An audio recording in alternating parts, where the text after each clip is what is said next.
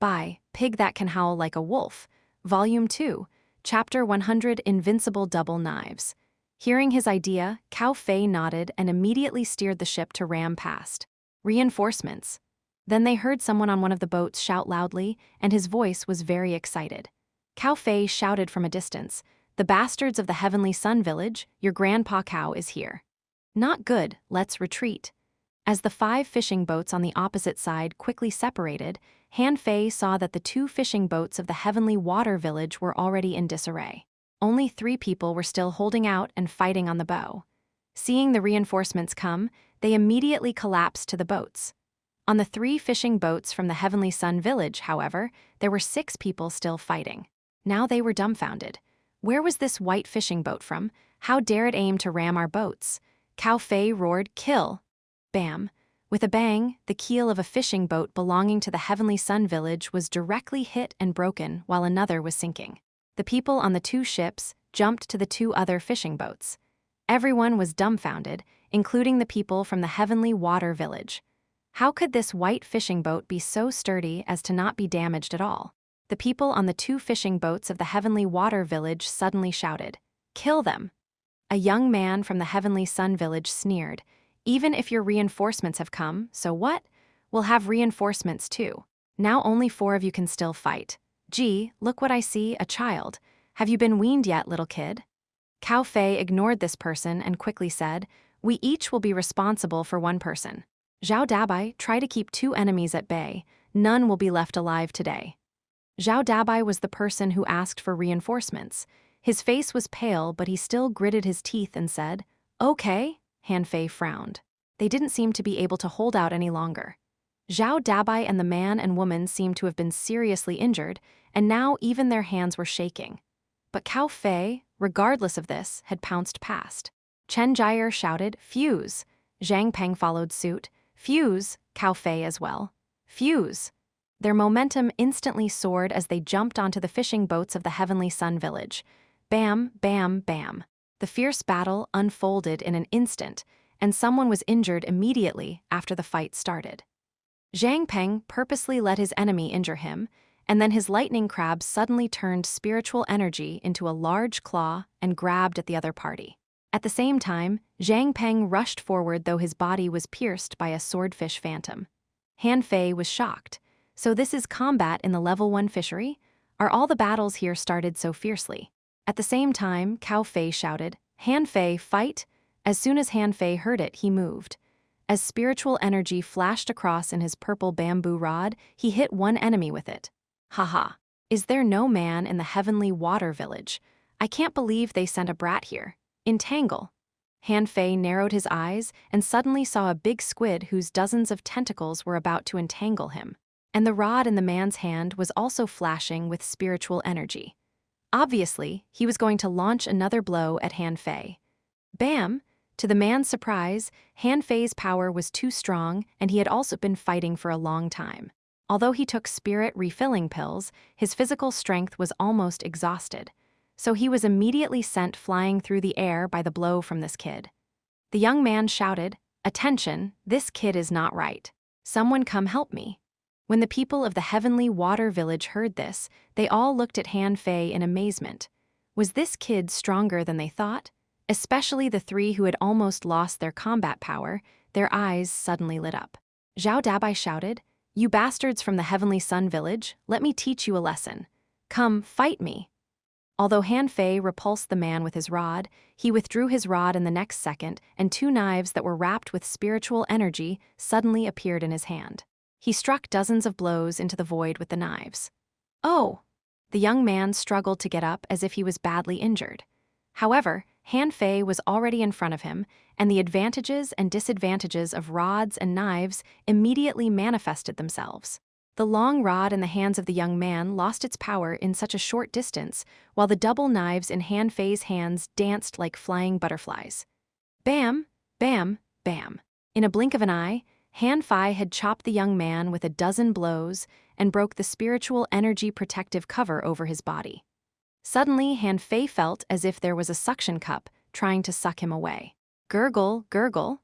Just after a few seconds, the young man looked at the boy in front of him in fright. He found that he had no strength to fight back in this head-on combat. The double knives had left dozens of wounds on his body, and now he was dripping with blood. "No," the young man howled in despair. "How dare you? Zhao Dabai, get the fuck out of the way." Bam. Zhao Dabai and the other two were shaken away by a strong concussive ripple. Han Fei looked sideways, only to see a sturdy young man angrily jumping at him. Han Fei casually kicked the badly injured fishing master from the Heavenly Sun village into the sea and chopped at the sturdy young man. "Ding Yang, you killed Ding Yang, you damn thief from the Heavenly Water village." Everyone was surprised. No one ever expected that the first one who killed an enemy turned out to be a kid, but Zhao Dabai and the others cracked a smile. "This kid is terrific. He is so young but already so powerful." Clang, clang, clang. Han Fei kept hacking and slashing with his knives, and the man seemed to be about to launch a spiritual energy explosion attack at him. But Han Fei was not afraid at all as he kept hacking at him. With a loud bang, Han Fei stepped back 5 or 6 steps, and his double knives turned around in his hands and were firmly held by him. 2 long wounds appeared on that man's chest, and blood spurted out. Just when Han Fei was going to attack again, a figure flew to his side. He took a look. "Huh, isn't this Chen Jire?" Chen Jire was injured. She spat out a mouthful of blood while asking, "My enemy's spiritual beast is a sturdy armor turtle. Zhao Dabai, can you beat him?" Zhao Dabai smiled bitterly. "I've run out of spiritual energy." "Well, maybe I can help you."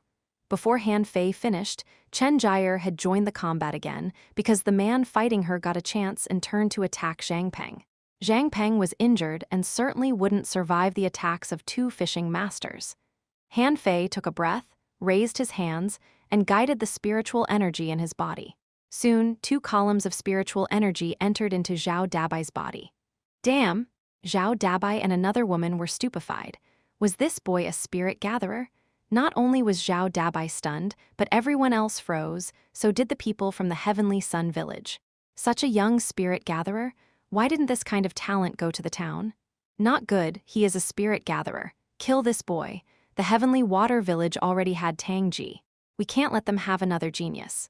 However, Zhao Dabai suddenly roared, "Who dares to touch anyone from the Heavenly Water village? Do you think I'm dead?" Zhao Dabai and the wounded woman joined the battle, and the situation immediately reversed. As for the remaining person, he was too far away from Han Fei, so Han Fei couldn't transmit any spiritual energy to him. Just then, the sturdy man was rushing at him like crazy. The spiritual beast of this young man was a crab whose defense and attack powers were not weak. He had fused with his spiritual beast, and now his combat power almost equaled that of an intermediate peak-level fishing master. He seemed to be enraged, and his momentum was getting stronger and stronger. Zhao Dabai frowned and said to Han Fei, "Watch out for the demonic fish power of his ball fish, kid." Han Fei also frowned. Can fishing masters get power from demonic fishes repeatedly? Did this guy also have a contractual spiritual beast? Explode! The young man roared, and hundreds of needles suddenly shot out in all directions. Han Fei, who was right in front of him, would certainly be subject to the greatest damage. The sturdy young man sneered, "These are the poison stings of ball fish.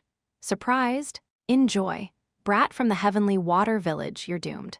Cao Fei roared and tried to rush over, but was smashed back by his opponent with his rod. The other people from the Heavenly Water village were all worried. They knew how dangerous a ball fish could be. This boy was a 12-year-old spirit gatherer, as well as the hope of the Heavenly Water village. Would he die the first time he went out for a mission? But the next second, everyone was stunned, and the sturdy young man also widened his eyes. Clinks and clangs were heard continuously from Han Fei's body as the countless ball fish stings transformed away from spiritual energy, failing to leave any marks on Han Fei's body. Han Fei scratched his head. "Have you finished your attack? Now it's my turn." Chapter 101 Treat Guests to Hot Pot. Han Fei scratched his body. Although these spiritual energy stings didn't hurt him, he felt quite sore. Under the stunned eyes of everyone, Han Fei's momentum suddenly skyrocketed. At this moment, everyone felt that this kid was so dangerous that he might even be able to kill them. In fact, this was true. The seemingly strong defense of this sturdy young man was torn easily by Han Fei. As the two knives in Han Fei's hands flashed, the man was covered in blood and fell straight back. With a flop, he fell into the sea.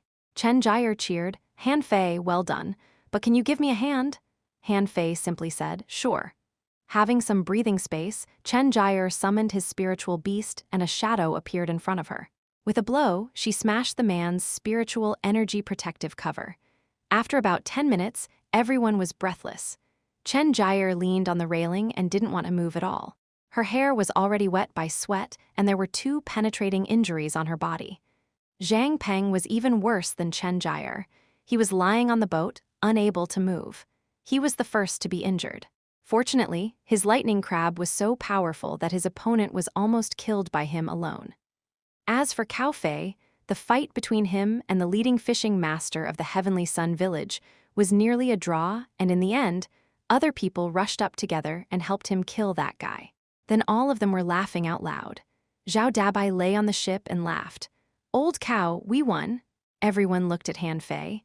They had thought Han Fei was here to make do, and no one expected this child to be so powerful. He killed 2 fishing masters alone, intact. Cao Fei looked at Han Fei. "Kid, thanks." Chen Jia added, "Cute little brother, you're awesome. When we return to the village, I'll treat you to a delicious meal." Han Fei rolled his eyes. "I make all the delicious food in our village. When we return to the village, I can treat you to hot pot." Hot pot? They were stunned. What was it? They never heard of it. Zhang Peng was feeling weak from his fight. "Can you stop talking about food? Han Fei, please give me some spiritual energy. I'm empty." Han Fei immediately injected some spiritual energy into his body. He purposely showed his strength as a spirit gatherer. By doing this, firstly, he could gain recognition of these people. And secondly, his ability as a spirit gatherer would be found out sooner or later. It was better for him to show this ability now than to be found out later. As old Jiang said, a spirit gatherer would be truly loved and protected by all his teammates. Zhang Peng said with difficulty, "Oh, it feels so good. It feels so good to have someone else give me spiritual energy." Zhao Dabai asked, "Han Fei, could you please give me some too?" The woman next to Zhao Dabai joked, "Old Zhao, you're being greedy. We've all run out of spiritual energy, and some are even lying there seriously injured." With that, the woman smiled at Han Fei. "Little brother Han Fei, I'm Chen Ling. Remember to come to me when you come to the level 1 fishery again?" Han Fei laughed. "Let's come here together. I'm afraid that if I come here alone, I might be killed in the sea." Everyone laughed, and then Zhao Dabai said, "We have to go now. The reinforcements of the Heavenly Sun village may come at any time. We're in bad shape now. If 7 or 8 of them come, we may be left here forever." Cao Fei nodded. "Yes. Let's go back to the village first." Han Fei interjected, "So soon? I still have 500 pounds of spirit-swallowing fish to catch." Zhao Dabai laughed. "Kid, you killed 2 fishing masters. Instead of demanding you to catch 500 pounds of spirit-swallowing fish, the village leader may give you 5,000 pounds of them." They laughed and talked as they steered the fishing boat to take off. Han Fei felt as if he had come on a trip. He had to fly back less than half an hour upon their arrival. 10 minutes after they left, 5 fishing boats appeared where they were. Damn the Heavenly Water Village, how could they kill our 10 fishing masters? The village leader will be so mad. Look, this fishing boat was hit so badly that it's about to sink.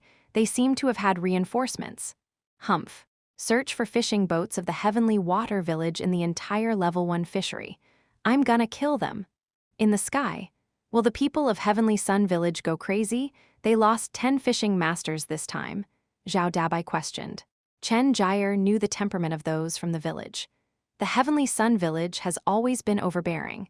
I am afraid they won't just let this go. We must be careful next time we come. Can we cooperate with the Heavenly Wood Village and Heavenly Rain Village next time? I heard that they are also quite oppressed by the Heavenly Sun Village.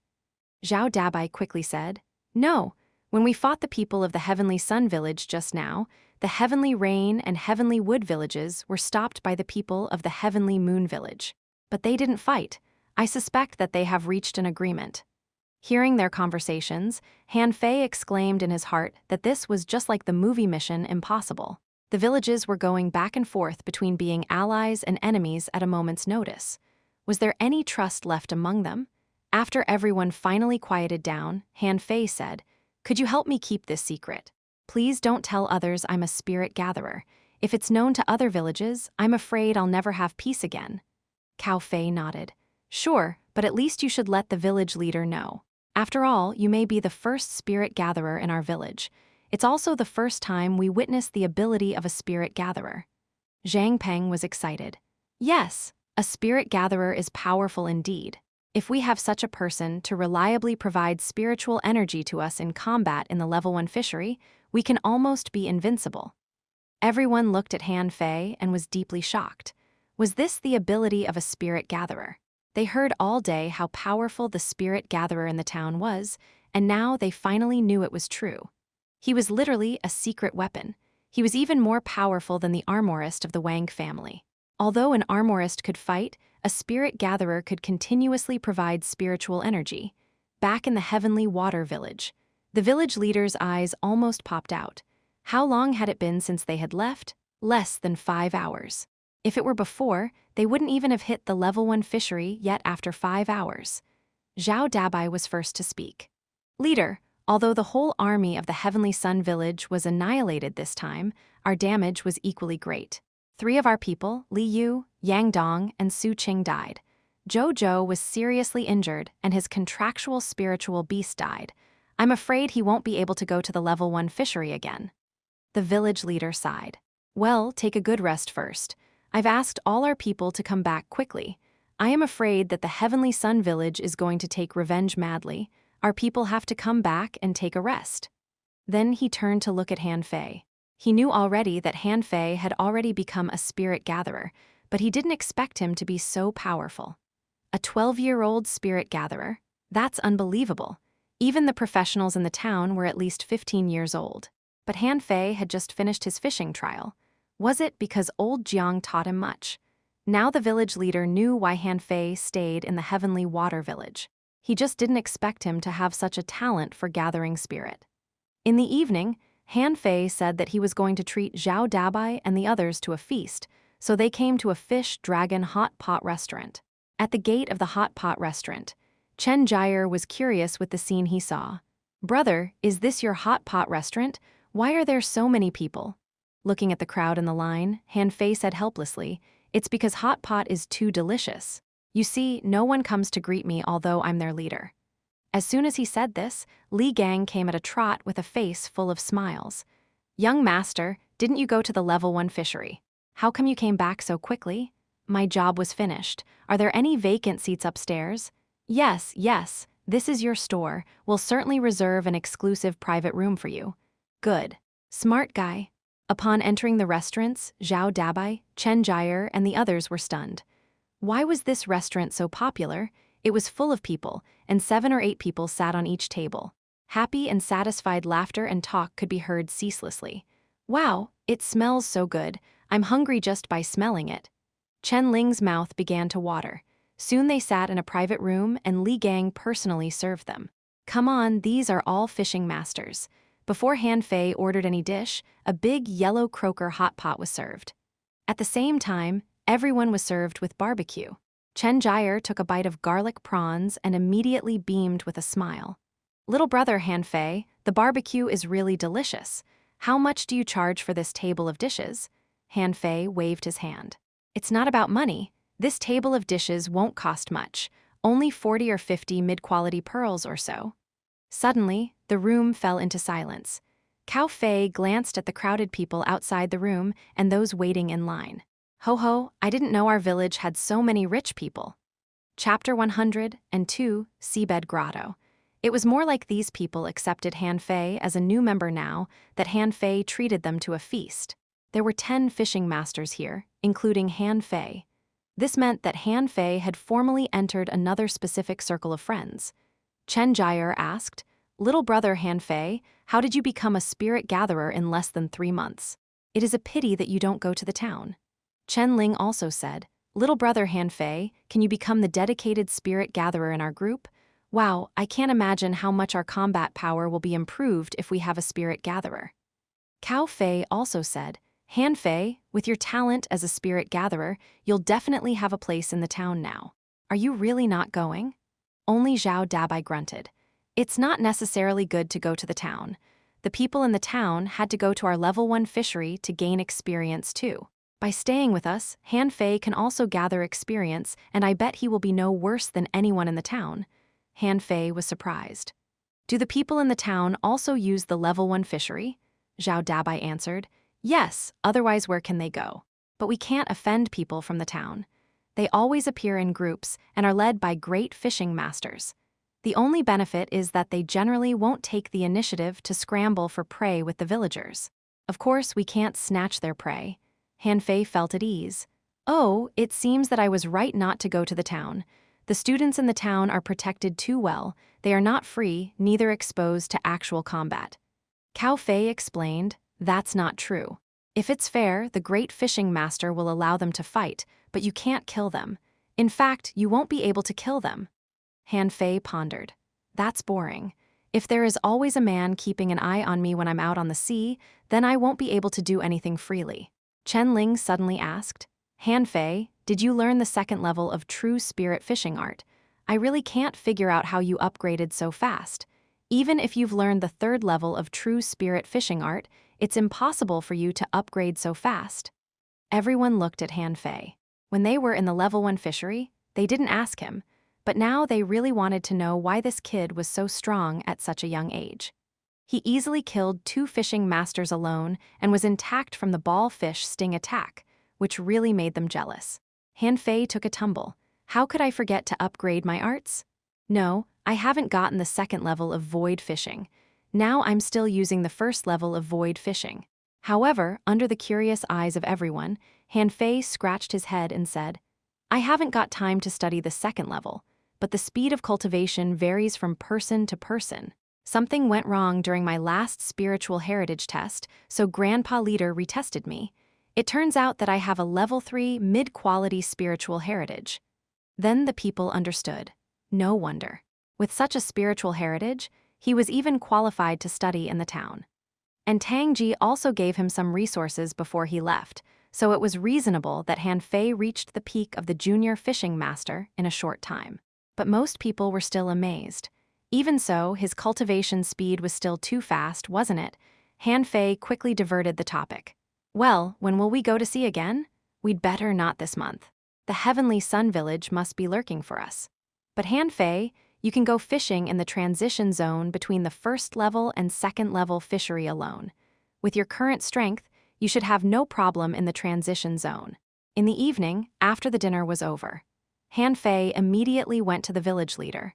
He didn't have the second level of the true spirit fishing art yet, so he had to get it first and then deduce it. The home of the village leader. Han Fei called out, Grandpa Leader. The village leader was surprised. Han Fei, didn't you go to dinner with Cao Fei and the others? How come you came here? Grandpa Leader, well, I am already a fishing master, but I haven't gotten the second level of the true spirit fishing art.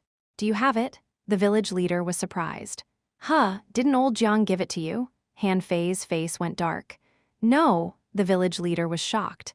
This kid hadn't practiced the second level of the true spirit fishing art yet. That was unbelievable. Could he upgrade so fast without the second level of the true spirit fishing art? Even though he had a level 3 mid-quality spiritual heritage, his cultivation speed was way too fast. Such a cultivation speed was only possible for people with a level 4 spiritual heritage. The village leader looked around. Just a moment. Han Fei got the second level of the true spirit fishing art. He just flipped through the book and didn't try to memorize it. Learning this shitty art was a waste of his time. When he got home, however, Han Fei was dumbfounded. True spirit fishing art, incomplete, instant hook, incomplete, the most common universal art in ancient times. As time went by, it was not complete anymore, and it takes 100,000 points of spiritual energy to complete it. Void fishing miraculous hook, incomplete, 0/100,000. Han Fei's face suddenly turned dark. It only took me 1,000 points of spiritual energy when I deduced the first level, but it requires 100,000 points of spiritual energy for the second level. But now I only have 90,006 points in total. Han Fei almost burst into tears. Gosh, I need more treasures. How did I suddenly become poor? Han Fei, who was in high spirits, immediately became depressed. He couldn't even make both ends meet. Han Fei pondered for as long as an hour. He had consumed too much spiritual energy. Now he had to collect 100,000 points of spiritual energy just to deduce the void fishing art. Then how much would it take when he became an intermediate fishing master? What about combat that also required spiritual energy? What about Little Black and Little White who needed spiritual energy to feed? And what if he learned some other art? Han Fei put his head in his hands. Spiritual energy, I need spiritual energy. Shall I go hunting treasure again? But Ren Tianfei's treasure is hidden in the level 3 fishery. Wait, there is a place that I haven't explored yet. Han Fei hurriedly dug out the fish skin map from Li Ju and looked at the marked seabed grotto. Li Ju hadn't been to this place. Shall I go there? Without any delay, Han Fei was ready to go. It was not realistic to go to the level 1 fishery. Should someone discover he was alone, he would probably be besieged. Although he could explore the mixed zone between ordinary fisheries and the level 1 fishery, he thought he'd better explore the unexplored place in the ordinary fisheries first. Han Fei was very confident. He thought that the most dangerous place in the ordinary fisheries should be the boat burying pit, and the seabed grotto wouldn't be more dangerous than the boat burying pit. Even if it was, he was not what he used to be. Now he was a fishing master. At night, he set out in the white fishing boat. The sea was gusty and the wind howled. Such weather was rare in ordinary fisheries. During the choppy waves, Han Fei jumped directly into the sea and put the white fishing boat into Forge the Universe. Otherwise, God knew where his boat would be when he came out of the sea. With a flash between Han Fei's brows, Little Black and Little White were released. Little Black, look for something to eat. Little White rubbed against Han Fei and vomited a mass of pure spiritual energy. It contained almost 1,000 points of spiritual energy, and Han Fei swallowed it in one gulp. Although the sea surface was rough, the seabed remained peaceful and quiet.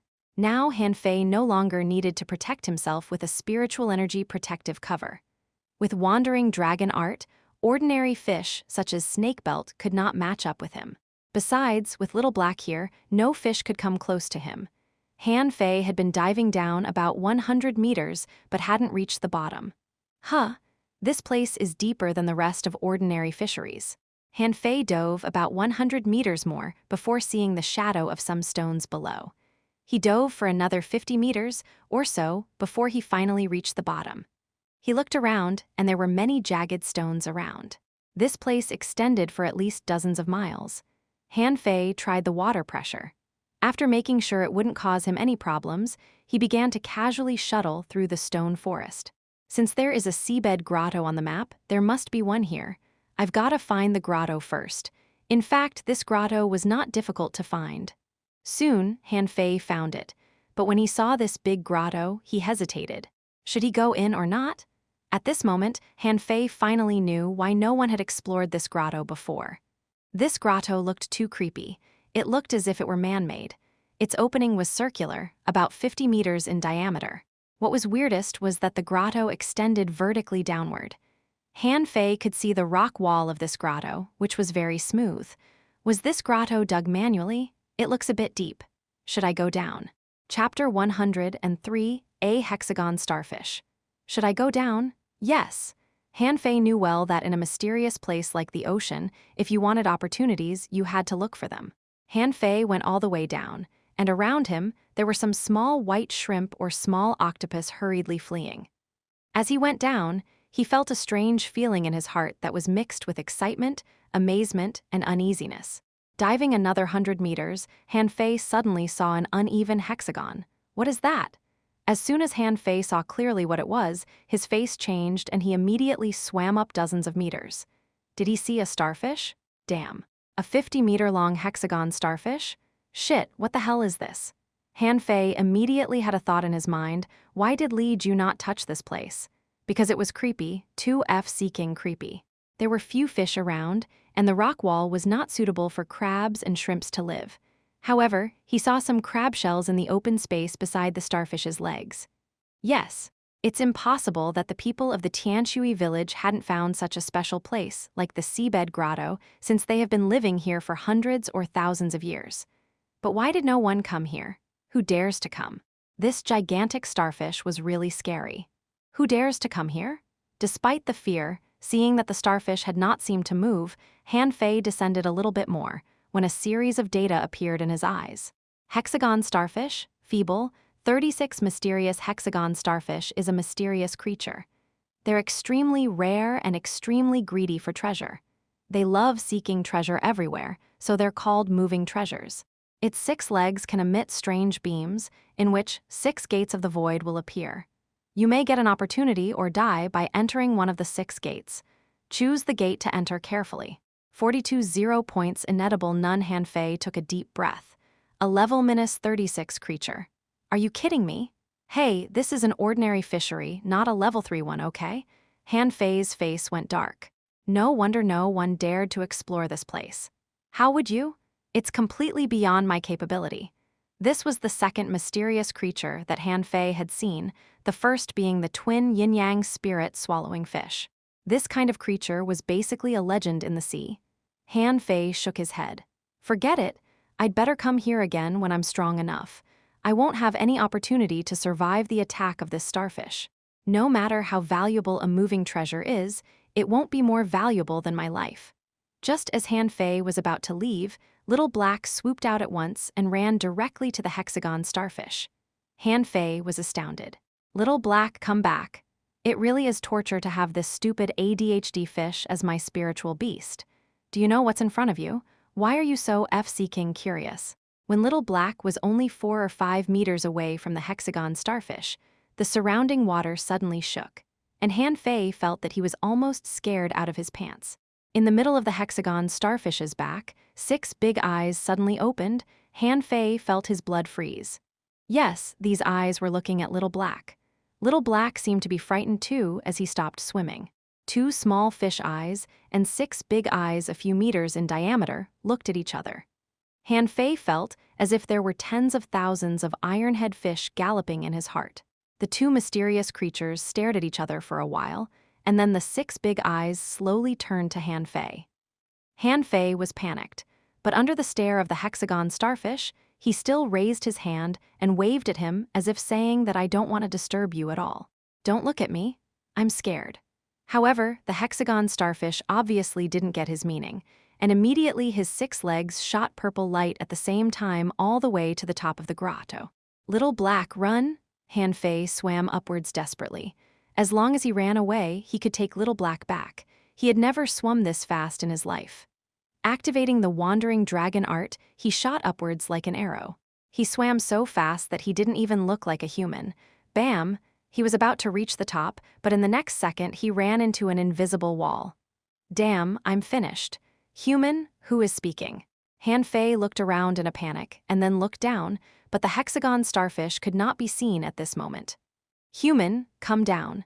This voice appeared directly in Han Fei's mind. Han Fei just wanted to say, no, I ain't going down there. The voice of the hexagon starfish sounded again. There is only one way to go out. What is it? Han Fei spoke to the starfish in his mind. Shit, why did nobody tell me that sea monsters can speak? And this one can even communicate with me via my mind. Hexagon starfish asked, do you want to get treasure? No, I don't. Hexagon starfish. Unknown, don't you humans like opportunities? I can give you an opportunity. Han Fei shot back, don't fool me. Most people will die in your 6 gates. I am only a fishing master, but you're already level -36. Huh. How do you know so much about me? It seems that you are the one I've been waiting for. What are you talking about? I am not the one you're waiting for. Why are you so afraid of death? Han Fei chuckled to himself. Ho ho. Those who aren't are already dead. If you were below level 20, I wouldn't be afraid of you at all and could even beat the hell out of you. But brother starfish, look at yourself, level -36. Is it interesting to bully a minor fishing master like me? Relax. Your spiritual beast is my kind. I will give you an opportunity, for real. I don't believe you. Then are you going to suffocate on the bottom of the sea? I remember you humans need to breathe. Oh, you even know this. Gosh, why are you so familiar with humans? Han Fei begged, Master Hexagon, can you let me go? Then come down, the opportunity is given to you. It's your choice. Han Fei's face changed several times. Now he had returned to the first question. Should he go down or not? Yes. Han Fei came down with a sad face. He had to come down. Just as the hexagon starfish said, if he didn't come down, he would be suffocated. Although he could stay in the water for a long time, he would still die of suffocation eventually. The purple lights were still there, as if forming a large net and completely covering the grotto. Han Fei heard its voice again. I have been here for 300 years. Even if there is the slightest opportunity, I will not give you my treasure. Han Fei didn't believe him. Can't you get out? Can't you see I'm stuck here? Then why are you here? The hexagon starfish paused and continued, 300 years ago, when I was young, I was caught and trapped here. The man set a restraint circle here, so I couldn't escape. He said he might come back in the future, or maybe it was not him but his disciple who came back, and then I would be released. Until today, many people have come, and I thought they were all his disciples, but unfortunately, these people either ran away or got stuck here and entered my gates. What about those who went in? Did they get the treasure? The hexagon starfish paused again. They haven't come out yet. Han Fei was speechless. What does it mean that they hadn't come out yet? We both know they're already dead, okay? Han Fei had an idea. Well, Master Hexagon, how about this? When I become a dangling fisher, I'll come back to help you out, okay? Now I'm just a minor fishing master. I'm not strong enough to help you. That person left 5 opportunities in my 6 gates. If you are related to that person, you might get them. Then what about the remaining gate? Han Fei asked. That's my own treasure. If you can help me out, I can give you the treasure. Han Fei asked, Master Hexagon, please tell me who that person is first. Let me find him and take him as my master, and then I will immediately come back and help you out. This is sound logic. Trust me, I do want the treasure. The hexagon starfish was silent for a while. Sounds reasonable, but I don't know what his name is, only that he has a beard. Han Fei rolled his eyes and thought to himself, then how can I find that person? Beard. Our village head has a beard, old Jiang has a beard, Cao Fei has a beard. It seems that every man in the world has a beard. Han Fei replied, let me go out and I can find someone to help you out. I know an old man who is a very powerful spirit gatherer and can even control water. Chapter 104, Second Level of Void Fishing. The hexagon starfish communicated again, if I let you go, you won't be back. I promise I'll be back, Han Fei assured him. That man said the same thing, but he has been gone for 300 years. Han Fei secretly cursed the bastard who imprisoned the starfish 10,000 times. He thought to himself, why did he put this thing in an ordinary fishery? Do you really think people here can resist him? They are only fishermen after all. Han Fei was silent for quite a while. Is there air inside your gates? If I suffocate inside, no one can save you then. A bubble suddenly appeared in front of Han Fei and he almost burst into tears. Shit, why did I forget that I still have forged the universe? I can breathe in it. But Han Fei still took a deep breath of air from the bubble. Why not? God knows how long I'll be able to still breathe. The hexagon starfish then asked, are you ready? Not yet, Han Fei replied. Okay, take your time. I have waited for 300 years, and I don't mind waiting for 1 or 2 years more. Han Fei just wanted to kill this damn fish with his rod as he thought. So, does it plan to imprison me here for a year or 2? Han Fei was not mentally prepared indeed, but his fear of the hexagon starfish was gone, so he asked, why can you speak in my mind? Can all sea monsters above 30 levels speak? I don't know. I was caught here when I was a juvenile. I haven't seen any other fish who can speak. The fishes and shrimps here are too weak to deserve to be my food. Han Fei asked another question, remembering what the starfish said earlier, in the past 300 years, have you encountered any mysterious or legendary creatures? No, Han Fei asked another, what's in your treasure?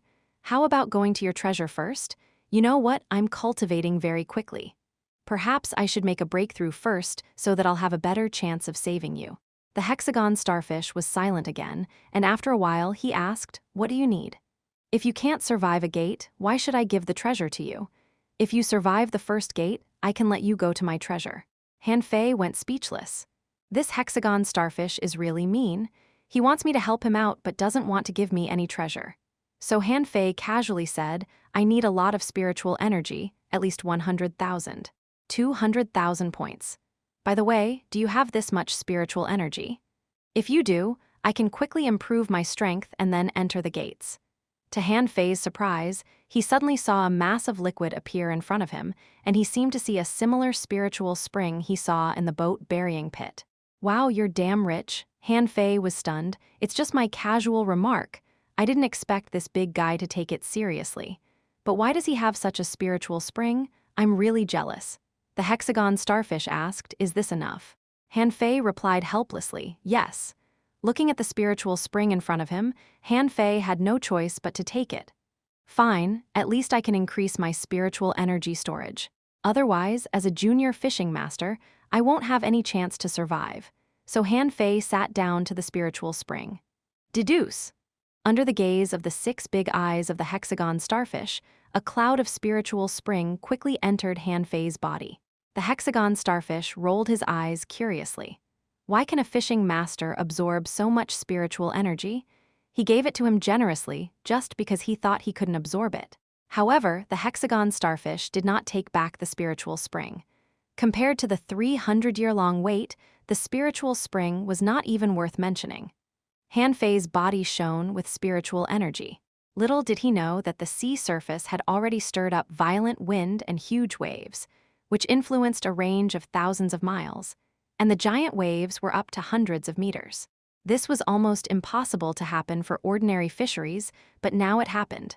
Unfortunately, Han Fei didn't know what was happening. About half an hour later, the void fishing was successfully deduced. Void fishing. Hook God technique note. This is the first generic art written by the 8 primordial kings. When it was written, the sky and the ocean cried. It's the king of all arts. Although the art had been successfully deduced, it was not the time for cultivation, and the spiritual spring was only less than half. Han Fei pondered that perhaps he could practice the incomplete monograph on 108 ways of body polishing to see if he could continue to increase his upper limit of spiritual energy. If not, he would make a breakthrough. Before cultivation, Han Fei glanced at his data and found that there was a change. Han Fei, 13, Junior Fishing Master, 90,006, 629. Level 3, Mid-Quality, Upgradable, Twin Yin-Yang Spirit Swallowing Fish, Purple Bamboo Rod, the 2nd volume of Void Fishing. Hook God, Mysterious Level, Divine Quality. Han Fei was stunned. His upper limit of spiritual energy was increased. The upgradable function of spiritual heritage turned on again, and the void fishing became of mysterious level, divine quality. So it was because of the art. When he became a fishing master, the art did not upgrade, so the upgradable button turned gray. Now that the art had been upgraded, the button turned on again. So next time he wanted to upgrade his spiritual heritage, he would have to upgrade the art first. Han Fei immediately began to practice the incomplete monograph on 108 ways of body polishing. He had to be prepared for any upcoming combat. Han Fei took out a handful of ironfish body polishing fluid and gulped it down. His body turned red as if being steamed. When he finished practicing the 108th stance, he found that his upper limit of spiritual energy had become 636 points. Once, twice, each time he practiced the 108 stances, the upper limit of spiritual energy increased by 7 points. But when he practiced the art for the 5th time, it only increased by 4 points. Han Fei sat in the spiritual spring again. Upgrade my spiritual heritage. After half an hour, the hexagon starfish was surprised to find that his spiritual spring had actually all been absorbed by Han Fei. Then he became a bit uneasy. The hexagon starfish said, "You have absorbed a lot of spiritual energy. Except for the first increase in strength, there hasn't been much improvement, so why don't you just enter the gates? You don't understand. Do you know what accumulation is? I'm accumulating now and I am about to succeed, but it's not enough. I still need 100,000 points of spiritual energy. That's all I need. I swear I can show you some difference this time." The hexagon starfish hesitated. This guy consumed spiritual energy too fast. One mass of spiritual energy after another, he had almost exhausted his spiritual energy. But the starfish still threw out a mass of spiritual energy. That's all I have now. After all, it's hard to absorb spiritual energy here, and I still need to save some for my own use. Relax. You just need to wait for 2 days. I won't let you down. With that, Han Fei began to put on those strange stances again. The hexagon starfish asked, "Can you only improve your physical strength in this way? Although it is not much, it's working. I hope you can become stronger in 2 days, as you said." 2 days later, Han Fei took a breath of air from the bubble. His upper limit of spiritual energy was stuck at 699 points, so he stopped cultivating. The hexagon starfish was impatient. Have you finished? I don't think you are using this spiritual energy. I'm going to use it now. Keep your eyes open. Breakthrough. The mass of spiritual energy poured into Han Fei's body frantically, and Han Fei's momentum was indeed skyrocketing as he said. The hexagon starfish rolled his 6 big eyes, surprised that Han Fei could really improve his strength. Did he seem to have a breakthrough? Han Fei was making a breakthrough indeed.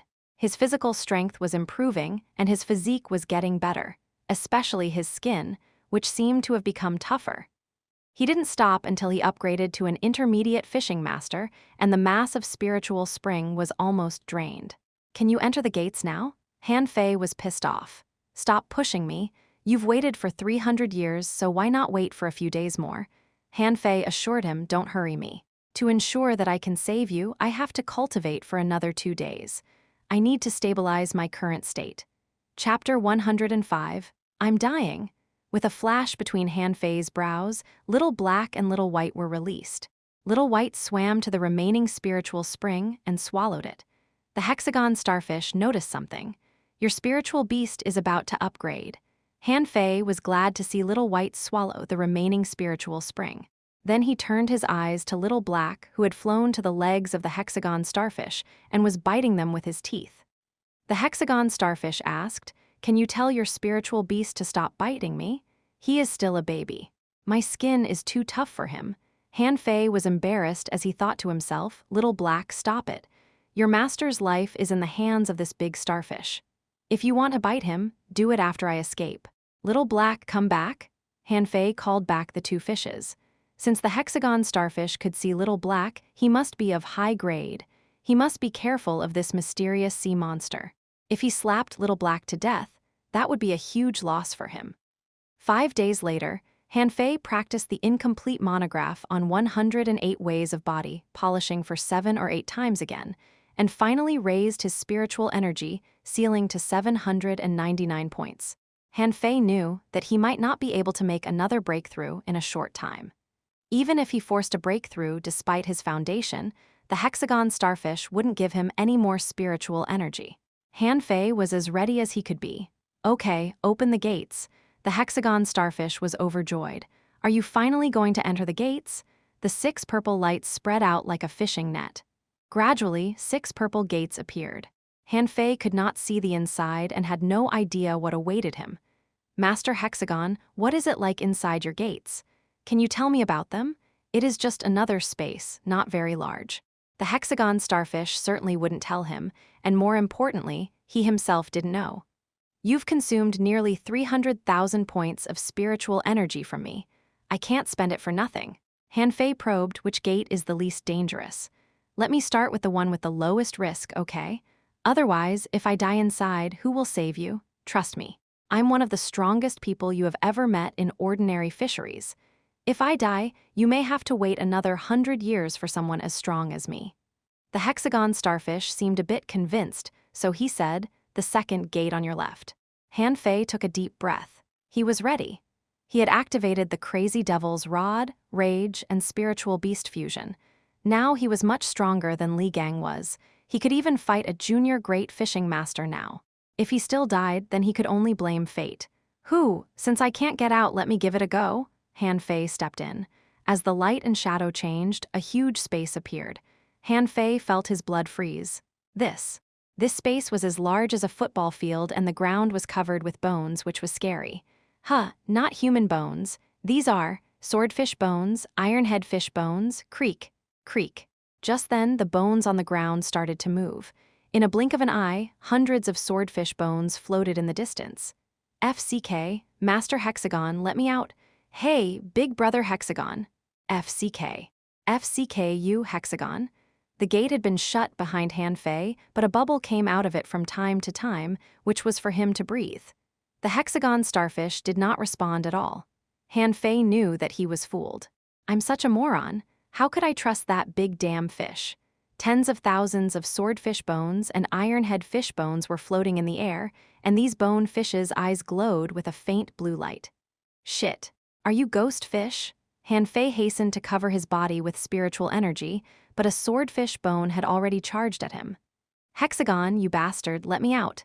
You better compensate me with at least 1,000,000 points of spiritual energy. Bam! Han Fei hit a swordfish bone with his rod, which was not as powerful as he thought, but not weak. It was probably equivalent to a junior fishing master. If he hadn't become an intermediate fishing master, he might not be able to repulse its attack. Bam, bam, bam. Han Fei swept the rod and played with the sweeping stick to its full swing. As he hacked, swept, and stabbed, his body put out various weird angles to avoid those bonefish darting at him. At first, he could handle dozens, but when a dense school of bonefish rushed over, Han Fei could barely resist them. Clang, clang, clang, clang, clang, clang. I'm dying, I'm dying, I'm dying. Bam, bam, bam. Damn, Han Fei didn't know how many swordfish bones stabbed or bumped into him. All he knew was that he was sent flying through the air. Crazy devil's rod. Clang, clang, clang. While being stabbed, Han Fei punched the fish bones with his purple bamboo rod, and within a short time, hundreds of bonefish had been smashed. Han Fei was seriously injured too. Although these swordfish failed to puncture his body, his muscles were sour and ached. The ironhead fish bones were the most dangerous. When they bumped into him, he felt his insides turn upside down. But Han Fei couldn't stop. If he didn't get rid of them as soon as possible, what if he ran out of spiritual energy? The scene got bloody. After an hour, Han Fei had a swollen face and was all black and blue. Even his hand was shaking. But what could he do? He could only take out a bottle of iron fish body polishing fluid and gulp it down. Kill! 3 hours later, Han Fei ached all over. Every inch of his skin was burning and painful. His body went numb in pain. Fortunately, although Han Fei felt that his bones were about to fall apart, these fish couldn't puncture his body. Instead, his indestructible body was progressing at an incredible speed. Not only his skin, but also his muscles, bones, and 5 internal organs were all under incredible impact. Han Fei believed that if it were someone else, like Li Jiu, he would definitely be killed in less than 5 minutes. But he had held out for 3 full hours. Han Fei struggled to hold out through the agony. He wanted to fuse with Little Black and Little White, but his spiritual beast was not a mutated big turtle but 2 small fishes. Although their combat power and agility were good, they had no advantage in defense. But there were already thousands of fish bones on the ground, and Han Fei felt a bit relieved. As long as I don't die, I won't lose. 1 day later, Han Fei almost got used to the impact of these fish bones. His only purpose was to take away one bonefish's life every time he attacked. 2 days later, the bonefish in this space had been reduced by more than half. 3 days later, only sporadic bonefish rushed at Han Fei. He didn't dodge them, but chopped them to pieces. The moment he smashed the last bonefish, he was suddenly ejected out of this space. The hexagon starfish was excited to see him. You survived. You survived? You must be that person's disciple. You must be. In fact, on the first day he entered the space, he guessed that these bonefish's existence seemed intended to specifically help him practice the indestructible body. They couldn't break his defenses, but could stimulate all-round progress and improvement of his body. He didn't believe this had nothing to do with Ren Tianfei. Han Fei was lying on the ground, glancing at the hexagon starfish. Provide enough air for me, I need to sleep. Otherwise, I can't guarantee that I can still stand after entering the second gate. The hexagon starfish immediately said, Okay, no hurry, take your time. Han Fei slept all day and night, and in his dream, he felt his muscles were beating as if being hit by something. His body twitched from time to time. When Han Fei opened his eyes again, he held the bubble and took a deep breath of air before saying, Send me to your treasure first. I need to see if there is anything suitable for me so that I'll be more motivated to enter the second gate. Chapter 106. Don't touch those golden things. Han Fei didn't want to work for this big starfish for free like a fool. Since he brought him hope, he should reward him with some benefits, right? The introduction said hexagon starfishes were mysterious creatures that were extremely greedy for treasure, so treasure must be very important to them. If he failed to get some treasure now, he wouldn't have any chance to touch it after he helped this big fish out. And he didn't think he could beat this powerful sea monster. The hexagon starfish said aggrievedly, Human, My treasure has already been emptied by that person, and there is nothing left. If you can enter several other gates first, I can give you a little more spiritual energy." Han Fei went speechless as he thought to himself, "Do I look like a fool?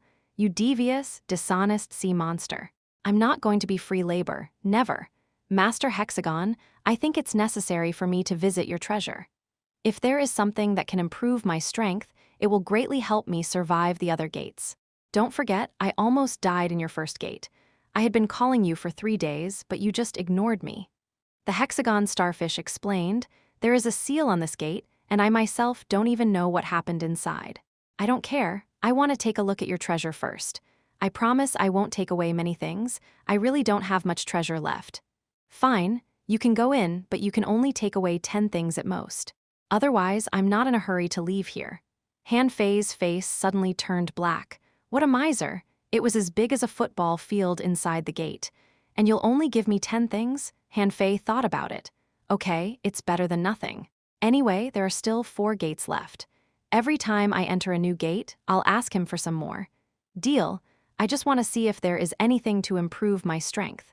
Among the 6 gates of the hexagon starfish, the purple net over one gate disappeared, revealing a black hole. Han Fei strode in. The big starfish didn't have to cheat him. After all, it was still waiting for him to save him. Suddenly, Han Fei saw flashes of gold before his eyes, and the blinking golden light almost made him blind. "What the hell?" Han Fei gaped at the mountains of gold and shining stones in front of him. "Master Hexagon, didn't you say all your treasures have been taken away? How come there is still so much here?" The hexagon starfish explained, "All the good items were taken away by that man, but you can't take away the golden stones. You can take something else, those not shining. You can take 10 things." Han Fei almost burst into laughter. Why is this big fish just like the legendary dragons who like to collect golden things? But what is the use of gold? It is a treasure on the earth, but here it is just a piece of ordinary metal. The area of this space was also the size of a stadium, most of which was occupied by these gold and shining stones. Han Fei casually picked up a fist-sized diamond. "Is it really a diamond?" The hexagon starfish's voice rang in his head, "Not this one. This can shine. This thing is of little value. Except for its good looks, it doesn't have any characteristics. Why do you love it? I like shiny things." Han Fei threw the diamond into the pile of stones. He was not interested in these useless things at all. After walking around the stone mountain, Han Fei was speechless. So what the starfish said was true. Shit, what the hell is even left? There were a bunch of rods, which were probably picked up from the seabed. However, as a commonly used weapon, these rods certainly couldn't escape Han Fei's examination. "Huh, isn't this he Zioyu's bamboo rod? No, it's not as good as my purple bamboo rod. Huh, I have never seen this red rod." Han Fei's eyes flickered. "It's made of natural red lotus wood and can slightly enhance your strength when used." Han Fei tossed it aside. "Sorry, a divine-level, mid-quality weapon is too low-grade for me now." Han Fei continued to search. Fiery bamboo, divine level, high quality. Natural fiery bamboo, not refined or forged. It will erupt scorching heat when used. Green-black stone, divine level, high quality. The best material for refining divine-level weapons. Blue jade, divine level, high quality. Wearing it for a long time, you will be cold-proof and heat-proof. It can be refined. Han Fei scanned one after another. For some, he could see their information, some could not. But there were mostly divine-level materials, which seemed useless to him. "Huh, is this a fishing rod, made from millennium black iron and blood spider silk? It can increase the success rate of fishing." Han Fei froze for a moment. A divine-level, high-quality fishing rod. Now he was still using the fine iron fishing rod, which didn't even reach the divine level, so he took the black iron rod without hesitation. Han Fei rummaged through the gold and various shiny gems and continued to search. He threw away these so-called treasures one by one like garbage. Huh, purple jade. Han Fei saw a purple stone and a purple bone, and the stone seemed to grow out of the bone. It is made from the bone marrow of purple gold arowana, which can be used to refine treasure-level magic weapons. Han Fei's eyes lit up. This was the first time he saw materials above the divine level, and he decided to keep it. Then he glanced at the purple bone. Bone of purple gold arowana, which can be used to refine treasure-level magic weapons. Oh, two at once. Not bad. Then Han Fei found a small black token under the bone of purple gold arowana, which was painted in black and had the word jail written on it. Wow, this looks so special. I'll keep it. The hexagon starfish instructed human, it's true that all the good stuff has been taken away. Can you come out now? I can give you 2 golden beads. Han Fei was speechless and thought to himself, do you think my head was hit by iron head fish? What's the use of golden beads? No hurry, I haven't finished yet. It took half an hour for Han Fei to dig through the gold mountain. Han Fei's eyelid twitched. There was a big tripod hidden inside. Han Fei snickered. Nothing can escape my eye, even if you hid it under the gold mountain. Look, I've dug it out. This black big tripod was actually not big, less than 1 meter high, with 3 feet and 3 fish-shaped handles. To his surprise, however, the demon purification pot didn't respond to it. Whatever, since this sly starfish hid it so secretly, it must be good stuff. Han Fei quickly took out the gold, diamonds, and colorful gems in the tripod. The hexagon starfish was anxious. This is just a useless broken jar. It is useless. I use it to put shiny things in. Han Fei simply replied, it's okay, I don't mind. I like it because it's pleasing to my eyes. Huh. When Han Fei took out everything in the tripod, he found that there was a black bead at the bottom. Han Fei seemed to realize something and immediately said, this bead is not shining. I want it. The hexagon starfish said almost at the same time, that bead was with me when I was born. I can't give it to you. Han Fei wanted to bargain for it. You told me to pick whatever I liked. Let me keep this one and I'll give up the rest, okay? This is just a useless bead. Han Fei thought to himself, don't fool me. You put it under the gold mountain, hid in the tripod, and covered it with other stuff. Ren Tianfei must have been too lazy to rummage for it. Otherwise, he would have taken it. Most importantly, in his eyes, the information about this bead showed 3 question marks.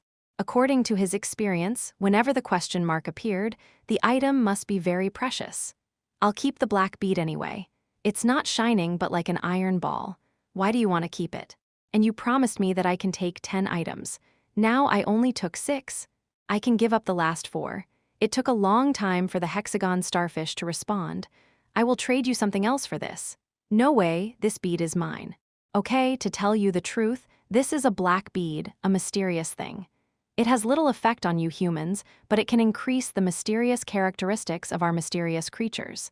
Han Fei thought, I have little black. The little black fish has greater talent than me, so this black bead is useless to him. If you don't believe me, you can call him out and check it out. With a flash between Han Fei's brows, little black and little white swooped out. Han Fei put the black bead in front of little black. Do you like it? Little black went forward, circled about it a few times, spat out a bit of saliva, and then directly ran to play with little white. Disappointed, Han Fei frowned. So what do you want to exchange for this? I don't want rubbish. On his side, a pile of gold and gems shook suddenly, and then a small black seal floated to Han Fei.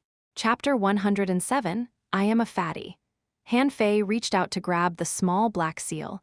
However, as soon as he grabbed it, he dropped to his knees. Fortunately, he loosened his hand immediately. Otherwise, his hands would have been smashed by this thing. Damn, Master Hexagon, why didn't you tell me it's so heavy? It is cast of seabed water-stirring iron. It weighs more than 10,000 pounds, but it is as light as a feather when put away. Water-stirring seal technique. Han Fei wavered. Compared with the seemingly useless black beads, he liked this small seal better.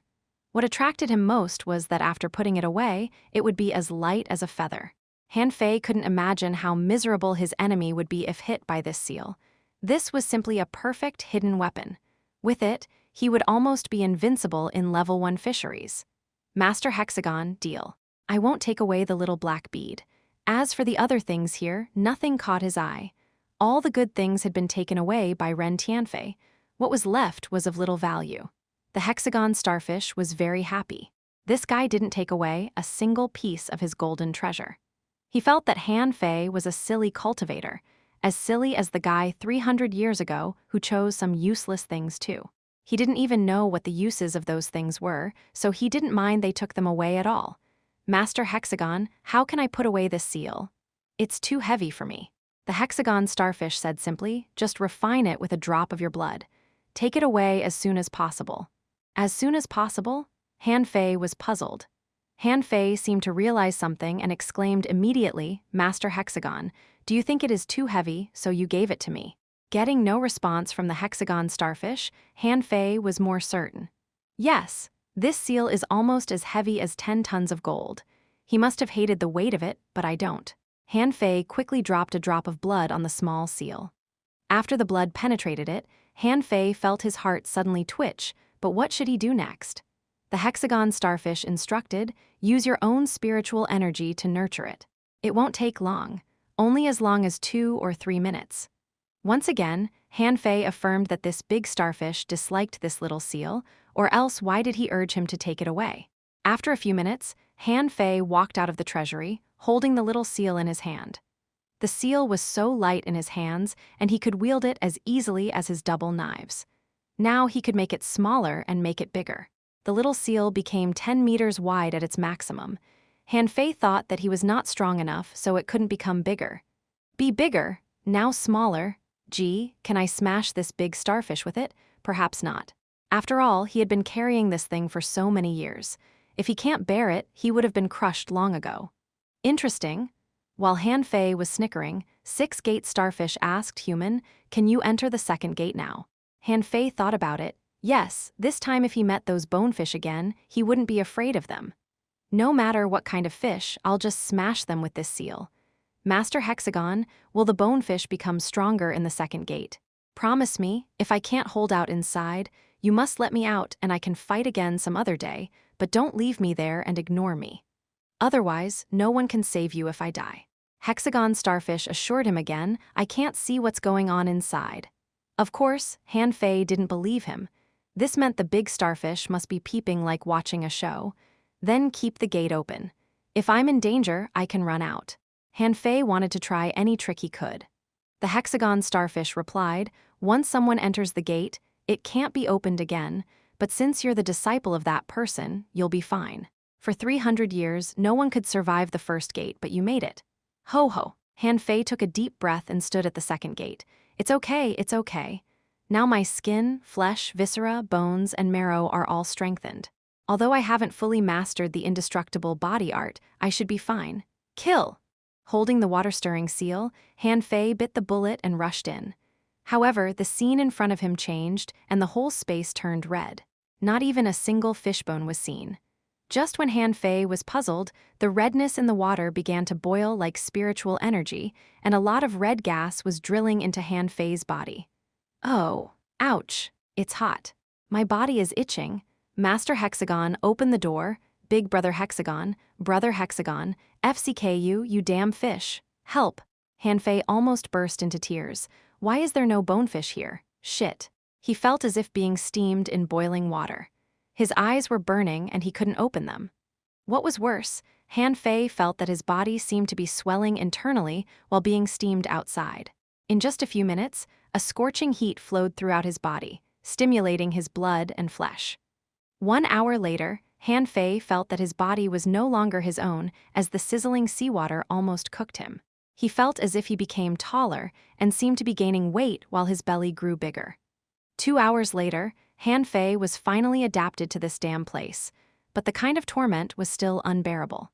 It was like someone cutting his flesh one piece after another, and gradually, he didn't feel any pain. Maybe he got used to it, or maybe he broke down. Han Fei felt that he was on the verge of a mental breakdown, but it was not only this torment that caused him to collapse. He found that he was still gaining weight fast. 1 day later, if anyone was here, he would see there was a ball in the pale red water. Yes, the kind of ball you could kick. Han Fei felt like he was going to die. His body seemed to be close to exploding. In his body, there was a burst of explosive energy, perhaps not spiritual energy. He didn't even know what the hell it was. It condensed into a red bead of the size of a baby's fist and settled in his dantian. 2 days later, the red bead was already about the size of an adult's fist, and Han Fei almost cried. "I'm so much the same as a pregnant woman. No pregnant woman could be as fat as me. I look like a 999-pound fatty." The only thing that Han Fei was glad at was that the redness in the water was fading away as it seemed to have turned into the bead in his belly. 3 days later. Han Fei's ball-like body gradually became thinner, but in the end, when he was ejected from the gate, he bounced on the ground 3 times. Han Fei didn't get up or say anything as he could just lay on the ground, pinching his stomach with his hands. Han Fei was a handsome young man before, but now he was an ugly, obese patient. To put it another way, the former Han Fei was a 99-pound thin person, but now he looked like a 999-pound fatty. Hexagon Starfish remarked, "You are fatter than before." "Shut up, I don't want to talk to you. I'm helping you out, but you just watch me suffer. Where's your conscience? Don't you feel guilty?" Hexagon Starfish. "Unknown, your body is stronger, much stronger. I don't want it, I want to lose weight." The Hexagon Starfish noted, "You see, you're the disciple of that person. You survived, which shows that you are different." Ho ho. "Do you know that I almost exploded inside? When I was the fattest, my belly skin was thinner than the shrimp shell of a small white shrimp. One poke at me with a needle, and I would have exploded." Han Fei was very aggrieved and had scolded Ren Tianfei more than 10,000 times in his heart. "I just want to hunt treasure. Why did you put a 36-level starfish here? Have you ever considered whether I can handle this big fish or not? If it were anyone else from ordinary fisheries, he would have exploded inside." Hexagon Starfish asked, "Now the 3rd gate? I'm too fat." The Hexagon Starfish assured him, "In fact, the bigger your size is, the stronger you are. I'm a fatty. Do you need to rest for a day? I'm a fatty." The Hexagon Starfish was speechless and it thought to itself, "Can you stop nagging? What's wrong with being fat? Did fatties eat your big yellow croaker?" Han Fei said slowly, "I'm unhappy. I want to sleep. Maybe I'll change back when I wake up." With that, he straightened his legs, stared into the sky, and muttered, "I am a fatty." Chapter 108, I am an agile fatty. Han Fei realized that the environment in each gate was different. The bonefish in the 1st gate attacked his body, while the unknown liquid in the 2nd gate made him suffer mentally. For a moment, he even thought he was happy to die, but he couldn't die. Han Fei slept for another day. He was only in the grotto for more than 10 days or so, but he felt as if he had died countless times. The Hexagon Starfish asked, "Human, are you going to the 3rd gate? Master Hexagon, do you know that you owe me big? I don't want to continue anymore." The Hexagon Starfish was silent for a moment. "If you agree to enter the other 2 gates, I can give you more from the spiritual spring." Han Fei was ready for this. "Give me now. Do you want to cultivate for some time before entering the gate?" "No, I have to get the spiritual spring first. It makes me feel safe." The next second, a spiritual spring appeared in front of Han Fei. It didn't seem like much, but Han Fei was still very happy to have it. He gulped it like swallowing fish soup, that he could drink more than 30 bowls at once. However, unlike spirit swallowing fish soup that would change into water in the stomach, spiritual spring would be converted into spiritual energy and stored. In the end, Han Fei looked at his increased 50,000 points of spiritual energy and said reluctantly, "Master Hexagon, you gave me too little, only a total of 50,000 points." The Hexagon Starfish almost cried and thought to himself, was this human a devil? Why was his stomach like a bottomless hole? "I have accumulated 300 years of spiritual energy, and 80 of those years have been used by you already. If you want more, I will die." Han Fei's eyes lit up. "What? Is there still 220 years of saved spiritual energy left in this big guy? That's great news. Master Hexagon, do you really not know what's inside the gate?" The Hexagon Starfish confessed, "I haven't been able to see the inside of these gates since 300 years ago. They seem to be sealed. I'm going to the 3rd gate." The Hexagon Starfish assured him, "I am waiting for you outside, and I will reward you, human." "Good, so please provide me some more of the spiritual spring." The Hexagon Starfish was silent at first. "You don't seem to need it now. Can you enter the gates first?" Han Fei's eyes flashed, and he didn't hesitate to choose the 3rd gate. He didn't believe that there was another gate that could be more horrible than the 2nd one. More importantly, perhaps he would become thin in the 3rd gate. Hew. As soon as Han Fei went in, he felt a pain in the buttocks. Looking back, he found a small glowing arrow inserted in his buttocks, and then it gradually dissipated. It turned out that it was condensed with spiritual energy. Han Fei gritted his teeth and touched the buttocks, only to find his hands were covered with blood. "Shit, help, I'll be killed this time." "Hew, hew, hew." Han Fei was stunned. He saw hundreds of glowing arrows shooting at him. Ren Tianfei, damn you, if I survive, I'm gonna beat your brains out. Ouch! Han Fei was really panicked. In the first 2 gates, at least his defense worked, but this time it was broken. As soon as an arrow hit his body, blood spurted out right away. Dodge, dodge, ouch, dodge, ah. Han Fei's body was putting on various poses, but unfortunately, he was no longer the thin man half a month ago. With this fat body, he felt it was simply torture to make each movement. Ren Tianfei, I wish you were beaten into a big yellow croaker by your enemies. Ah! The only thing that made Han Fei happy was that there seemed to be only 100 of these glowing arrows, and each time he was hit their power was declining. 3 days later, when there were only 30 or so arrows left, Han Fei simply stood there, letting the arrows cut his skin, and now he would not bleed much. But Han Fei found a good way to lose weight. He could lose weight by shedding some blood. He felt that he had lost at least 20 pounds.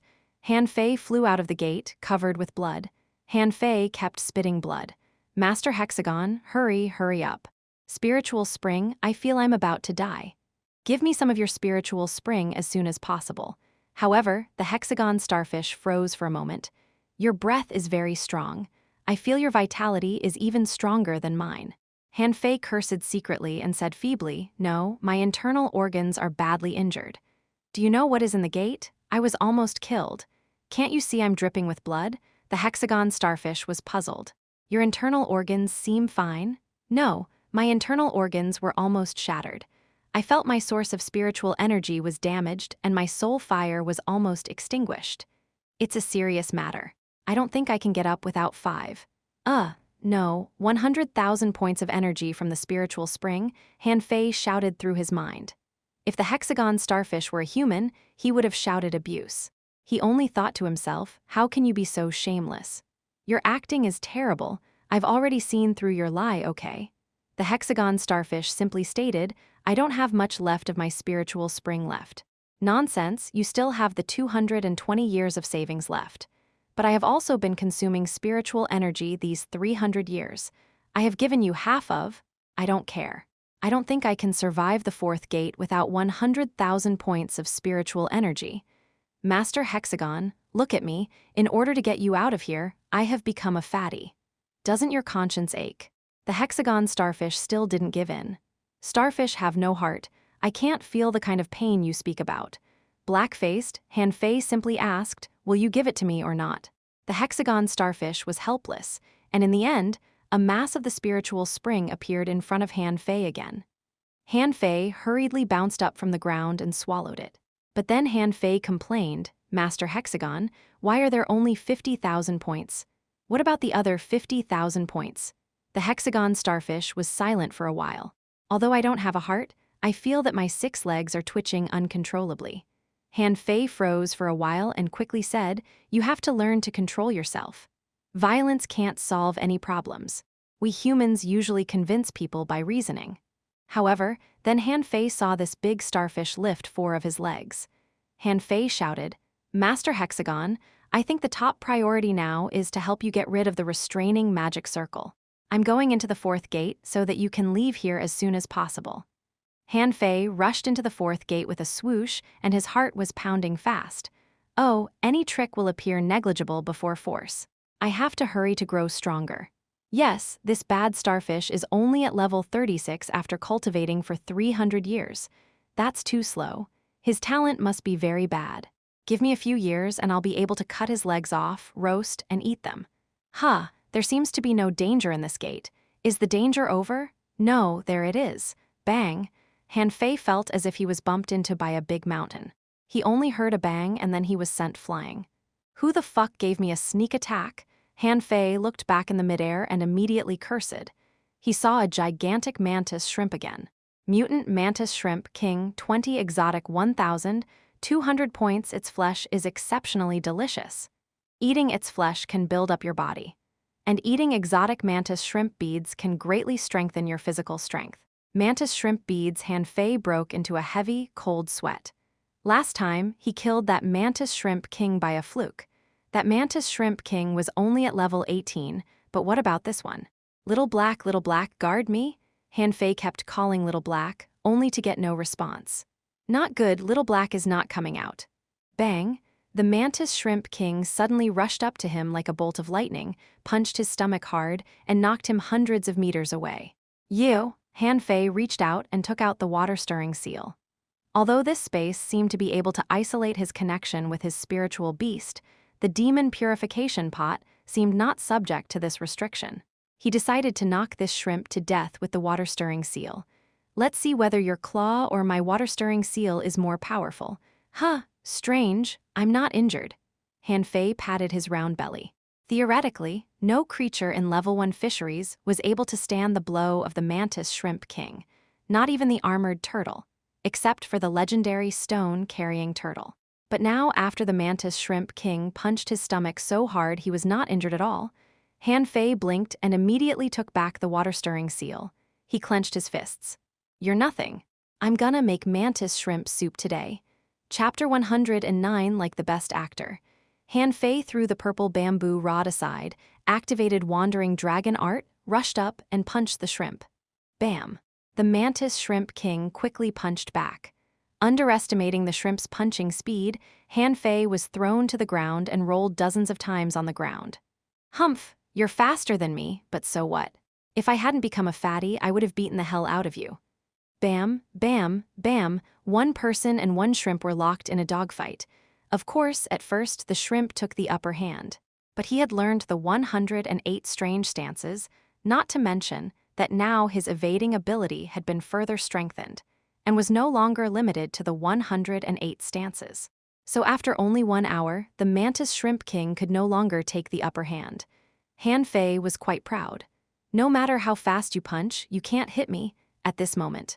Han Fei hit his fist on the mantis shrimp king's outstretched leg and threw mantis shrimp king out upside down. Do you surrender? Call me daddy. The mantis shrimp king seemed very angry. His 6 little legs crawled fast and he charged at Han Fei. However, Han Fei turned around and jumped onto his head. Dumb, dumb, dumb. One punch after another, Han Fei didn't know how many punches he had hit.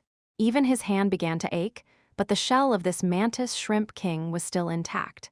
Han Fei immediately took out 2 daggers and thrust them down hard, which was still useless. In the end, he had to take out the water-stirring seal and he crushed the mantis shrimp king to the ground. Putting away the water-stirring seal, Han Fei walked slowly to the mantis shrimp king. Now will you surrender to me? Unfortunately, there is no way to make a fire here. Otherwise, I'd roast and eat you. Oh, right? It suddenly occurred to Han Fei that he had turned on the function of demon refining.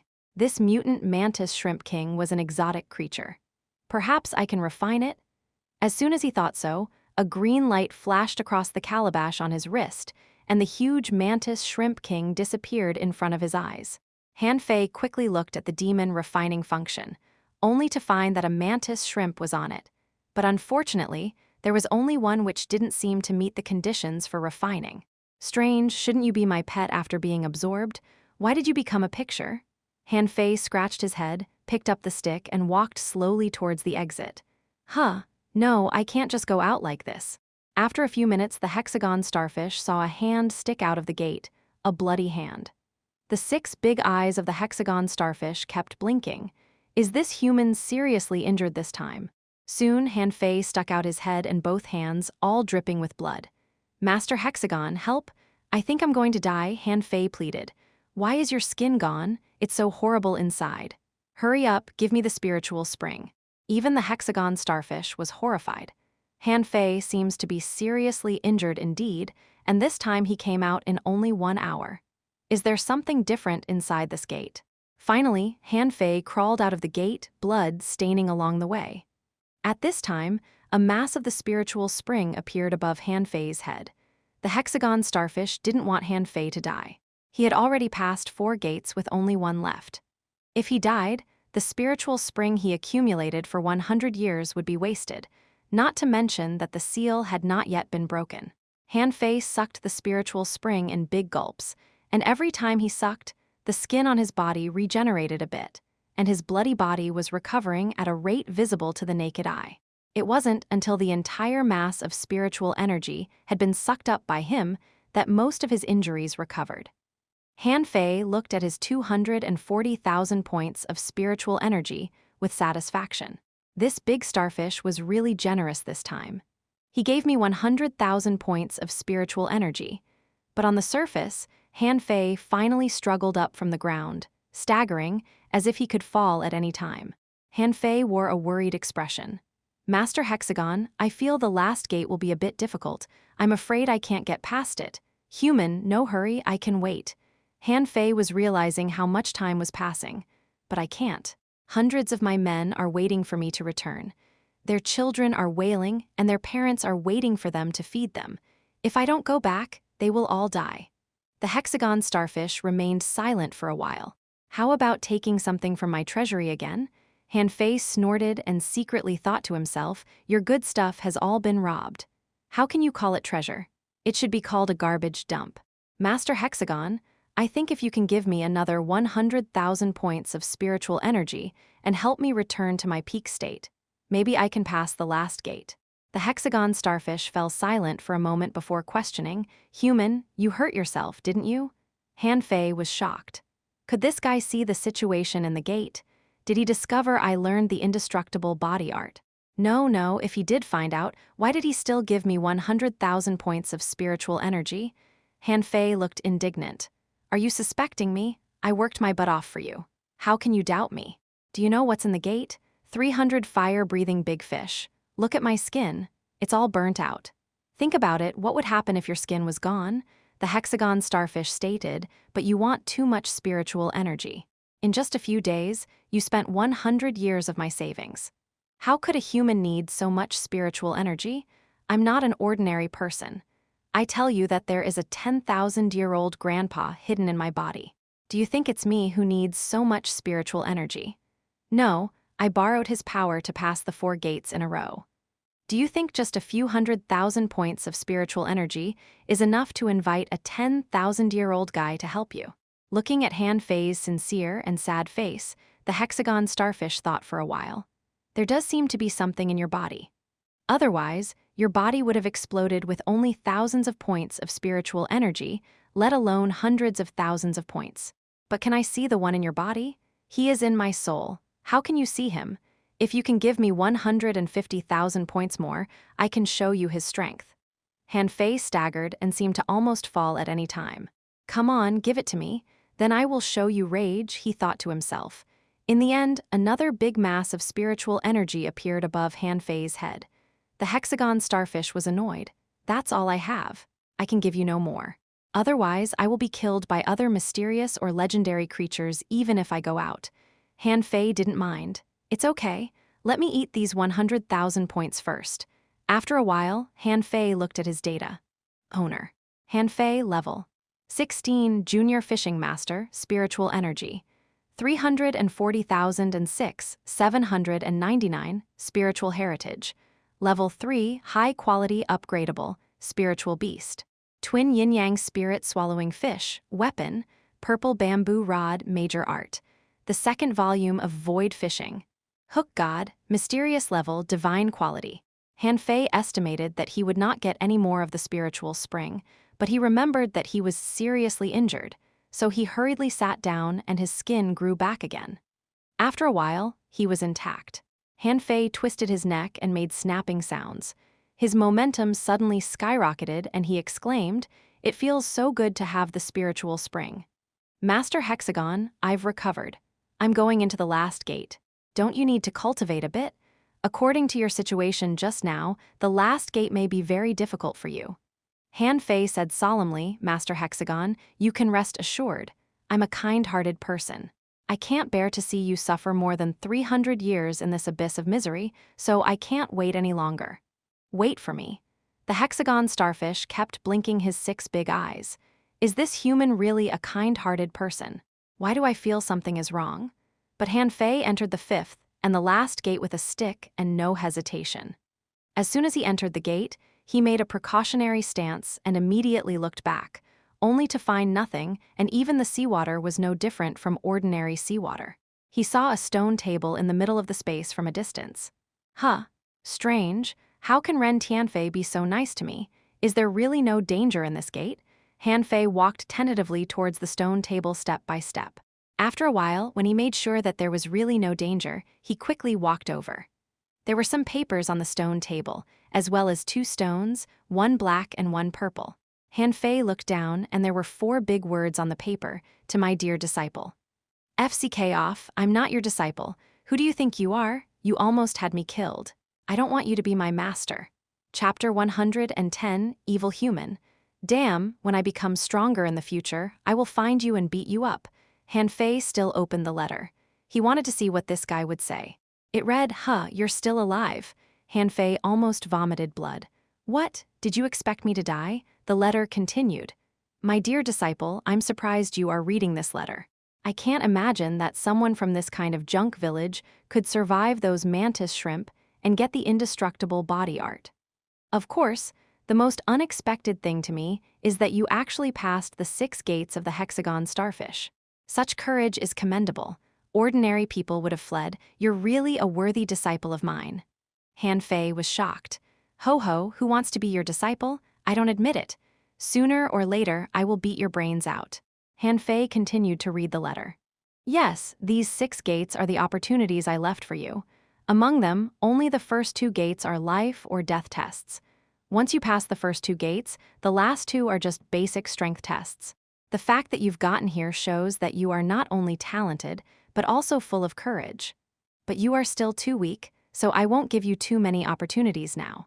Only when you officially embark on the path of cultivation do opportunities make sense to you.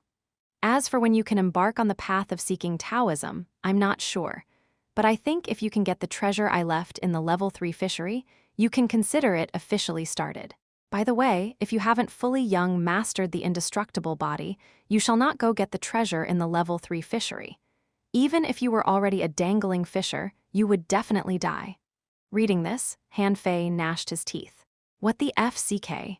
If I hadn't come to this seabed grotto, wouldn't I have been killed? Why didn't you tell me this at the boat-burying pit? Why did you put the letter here? My dear disciple, the opportunity here is just for you to lay the foundation. Oh, you should have become a big fatty by now. It's okay. This is only temporary. As long as you cultivate hard, you will still be thin in 8 or 10 years. The power I left in your body is enough for you to master the indestructible body art. But don't forget to learn other physical training arts when practicing the indestructible body. And don't let anyone find out that you're practicing it. Although there won't be many people who know it, even in the city, if you're found practicing this art, you will be in serious trouble. Besides, let me remind you again not to mention my name, never ever. Okay, that's all, and how far you can go depends on you. As for this hexagon starfish, he has been imprisoned here by me for many years and should be let go. Crush the black stone on the table, and the seal on this place will be unlocked. There is a drop of the hexagon starfish's essence blood in the white stone. If he wants to kill you, just crush it. Then he will be killed. It works within 100 miles. Even without that, with your strength, you can easily kill him. Han Fei's eyes immediately lit up. Oh, this is good stuff. No, wait a moment, the starfish looks very pitiful. Is it too much if I extort him for his 100-year savings of spiritual energy? Well, let me ask him for 50 years of his savings first. With this in mind, Han Fei happily trotted out. When the hexagon starfish saw Han Fei coming out of the gate, his 6 big eyes quickly turned. Is the seal unlocked? No, it isn't. I still can't get out. No way to lift the seal. Then he saw Han Fei holding a black stone in his left hand and a white one in his right hand, and that he was looking at them. The hexagon starfish was panicked. Human, what are you doing? Human, I can give you treasure. Gee, young Master Hexagon, I lifted the seal for you through hardships and dangers.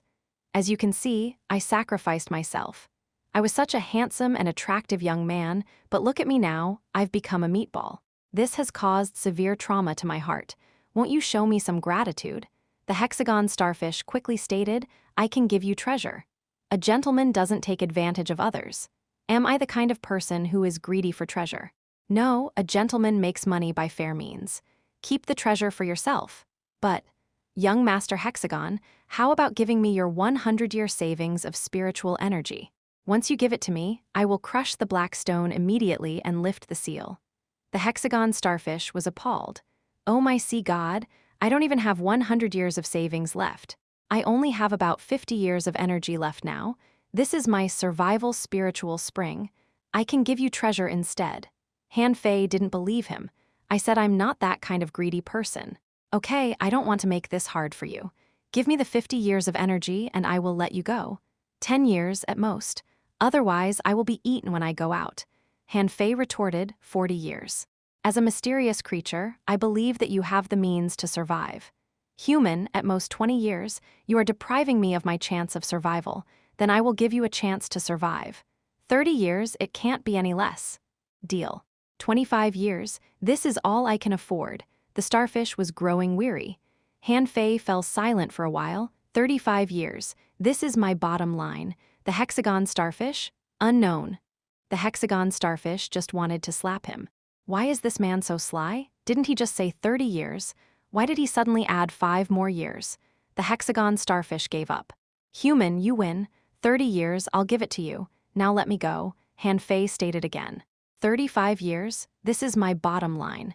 If it weren't in the sea, the hexagon starfish would have cried.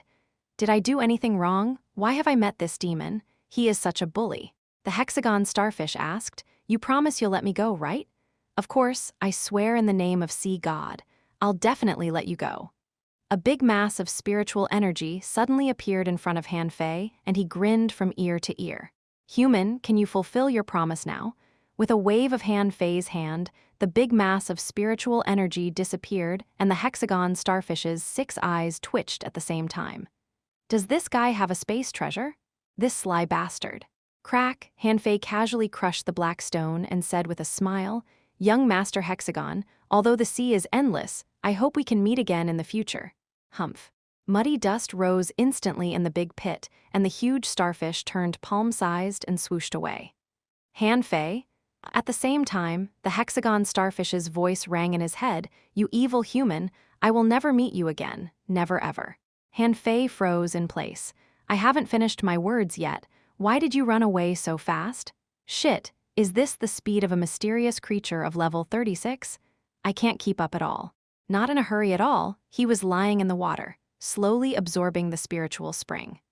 Half an hour later, Han Fei looked at his 690,006 points of spiritual energy and beamed with delight. I'm rich, sure enough, treasure hunting is the fastest way to get rich in this world. But when he looked down at his ball-like figure, the smile on his face suddenly stiffened. Damn you, Ren Tianfei. Damn you. Han Fei could almost imagine how he would become the laughing stock of the villagers when he returned to the heavenly water village. In the evening on the sea, many people put away their fishing rods and prepared to go home.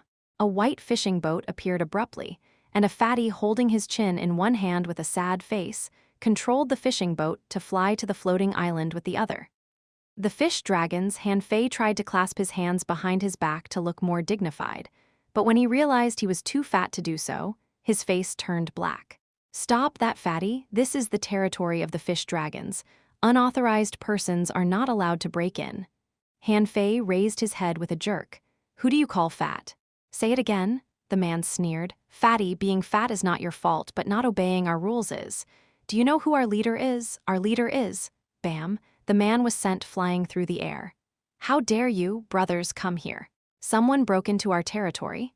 Chapter 111, Han Fei, the Fatty. Han Fei was quickly surrounded by a group of members of the fish dragons, but everyone was wary. This fatty seemed to be quite strong. Han Fei shouted, Hey, can't you recognize who I am? One member shouted, No matter who you are, you've gotta behave yourself here. Besides, we don't have such a fat person in the entire heavenly water village. Are you a spy from another village? Han Fei pulled the fat on his face aside with difficulty. Now can you recognize me? Oh, the members were all stunned. They seemed to find something horrible. La leader, Han Fei asked, did you just find out it was me? Do you want to revolt? Gosh, leader, how you've changed. Young master, what happened to you? After a while, Li Gan, Li Gang, and Li Qing all came back. When they saw Han Fei, they couldn't believe their eyes. Li Gang even stuck out his belly and patted it. Oh, I'm no match for young master in the figure. I'm almost skinny compared to him. Han Fei pointed to Li Gang angrily. Li Gang, hold your belly back. Li Gang, unknown. During the more than half month since I left, has anyone asked for me? Li Gang replied, Young master, the village leader has looked for you, so have those people who you took to our hot pot restaurant for dinner last time. But they all thought you went to the mixed zone to cultivate. Han Fei was puzzled. Didn't anyone ask why I hadn't come back for half a month? Li Gang scratched his head and said, well, the 2 female fishing masters said you must be fine, saying that the mixed zone was not dangerous for you at all. Han Fei. Han Fei didn't want to speak. He waved his hand. Okay, go about your own business. I have to go to the plantation. It was getting dark. Han Fei thought that he should quickly turn to old Jiang for help. Perhaps in the entire heavenly water village, only he could help him lose weight. Old Jiang and Jiang Qin had just cooked their meal. Jiang Qin brought a bunch of barbecue from the barbecue stall. Old Jiang was fiddling with the hot pot. Old Jiang frowned. Why can't I make it so delicious like that kid could? Jiang Qin simply stated, this may be his talent. I don't know where the damn little beastard went. Does he think he is invincible? How dare he go to sea alone? Come on, let's eat. Jiang Old Man had just drank 3 glasses of liquor, and Jiang Qin had just eaten a small piece of roasted sea mussel with her hand when they saw a huge meatball rolling in. Hey, fatty, who the hell are you? Grandpa, help. Pooh, cough, cough, cough, cough. Jiang Old Man immediately spewed out the liquor in his mouth and Jiang Qin choked. Their eyes almost popped out. What the hell? Why did this meatball have Han Fei's voice? Han Fei bounced in, and every step he made, the ground trembled. Old Jiang gasped. Han Fei, can't you recognize me? Grandpa, do you have a way to help me lose weight? You must have, right? Jiang Qin was shocked. Han Fei, how did you become a big fatty? Old Jiang mocked him. Is this just a fatty? This is clearly a ball. But how did you become like this, Han Fei? Han Fei had made up his lie earlier. He said sadly, I was practicing in the mixed area and found that fishing is not enough to satisfy me anymore. So I went into the sea, but the seabed was really dangerous. I got chased by a school of fish, so I tried to run away and accidentally swam into a sea grotto, and suddenly the water in the grotto turned red and I felt as if I was roasted. When I woke up, I became like this. Grandpa, can I still be thin again? Jiang Qin narrowed her eyes. Seabed grotto? Old Jiang narrowed his eyes too. Red seawater? Yes, that red silk penetrated into my body like spiritual energy. Old Jiang questioned, then how do you feel? Do you feel anything wrong in your body? So the old man does know what it is. Han Fei quickly said, Grandpa, there is a ball in my danshan, which is mixed with my spiritual energy. Jiang Qin was still at a loss, but old Jiang took a deep breath and muttered, impossible. How could candle dragon blood appear there? Han Fei looked panicked. Grandpa, what is candle dragon blood? Old Jiang's face became serious. This is just something rumored, I have never seen it. But according to your description, there should be a drop of candle dragon blood in that place, which was accidentally absorbed by you. No, if it is really candle dragon blood, your body should have exploded. Why did you only become fat? Han Fei. Unknown. Han Fei was shocked. So ordinary people would explode after absorbing the red seawater? Although he did feel he was about to explode at that time, he survived in the end. Old Jiang instructed, Qin, punch him in the stomach with the power of a junior great fishing master. Han Fei was astonished. Huh, bam. Han Fei rolled 7 or 8 times on the ground, then stood up 10 meters away and scratched his head. Grandpa, why did you ask Sister Qin to beat me? But Jiang Qin was stunned. Why has your body become so sturdy? Is it? Well, it seems to be sturdier. Jiang Qin. Old Jiang's eyes flickered. It seems that you will remain fat for some time. What? Han Fei pleaded. Is there really nothing you can do to help me, Grandpa? How can I go out to meet people? Old Jiang sneered. What's wrong with being fat? This is your bliss. If becoming fat can make a fishing master's body so strong, I swear that the heavenly water village would be full of fatties. Han Fei didn't accept this. How soon can I lose weight? You have a huge energy backlog in your body. When this energy is exhausted, you'll lose weight. Han Fei's eyes lit up. How can I exhaust it? Well, every time you make a breakthrough, the greater the body's ability to withstand energy and the more energy will be consumed. So every time you make a breakthrough, you will lose some weight. As for the specific level at which you can be thin again, I think when you become a peak-level great fishing master, you may lose half of your weight. What? Han Fei was speechless. So I will only lose half of my weight when I become a peak-level great fishing master. But I'd still be a fatty after losing half of my weight. Old Jiang clicked his tongue. If you continue to study to be a soul warrior, you might be thinner. Han Fei immediately turned to Jiang Qin. Sister Qin, can I continue studying? Sure, but from now on, you'll have to stay on the plantation for at least 20 days a month. If you agree, you'd better complete your task in the level 1 fishery tomorrow, and then come back quickly so that you can spend the entire next month in the plantation, she agreed. Han Fei scratched his belly. Okay, let's eat first. Old Jiang shouted angrily. You are so fat, why do you still need to eat? Han Fei shouted back. I haven't eaten for half a month. A hot pot meal shouldn't make me fatter. Yes, Han Fei kind of gave up on himself now. It seemed that it was impossible for him to lose weight in a short time. He decided to turn his grief into appetite. The third day, the home of the village leader. Poof! Are you Han Fei? Distressed, Han Fei retold the story, but the village leader was amazed. God, this is God's gift to you. Han Fei, you are so lucky. We haven't had another one as lucky as you in the heavenly water village for 100 years, except for Tangji. Ho ho, Grandpa Leader, can you please not be so dramatic? I want to ask where Uncle Cao Fei and the others are, and I want to ask them to go to the level 1 fishery with me. Oh, they had set off the day before yesterday, but the two girls Chen Jier and Chen Ling haven't. You can ask them to go with you. Not girls, okay?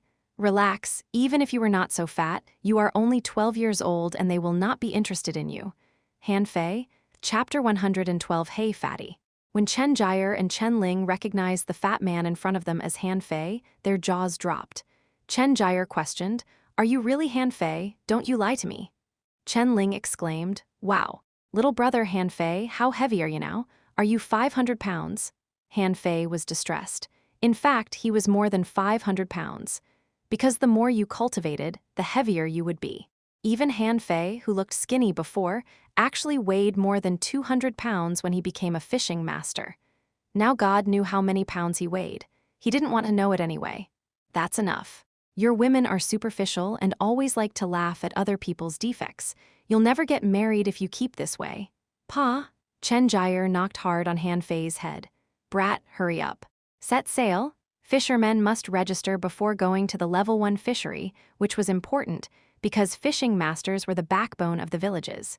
Even one less would be a huge loss. On the way, everyone was looking at Han Fei curiously. They couldn't understand why this obese guy had two beautiful women with him.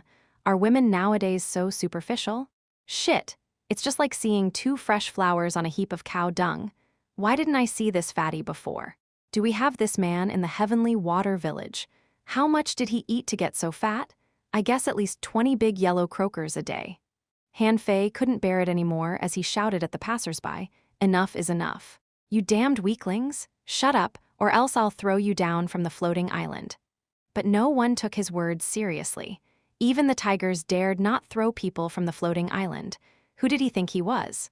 Chen Ling comforted him, Little brother Han Fei, don't mind them, you may wear a mask when you go out. That's self-deception. Chen Ling giggled. It's okay. Anyway, you're still young. When you grow up, you'll lose weight. Han Fei. The level 1 fishery. When the fishing boat got onto the sea, it suddenly plunged a bit. Han Fei's face went all dark. Don't remind me I'm heavy all the time, okay? This time we can go fishing carefree. Uncle Cao contacted the Heavenly Wood Village and Heavenly Rain Village. Now the 3 villages are allies, and I think that the level 1 fisheries will be safer. Chen Jier filled them in. Little brother Han Fei, have you practiced the 2nd level of true spirit fishing art? The level 1 fishery is not an ordinary one. It is difficult to catch 500 pounds of spirit swallowing fish with only level 1 fishing arts. Han Fei responded, Yes. Let me have a try. Han Fei took out the black iron rod. As for the fine iron fishing rod, he had thrown it to the warehouse of the fish dragons. Whoever wanted it could take it. The black iron rod was of mortal level, high quality, and was strong enough. As for the 2nd level of the so-called true spirit fishing art, Han Fei disdained it. If I have a better one, why should I pay attention to the lower-leveled technique?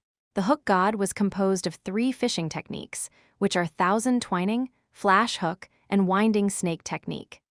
Thousands twining could control the fishing line, with which Han Fei could perceive the movements of the fish under the water. Except for blade fish, no other fish could escape once it was bound with thousand twining. Flash hook was to catch some sly fish that would eat the bait without being caught. With this technique, he could catch any fish within a certain range of the fish hook at tremendous speed, and no fish could escape. Winding snake technique was actually a deceptive fishing method. It could turn the fish hook into a spiritual energy fish and lure the fish to his bait. Han Fei had not been fishing for a long time. He felt he was a born treasure hunter. He only felt excited when he was hunting treasure.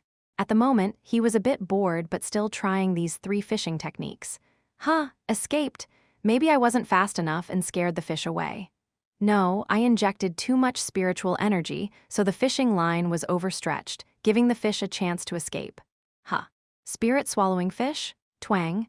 Han Fei pulled the line and the spirit-swallowing fish escaped from the fishing hook. Han Fei? Chen Jier chimed in, "Little brother, be patient. This place is different from ordinary fisheries. Even the most common spirit-swallowing fish are very cunning." Han Fei glanced at Chen Jier, who had already caught 4 or 5 spirit-swallowing fish, and curled his lips. Unfortunately, he now had too much fat on his face, so no one noticed his expression. Twang. This time, Han Fei moved quickly, and a 4-arm-long spirit-swallowing fish was pulled out of the sea. Han Fei beamed with a smile. "You see how simple it is. I think I can catch 500 pounds today." Chen Jier, the spirit-swallowing fish was not large, but rather very small. It was too small compared to other fish species, but there were a lot of them. After an hour, Chen Jier and Chen Ling both caught dozens of fish that weighed at least 70 or 80 pounds in total, while Han Fei only caught 7 or 8 fish. Chen Jier had an idea.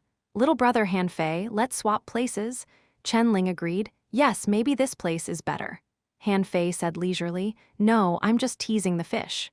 The 2 girls thought he said so out of embarrassment. Young men's self-esteem, but they wouldn't laugh at him because he was still a newbie. In fact, Han Fei was teasing the fishes indeed. He was using the winding snake technique now. In the water, the fishing hook looked just like a spiritual fish, and more than a dozen spirit-swallowing fish were chasing behind. Spirit-swallowing fish, which were extremely sensitive to spiritual energy, would never let go of anything with sufficient spiritual energy. As Han Fei smiled, and the fishing rod shook gently in his hand, the spiritual fish immediately swam into the mouths of 2 spirit-swallowing fish. Up! Seeing the 2 spirit-swallowing fish hung on Han Fei's fishing rod, Chen Jier and Chen Ling were both surprised. "1 hook but 2 fish," Han Fei chuckled. "Ha, by fluke perhaps. Wow, this is a 1 in 10,000 chance. Little brother, you're really lucky." Han Fei's face was dark. "Can you stop calling me little brother?" Chen Jier. Unknown. Han Fei tried all the 3 fishing techniques and found that they were not difficult, but it required proficiency and a lot of spiritual energy. After trying it, he found that the winding snake was not suitable for fishing in the level 1 fishery. A spiritual fish needed at least 30 points of spiritual energy, plus the cost of fishing itself. He could hardly make a profit. Another hour later, the girls were depressed because they found that Han Fei caught more and more spirit-swallowing fish. At first, it took him several hours to catch one, but now he only needed a few minutes. This speed made them feel ashamed. Chen Ling whispered to Chen Jier, "Does a genius learn everything fast?" "It must be," Chen Jier agreed. Lower your head." Han Fei shouted at Chen Jier and Chen Ling, and they immediately lowered their heads, only to hear swishes and clangs and saw a string of black stings bounce off his body. Chen Ling was shocked. "Ball fish?" Chen Jier asked enviously. "Little brother, is your body made of fine iron?" Han Fei was carrying a ball fish with only skin left and took out a dagger to cut it open. He pinched out the small piece of white flesh in the middle of the fish and swallowed it. Han Fei chewed and mumbled, "I told you not to discriminate against fat people. Fatties can be very powerful." In the evening, Han Fei had caught as many spirit-swallowing fish as the 2 girls and also caught a swordfish.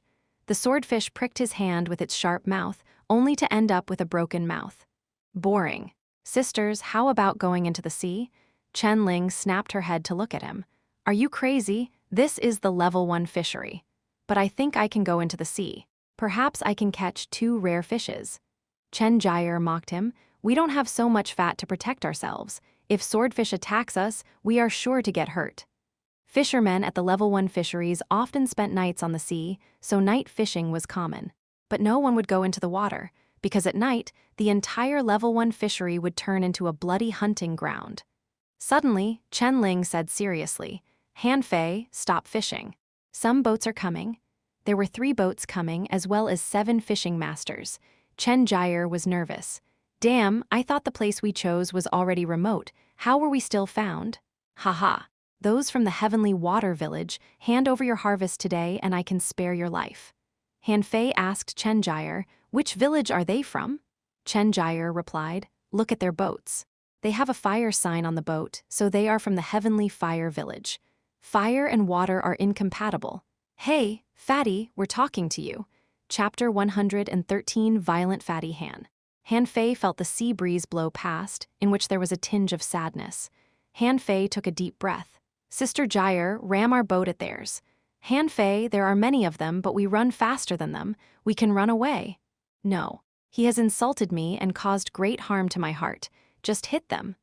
Chen Jier rolled her eyes. Since the younger brother became fat, he wasn't as cute as before. Whoever mentioned the word fat would annoy him. However, Chen Jier was not afraid. Although the other party had a lot of people, they could still run if there was any danger. After all, their ship was better. Seeing the white fishing boat rushing towards them, a man opposite immediately yelled, "Fatty, are you crazy? We just want your fish. Do you have to fight us so desperately? Who are you calling fat?" With a bang, before the other party had any time to escape, the ship ran into theirs. And Han Fei's fat body jumped up and fell to the other party's boat with a slam. "Come on, fight me." The people from the Heavenly Fire Village didn't expect this fatty to be so ferocious. Dong. Han Fei landed on one of their fishing boats that sank a bit because of his weight, panicking those people. The young man hit Han Fei's belly with a rod that was wrapped with spiritual energy and dented his belly a little. However, Han Fei stuck out his belly and bounced the man off. The man flew backward and hit the railing so hard that they deformed. Wow! The 3 fishing masters on this boat were stunned. Wow, this guy didn't need to use spiritual energy. Did he block the blow with his own body? Although it was not a spiritual energy explosion, the human body shouldn't be able to stand it. Han Fei scratched on his belly, pointed at the man who was knocked off and said, "I will give you another chance to organize your language and learn to speak politely to others. Fatty, you are seeking death. We have 3 fishing boats, you."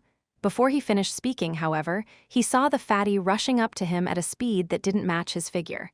Then his feet were grabbed and his whole body was picked up upside down. Duang, duang. Han Fei kept hitting the man's head against the deck until his head was broken and bleeding. Feeling his internal organs tumbling, the man groaned and vomited blood. Duang, duang. Suddenly, Han Fei felt that something hit his body and he stumbled. When he looked back, he saw 2 other people from the Heavenly Fire Village staring at him dumbfounded. Can your body block spiritual energy explosion attacks?" Bam! Han Fei quickly rammed at them with his arms open and knocked the 2 to the ground. Then instead of using a weapon, he sat down on them. Yeo! One of them couldn't bear his weight and blood spurted out of his mouth. The other person was scared out of his pants. He quickly jumped into the sea and threw his fishing hook at another fishing boat from the Heavenly Fire Village, trying to get on board. Han Fei wouldn't let him go that easily. "Did I let you go? Come back here." Han Fei waved the black iron rod in his hand, and the man flying in the air was immediately tied up with the fishing line and pulled back. Bam! As he punched, the man flew into the air and then fell into the sea. Chen Jier and Chen Ling were stunned. Is this the strength of Han Fei? What on earth has he experienced? It has only been half a month. He overcame the 3 fishing masters without even using spiritual energy.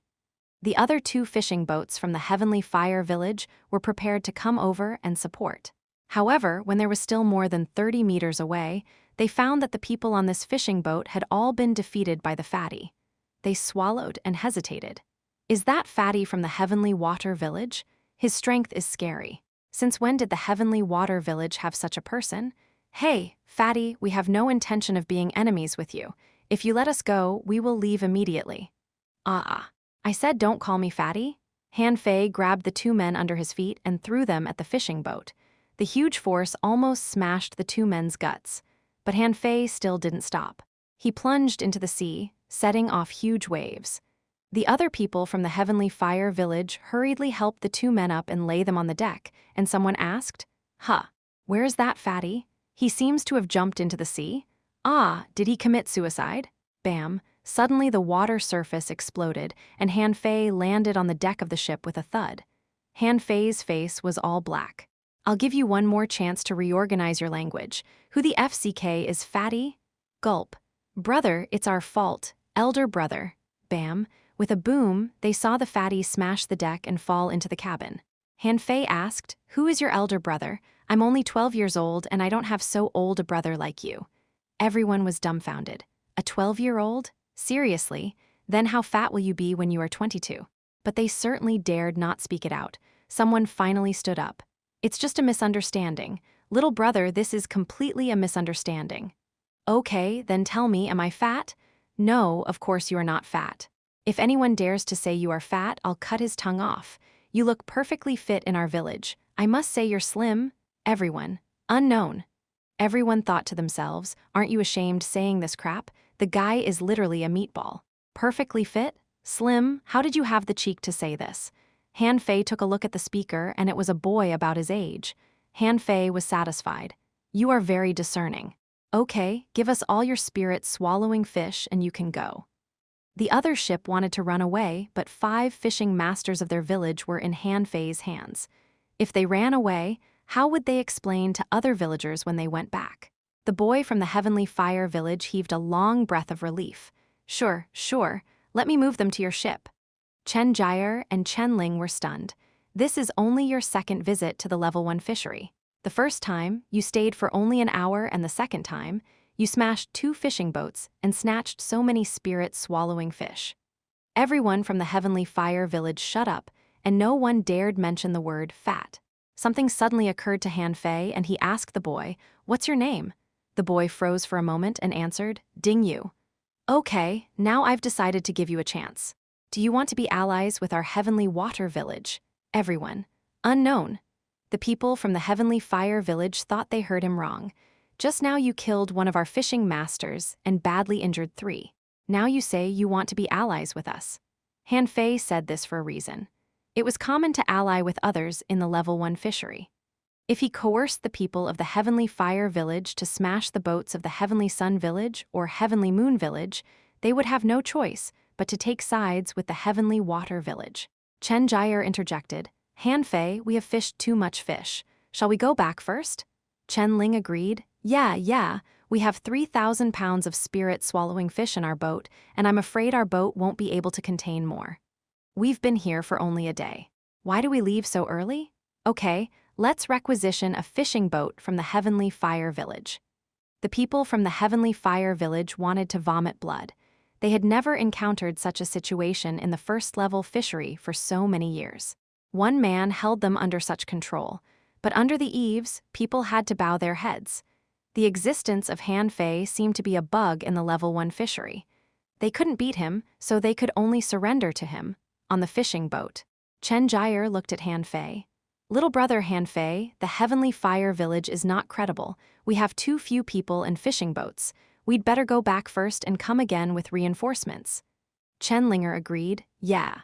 Although you are very strong now, if you were besieged by several peak-level fishing masters, it is still dangerous." Han Fei thought for a moment. "How about you guys go back first? I want to look for rare fish." The 2 girls were speechless. Chen Ling finally said, "It's not that easy to find rare fish. Even if there is, people won't tell you." Han Fei complained in his heart, "If I knew the 2 of them were so weak, I would have come alone. With the 2 of them here, I can't even go into the sea to find fish." "Wait a minute." Chen Ling suddenly pointed to the distant sea. "Look, what is it?" They looked at the direction she pointed to, only to see a big golden fish with a big bump on his head, hopping on the sea. Before Chen Jier said anything, someone from the Heavenly Fire village shouted, "God, it's a treasure-digging fish." Chapter 114, Let Me Teach You a Lesson. Han Fei wanted to reach out and scratch his head, only to find that he was too fat to do it now, so he scratched his stomach and asked blankly, "That's a fish, and it's swimming in the sea. How can we catch it?" Han Fei certainly knew the treasure-digging fish that was also called squirrel fish. It was the slyest fish in the Level 1 fishery. It was called a treasure-digging fish because it had a big bump on its head in which there was a piece of treasure. Sometimes it was a spiritual bead, sometimes a piece of refining material, sometimes a spiritual fruit, and it was said that someone even dug out a cultivation art from a treasure-digging fish's head. But in any case, this fish was quite difficult to catch. Han Fei thought the fish was provoking them by hopping on the sea's surface. Chen Jire asked, "Do you think that fishing rod is only used for fishing? A strong person can do anything with his fishing rod. In legends, heroes can catch all the fishes within 1,000 miles with a wave of his fishing rod." Han Fei replied, "Those are just legends." But Han Fei thought that it was not impossible. If someone could move floating islands, what Chen Jire said was possible too. Chen Ling immediately said to the people from the Heavenly Fire Village, "Hey, set sail and leave now. Do not stand in our way." The people from the Heavenly Fire Village hesitated. That was a treasure-digging fish, a rare fish that they hadn't even seen before. Now they had finally met one, but they had no chance to touch it.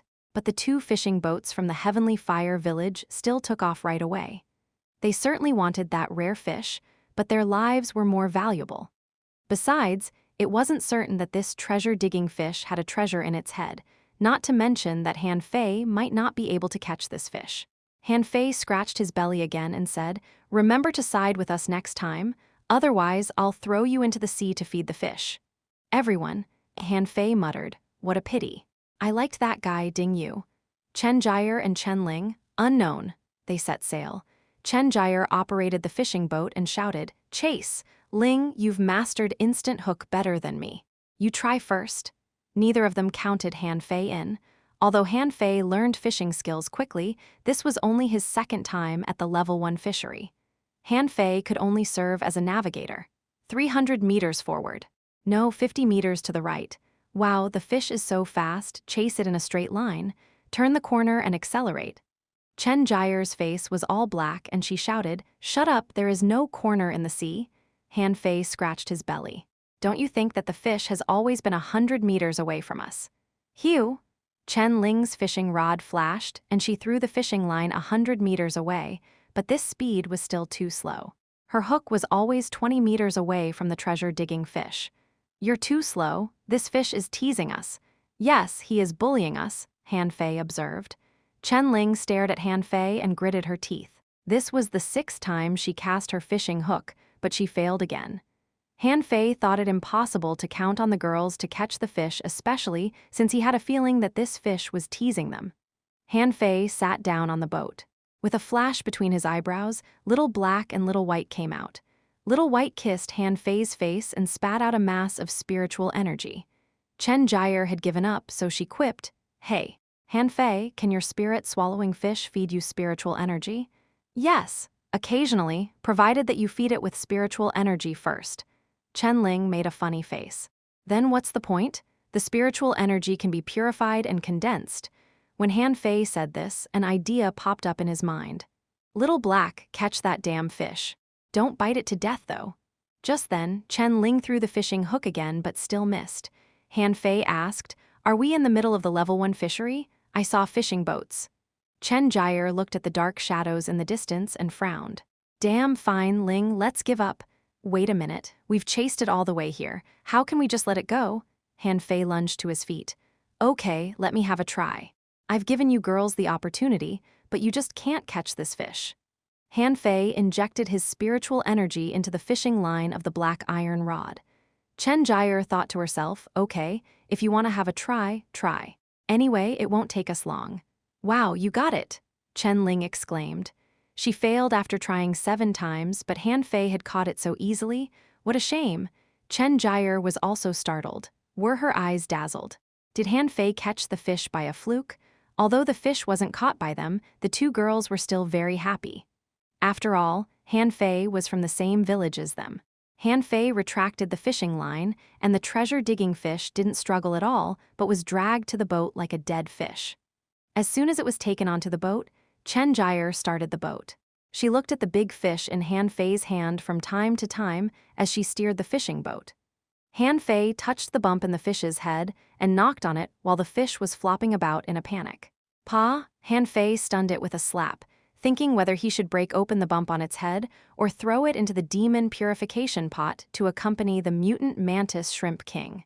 Chen Ling inspected the fish. Huh. This treasure-digging fish has been bitten. Look, a piece of meat is missing from its back. Han Fei thought of a quick explanation. Yes, otherwise why did it jump out of the sea? With that, Han Fei glanced at Little Black, whose mouth bulged. It must have been him who bit the fish. Chen Jier was eager to see the treasure. Little brother Han Fei, do you want to break open the bump on the fish's head? Will it die if we open it? No, but it will lose its value. Once the treasure-digging fish loses the treasure bag on its head, it will change from a rare fish to an ordinary one. Then, I think I'd better not open it. The two girls both nodded. After all, this was a rare fish. Although it didn't have much combat power, it might have treasure-hunting capability. Many people tried to find a treasure-digging fish to sign a contract with but couldn't find any, but Han Fei had caught one so easily. Chen Ling agreed. All right, you can make it your contractual spiritual fish, but unfortunately we missed this opportunity. There must be few fishing masters who haven't got a contractual spiritual fish in the Heavenly Water Village. Chen Jier added, it is not suitable to sign a contract here. Someone must have seen us catch the fish. I suspect a fishing boat might be following us. However, Han Fei didn't want to sign a contract with this fish.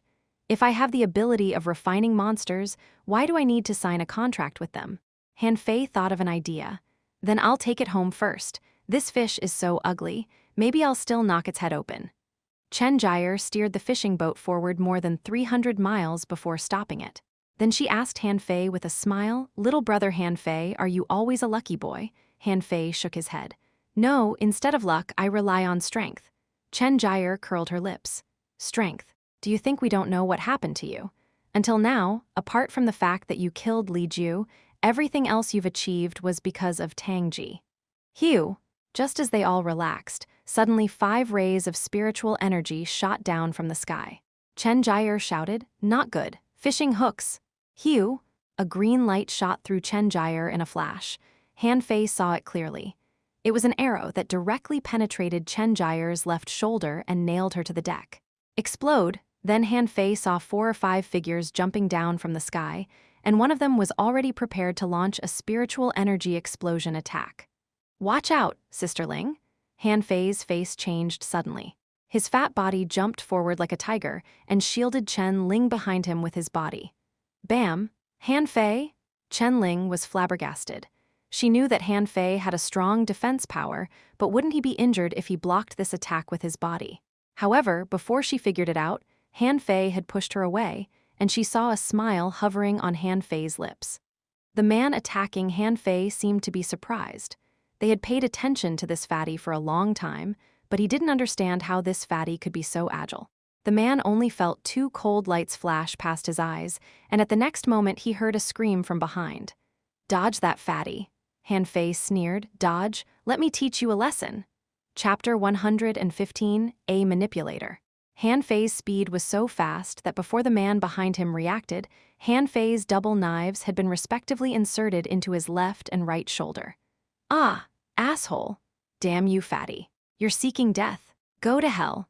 At the moment, a total of 5 people landed on Han Fei's white fishing boat. Apart from this boy who had been stabbed by Han Fei, there were 4 other boys. Han Fei was surprised. Why were they all boys about his age? Kill him. The 4 boys all pounced at Han Fei. 2 of the 4 launched spiritual energy explosion attacks at him. One of them held a bow, and the arrow was already on the string, and the left one was thrusting the sword in his hand at Han Fei. Ho-ho! Han Fei wrapped his double knives with spiritual energy and also launched a spiritual energy explosion attack.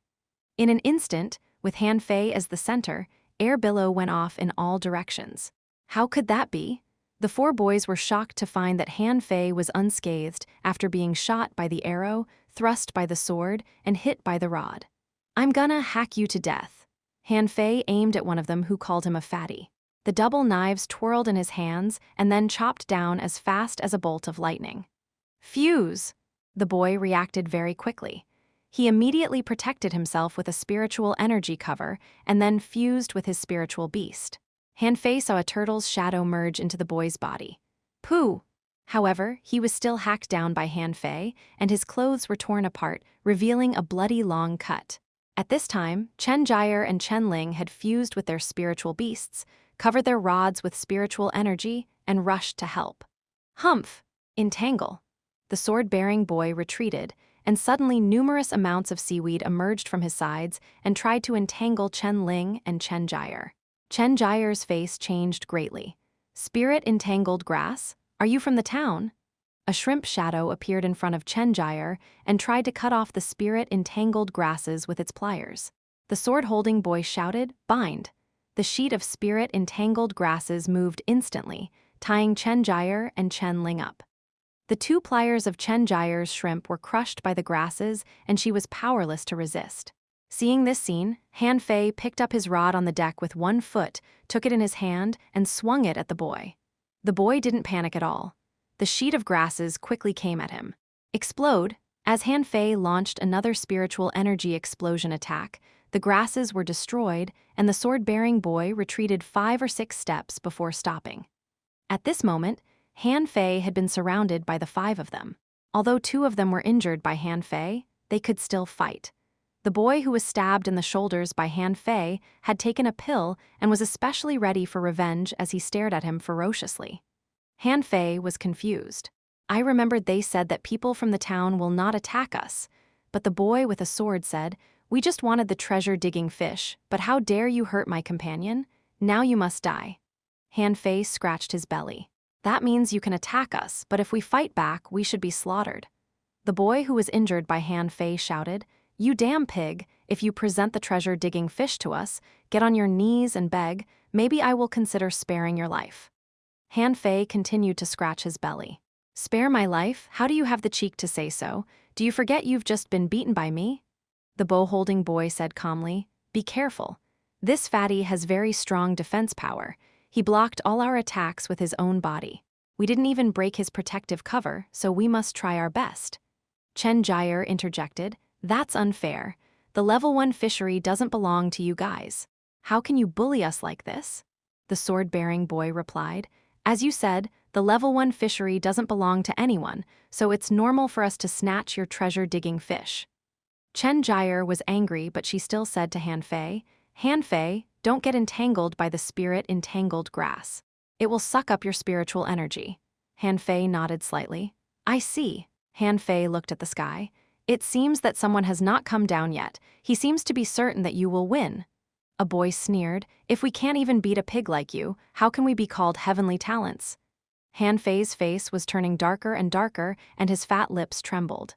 "You know what? I hate people calling me fat. The one in the sky, listen well. If you still don't come down, I'll slaughter these guys. Don't blame me for not reminding you." "Slaughter us? In your dreams?" In the next moment they moved, but so did Han Fei. In an instant, he activated Crazy Devil's rod, and his rod was so fast that only shadows could be seen. The 5 boys were stunned. "Damn it, so fast. How is this fatty so agile?" Han Fei was targeting no one but the guy holding the bow. His bow nearly pierced his skin. Die, clang, clang, clang. 3 boys were guarding the bow-bearing boy, but to their horror, they could hardly resist the fatty's attacks. His speed didn't match his figure at all. Behind him, Han Fei felt that spirit-entangled grass secretly crawl at him again. He dodged and then, in the horrified stare of everyone, set foot on the wind and flew into the air. At that second, everyone was stunned. This man who was so fat could step into the air. Explode! Han Fei injected 300 points of spiritual energy into this attack, which was almost all spiritual energy a junior fishing master could have. The boy whose spiritual beast was a turtle suddenly moved forward and roared, and a turtle shadow appeared in the air and seemed to try to block this attack. Bam! Crack! The turtle's shell was crushed, and the boy flew into the sea like a stringless kite. Han Fei was confident that this attack had broken the boy's hands, and without hands, he would be dead meat after falling into the water. But several spirit-entangled grasses appeared in the air, and the boy was pulled back by the sword-bearing boy behind him. "Did you think I was dead?" Han Fei immediately threw down the rod and stepped on the wind. His double knives were as fast as a bolt of lightning and quickly cut off the spirit-entangled grasses. But what surprised Han Fei even more was that the bow-holding boy waved the fishing rod in his hand. wrapped the boy's body with the fishing line, and pulled him back again. At the moment when the boy was pulled back, Han Fei noticed that besides the spiritual energy protective cover, the two had an extra layer of armor, which was woven from spiritual energy. Huh, not bad, Han Fei glanced back at the sword-bearing boy. So, are you a manipulator? The sword-bearing boy frowned. He didn't seem to expect that this fatty would be so strong, but he still said arrogantly, "Humph, it seems that you're not as stupid as I thought. Unfortunately, you don't have a soul warrior, no hunter, and no spirit gatherer in your team. What makes you think you can beat me?" Han Fei moved again, but this time instead of attacking the bow-holding boy, he rushed at the sword-bearing boy. Old Jiang once said that in a team, the manipulator and the spirit gatherer were the most dangerous. If he were met by them, he should kill them as soon as possible. The sword-bearing boy's face changed, and the spirit-entangled grasses rushed towards Han Fei crazily. However, in front of Han Fei, who was as fast as a phantom, the spirit-entangled grasses were of no use and were all torn to pieces. The sword-bearing boy knew that he couldn't beat Han Fei, so he controlled the spirit-entangled grasses to wrap himself up, and then detoured back to the bow-bearing boy. Han Fei scratched his belly. A smart move. Han Fei looked at the sky and said again, "The guy in the sky, if you don't come down now, I'm gonna kill them all. I've warned you twice." Arrogant, presumptuous. Fatty, how dare you? Fatty, you are nothing but an intermediate fishing master. I'm afraid that your spiritual energy is already exhausted. You're just bluffing. Seeing the man in the sky still not come down, Han Fei was angered. Explode, explode, explode. Han Fei was really angry. He didn't want to expose his real strength. These boys were not weak. Although they were not his match, they didn't suffer a crushing defeat. However, when his spiritual energy burst out seemingly endlessly, everyone was dumbfounded. They could withstand one blow from this fatty, but what about two? Or even three? When Han Fei launched the first blow, the spiritual energy armor and protective covers of the two rod-holding boys were shattered. With his second attack, Han Fei ignored the flying arrow and directly struck the two rod-holding boys away.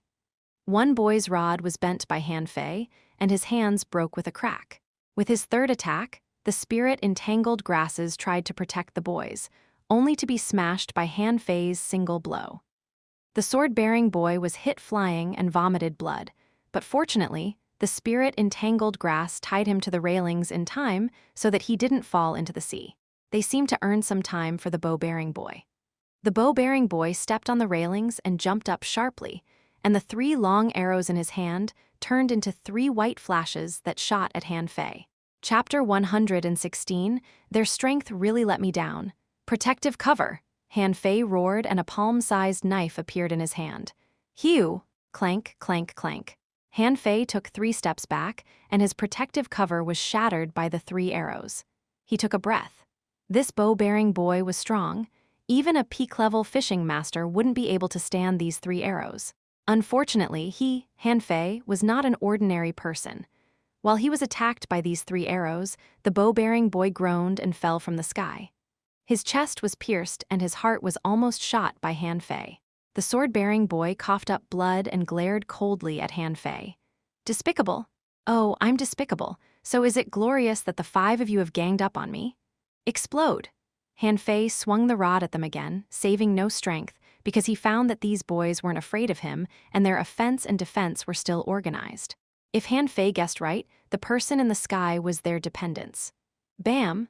However, the next moment, a middle-aged man suddenly appeared in front of him who blocked his attack with a rod. Han Fei was shaken off more than 3 meters away and then took 4 or 5 steps back. Stop it! Fury! Han Fei shouted. Stop my ass! Han Fei's strength skyrocketed in an instant, and he activated Crazy Devil's Rod again. This time, he reserved no strength. If it weren't for the fact that he looked a bit creepy after fusion, he would have already fused with Little Black and Little White. Huh, what a strong force. Don't you feel that he has become stronger? Bam, bam, bam. The middle-aged man was forced to fight back, and they were locked in a dogfight. Chen Jire and Chen Ling were dumbfounded, and Han Fei's strength was beyond their cognition. These people were heavenly talents from the town. One of them beat the 2 of them with a single blow, but Han Fei knocked all 5 of them down alone. Chen Jire shouted, Han Fei, the man is a great fishing master. The middle-aged man pleaded, "Boy, stop it. They've lost. I'll take them away." "Are you kidding me? Do you think you can just walk away? You've got to give me compensation." The middle-aged man frowned. "Boy, don't overdo it." "Ho ho, I overdo?" "Explode." Han Fei didn't know whether he could beat a great fishing master, but when it came to spiritual energy, he was sure that this man was definitely no match for him. Explode, explode, explode. Bam, bam, bam. Even a great fishing master couldn't resist Han Fei's crazy attacks, and the 5 boys behind the middle-aged man were all dumbfounded. How could this fatty be so strong? This was their teacher, and they fought to a draw. The middle-aged man also seemed to be a bit embarrassed and burst into a electric shock. Immediately, Han Fei saw an electric arc flash past his eyes and a jellyfish floating on the head of the middle-aged man. The jellyfish was generating electricity that made his body numb. However, this pain was completely incomparable to what he got from the hexagon starfish. So Han Fei just shook his body and swung his rod at him again. Shit, the middle-aged man didn't know what to say. Is this fat man's spiritual energy infinite? Why hasn't his spiritual energy run out yet? When he blocked this attack, Han Fei suddenly retreated and shot out a knife at him as fast as a bolt of lightning. Universe broadsword. The middle-aged man's face changed greatly. Fuse! In an instant, the middle-aged man protected his body with a spiritual energy cover, fused with his spiritual beast, and held the rod in front of his chest. Crack! The middle-aged man was hit flying, his hand was bleeding, and a trace of blood oozed out of his mouth. He didn't seem to be seriously injured, but his protective cover and fusion with his spiritual beast were both shattered. Cough. Boy, don't challenge my patience. Although your strength is formidable, with me here, you can't hurt my students. In fact, Han Fei was also breathless. After all, he was only an intermediate fishing master, and his attacking methods were limited. Although he was already strong, in front of a real great fishing master, he didn't seem to be strong enough. He had used the universe broadsword technique to see whether he could withstand using it in combat or not. But this time, he felt much better, at least not as weak as when he first used it in the fight against Jiang Qin. At the same time, he also confirmed the fact that a great fishing master was much stronger than a fishing master. If the person in front of him was Li Jiu, he would have been killed by him. Han Fei gasped. Your students hurt innocent people for no reason, but you just let them. You must compensate me for my loss. The middle-aged man snorted. What do you want? Han Fei sneered. Don't forget, I haven't fused with my spiritual beast yet. The man's face changed slightly. Even if you fuse with your spiritual beast, so what? Even if I can't kill you, none of your 5 students will escape. The middle-aged man's eyes turned chilly. Boy, are you provoking me? Ha ha ha, Han Fei laughed. I dare not, you are a great fishing master. You are stronger than me, you have the final say. Are you from the town? Dare you tell me your name? When I go to the town, I will challenge you. The middle-aged man was thinking about whether or not to take the opportunity to kill Han Fei. Anyway, there was no one around, and killing him should cause him no trouble. Han Fei enticed him. What, want to kill me? Even if you are a great fishing master, you can't kill me. You are an intermediate great fishing master at most, or even only a junior one. Even if I stand still and let you cut me, you won't be able to kill me. The middle-aged man frowned. What the fatty said is right. His defense is too strong. God only knew how the villages have such a strong man. Why didn't this guy go to the town? Of course, when I challenge you, I will fight you one-on-one. But can you explain why your students ganged up on me? Don't they need to pay for their mistake? Behind the middle-aged man, the sword-bearing boy shouted angrily, Fatty, what do you want? Han Fei's face suddenly changed, and his momentum rose. Let me say it again. Whoever dares to call me fatty again, I'll kill him. Yes, your teacher is here, but so what? If you really piss me off, I can kill all of you in front of his eyes. The sword-holding boy muttered, arrogant. Arrogant? Han Fei waved his hand and cut off the spirit-entangled grass on Chen Jire and Chen Ling's body, and at the same time, 2 columns of spiritual energy were poured into the body of the two. At this moment, including the middle-aged great fishing master, everyone was shocked. Middle-aged man couldn't help but ask, Are you a spirit gatherer? The bow-bearing boy cried out, How is it possible? How can these fishing villages have a spirit gatherer? As soon as Chen Jire and Chen Ling's spiritual energy recovered a little, they immediately stood up and held their rods, ready to fight. Han Fei spoke again. So, do you still want to walk away as if nothing happened? Han Fei knocked on the deck with his rod. After such a fierce battle, my boat is unscathed. Gee, what a sturdy boat. The middle-aged man's face changed again, and he had noticed this just now. Yes, the quality of this boat was so good that it was absolutely impossible for Han Fei to own it. There was someone behind Han Fei who was definitely more powerful than him. The middle-aged man answered, I am a teacher for the fighting department of the 3rd Academy of Blue Sea Town, Yi Nanfei. Boy, I'll wait for you to come to the town to challenge me. As for compensation, what do you want? The middle-aged man directly mentioned compensation. He had no doubt that this fatty would fight with them to the death, but he didn't dare to kill him now. The 5 of them attacked us, so I want 5 rare fish. You can go after giving them to me. The 5 boys behind the middle-aged man immediately shouted angrily. Are you out of your mind? What makes you think we have 5 rare fish? You want too much. Han Fei said with a smile, I want too much. Losers, I've found that all your spiritual beasts are exotic fishes. Can't you even take out 5 rare fish? The sword-bearing boy answered, I will only give you 2, that's all you can have. Han Fei's voice suddenly rose by 8 octaves. Do you think I'm kidding with you? Do I look like a beggar to you? The middle-aged took a deep look at Han Fei. Which village are you from? The Heavenly Water Village, I'm Han Fei. If you want to take revenge, you can come as long as you dare. The middle-aged person squinted. I have a rare spiritual crab here. We will give you 3 rare fishes first, and the other 2 will be sent to your village leader in 2 days. Han Fei didn't care what he got. At last, he got a crab and 2 squids, neither of which were fish. But since they were all rare, Han Fei didn't reject them. Okay, you can go now. The middle-aged man snorted and left with his 5 students. As soon as they boarded the ship, they heard Han Fei say, Their strength really let me down. Chapter 117, Nine-Tailed Mantis Shrimp. The boys paused their steps and looked back angrily, only to see that Han Fei was scratching his belly casually and didn't look like that wild fatty in the fight just now at all. When the fishing boat took off, a boy said resentfully, Han Fei, you bastard, don't let me see you again. I swear I'll kill you one day. The sword-bearing boy paused for a moment. Teacher, is that man really an intermediate fishing master? Why is he so powerful? And he is also a spirit gatherer. Hearing his words, everyone fell silent. Yes, the fatty was too strong. They had used all their combat skills but couldn't even pierce his skin. This huge sense of frustration overwhelmed them.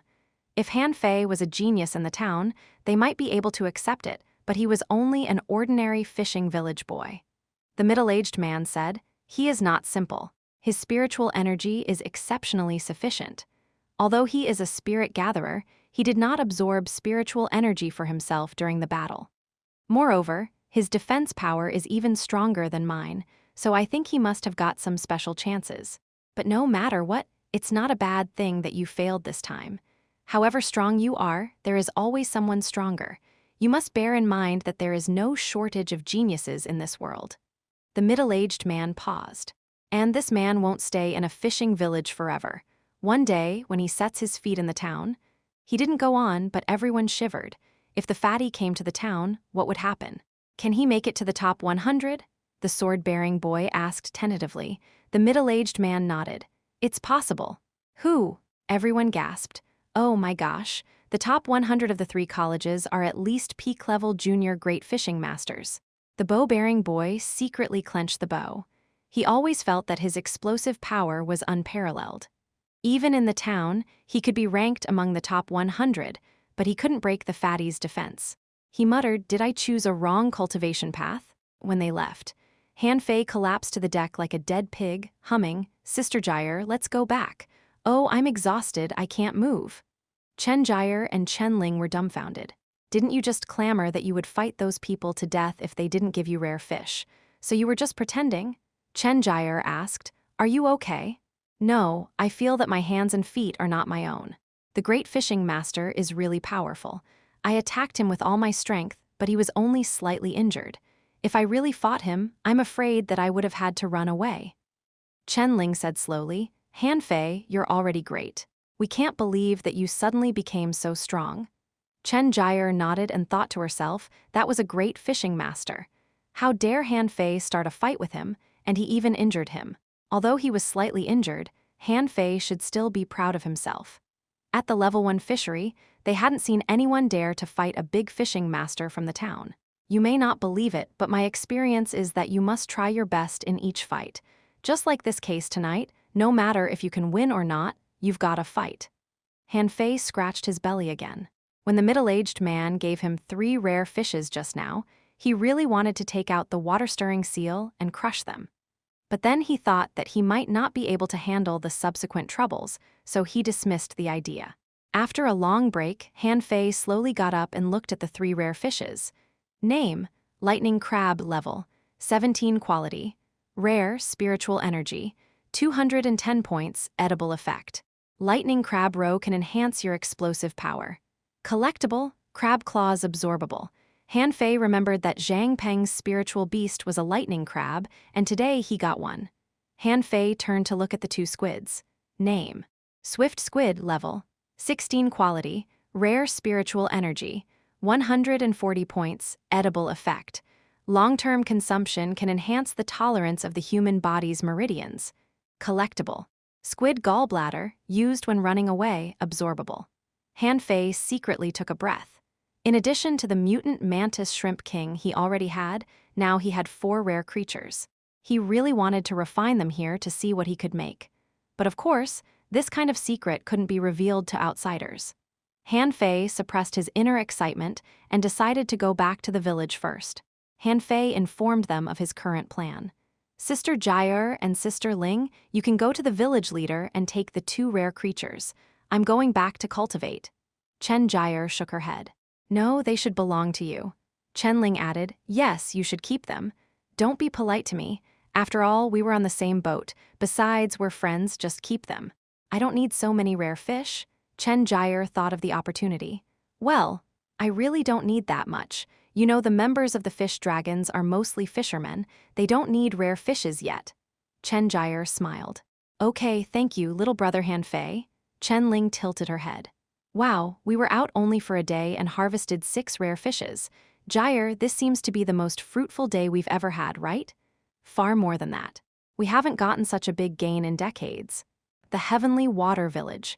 The village leader was stunned and looked at Han Fei as if looking at a monster. He asked, did you fight a big fishing master? Han Fei scratched his belly. Yes, we fought for a bit, but it wasn't a real fight. The 2 girls rolled their eyes. It wasn't a real fight. Do you know how fiercely you hacked him in the end?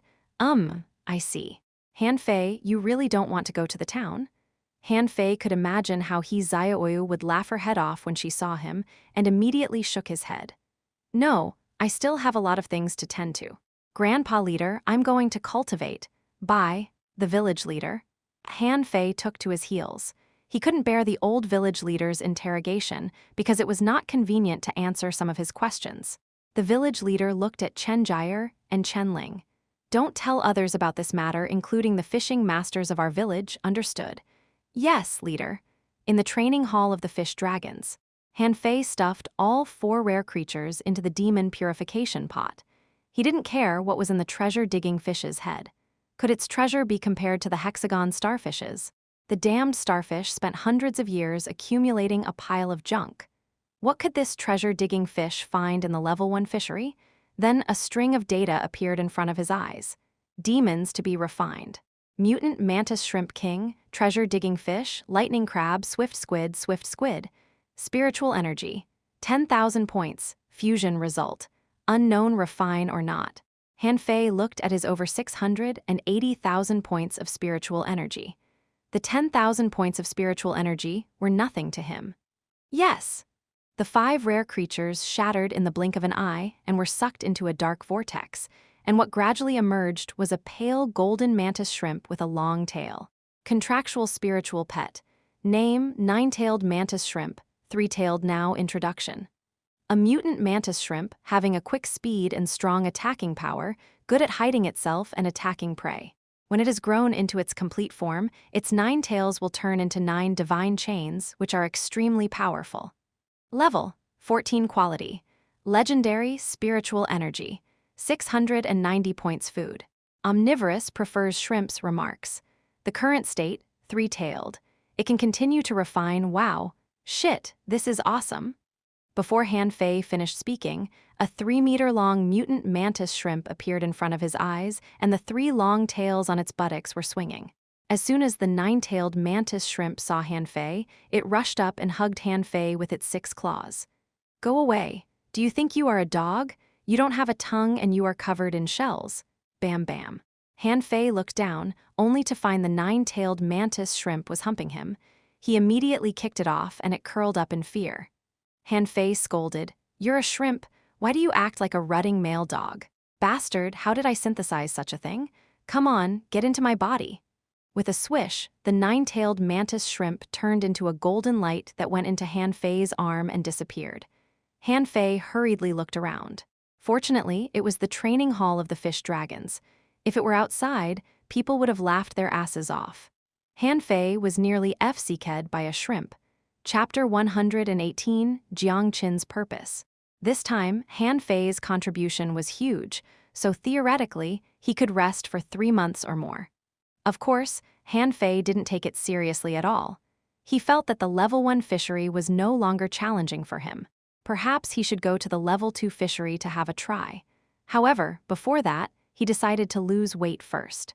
Since Han Fei became a fatty, he had been discriminated against by Old Jiang, and his originally low status had plummeted further. Old Jiang said while he was basking in the sun, "How long have you not taken care of these fields? Pull out all the weeds in the fields, and then prune the unsightly spirit plants today." "Grandpa, can I call someone from the fish dragons to do these jobs for me? Isn't it a waste of my time to do these jobs?" Old Jiang looked Han Fei up and down. "Ho ho, look at yourself, you look like a pig. Can you lose weight without exercise?" Han Fei was helpless. "Can this type of exercise help me lose weight?" Old Jiang waved, and a ball of water was thrown at Han Fei's face. "Shut up, don't talk back to me." Han Fei was speechless. "I should have stayed in the fish dragons. Why do I come here to suffer? Now I'll not only have to till the land, but also have to cook. If Old Jiang wants, I'll even have to serve him tea like a servant." Fortunately, Jiang Qin showed up in time. On the training ground of the plantation, Jiang Qin said, "Although you have not officially become a soul warrior, with your current size and physical strength, you're fully qualified for becoming one." Han Fei's eyes lit up. "Can I learn relevant combat skills now?" Han Fei had long felt in combat that his endurance was not strong. Crazy Devil's Rod didn't improve his strength, but just turned him crazy, and Fury, that did boost his combat power, couldn't last long. As for the Universe Broadsword, he would be exhausted even if he only used it once. All these skills only improved his explosive power. If he met someone who had good stamina, he would lose. "I heard that you fought a great fishing master. How do you feel?" Jiang Qin asked. "I think he didn't exert his full strength, nor did he use any special combat skills, but I can be sure that his strength and physical fitness are mediocre." Jiang Qin was speechless. An intermediate great fishing master's strength and physical fitness were mediocre? Seriously? Jiang Qin probed, and the students from the town are quite strong. Their spiritual beasts are various and they have many combat skills. Oh yes, they use different weapons, not just rods. Long rods are still the major weapon of fishing masters, because ordinary people can't get special weapons such as broadswords, swords, spears, and halberds. Even if they use a special weapon, they still use it like a rod, so people might as well use rods. Han Fei interrupted her. "I like bows, they're lethal." Jiang Qin shook her head. "War bow is one of the most difficult weapons to master. Do you think it's easy to use? Shoot at an imaginary target 10 million times a day after day, year after year before you get proficient with a bow. Can you bear the boredom?" Han Fei scratched his belly and thought, "I've learned archery, okay? I used to be a senior trainee in a professional archery club," Han Fei stated. "Then I'll choose broadswords." "I guess so. It fits your current size." "Sister Qin, that's not funny," Jiang Qin tittered, but then her face turned serious. "Han Fei, let me ask you again, do you want to become a soul warrior or not? This is completely different from becoming a spirit gatherer. It's because of a special chance that you became a spirit gatherer, but if you become a soul warrior, it won't be because of a special chance, but a trade. If you want to learn the skills of a soul warrior from me, you'll have to promise me one thing which may put your life in danger." Looking at Jiang Qin's serious face, Han Fei no longer smiled and said seriously, "Sister Qin, tell me what you want from me first." Jiang Qin turned her back to Han Fei. "I didn't want to choose you because you were too weak, but now I've changed my mind. Do you know why my grandpa and I are living in the heavenly water village?" Han Fei shook his head. He was also puzzled. When he first met old Jiang, he felt that this old man was very special. How can someone who owned such a large plantation in the heavenly water village be weak? That was impossible. He was definitely no weaker than the village leader. Then he witnessed how old Jiang beat the village leader merely by waving his hand. Even a great fishing master was not capable of this. Jiang Qin continued, "Grandpa and I are from the Thousand Star City. Yes, we're from the same place as Fang Zi." Han Fei clicked his tongue. "I had guessed so. When you talked about Fang Zi, you showed no respect for him, so in your eyes, Fang Zi is equal to or even below you." Jiang Qin glanced at Han Fei curiously. "You are smart, but why do you have no respect for Fang Zi either when you talk about him? Isn't he a god in the eyes of everyone from the heavenly water village?" "God? Haha, how can there be so many gods in this world? Fang Zi is at most an ordinary character in the city and must be far away from those high-level ones. He only looks like a big shot in a small place like this. Why should I treat him like a god? My goal is the infinite ocean. Perhaps when I've become a god and he hasn't yet." "Ah." Jiang Qin gave Han Fei a slap and said helplessly, "You're not like a 12-year-old kid at all. You've just had some insignificant chances. Don't be so arrogant. People like you are easy to fail." Han Fei bounced up from the ground. "So I have to lose weight so that I can run fast. When I'm stronger than the enemy, I attack. When they are stronger than me, I retreat. It's easy, isn't it?" Jiang Qin just wanted to slap this little bastard to death. "How can you talk about retreat so righteously?" Jiang Qin waved her hand. "Okay, let's get to the point. I want to help you become a soul warrior because I want you to find a person for me." "Sister Qin, you are a soul warrior yourself. Can't you go find that person? Can't you find him with your strength?" Han Fei wondered. "I did. Since Grandpa and I came to the floating island 3 years ago, we have never stopped looking for him. I chose you because you're really lucky. A person can be lucky once or twice, but you're lucky all the time. You're special." Han Fei scratched his belly. "Actually, instead of luck, I rely on strength." "Ha! Do you know how many times the level 1 fishery and the level 2 fishery have been searched by countless strong masters? But you can still find opportunities frequently in these two places. You can even go into the seabed grotto and come out alive. It shows that you are special." Han Fei was shocked. "Oh, so, you've known?" Jiang Qin curled her lips. "How many special chances are there in ordinary fisheries? If I guessed right, you've won the only 2 special chances that they can offer. This is what we call luck." Seeing Han Fei swallow his saliva in embarrassment, Jiang Qin waved her hand and said, "In fact, there are many places where there are special chances. As far as we know, there are hundreds or thousands of forbidden places, but there is always someone who can get a special chance from these places." Han Fei asked in a small voice, "Why don't the strong masters explore those places?" "Some of them don't think it's worth it, some can't get in, and some don't even bother to come to the villages. Of course, most of these special chances are of little use to these strong masters." Han Fei was a bit frustrated. He thought smugly that he had gotten great chances and tried to hide them from others. It turned out that they had known for quite some time. "Okay, who are you looking for? Where is he?" Jiang Qin simply stated, "I have no clue. All I know is that he was last seen in the heavenly water village or some forbidden place in the level 3 fishery." "Well, Sister Qin, since you and Grandpa come from the city, is the level 3 fishery difficult for you?" Jiang Qin was annoyed. "Do you know what a forbidden place is? Let alone the level 3 fishery, even in an ordinary fishery, a forbidden place will kill countless strong masters. Even you can't find him." "How could I find him?" Jiang Qin looked at Han Fei. "I don't count on you completely, but you will need to search for him when the time comes. If nothing special happens, this forbidden place involves the unknown place beyond the level 3 fishery, so it's not as simple as you think. And not only you, I've also asked some other people to help me, but you seem to have more potential." Han Fei raised his eyebrows. "Oh, I'm disappointed, so I'm just a spare tire in your eyes. Wouldn't the so-called secret be in the treasure left to him by Ren Tianfei, the old bastard?" Possibly." Jiang Qin continued, "Based on your performance at the level 1 fishery this time, I think that someone will invite you to the town in the near future. At that time, I am afraid that you'll have to go even if you don't want to. If you are willing to learn from me and become a soul warrior, I can help you deal with them. Of course, you can also choose to refuse." "Okay, then help me please, but I can't promise you. If I think I can't find that place, or even if I can find that place, if I may die there, I will give up." "Okay, if you still have the chance to give up at that time, you only need to convey the message to me." Han Fei's face lit up with energy. "Nice, let's start."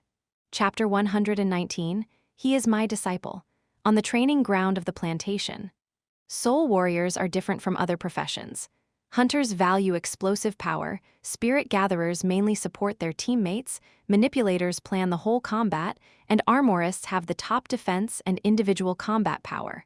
However, soul warriors need to stabilize the frontal battlefield, which requires strong physique, hardcore combat skills, the ability to kill enemies, and the courage to charge forward, Jiang Qin explained. With that, Jiang Qin picked up a fine iron rod. "Come, you are now a peak-level intermediate fishing master, but you can fight against a great fishing master. When I was at your level, I couldn't even beat my peers. Now I've decreased my strength to the level of an intermediate fishing master. Let's fight." Han Fei was frightened. "Sister Qin, you don't have to do this." Jiang Qin just rushed up quietly. Like last time, Han Fei thought this would be another meaningless battle. But when Jiang Qin swung the rod at him, her aura changed instantly. Clang! Han Fei blocked her attack with his rod. "To be honest, I think no intermediate fishing master can beat me now," he thought to himself. But Jiang Qin ducked to the side, and the fine iron rod in her hand chopped at him from the side like a broadsword. Han Fei chose to block this blow head-on because he felt that the rod could not hurt him. Han Fei activated the crazy devil's rod, and the rod in his hand collided with the fine iron rod in Jiang Qin's hands, producing clanking sounds. Fuse! In an instant, Jiang Qin's momentum soared, and an armor suddenly appeared on her body. Han Fei wasn't sure, but the armor on Jiang Qin's body was so real. And except for the armor, 6 claws like spider feet stuck out behind her simultaneously. "Hew, hew, hew," Han Fei's face changed. These spider feet could move. They moved as Jiang Qin kicked at or punched him, and Han Fei felt as if fighting 4 people head-on at the same time. Wow, she suddenly seems to have 3 heads and 6 arms. These spider legs were just like Naja's 3 heads and 6 arms. No, they were more dangerous. There were 8 arms. Wasn't it horrible to fight 8 arms with only 2 arms? Besides, Jiang Qin was attacking him extremely fast like crazy. Han Fei could see that Jiang Qin had also decreased her spiritual energy to the level of an intermediate fishing master, and didn't supplement any spiritual energy. Clank, clank, clank. Han Fei found that his crazy devil's rod couldn't resist her attacks at all. No matter how fast the crazy devil's rod was, it couldn't block the lightning-like head-on attacks by 4 people at the same time. For a while, Han Fei's body kept being hit and clanking sounds rang ceaselessly. Just when Han Fei thought it was time to over, he heard Jiang Qin shout, "Burn!" As soon as Jiang Qin's voice entered his ears, he felt that his blood was boiling. He went furious and began to attack Jiang Qin like mad. Han Fei ignored those spider feet and launched a spiritual energy explosion attack. Explode! Shield wall! As Jiang Qin shouted, the 6 spider legs closed together instantly, forming a large shield. Bam! Han Fei frowned. It's so strong. Han Fei didn't save any strength, but Jiang Qin, at the same level of him now, seemed to be as strong as a great fishing master. He sent Jiang Qin flying with a blow, but she suddenly shouted, "Thunder strike!" The 6 spider feet closed again and turned into a sharp thorn. With a clank, Han Fei was stung by the thorn and took 3 or 4 steps back, and Jiang Qin had taken the opportunity to attack him from behind. Han Fei hurriedly turned around, but his back had been stung dozens of times. Han Fei roared, "Fury!" Before Han Fei activated Fury, however, Jiang Qin shouted, "Spiritual energy shock." The spiritual energy in Han Fei's body was suddenly frozen, and Fury was interrupted by the spiritual energy shock. At the moment, all 6 spider feet were against his throat. Jiang Qin panted for breath. Han Fei's body was too sturdy. Even she had to try very hard to beat Han Fei. Although it seemed that Han Fei suffered a crushing defeat, The result would have been completely different even if Han Fei learned the least combat skills of soul warriors. Han Fei swallowed. Sister Qin, is this a soul warrior's power? Jiang Qin terminated the fusion, panting. Yes, do you think I borrowed strength from my spiritual beast? In fact, I didn't. I used at least 12 combat skills. A soul warrior will never flinch in combat. Even in the face of death, he will never take a step back. If my spiritual energy is sufficient, I can keep fighting like this. And if there is a spirit gatherer helping me, I will fight ceaselessly unless I am killed by the enemy. Wow! Han Fei could imagine that picture, a terrifying soul warrior like Jiang Qin with a constant supply of spiritual energy. Did he have any chance to win in that case? He might as well admit defeat in the very beginning. Jiang Qin looked at Han Fei and said solemnly, "Although I don't know where my senior brother went, he once said that he was going to a forbidden place left by a soul warrior. If so, only soul warriors and armorists can enter that forbidden place. That's why I want to make you a soul warrior." Han Fei asked, "Do I have to learn a dozen combat skills first?" Don't be greedy. I know you didn't exert your full strength just now. Tomorrow, I will take you to the seabed for training, but then I will use the strength of a great fishing master. Jiang Qin went to bed, and Han Fei was still standing on the training ground, scratching his belly from time to time. He was defeated, although Jiang Qin decreased her strength to the same level as him. If it weren't for his sturdy body, he would have been killed. This fact was a big blow to him. The moonlight poured down like water and the cool breeze blew past. Old Jiang came up to him slowly holding a wine bottle and sneered, "Now you know your distance. This is not an easy choice. Do you know that every soul warrior is a lunatic who is not afraid to die?" Han Fei scratched his belly and complained, "I thought to be a soul warrior would be as simple as being a soul gatherer, but it doesn't seem to be the case." "Pooh!" Old Jiang laughed. "As simple as being a soul gatherer? Would you please ask the people you meet when you go to the town in the future? Is becoming a soul warrior as easy as being a spirit gatherer? You simply know nothing." Old Jiang taunted Han Fei mercilessly, then threw a jade slip to Han Fei before walking away. Han Fei looked at the jade slip in his hand and glanced inside. Spirit gathering array, water gathering technique, water control technique, and water spirit array. There were 4 techniques in this jade slip. Han Fei took a deep breath. Were these the secret of old Jiang's water control skill? He had wanted this for a long time, and he didn't expect the old man to give him this today. What a surprise! The next day, the village leader led a middle-aged man to the plantation. Han Fei was preparing breakfast. When he saw the village leader, he said, "Grandpa leader, what a coincidence. I just made this breakfast. Let's eat together?" The village leader replied, No, Han Fei. I came to you specifically today." Han Fei scratched his belly and asked in surprise, "What's the matter?" "This is Mr. Shishan, a teacher from the combat department of the 3rd Academy in the town. He is a peak-level great fishing master, and now he personally invites you to formally enroll in his school." Shishan was looking at Han Fei up and down, and his fat body seemed to attract his attention.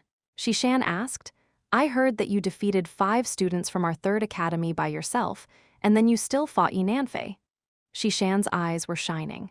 He could tell that Han Fei was already an intermediate fishing master. So he said to the village leader, "Old Zhao, why didn't you send such an outstanding student in your village to the town? It's a waste of his talent. Ho, let's see if you can persuade him." Shishan looked back at Han Fei. "You're called Han Fei, right? Are you willing to follow me to study in the town? I can assure you that you will be one of the top 100 heavenly talents in the town for at least the next 3 years." Han Fei blinked. "No, Shishan was dumbfounded as he thought, "Don't refuse so quickly. I haven't told you what benefits you can get." Shishan continued, "Student Han Fei, you've gotta know that you have no future in the village, but the town is different. The town has the most comprehensive combat skills, various advanced fishing skills, and experienced teachers who can give you guidance. You won't be able to get these in the village." I said no. "Why are you talking so much nonsense?" Old Jiang came out with a black face, pointing at Shishan's nose and said, "Go away, don't you see it's my breakfast time?" Shishan was stunned. "Who is this arrogant old man?" The village leader asked nicely, "Old Jiang, mind your tongue. I've already shown patience by not kicking you out. You're just a teacher from the 3rd Academy. What makes you think you can snatch my disciple? Who do you think you are? Chapter 120 finished his apprenticeship. Shishan's face changed slightly. Your disciple? Han Fei also looked at old Jiang and thought, when did I become your apprentice? Old Jiang asked, what, do you look down on me? Go ask Chu Mengsu if I'm qualified enough. Shishan's face changed again. Does the old man know the principal? Is this man a dangling fisher? But even so, Shishan did not give up. If Han Fei was really as strong as Yinan Fei said, he should be a heavenly talent in the town. How could he let go of such a genius? Please, elder, let Han Fei make his choice, okay? Han Fei scratched his belly. I'm not going, I still have a lot of things to do here. Shishan's face turned black. Kid, you have no idea what you'll lose. Do you understand what a chance this is? Old Jiang looked at the man. Haven't you heard him? Go away, it's my breakfast time. Shishan was embarrassed and angry, but this old man didn't seem to be an ordinary villager, so he didn't dare to resort to violence but could only suppress his inner anger. Humph, Han Fei, I heard that you said you would challenge Yinan Fei when you go to the town. I'm waiting for you at school. The village leader couldn't get a word in. When they finally finished, he patted Han Fei on the shoulder, saying, lose some weight. Han Fei. Unknown. At this time, Jiang Qin came out lazily from the house, picked up a bowl, and put a fish ball from the bowl into her mouth. Jiang Qin simply said, let's go after breakfast. Half a year later. After half a year of training, Han Fei had lost a lot of weight, but he had been growing taller under the high-intensity training. He was now 5 feet 6 inches tall. But recently, Han Fei was a little distressed. His nearly 700,000 points of spiritual energy had only less than 70,000 points left now. This made him very sad. He felt that he had to take a leave to hunt for treasure. In the morning, Han Fei was cooking potato-stewed fish balls, which were steaming hot. Seeing Jiang Qin going out, Han Fei greeted her. Sister Qin, come have breakfast. Are we still going to the level 1 fishery today? Jiang Qin shook her head. No training today, not anymore. Huh. Han Fei froze on the spot holding a spoon and asked tentatively, is my apprenticeship finished? Not yet. You've just adapted to fighting against me, but the combat skills in this world are as many as the stars in the sky, and various spiritual beasts have their own characteristics. Now underwater battles won't help you much. Go to the village for help. Huh, help. Jiang Qin said carelessly, the resource competition is going to be started. Since you are in the village, go and help. Meet the strong masters from the other villages. Resource competition? Every year, the 8 villages under the jurisdiction of the Blue Sea town will select their most outstanding fishing master to participate in a competition, so as to allocate the spirit awakening fluid every year. Han Fei was surprised. We have to win a competition to get spirit awakening fluid? Jiang Qin chuckled. Yes, do you think it's given for free? Remember, if the other party is not a great fishing master, you are only allowed to use the strength of an intermediate fishing master. Han Fei thought for a minute. Okay, no problem. At this moment, old Jiang slowly came out and said, in addition to the basic spirit gathering technique, don't use spirit gathering array, water gathering technique, water control technique, water spirit array, or other related skills. Han Fei nodded again. Okay. Han Fei knew that he had finished his apprenticeship. When he walked out of the plantation, the smile spread on his face and he smiled from ear to ear. Ha, I finally don't need to till land anymore. The fish dragons had become the second largest power in the heavenly water village and was only a little weaker than the Wang family. In terms of profitability, however, the fish dragons could almost crush the Wang family. The internal meeting of the fish dragons. Han Fei began the meeting. During this period of time, did anyone make trouble? Li Gan stumbled with his words. Young, master, please, rest assured no. No, okay, I know what you mean. Gang, how is our business doing recently? Li Gang was no longer that gangster in the past. He was a bit like Han Fei now, and his stomach was bigger than before. Master, in the past half a year, we made a fortune. We have opened hot pot restaurants in the East, West, North, and South fairs. The number of fish dragon card rooms has doubled with the stable daily income of about 200 mid-quality pearls, and at the peak, they have even earned 500 pearls a day. Han Fei was surprised. This fatty was a commercial genius. Can you handle so many shops? Li Gang was flattered. Master, We have more than 800 members now, and they are all carefully selected, including 3 fishing masters. Our strength is increasing day by day. Han Fei waved his hand. How much do we have now? We had already had 50,000 mid-quality pearls half a month ago. Hearing this number, Han Fei was shocked. 50,000 mid-quality pearls. He never expected himself to be so rich. He remembered he only had 20 C coins in the beginning. Han Fei smiled. Gang, distribute 10,000 pearls to our members as a bonus. No embezzlement is allowed. Even the lowest level member shall get at least 5 pearls. It's up to you to distribute them. I'll take 30,000 pearls away. Will it affect the normal development of the fish dragons? Everyone was shocked. To distribute 10,000 pearls as a bonus? Young master, you're our god. Li Gang immediately patted his chest. No, young master, you are so kind, but will 10,000 pearls be too much? A generous boss makes a perfect employee. Keep this in mind. Yes, yes. Today's Yulong Gang was more like a corporation. Han Fei felt that if the plantation resources weren't so limited, he could have even expanded the business to the town or the city and made himself a billionaire. After dealing with the business of the fish dragons, Han Fei went to the village leader's home. Perhaps affected by Jiang Qin, now he didn't have the slightest dislike of a fight but was quite excited about it. 8 villages. Those who came to participate couldn't be simple. At the villager leader's home, when Han Fei arrived, he found that there were more than 50 fishing masters at the village leader's home. Wow, little brother Han Fei, your cultivation is over. Chen Jier greeted him first, patting Han Fei's chest hard and smiling very happily. Han Fei's face changed. Stop it, how can you touch a man's chest? Bah, Chen Jier blushed. You're still a kid, why can't I touch your chest? Han Fei.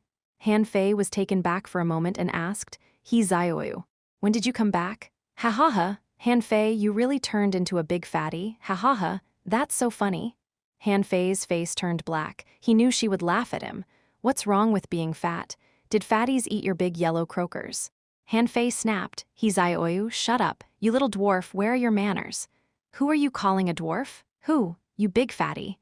While Han Fei was bickering with Zioyu, he glimpsed at several other acquaintances. Wang Beiyu nodded to Han Fei. Hu Kun glanced at Han Fei coldly and was still not so friendly. Although Zia Wushwang didn't participate in the spirit awakening, he had a high-level spiritual heritage. Enrolled in a school in the town, he was already a fishing master. As for Xiang Nan and others, Han Fei wasn't familiar with them, so he didn't greet them. He Zioyu capered cheerfully. Han Fei, we've just got home today. I heard that you opened a hot pot restaurant. It is said to be delicious. Let's go have a taste, okay? Be careful or you'll become a fatty. I will never be as fat as you. My father told me that you became a big fatty. I almost couldn't recognize you just now. Don't call me fat. Cough, cough. Well, stop it. Let's get to the point. The village leader looked at Han Fei and asked quietly, Is it over? Han Fei scratched his belly. Yes, okay, since it's over, you'll lead the juvenile team this time. Han Fei was stunned. Juvenile team? Why is he qualified? Chapter 121, Resource Competition. Hu Kun stood up. He still hated Han Fei, which never changed, so whenever there was a chance to make Han Fei look bad, he wouldn't miss it. Everyone frowned, and Zhao Dabai said with a loud voice, Hey, how long have you been in the town? And how many times have you been to the level 1 fishery? Do you mean you're more qualified than Han Fei? Cao Fei replied, Boy, if you have the opportunity, you can go to the level 1 fishery for actual combat. If you haven't experienced actual combat, don't talk nonsense. Hu Kun was speechless for a moment, and his face turned red. He could attack Han Fei, but not these predecessors. Zia Wushwang, Wang Beiyu, and the others were surprised. It seemed that Han Fei knew these people very well and had experienced many battles in the level 1 fishery. Han Fei ignored Hu Kun, but asked, Leading the juvenile team. Didn't you just ask me to participate in a resource competition? Cao Fei explained, the so-called resource competition is actually a competition for the potential and heritage of each village. The stronger a village is, the greater the potential of the village, so it can get more spirit awakening fluid. Zhang Peng jumped in. Moreover, the resource competitions are mostly conducted underwater, which can best test the strength of each village. Conducted underwater? Zhang Peng said seriously. Otherwise, do you think that the resource competition is only about fights? No, what is the most important ability of our fishing master? It is fishing and the exploration of the ocean. The battle is just to make us better survive in the fishery, and fishing is our bounden duty. The village leader took over. Okay, these juniors haven't experienced these things before, so let me explain briefly. The so-called resource competition is comprised of 3 contests. The first is fishing on the sea. The more rare spiritual fish a village catches, the better. The second is underwater exploration. Which village finds the most valuable things determines which village wins. The third is battle, which is not an end in itself but to temper the participants. Wang Beiyu asked, "Leader, is the juvenile team built to measure the current strength of a village and its potential in the future?" The village leader nodded. "Yes, you are the future of the Heavenly Water Village. As long as you do not leave the Blue Sea town, you may often participate in the resource competition in the future." Hearing this, these teenagers got excited. This was the first time they participated in a big event in the village. From now on, no one could treat them as kids. Han Fei didn't mind participating in the resources competition. This was a good opportunity to measure the so-called geniuses in other villages. At noon, Han Fei led the large crowd of fishing masters to dinner at his hot pot restaurant. He Xiaoyu had no time to speak as she kept stuffing food into her mouth. The others were even more attracted to the food. He Xiaoyu often tasted barbecue before anyway, but the others couldn't afford it, so they rarely ate it. Zia Wushwang asked, "Han Fei, which level are you at?" Han Fei thought to himself, "Shall I tell them about my real strength? I'm an intermediate fishing master," Han Fei said with a smile. "Wow," He Xiaoyu looked down. "I am only a junior fishing master." It seems that although Brother Han is in the village, his strength has increased very fast, Wang Beiyu observed. "I'm flattered. Not everyone can study in the town." Han Fei said modestly, only to see their faces darkened. He was about to ask why when Zhao Dabai's loud voice rang from the next table. "Han Fei, you don't know the situation in the town. The town doesn't lack geniuses, so they must have a hard time since they had just gone to the town." Han Fei immediately looked at them with a perplexed look. He Xiaoyu added, "Some people are such bullies. They look down upon us because we're from villages." Xiang Nan agreed. "Humph, most of them are local children in the town, as well as those from the 3 villages of Heavenly Moon, Heavenly Sun, and Heavenly Heart." Han Fei looked puzzled. "So you are often beaten by them?" He Xiaoyu showed her teeth. "We weren't just beaten by them, we beat them too." "Did you win or lose?" "Everyone. So they lost." Han Fei immediately pounded the table. "I'll avenge you guys when I go to the town." Hu Kun, who had been silent for a while, snorted. "Do you think you can beat them? You're just an intermediate fishing master. Do you know that the strongest ones of them are already great fishing masters?" Zia Wushwang nodded. "Indeed, the top 10 students in the 3 academies in the town are all advanced or even peak-level great fishing masters. They are truly talented." Han Fei's eyelids twitched. "Are they that strong?"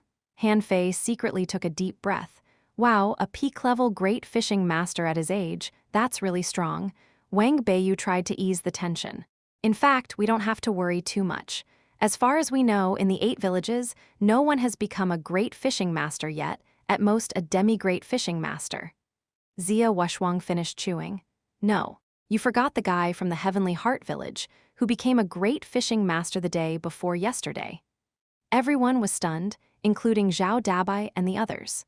Were today's young people so strong that they had become great fishing masters at such a young age? They really outshone them. "This time we are in the same team, so there is no competitive relationship between us. We'd better think about how to catch rare spiritual fish."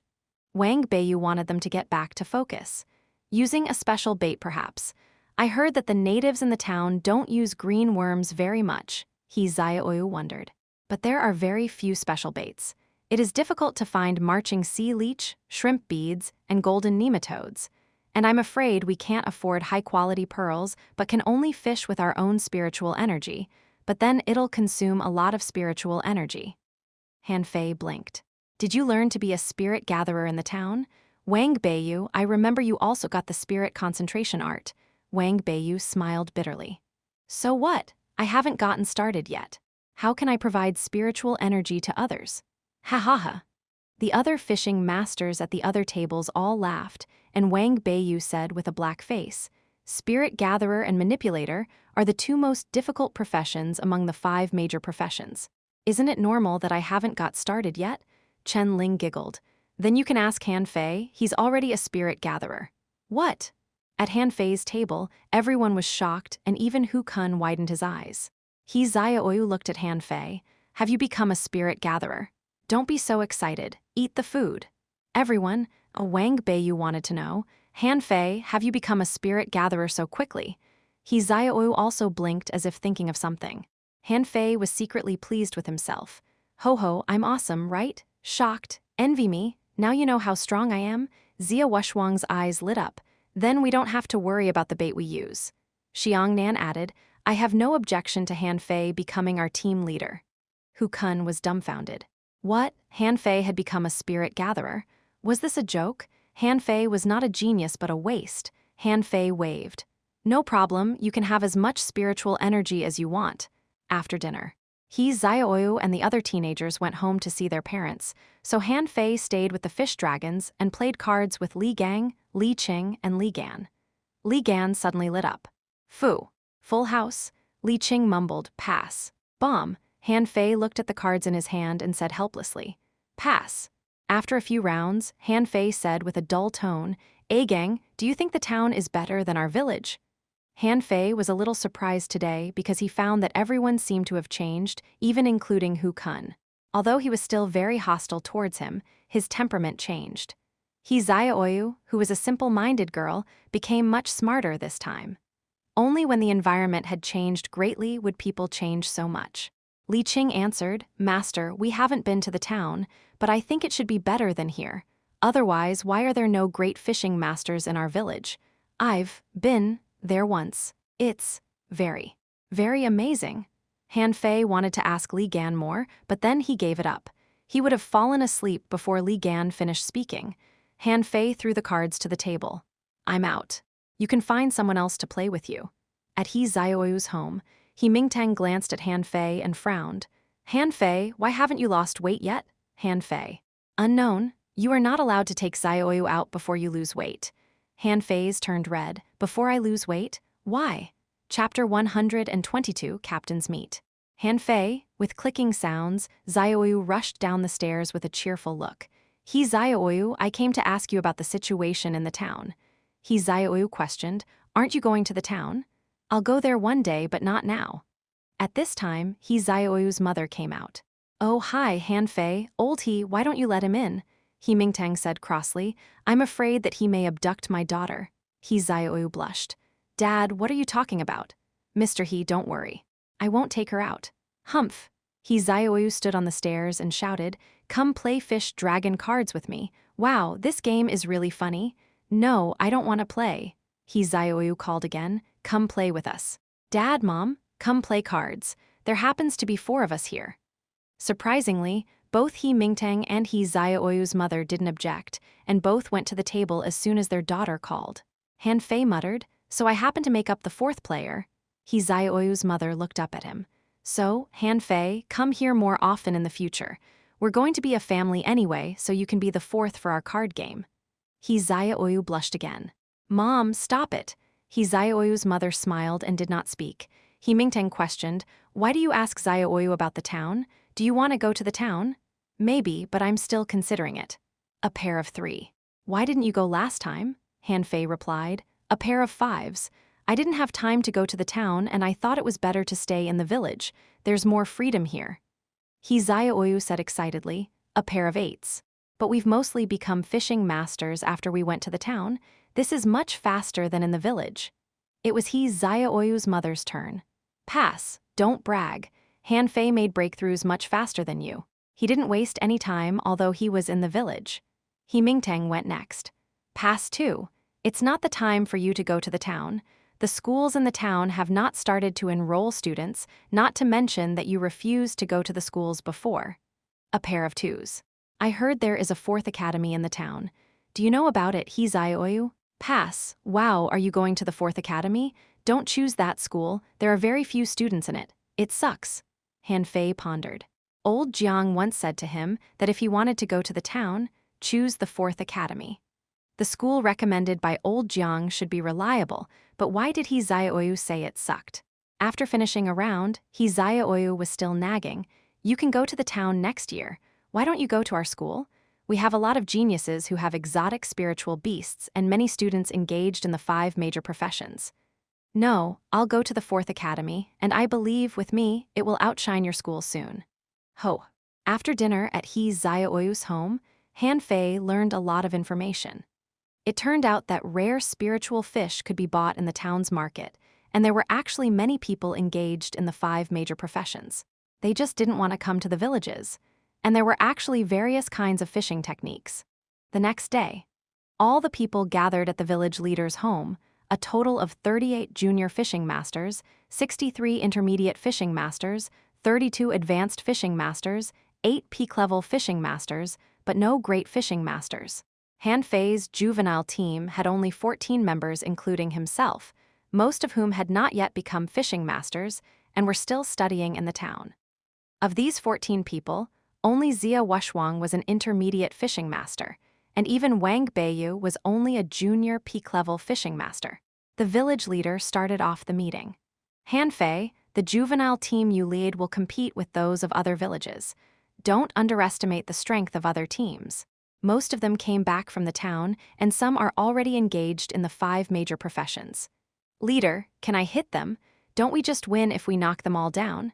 The village leader rolled his eyes. It's not allowed in the first 2 rounds.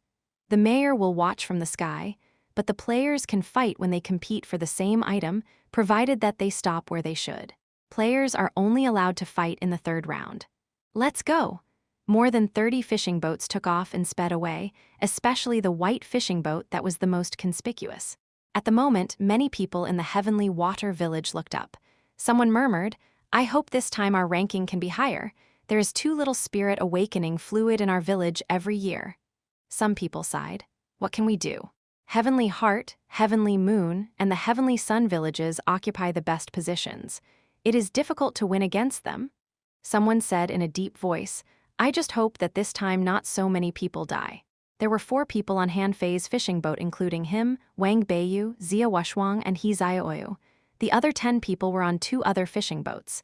Zia Wushwang asked, Wang Beiyu, are the weapons ready? Yes, you can rest assured. Han Fei asked curiously, what's in your box? Wang Beiyu said with a smile, some weapons that assist with fishing. After all, rare spiritual fish are not easy to catch. Once they come out of the water, we must catch them immediately. Han Fei turned to look at the others. He Xiaoyu, what is the ability of your little red? Her tracking ability is very strong, so is her combat power. Once there is a bite, it wouldn't be a big problem for her to catch the rare spiritual fish. Han Fei looked at Zia Wushwang. My spiritual beast is a human-faced crab with the ability to create illusions. Han Fei was shocked. Is there such a crab? Yes, it's an exotic species, but its combat power is poor. Han Fei thought for a while. Do you know what rare spiritual fish like most? He Xiaoyu's hand raised. I know. Cardinals like to eat spiritual energy-filled food and fish brains. Wang Beiyu added, all spiritual creatures like things full of spiritual energy, so Han Fei, your identity as a spirit gatherer is very helpful. In the center of the level 1 fishery, nearly 600 fishing boats floated on the water. Han Fei was shocked. Why are there so many fishing boats? I think our village has less than 50 fishing boats combined, right? He Xiaoyu looked helpless. What can we do? The other villages have many more fishing masters than us. This is not a fair competition. The fishing boats of the 8 villages met each other. Han Fei, as the team leader of the juvenile team of the Heavenly Water Village, also needed to meet with other captains. He didn't know the leader of the adult team from the Heavenly Water Village. All he knew was that his name was Qin Hai, and he was a peak-level great fishing master. Qin Hai, I'm surprised you're still alive, the captain of the Heavenly Sun Village said with a smile. Qin Hai responded to the man, I would not die before you. The captain of the Heavenly Wood Village added, Old Qin, you won't win me this time. Everyone knows you always win the last place. The captain of the Heavenly Moon Village was a woman. She snorted, the third last mocks the last, so interesting. The captain of the Heavenly Wood Village scoffed, Zhang Yue, put away your disgusting look. Hey, fatty, are you the leader of the juvenile team from the Heavenly Water Village? You are so fat, can you even swim in the water? Han Fei was watching the great fishing masters bickering with each other with interest when he suddenly heard this. He looked at the person who provoked him. Was this guy from the Heavenly Sun Village again? Han Fei laughed and said, "When I first came to the Level 1 fishery, I killed 2 fishermen from the Heavenly Sun Village." I remember, 8 or 9 people in your village died that day, right? The Heavenly Sun Village boy snorted coldly. I hope you can make it to the 3rd round, and then I will cut your fat off piece by piece. A sturdy boy from the Heavenly Fire Village looked at Han Fei coldly. Fatty, Ding Yu said that you had snatched 3 fishing boats from us alone. Dare you try it this time? Which Ding Yu? I don't know him, but look at yourself, do you have anything worth snatching? Great. Let's see then. The leader of the juvenile team from the Heavenly Heart Village was a girl. She rolled her eyes at Han Fei. You're so ugly. Young lady, don't judge people by appearance. I was handsome before I got fat, right, He Zioyu? He Zioyu froze for a while. Were you handsome? Why didn't I feel it? But she must take sides with Han Fei now, so she immediately said, yes. He was much better looking than you ugly skanks. Han Fei, Wang Beiyu, Zia Washuang. Everyone was speechless. He Zioyu, you win. You've successfully pissed off the 7 villages. Chapter 123, A Despicable Lightning Crab. This kind of meeting was all about bickering and cursing. Han Fei thought that his team had almost annoyed all other teams, but of course, it didn't matter. If anyone dared to provoke him, he just needed to knock them down. Wang Beiyu had the most information on these teams. The woman from the Heavenly Heart Village is named Fang Qing. She is said to be a peak-level fishing master. Some people say that she is already a great fishing master. I'm not sure. Her spiritual beast is a green snake eel. The captain of the Heavenly Sun Village is called Gu Longyu. He is from the combat department of the 2nd Academy. He is said to be a soul warrior, and his spiritual beast is a dragon-head fish, and his strength remains unknown. Han Fei asked, "Did you meet them in the town?" Zia Washuang nodded. Yes, they are famous. Besides them, the weak-looking girl from the Heavenly Wood Village is also famous. Her name is Miao Mumu, and she is a manipulator. Han Fei suddenly said, "Are there any hunters or armorists on their side?" Not sure. But there should be. Han Fei glanced back. Of the 5 major professions, there is only a hunter missing, so let's assume there is at least a hunter among them. On the other side, the teams of the other villages also had heated discussions on the way back. The captain of the Heavenly Fire Village addressed his team. It's strange that the captain of the Heavenly Water Village is not Wang Beiyu or Zia Washuang, but a fatty. Be careful, this fatty looks strange. The people from the Heavenly Heart Village were also talking about them. If we fight the Heavenly Water Village, avoid that fatty. He is not in the 3 academies in the town, but he can even lead Wang Beiyu and Zia Washuang. We must be careful of him. This was the same case in the other villages. They all came back from the town and knew each other well, so when they first saw Han Fei, they felt strange and then grew wary of him. When the crowd returned, 8 fishing boats were floating in the air and the village leaders were standing at the bow. In front of them, there was a person. He was the mayor of the Blue Sea town. He had 2 wings on his back and was already a dangling fisher at the same level as Fang Zi. The mayor said flatly, "The competition will end this hour tomorrow, and the ranking will be based on the number of rare spiritual fish obtained by the fishing masters. Now, I announce that the competition has officially started." For a moment, the sky was full of fishing boats. Han Fei also drove his fishing boat away, asking Qin Hai, "Let's go together." "No, you leave on your own. Our side is more dangerous than yours." In the 2 days of the resource competition, no one else was allowed to enter the Level 1 fishery, so this 1,000-mile sea area looked particularly vast. Han Fei and his party found a random place to land, and Han Fei said to the people in the other 2 fishing boats, "Once you run out of spiritual energy, come to me to replenish it." With a flash between He Zioyu's brows, the cardinals appeared. He Zioyu called out his spiritual beast.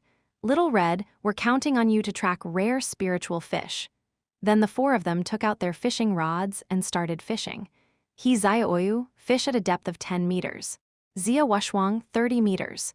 Wang Beiyu, 50 meters, Han Fei instructed. Everyone looked at Han Fei and he Xiaoyu asked, "How deep do you go?" Han Fei grinned. "All the way to the seabed." They didn't use bait but compressed spiritual energy into a mass and put it on the tip of the hook. After a while, he Xiaoyu's fishing rod moved, and as she retracted the fishing rod, a cold light shot out. He Xiaoyu seemed to have been prepared. She waved her bamboo stick and hit the swordfish hanging on her fishing rod into the sea. He Xiaoyu exclaimed, "A swordfish, shall I take it?" Han Fei shook his head. "Common swordfish are of no use. Now we're in a competition, so we just need rare spiritual fish." Suddenly, Wang Beiyu's face changed, and everyone was looking at him. Wang Beiyu's fishing depth was 50 meters. This depth was very dangerous. What fish would he catch? Retract! Then a prawn with a giant head burst out of the water with a row of spikes on its head. Name: Big Head Prawn. Level: 17 quality, regular spiritual energy. 120 points, edible effect. It can increase one's health if it's eaten over a long period of time. Collectible: spiritual spikes, absorbable. Big Head Prawn, a common shrimp. Wang Beiyu grabbed the box beside him, and as soon as he patted the box, a hammer-shaped weapon appeared. Clang! The Big Head Prawn was hammered into the water. Han Fei immediately said, "Zia Wushwang, keep your fishing depth 50 meters, activate the illusions, and turn your spiritual energy into a rare spiritual shrimp full of spiritual energy. Make sure it's only 1 forearm long." Zia Wushwang froze for a moment and quickly followed suit, but then she said, "I don't have enough spiritual energy." Han Fei pointed a finger at her, and a column of spiritual energy shot into Zia Wushwang's body. In less than 5 minutes, Xian Wushwang's eyes flickered. "Got it!" As she retracted the fishing rod, a half-meter-long conch appeared, and a strange yet nice sound was floating out of its shell. Wang Beiyu was surprised. Singing conch, a rare spiritual conch. A string of data appeared in front of his eyes. Name: Singing Conch Introduction. It sings to attract fishes. When it attacks, dozens of scimitars will pop out of its shell, killing the enemy. Level: 17 quality, rare spiritual energy. 120 points edible effect. Long-term consumption of it can nourish one's skin. Collectible: Singing Conch's shell, absorbable. Zia Wushwang instructed, "Wang Beiyu, shield." Wang Beiyu patted the box again, and suddenly a huge turtle shield appeared in front of Zia Wushwang. Dozens of scimitars hit the turtle shield, producing clanking sounds. When the sounds were about to end, Wang Beiyu threw out a hook-shaped weapon and hooked the singing conch back. He Xiaoyu lit up. "Wow, it's a singing conch, I want it." The singing conch powder sells at a high price in the town. Han Fei asked, "What is singing conch powder?" Zia Wushwang smiled helplessly. "It's applied on the face. The girls from rich families in the town like to buy singing conch powder. They'll look prettier after applying it to their faces." Han Fei smiled. "There are also fish for cosmetics here, so they caught a material for cosmetics together. Look how happy he Xiaoyu is." Not far away, Xiang Nan said in surprise, "Did they catch the first rare spiritual creature so quickly?" Hu Kun yelled back, "It's a singing conch." "Oh, singing conches are very expensive. It is said that a small bottle of singing conch powder costs dozens of mid-quality pearls, and its supply often falls short of demand." On the white fishing boat, Zia Wushwang looked at Han Fei wonderingly. "Han Fei, why did you ask me to keep my fishing depth 50 meters after the big head prawn was caught?" "Well, I guess the big head prawn would come after the singing conch. It bit at Wang Beiyu's hook because it couldn't catch the singing conch." "Oh, is that so?" Han Fei turned aside from the topic. "This is my experience. How can I explain it?" Han Fei changed the topic. "Wang Beiyu, your box is magical. Where did you get such a big shield?" Wang Beiyu said lightly. "This is our armorist's unique talent, a space box, but only weapons can be placed in it." Han Fei raised his eyebrows. "Interesting, this is also a space." Suddenly, he Xiaoyu pointed at Han Fei's fishing rod and said, "Han Fei, you have a bite." Han Fei glanced at his fishing rod and said casually, "No hurry. Something bit at your hook. Why are you still so calm? It doesn't feel like a rare spiritual fish. Let it swim for a while." Everyone. Unknown. One of the 3 techniques of the second level of void fishing was winding snake technique, which simulated a swimming fish with spiritual energy. Little did the others know that Han Fei was waiting for a rare spiritual fish. There were not only rare spiritual fish in the sea, but also a large number of ordinary fishes, so Han Fei was waiting for a rare spiritual fish to bite at his hook. Suddenly, Han Fei felt something biting at his hook. He paused and then suddenly pulled the fishing rod hard. Wang Beiyu, shield. Wang Beiyu was stunned. I haven't started fishing again and you want my shield already. Wang Beiyu immediately placed his shield in front of Han Fei, and the next moment, a swift squid was pulled out of the water. Wang Beiyu muttered, damn. He Xiaoyu, get down, pooh. Half a minute later, Wang Beiyu's face was all black. Shit, why didn't you remind me of this? I gave you my shield, but I was sprayed with squid juice all over my face. Han Fei scratched his belly awkwardly. Well, I didn't expect it to be a swift squid. Wang Beiyu said seriously, it seems that I should prepare 2 shields next time. He Xiaoyu was getting excited. Wow, we are quick. We've already caught 2 rare spiritual fish. The people on the other 2 boats were speechless. Was this luck? When did they catch that singing conch? 2 minutes ago. Half a day later, Han Fei and his party had caught a total of 4 rare spiritual fish. The other 2 boats only caught 1, which was sent to them by Han Fei with the winding snake technique. Han Fei thought to himself, I should have gone into the water to catch rare spiritual fishes. In the past 6 months, I've fed hundreds of rare creatures to the 9-tailed mantis shrimp. He is an expert in catching rare creatures.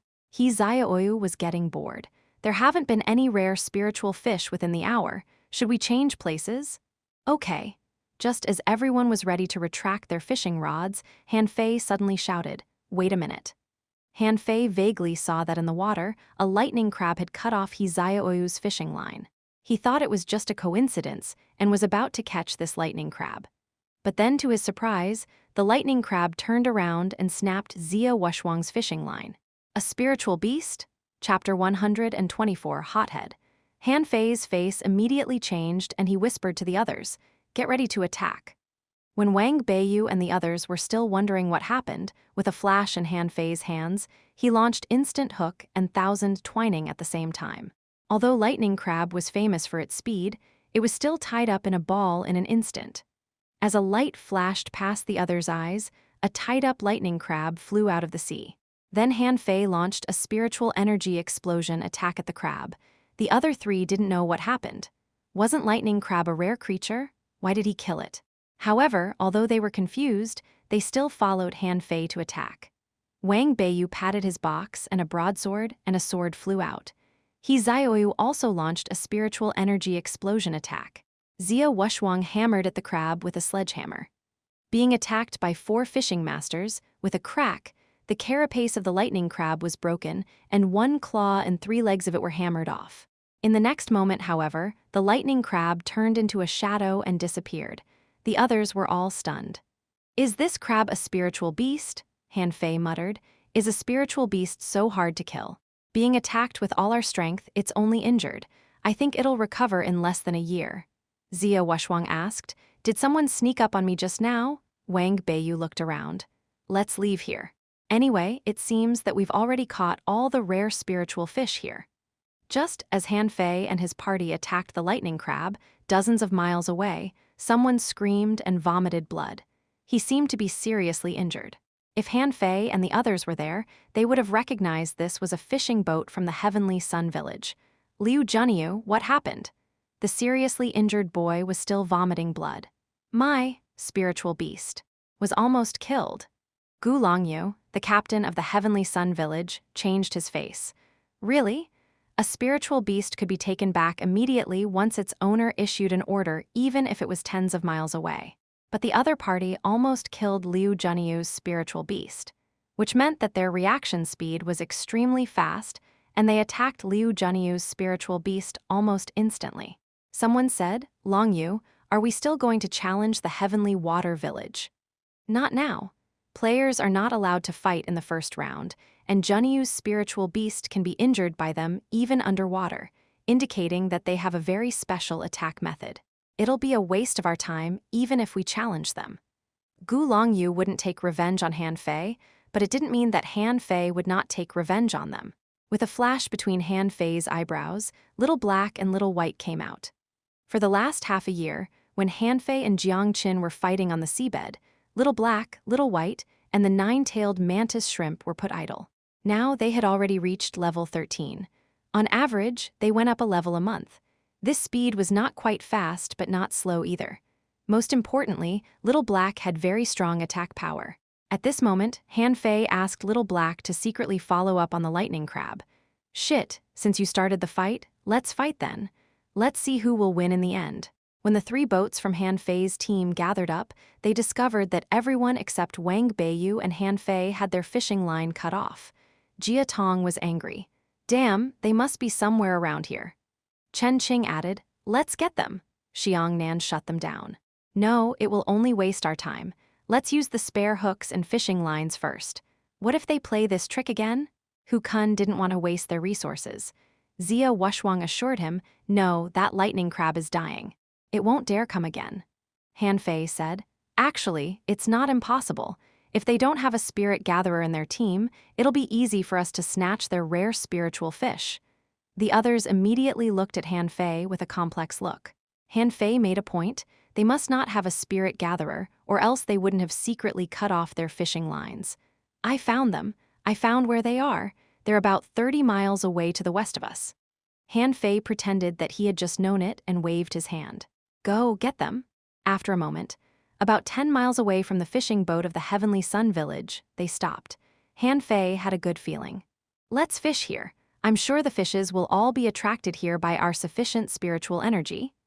Han Fei transmitted some spiritual energy to everyone else's bodies, and 14 spiritual energy light balls appeared underwater. Han Fei shouted, "Each of us is responsible for a certain depth, according to our respective strength, from shallow to deep." At the other end, Gu Longyu and the others were fishing, and suddenly they felt their fishing rods tremble slightly. They immediately pulled their rods up, only to find their fishing hooks were gone. He shouted, "Everyone, retract your fishing rod." Then they were astounded to find that their fishing hooks were also missing. What the hell happened? Underwater, Little Black and Little White were entwined with each other and seemed to be waiting for them to drop fishing hooks again. On the surface, "Damn, someone secretly attacked us. Find him, he must be around here somewhere." Zia Wushwang asked, "Han Fei, give me some spiritual energy. My spiritual energy is not enough." "You've got a bite?" "Yes, something is madly sucking spiritual energy." As Zia Wushwang shouted, his muscles bulged. "I feel I've caught something big. It's too heavy. It's either a turtle or a crab. What do you think?" Zia Wushwang was excited. "I think it's a crab." As they spoke, a big crab more than 2 meters long climbed up and looked blankly at them, as if asking, "Hey, where is my spiritual energy?" "Wow, a sapphire crab?" Wang Beiyu's face changed.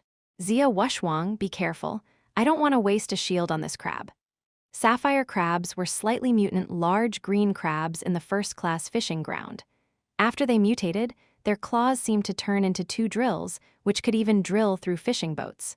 Of course, although they had a strong attack power, they were slow-witted and reckless and got angered easily, so some people called them a hothead. Wang Beiyu lifted his shield to block only to be sent flying through the air with a bang. He Zioyu swung her rod at the crab hard, but her rod was blocked by the crab's drill-like claws, and she stumbled and fell to the deck on all fours. Zia Wushwang's eyes suddenly shone. "Illusion. You can't see me, you can't see me." Han Fei was speechless. He just wanted to kick Zia Wushwang into the sea. "Yes, it can't see you, but now it is staring at me and going to punch me with its big claws." Han Fei moved his fishing rod, and a mass of spiritual energy appeared on his fishing hook. He put the fish hook on the head of the hothead. The sapphire crab was immediately attracted by the spiritual energy and reached out its claws, trying to grab it. Holding his fishing rod, Han Fei kept spinning round, and the sapphire crab closely followed the spiritual energy on his fishing hook. Han Fei hummed, "Spin, spin, 1 circle, 2 circles." Sure enough, as the hothead spun and spun, it went dizzy, and when Han Fei retracted his fishing rod, it was still spinning around on the spot. Zia Wushwang was dumbfounded. "Wow, I can't believe you got it so easily."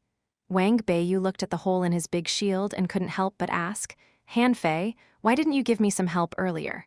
Look at my shield. Don't you know that he is slow-witted and reckless? Isn't it simple to take advantage of its weakness to get the better of it? Use your brain." Hiu, hiu, hiu. Just when they were chatting, a boy of their team caught a ball fish. "Shit, throw it away.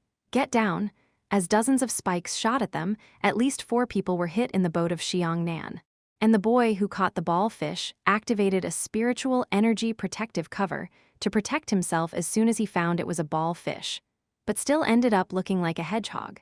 Fortunately, he protected the vital parts of his body and survived. Han Fei sailed past, transmitting each of them some spiritual energy as he looked at the hedgehog-like boy. From now on, he rests, but the rest continue. Han Fei was about to leave and suddenly looked up. "Hey, are you guys coming down or not? Is your spiritual energy free of charge? Why do you keep staying in the sky?" Xiang Nan asked. "The guys from the Heavenly Sun Village?" It was strange that the ball fish suddenly appeared out of nowhere. It must be their trick. At this time, dozens of meters away, 7 fishing boats landed. Gu Longyu called out, "Fatty, not bad, you discovered us. But since you destroyed our fishing rods, how can we still let you fish happily?" Chapter 125, Han Fei, the Bastard. The juvenile team of the Heavenly Water Village only had 3 fishing boats, while the Heavenly Sun Village had 7 fishing boats, which caused Han Fei and his team members great pressure. Gu Longyu called again, "Fatty, do you know that if there is a conflict between 2 sides, it can be solved by fighting?" "Sorry, what are you talking about? Referee, where is the referee? Someone picked a fight for no reason. Come and punish him." Everyone looked at Han Fei. "Is this really okay?" Gu Longyu sneered, "Fatty, you cut our fishing lines. Do you think we don't know it?" Han Fei questioned, "Sorry, which of your eyes saw us cutting your fishing lines?" "Young man, don't talk nonsense. Where is the evidence?" Gu Longyu wanted to strike Han Fei's head with his rod, but he did not have any evidence. Someone should have noticed them now. Now they couldn't start a fight with them. He was really angry. Gu Longyu scoffed. "Okay, I happen to like this place too. Let's fish here together then. Everyone fish in place." Han Fei said with a smile, "No problem, come on. Let's see who will win." He Xiaoyu tugged on Han Fei's arm. "Why not change places? We will catch nothing with so many people here." Han Fei assured him, "We have infinite spiritual energy. Are we afraid of them?" Everyone fish on the spot. In the distance, in the sky, the village leader of the Heavenly Sun Village said to that of the Heavenly Water Village, "Old Zhao, the leader of your village's juvenile team is really tough." The village leader agreed. "I think he's fine. The team leader of your Heavenly Sun Village is tougher. I'm afraid they will regret it." "Regret? For what? Can't you see there are twice as many of us as there are of you?" The people continued to fish. Han Fei's fishing rod kept twitching and the line was swaying, but he was still waiting. "He Xiaoyu, where is your little red? My little white wants to play with her." "He Xiaoyu? Unknown." He Xiaoyu was speechless. "Han Fei, will you play with your spiritual beast?" "Yes, he often accompanies me to go out to bask. Hurry up, call your cardinals out." He Xiaoyu was stunned. "Is my cute little red a playmate for your spiritual beast?" Han Fei suddenly sang happily, "Hey, boy, please don't fish me. Otherwise, I will spit on you. Don't think you can fool me with spiritual energy bait. I can tell at a glance that you're a fishing master." Everyone looked at him helplessly. What made him so happy as to sing a song, a terrible fish's song? He Xiaoyu asked, "Wow, is this a fishing master's song? My father said that few people can sing fishing master's songs." "This is called rap." He Xiaoyu. "Unknown." Han Fei suddenly pointed at the water. "Look, look. Ho Xiaoyu, your little red caught a rare spiritual fish." At the next moment, Little Red dragged a pearl fish several times larger than her onto the ship. Everybody. Unknown, the others were dumbfounded. "Wow, awesome." Gu Longyu cursed secretly, "Shit, why are they so lucky? I have never seen a spiritual beast catch a rare spiritual fish." He Xiaoyu was very happy. "Wow, Little Red is great? My little white can bring good luck." "Nonsense, it was Little Red who caught it." "Little White brought her luck. If you don't believe me, try letting Little Red go out to play with Little White." Gu Longyu sneered, "Hey, fatty, why don't you just say it's because Sea God sent the rare spiritual fish to your mouth? Are you out of your mind?" Han Fei ignored him and continued to rap. "I can tell at a glance that you're a fishing master, especially that dumbass from the Heavenly Sun Village, who dreams of catching me without a fishing hook." Han Fei became the focus of attention once again. Gu Longyu's face turned black, and he suddenly retracted his fishing rod, only to find that the hook was really gone and only half of the line was left. "Fatty, how do you explain it this time? How did you know my fishhook was gone?" Haha, you are really interesting. Can't you see your fishing line is loose? Are you blind? Gu Longyu's face changed greatly. Strange, where is the spiritual energy on my fish line? It's supposed to be transmitted to my hand, but now it's gone. Gu Longyu's eyes turned bloodshot and he glared at Han Fei. Is this because of you? Don't frame me. I will tell the referee that you tried to frame me. I can't believe you're the leader of your team. Use your brain, okay? Then he suddenly pointed at the water. Look, look. Oyu, your little red caught another rare spiritual fish. Little Red floated up again, with a starfish in her mouth.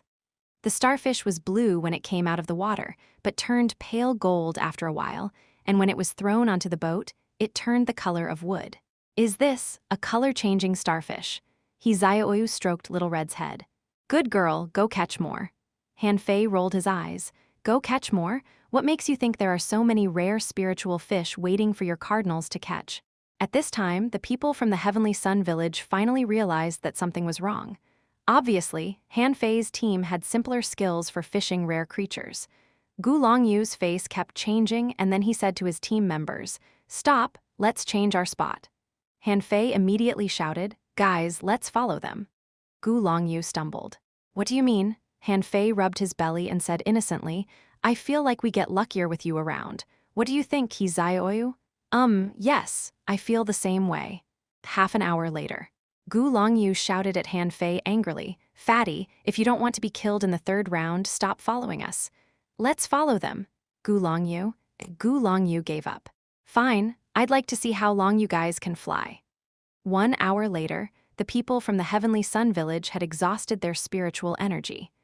Noticing the people from the Heavenly Water Village all looked pale, Gu Longyu sneered and said to his team members, Let's change to another place. Hold on a little longer. They're running out of spiritual energy. But as soon as he said so, Han Fei pointed a finger and a column of spiritual energy entered into Xiang Nan's body. What? A spirit gatherer? Gu Longyu felt as if there were 10,000 iron-headed fish galloping in his heart. What kind of person is this fatty? Why is he also a spirit gatherer? Why is there a spirit gatherer in a village? Gu Longyu waved his hand and all his team members landed. Han Fei's team also landed. Zia Wushwang laughed. Hey, Heavenly Sun Village guys, why aren't you flying? Gu Longyu looked at the sky. They were running out of time. They had gotta hurry to fish. Everyone, fish right where we are. Release your spiritual beasts to guard your fish hooks. After a moment, Boss, my fish hook is gone.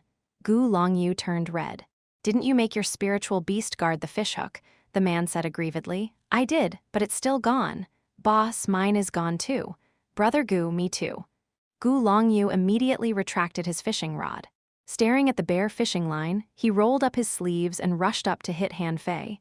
Han Fei pointed to the sky. Asshole, don't blame us. We followed you just to collect luck. If you dare to hit me, you'll get the last place in this round. Just then, Xiang Nan took a pearl fish out of the water and exclaimed with a smile, We really do become luckier by following them. Zia Wushwang also caught a rare fish. Soon, a swift squid was lifted out of the water. Although he was sprayed with ink all over his face, he laughed. Great, we do become luckier. Gu Longyu's eyes narrowed to a thin line.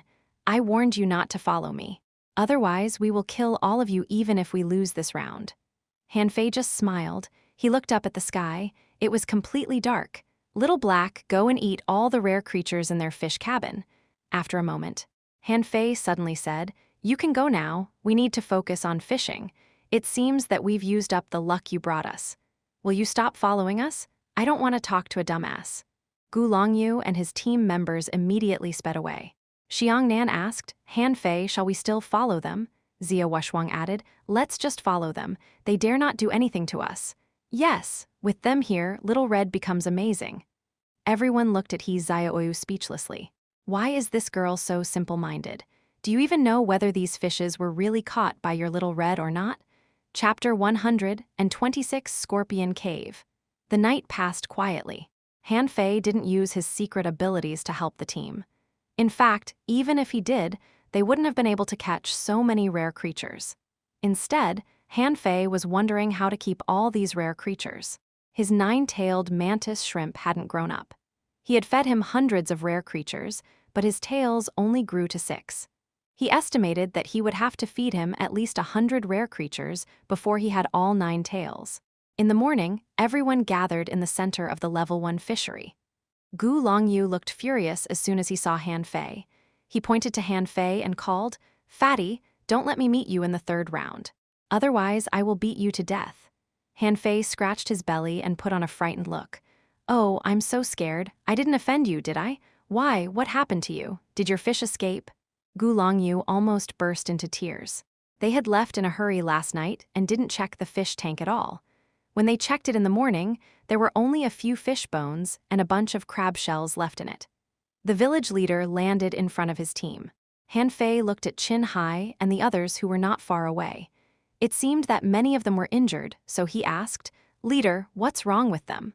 The village leader glanced at Han Fei. "They met the people of the Heavenly Heart village and had conflicts with them in fishing.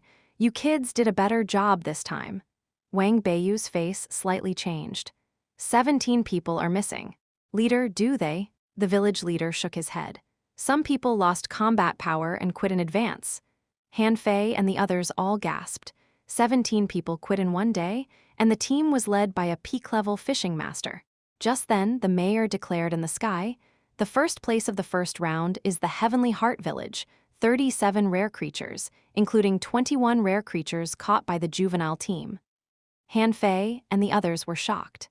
He Xiaoyu exclaimed, "How come there are so many? How did they do it?" Wang Beiyu added, "I've told you that the Heavenly Heart Village is not simple, especially that Fang Qing." The 2nd place is the Heavenly Water Village, 32 rare creatures, including 20 rare creatures caught by the juvenile team. Qin Hai looked to Han Fei and the others. "Not bad. We had a fight with them and no one lost, but unfortunately, it wasted us a lot of time." The 3rd place is the Heavenly Moon Village, 30 rare creatures, including 10 rare creatures caught by the juvenile team. The 4th place is the Heavenly Fire Village, 28 rare creatures, including 9 rare creatures caught by the juvenile team. The 5th place is the Heavenly Sun Village, 24 rare creatures, including 4 rare creatures caught by the juvenile team. The 8th place is the Heavenly Rain Village, 17 rare creatures, including 4 rare creatures caught by the juvenile team. Unsurprisingly, the Heavenly Rain Village took the last place again, and the Heavenly Wind and Heavenly Wood were also at the bottom of the list. But the Heavenly Water Village surprised a lot of people this time. The juvenile team of the Heavenly Heart Village. Fang Qing spoke first. "I heard that the Heavenly Sun Village and Heavenly Water Village had an encounter. Gu Longyu led twice as many people as the other party, but only got 4 rare spirit fish, so the fatty is anything but simple." Behind Fang Qing, a girl chuckled. "So what? The 2nd round is a piece of cake for us. Our team has 2 spirit-chasing shrimp and 1 treasure-digging fish. How can they be compared with us? We still have to be careful. At least in the 2nd round, we don't need to fight them head-on. I believe with the Heavenly Sun Village here, the other villages' juvenile teams will not confront them either." There was almost no break time between the 1st and 2nd rounds. The mayor announced, "The 2nd round is extremely dangerous. Neither the 8 village leaders nor I will go underwater to disturb you, nor will we take any action to rescue you. I can only tell you to be careful." After that, the crowd dispersed again. Wang Beiyu thought for a moment, "I know a place. Maybe there will be some chances there." "Where is it?" "The fire fountain?" Hu Kun's eyes widened. "I heard that place is dangerous. Where there is danger, there is opportunity." Han Fei shook his head and the fat on his face wobbled. "No, we are not superior in number. I think there must be many people who know of that place." When Han Fei was being trained by Jiang Qin, they were in the mixed zone only in the 1st week, and then they had been staying in the level 1 fishery. He had visited almost everywhere within the level 1 fishery and even drew a map. The fire fountain was just a seabed crater, ranking 6th in his map, even after the seabed mine. Han Fei calmly instructed, "Follow me." They flew as long as 700 or 800 miles before they reached the position where Han Fei desired. "Han Fei, please give us some spiritual energy. Otherwise, we'll become fish food after going into the sea." Everyone laughed, but then they became nervous. They were going into the sea, which was very dangerous. Xiaoyu was very nervous. She followed Han Fei closely and said, "You have so much fat on your body. I'm afraid you'll become prey for the fish."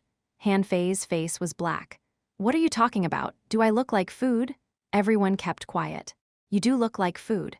We feel much safer with you here because we are much thinner than you.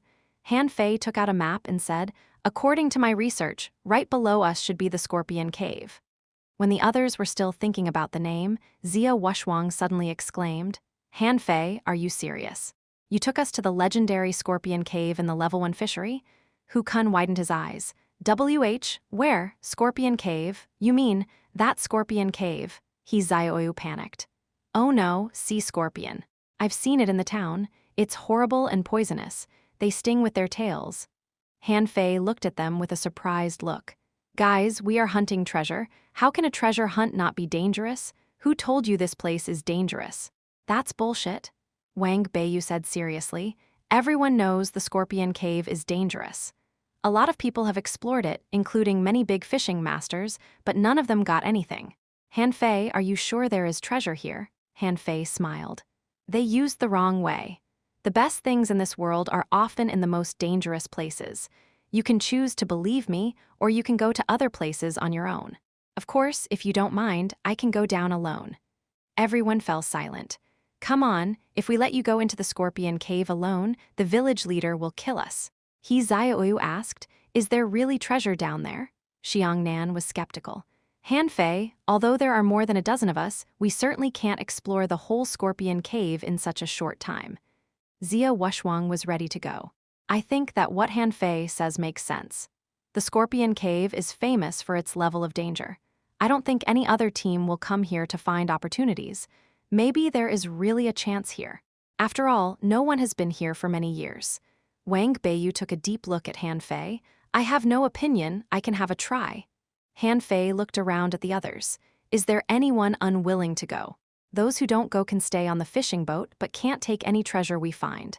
Xiangnan was the first to chime in. Count me in. If you guys are not afraid of death, I won't be either. Wait a minute. Everyone. Unknown, Han Fei continued. Wait for me for a while. I'll be away for an hour. I have to make some preparations before going down. What are you going to do? With our strength, we can't penetrate the Scorpion Cave. Let me find some helpers. After Han Fei left, Zia Wushwang said, have you found that Han Fei is a bit strange now? Hu Kun snorted. He has always been weird. Zia Wushwang frowned. No, I don't know why, but I feel he is mysterious now. Yes, he is not as stupid as before either. Wang Beiyu shook his head with a smile. Was he stupid before? I'm afraid you are the one who is stupid. Han Fei had long wanted to explore the Scorpion Cave.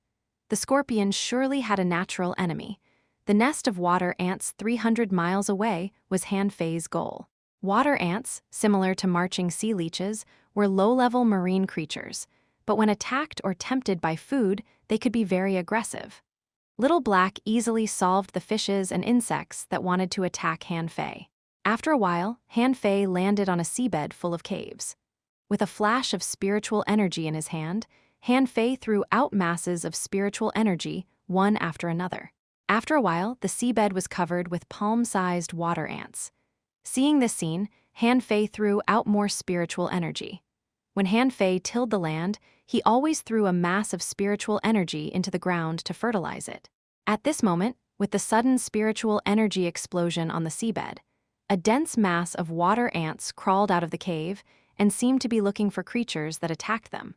Han Fei hurriedly swam away a little bit and kept throwing spiritual energy into the nest of water ants, until a dense layer of water ants appeared on the seabed, biting at him. Chapter 127, Purple-Tailed Scorpion King. After more than half an hour, Han Fei had returned to the Scorpion Cave. Without any hesitation, he threw out a few large masses of spiritual energy. Bam! Bubbles appeared on the water from time to time. Zia Wushwang looked around startled. What happened? Wang Beiyu observed.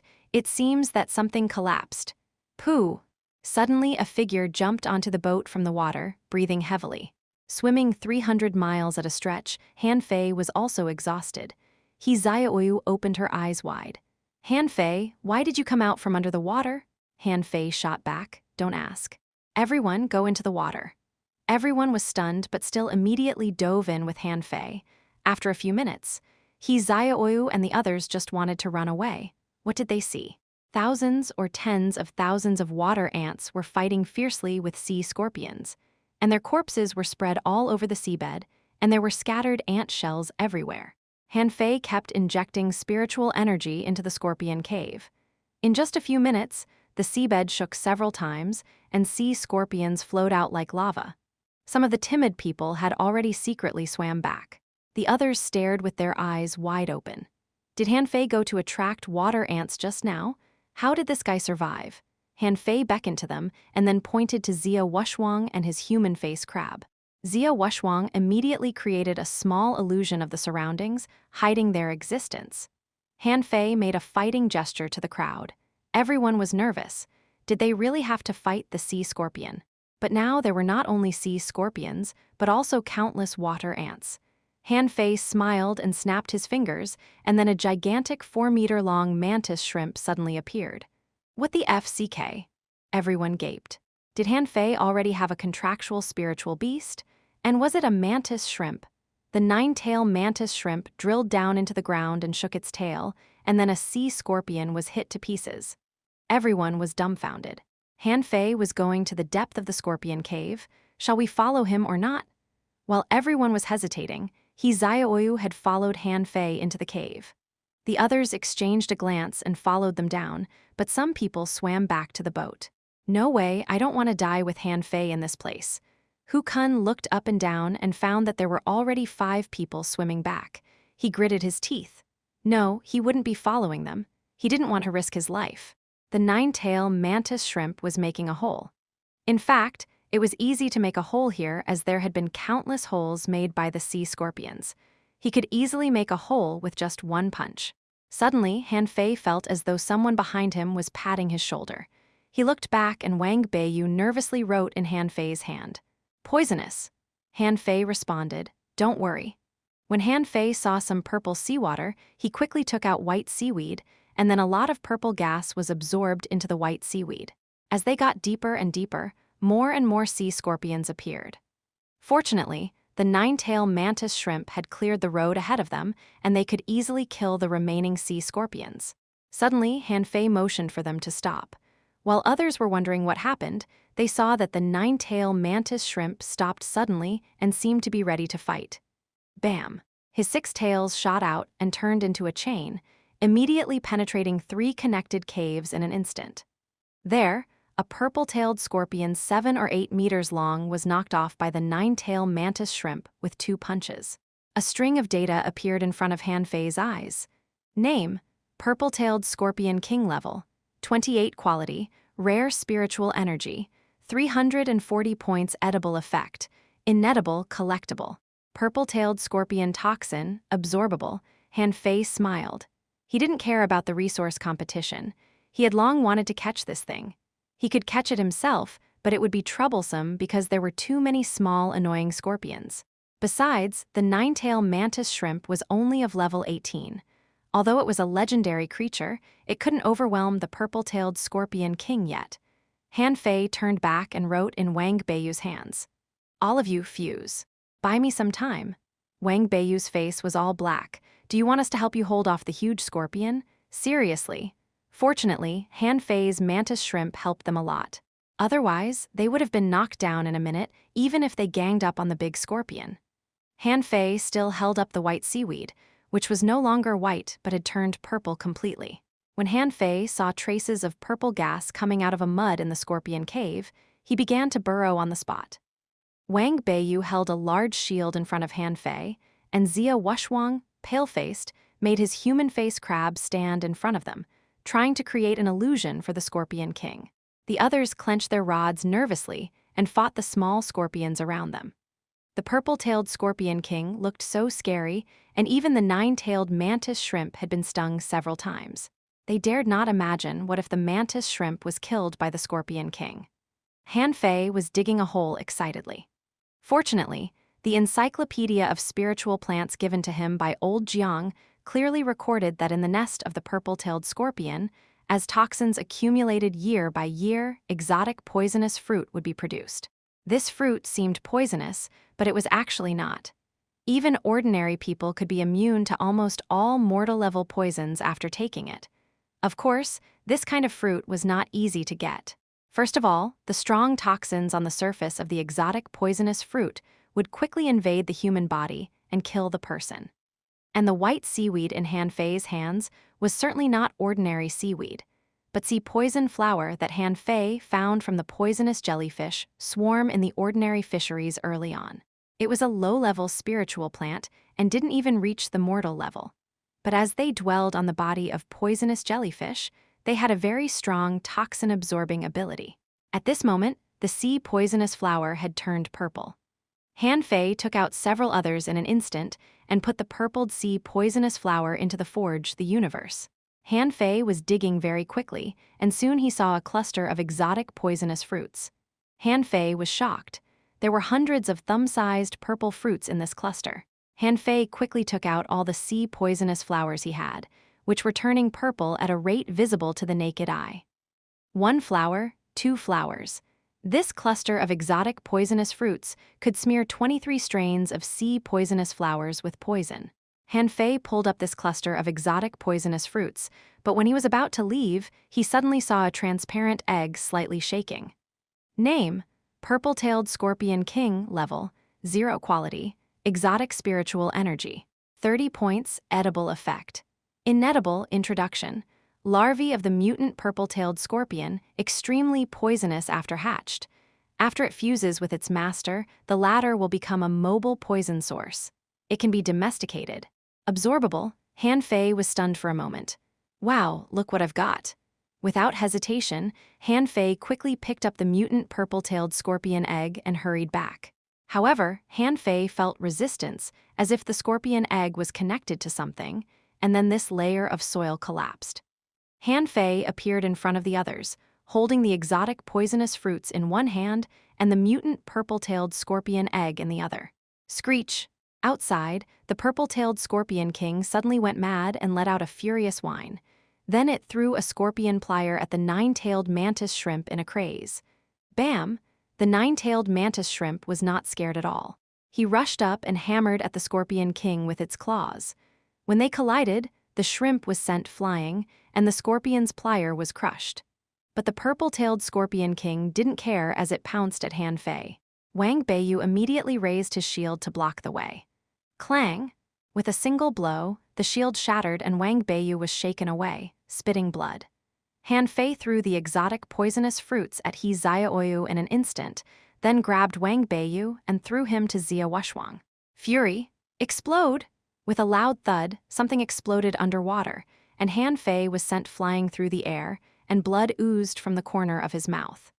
Seeing his master was injured, the 9-tailed mantis shrimp immediately hit the purple-tailed scorpion king with his tail, and the latter did the same. The 2 big bugs were sent flying at the same time. Run! Han Fei waved at the others and opened their mouths, spitting a string of bubbles. Xia Wushwang tugged at He Xiaoyu's arm, and they quickly retreated. Xiang Nan, Chen Qing, and Jia Tong were pale. As the purple-tailed scorpion king screamed just now, a large number of scorpions came out. They were opening a way with difficulty, and broken shells scattered all over the ground in the cave.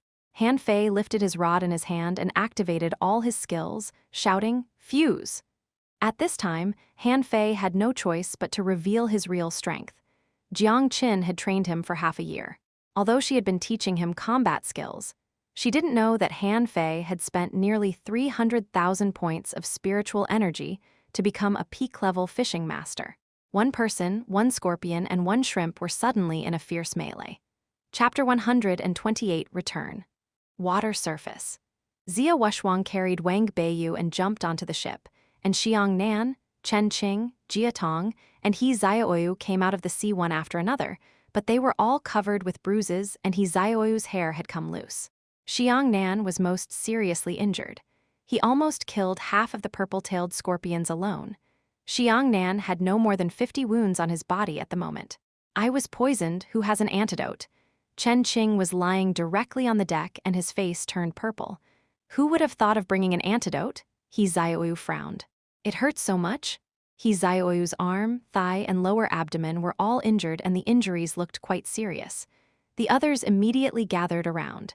When they saw this scene, they were all shocked and gasped. Gosh, Hu Kun asked, What happened to Wang Beiyu? Zia Wushwang explained. He was exhausted and seriously wounded. Fortunately, his life is not in danger. With that, Zia Wushwang looked at He Xiaoyu. Where is Han Fei? He Xiaoyu said with a crying voice. I don't know, he seemed to be fighting with the big scorpion. Zia Wushwang quickly took out a bottle of pills. Stop the bleeding first. The others were at loss, but then they saw the cluster of exotic poisonous fruit in He Xiaoyu's hand.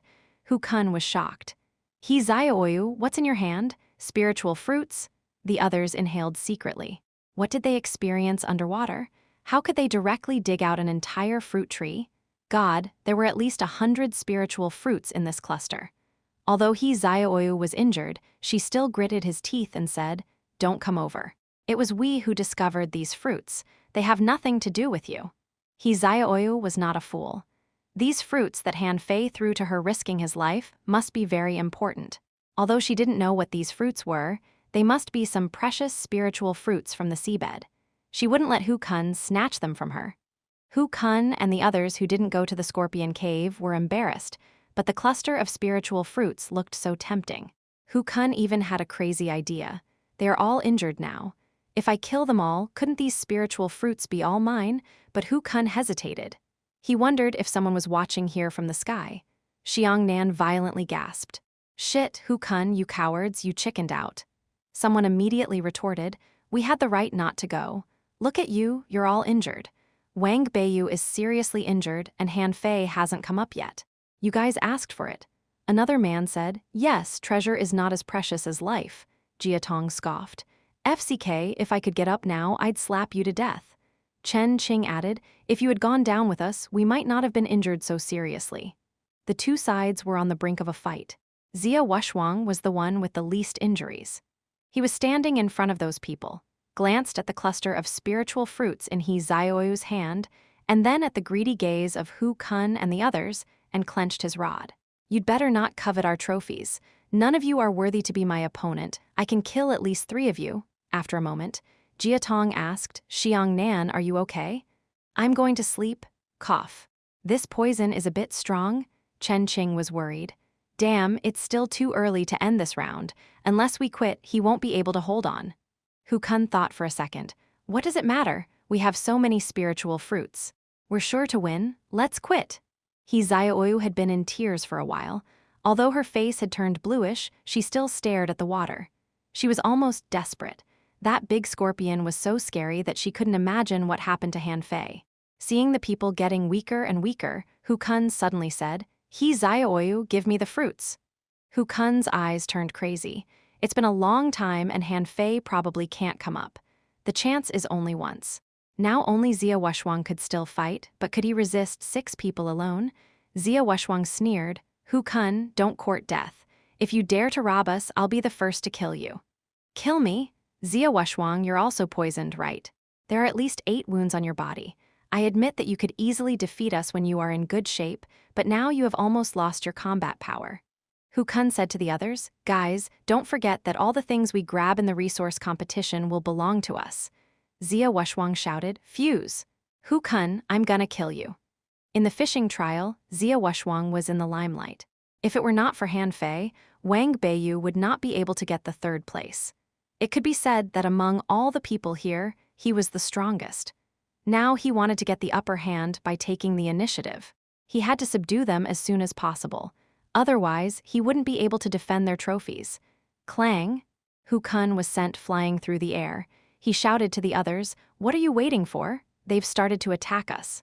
We didn't go down with them. They will despise us forever after the competition ends. The others' faces changed. Kill them!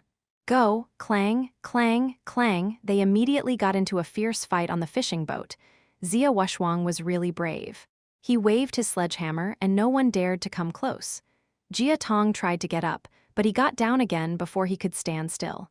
He gasped hard and said to Zia Wushwang, Take He Xiaoyu away. Don't worry about us. Hu Kun hurriedly shouted, We can't let them go. If they escape, what we do will be revealed. Zia Wushwang kept retreating, and even he himself didn't know how many times his body had been hit by rods. He kept vomiting blood, thinking helplessly, I want to leave, but I can't. Little did they know that on the sea surface dozens of miles away, a fat figure suddenly jumped out of the sea. Han Fei was breathless, but he was very excited. This trip was really worth it.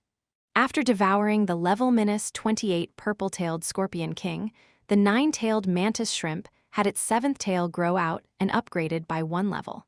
Han Fei released the 9-tailed mantis shrimp and patted his shell. "Let's go back." Then he compared the shrimp's new tail with his other tails and nodded with satisfaction. Not bad, a king-level rare creature is worth dozens of ordinary rare creatures. Let's return. This wasn't the fiercest battle that Han Fei had experienced in the last half a year, but unlike the fights with Jiang Qin, this was a life-and-death fight. But he was very satisfied with the results. Even the most common palm-sized mantis shrimp could punch every millionth of a second with the force of 60 kg, so now this shrimp must be very powerful. Even the level -28 purple-tailed scorpion king couldn't resist his punches. His punching force must have been at least 6,000 kg. Han Fei was hurrying back while thinking.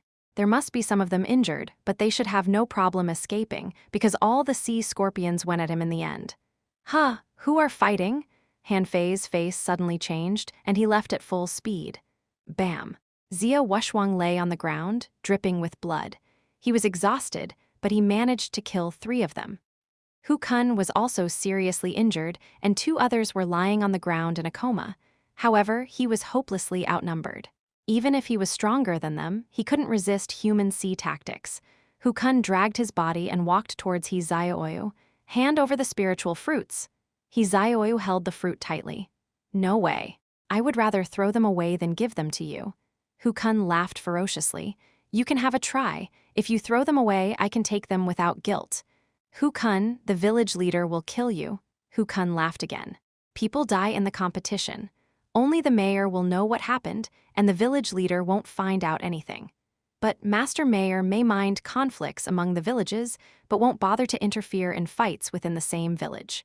Hu Kun stepped forward and grabbed He Xiaoyu's hand. He was very excited. If he had these hundreds of fruits, he would soon become a great fishing master or even a dangling fisher. Who knows, he won't lose anything anyway. "Bastard, let go." At this moment, one hand grabbed Hu Kun's feet. Hu Kun looked down, only to find it was Xiang Nan who was in a coma just now. "Haha, look at you, you're even weaker than a level 2 fishing master. Fine, since you will die sooner or later, let me help you out." "Pooh." With that, Hu Kun thrust a knife into Xiang Nan's back. He Xiaoyu burst into tears. "Xiang Nan," Jia Tong screamed. "Hu Kun, FCK you. I'm gonna kill you." Hu Kun laughed crazily.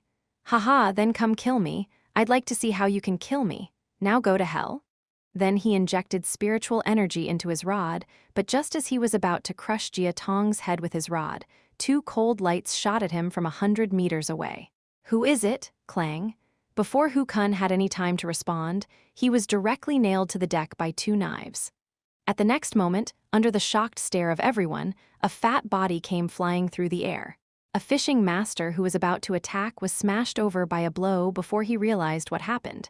His body shattered the deck and his chest was covered with blood. Xia Wushuang shouted, "Damn it, you are still alive." Jia Tong was overjoyed. "Han Fei, don't let any of them go." Hu Kun panicked. How could Han Fei still be able to come back? How could this be? Even He Xiaoyu had thought he had already died. He Xiaoyu cried out loud, "Boo-hoo." Hu Kun shouted desperately, "Hurry up, kill him. We will all die if we can't kill him." Chapter 129 Poison Man. Han Fei waved his hand, and the 9-tailed mantis shrimp stood in front of Xia Wushuang and the others. "Don't move. I'll only kill the prime culprit, but if you move, I'll kill you too." The only remaining 2 looked frightened. This mantis shrimp didn't look like an ordinary contractual spiritual beast. Even for ordinary mantis shrimp, they might not be able to beat it.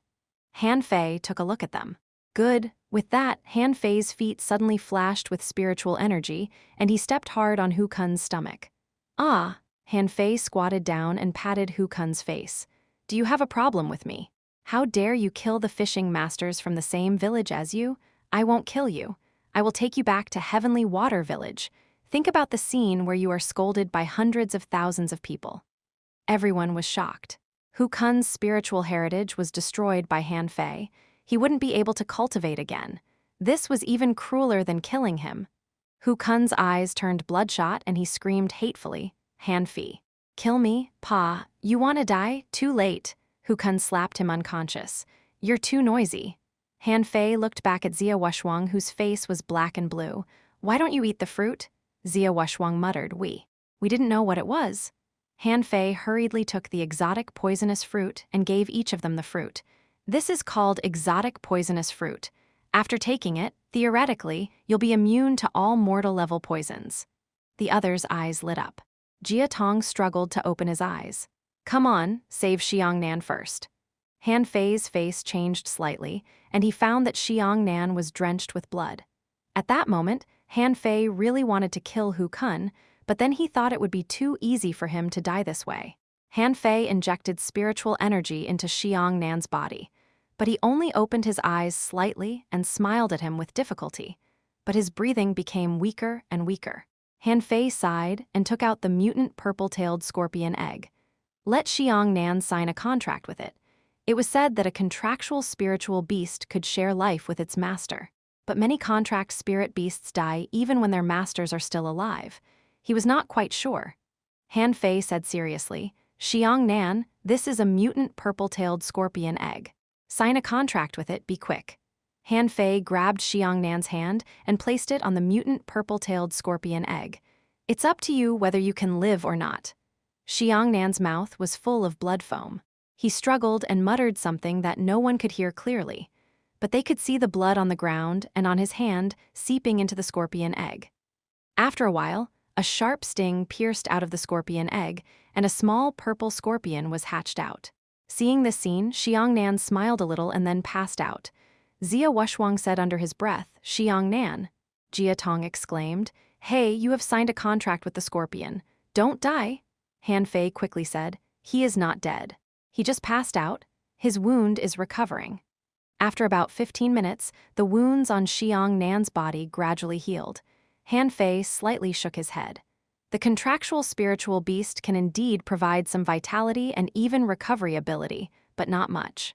He only recovered from the trauma, but the internal injuries are still very serious. Xia Wushwang remembered something. I still have some healing pills on me. Let me feed them to him. Making sure Xiongnan was fine, Han Fei turned his eyes to others.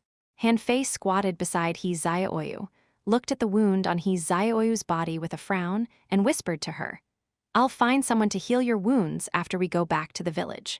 There won't be any scars. He Xiaoyu suddenly hugged Han Fei and sobbed, Boo-hoo, I thought you were dead. Boo-hoo, Han Fei smiled.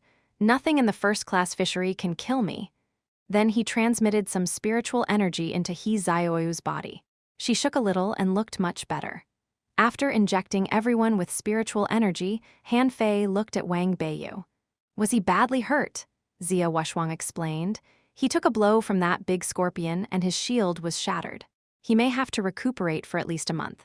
Han Fei nodded seriously. Okay, I owe him a favor. You also owe me one. Han Fei nodded again. Yes, I also owe you one too. Xia Wushwang chuckled. It was worth it. Han Fei scratched his belly, got up, and turned to look at the two people who took sides with Hu Kun just now. You attacked your companions in the resource competition. I can kill you at any time, but I'd like to give you a chance. If each of you can kill an enemy in the third round, I can spare your lives. If not, you'll end up the same as him. Han Fei pointed to Hu Kun on the deck. It was not that Han Fei didn't want to punish them, but his companions were all seriously injured. If he killed the two of them, he would have to face up to the enemies alone in the third round. Chen Qing got up with difficulty. Damn, they got away too easily. Humph, you should have killed them all. Cough. At this time, Wang Beiyu opened his eyes. Cough, you're back. ... It's all right. Continue to sleep. Wang Beiyu felt as if his bones were about to fall apart. He closed his eyes and fell asleep immediately, and his soft snores sounded. Everyone. Han Fei looked at the crowd and shook his head slightly. Although there was still a lot of time, it was impossible for this team to hunt treasure anymore. After half an hour, they finally recovered a bit. Jia Tong got up and kicked at Hu Kun. Asshole. How can there be such an asshole in our village? Chen Qing put up his hand. He'll be killed if you keep hitting him. Forget it, he won't be able to cultivate anymore. That's the greatest punishment for him. Han Fei scratched his belly and said, "Okay, cool down. Now let's distribute the exotic poisonous fruit." "No, it's you who got them. We have all eaten one just now," Jia Tong agreed. "Yeah, we just fought the small scorpions. The big scorpion was killed by you."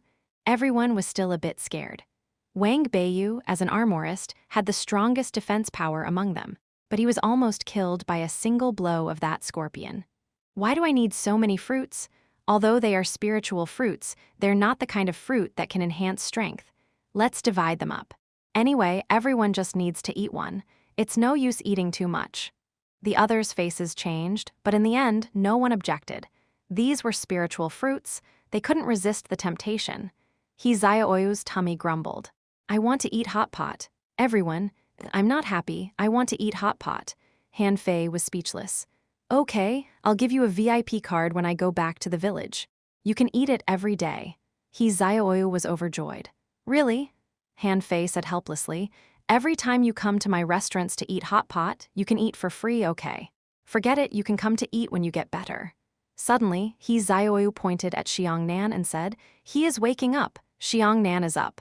Han Fei quickly turned around. "How do you feel?" Xiangnan said with difficulty. Shit. What?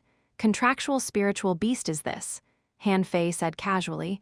"Oh, it is a mutant purple-tailed scorpion egg and should be more advanced than ordinary rare creatures." Hearing this, the others were all stunned. Zia Wushwang was dumbfounded. "Gosh, Han Fei, what did you say it was?" "Mutant purple-tailed scorpion egg." The others all gaped and looked at Xiangnan. "Not a rare creature?" "I think not. This little guy is no longer a purple-tailed scorpion. It's all purple, so it should be higher leveled." Xiangnan was stunned himself. "Han Fei, why didn't you keep it yourself?" Han Fei pointed at the nine-tailed mantis shrimp with a smile and said, "I've already got one. What do I need it for?" That being said, Han Fei whined in his heart. That scorpion was an exotic creature. It was like looking for a needle in a haystack to find an exotic creature in the first-class fishing ground. I was really reluctant to give it away, but I couldn't just sit by and watch Xiangnan die. Huh. Everyone didn't notice the nine-tailed mantis shrimp until now, who was still watching the other two fishing masters.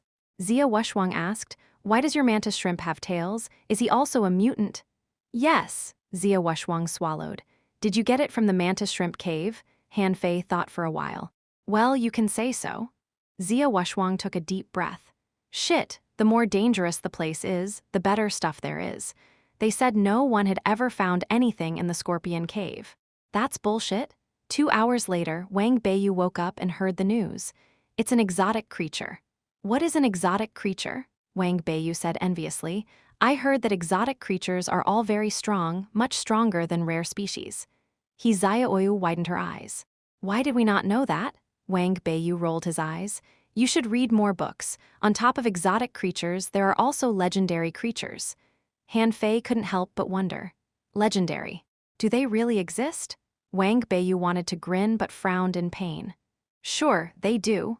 Han Fei nodded. "So there are also legendary creatures above exotic ones." Everyone looked at Xiangnan enviously. How lucky he is. Xiangnan smiled with difficulty and summoned the mutant purple-tailed scorpion. "Han Fei, I owe you big time." Han Fei shook his head slightly. "It's not a big deal, just an exotic creature. I'll meet more in the future." He Xiaoyu was excited. "Let me touch it." Han Fei's face changed. "Stop, I forget to tell you guys that this thing is poisonous, very poisonous."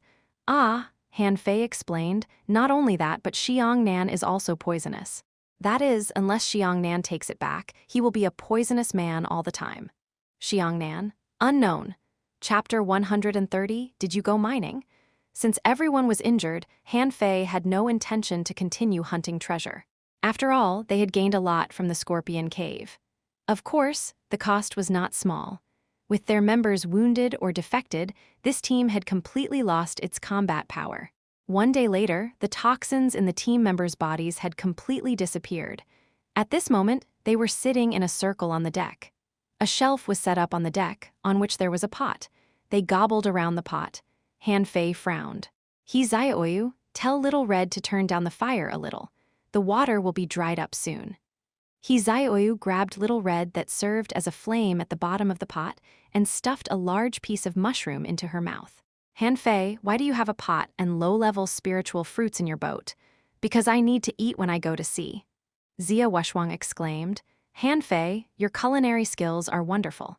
By the way, can you give me some of these low-level fruits? Maybe I can try cooking them by myself. You can go to my hot pot restaurant to study. Zia Wushwang smiled awkwardly. Forget it, although the hot pot is delicious, I don't think I have the time to cook for myself. Xiang Nan had recovered a lot from his injuries, so he could eat by himself. I heard that a meal at your hot pot restaurant will cost dozens of mid-quality pearls. Can't you make it cheaper? Han Fei explained. The price is already low. Do you think these low-level fruits are cheap? Wang Beiyu was still pale, but his mouth bulged with food. Our village is not rich. Ordinary villagers really can't afford it, but it's different in the town. Dozens of mid-quality pearls, most people can afford it, Han Fei nodded. Yes, I'll open one in the town eventually. Hey, do you want any mushrooms? He Xiaoyu shouted. Yes, Jia Tong agreed, add more. Chen Qing asked, are there any more yellow balls? They're called potatoes. This name is easier to remember. With that, Han Fei went to the cabin to get some potatoes out. In fact, he took them out of the Forge the Universe. Now he had planted crops in half of the 60-square-foot land in the Forge the Universe. The people on the other side, including those who had already woken up, kept swallowing saliva. It was really torturing to watch other people eat, let alone when the food smelled so delicious. Hu Kun had woken up early, but he remained glassy-eyed and reactionless to anything like a moron. At this time, fishing boats flew over one after another. Fang Qing and her team members came first, followed by the teams of the Heavenly Fire, Heavenly Sun, and Heavenly Wood villages. They were stunned when they saw Han Fei and his companions eating. Why didn't they go hunt treasure? Had they given up on themselves? Why were they cooking at sea? The fishing boat of the Heavenly Wood village approached, and a girl with a baby-fat face stuck out her head. Hey, guys, aren't you hunting treasure? He Xiaoyu pouted. We've been back long ago. Meow Mumu, your mouth is watering. Would you like some? Meow Mumu's eyes lit up and she looked at Han Fei. May I? Sure. But only you, or else we won't have enough food here. As soon as Han Fei said so, Meow Mumu jumped over. She sniffed and her eyes shone. Wow, it smells so nice. I'd like to have a taste. Meow Mumu's attention was all on the food, and she didn't ask what happened to Hu Kun and the others. A moment later, Zia Wushwang shouted to a girl who had just landed on the water, Yun Kaiyan, would you like some hot pot? Yun Kaiyan was the captain of the juvenile team for the Heavenly Rain village. Hearing Zia Wushwang's voice, she came over and asked helplessly, so this is your way of hunting treasure? Meow Mumu, why are you here too? Meow Mumu had never eaten such delicious food. She had no time to respond to Yun Kaiyan, so she just hummed as a response. They made room for Yun Kaiyan. This girl looked a little cold, but when she had the first bite of mushroom slices, she was stunned. The people from the Heavenly Water village were used to this expression. Zia Wushwang asked, how about it? Is it delicious? Yun Kaiyan nodded with a mouthful. Oh my gosh. I have never had anything so delicious. Come to our village and I will take you to eat it. Han Fei nudged He Xiaoyu. Do they know each other well? He Xiaoyu nodded. Yes, Meow Mumu is my friend. Zia Wushwang and Yun Kaiyan are good friends. We had to make some friends in the town, otherwise the people in the town would bully us.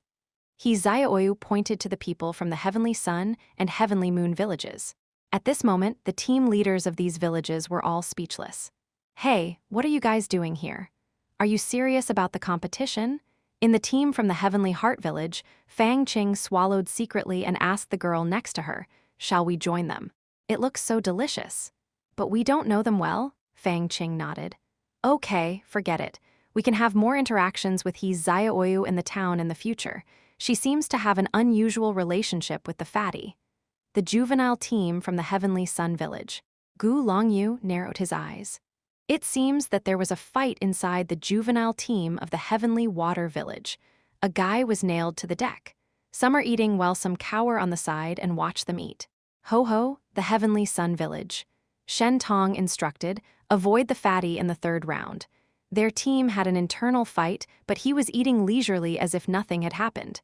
This person can't be simple. After a while, the mayor led the 8 village leaders to appear in the sky. The mayor drew a long face. How could Han Fei and his team members eat so happily alone? His mouth almost watered. He had threatened the village leader of the Heavenly Water Village to tell him the recipe later. And now, old Zhao's face was all dark. It was a disgrace that there was a traitor in his village's team. The mayor looked down. The juvenile team for the Heavenly Water Village, stop eating. The second round is over. Show what you found in this round. Han Fei quickly put away the pot and he Xiaoyu whispered, "Let's eat later." Miao Mumu lit up. "Can I join you again?" "Sure," he Xiaoyu exclaimed. Everyone. Soon, everyone was in place. The team leaders stood together. The adult team of the Heavenly Heart Village put their trophies on the bow and their captain shouted. The Heavenly Heart Village gained 6 rare creatures, 12 ghost beads, 1 sea iron tree, and 1 iron tree spiritual fruit. They also killed 1 guardian beast of iron tree and a stone spiritual crab. Many people's faces changed. It was nothing to get a sea iron tree, but to gain the iron tree spiritual fruit, you would have to fight its guardian beast, which was very dangerous. However, it wouldn't be a problem for the Heavenly Heart Village that was very strong. Fang Qing, the leader of the juvenile team of the Heavenly Heart Village, shouted. The juvenile team of the Heavenly Heart Village gained 3 rare spiritual fish, 1 water spiritual tree, and 1 red sea cucumber. Red sea cucumber? Many people were shocked. This thing was a treasure of any fishery. After taking it, one could not only improve physical strength, but also absorb a lot of spiritual energy. It could increase the success rate by at least 10% when one tried to make a fishing master. In the sky, the village leader of the Heavenly Heart Village smiled. "Haha, not bad." The other village leaders snorted. "Stop showing off. It's just because your Heavenly Heart Village is in a good position. Maybe this red sea cucumber was placed here in advance by you." Wang Beiyu whispered. "They're strong indeed. If it were in the past, they would have won first place in this competition." Zia Wushwang wasn't impressed. Ho, only 1 spiritual fruit. The people from the Heavenly Water Village looked casual, but other villages were different. The Heavenly Fire, Heavenly Moon, and Heavenly Sun villages looked nervous, while the villages such as the Heavenly Wood, Heavenly Rain, and Heavenly Wind didn't mind it. They knew they would lose anyway. Then it was the Heavenly Sun village's turn. The adult team achieved 7 rare spiritual fish, 1 black iron stone, 1 bamboo rod, 1 bamboo fruit, 1 guardian beast, and a mutant bighead shrimp. The juvenile team got 4 rare creatures, 1 armored turtle cub and 1 sapphire. Heavenly Sun Village, Heavenly Fire Village, Heavenly Wind Village, Heavenly Rain Village, Heavenly Wood Village. Finally, it was the Heavenly Water Village's turn.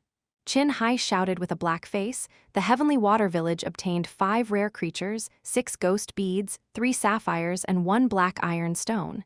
Qin Hai felt a bit ashamed. This time, they found the same treasure as the Heavenly Moon Village, but soon they lost 2 fishing masters after they fell into a fight with the other party. In order to preserve their strength, Qin Hai could only lead the team members away. However, after they left, they couldn't find another treasure, and all of the other treasures were occupied by other villages. In desperation, he could only take the team to the seabed mine to dig up some precious gems. But in the end, they gained nothing. "Ha!" Someone taunted. "Qin Hai, did you go mining?" He shot back. "Yes, they contended with us for a treasure and we drove them away. Then they had no place to go." Even the juvenile team of the Heavenly Rain Village was laughing. Gu Longyu taunted. "Fatty, did you go mining too? What did you get?" Chapter 131, An Adventure Game. Wei Huo of Heavenly Fire Village shouted. "Gu Longyu, don't say that. I saw them sitting in a spot and eating." Shen Tong of Heavenly Moon Village added. "Humph. The Heavenly Water Village doesn't even need to exist." At this moment, everyone was looking at Han Fei. Han Fei scratched his belly and murmured a few words. Then he took out a small tree, on which it was densely packed with thumb-sized fruits. In an instant, it fell into silence and only the sound of sea breeze could be heard. The village leader, who was already desperate, suddenly beamed with a smile. "Spiritual fruits?" Han Fei counted seriously. 1, 2, 3. 100, 101, 108. Han Fei waved his hand. "I didn't go mining but went to dig the ground. Well, I only dug 108 exotic poisonous fruits in total. Ha." Why are you all looking at me? Why don't you speak? Why don't you laugh like you were before? Everyone fell silent as if they were choked with small white shrimp. Suddenly, Wei Hu of the Heavenly Fire Village said, "Exotic poisonous fruit. Never heard of it. This fruit doesn't even have any fragrance. Aren't they just ordinary fruits? How can they be regarded as spiritual fruits?" He Zioyu immediately jumped out. "You ignorant fool, this is exotic poisonous fruit. After taking it, one can be immune to any mortal level poison." Wow, Chin Hai and his team members were stunned. What happened? Where did they find more than 100 pieces of this fruit? If what he Zioyu said was true, wasn't this fruit more valuable than ordinary spiritual fruit? That's impossible. How can anyone get so many spiritual fruits at once? All fruits have guardian beasts.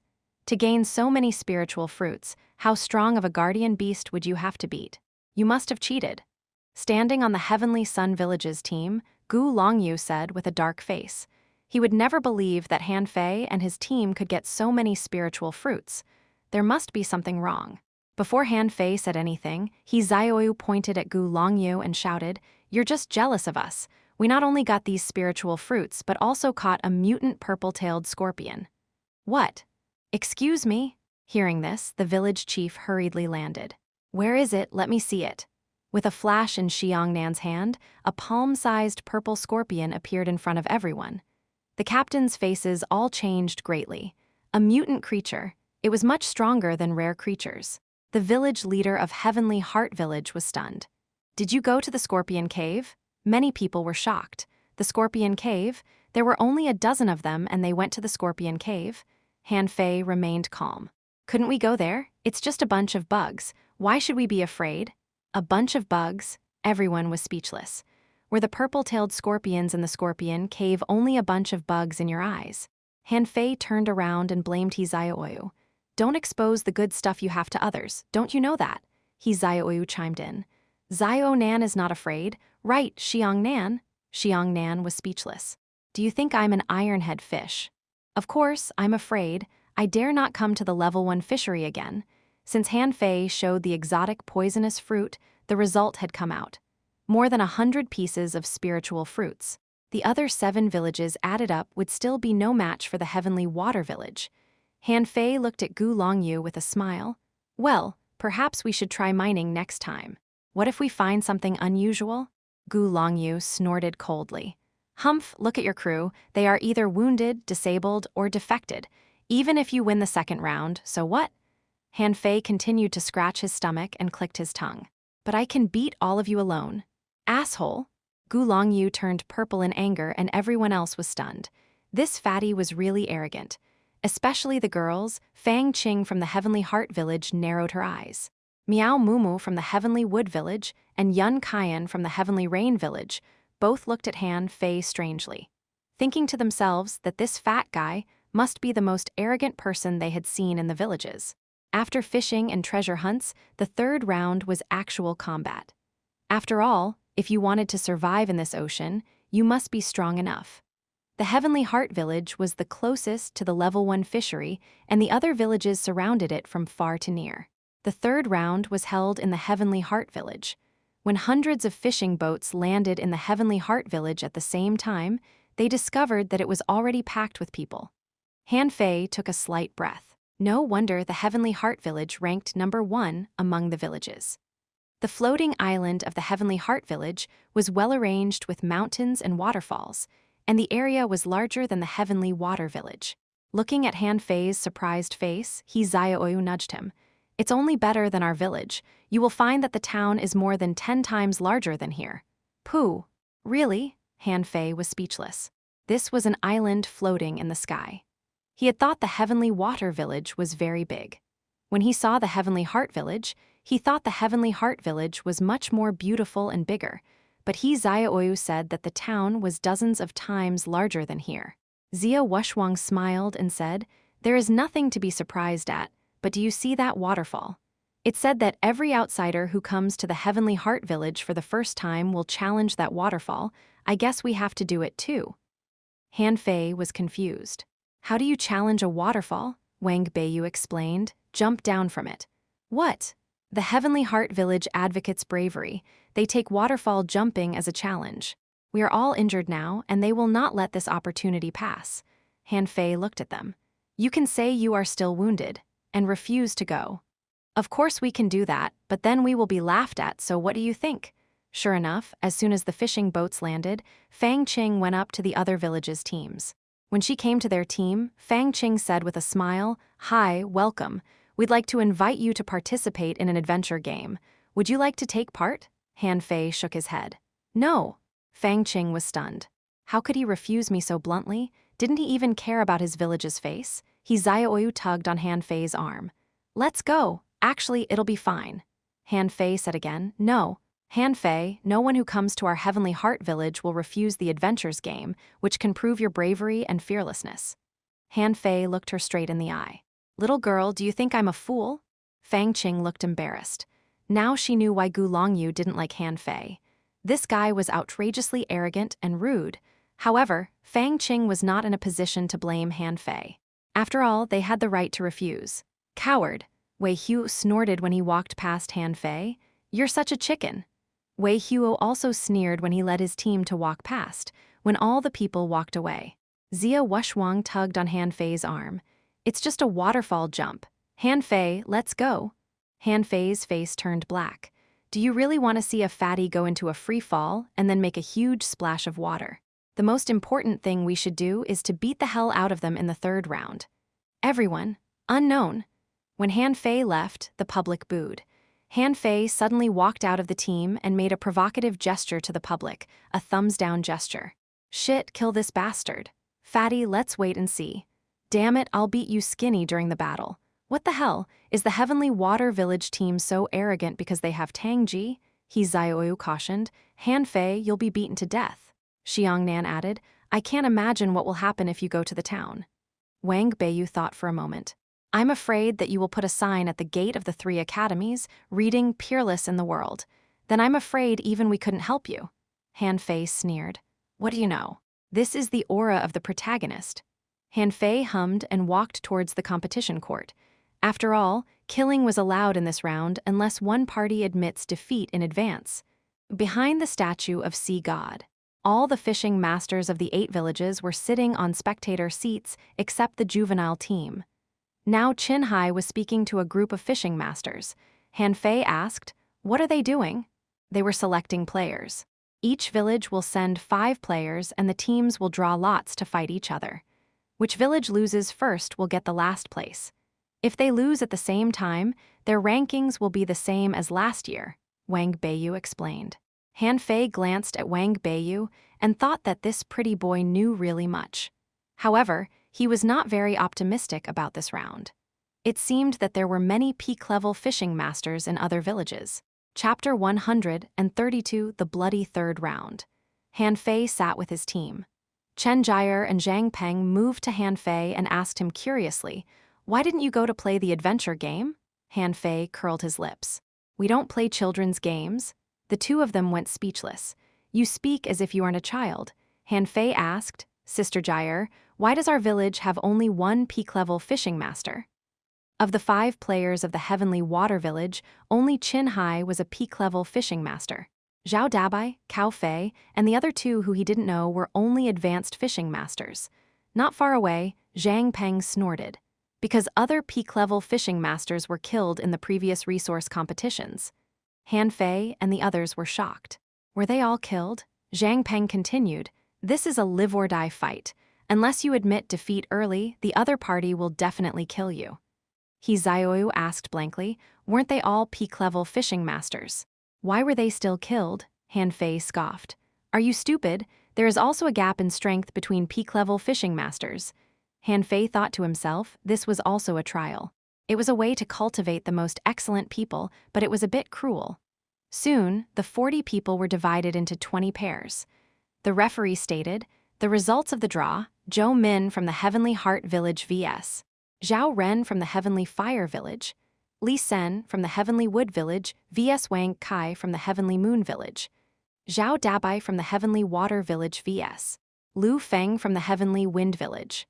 Soon, the battle sequence was decided, and with the cheers of the crowd, the battle began. The first battle, Zhou Min from the Heavenly Heart Village vs Zhao Ren from the Heavenly Fire Village. The two of them seemed to be acquaintances, and without greeting, they immediately started to fight. Zhou Min took out a bow and shot 7 arrows in a row. The 7 arrows followed Zhao Ren from the Heavenly Fire Village as if they had eyes. Han Fei's eyelids twitched. Damn, do the arrows have eyes? Since he saw someone from the town using a bow half a year ago, he had been preparing to try a bow. With a bow, he could kill the enemy from a long distance even without moving. Wasn't it awesome? But he was busy dealing with training from Jiangqin. He had no time to try the bow. Now he wanted to use a bow as his weapon again.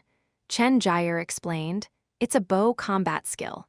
Our village doesn't have such a powerful bow combat skill."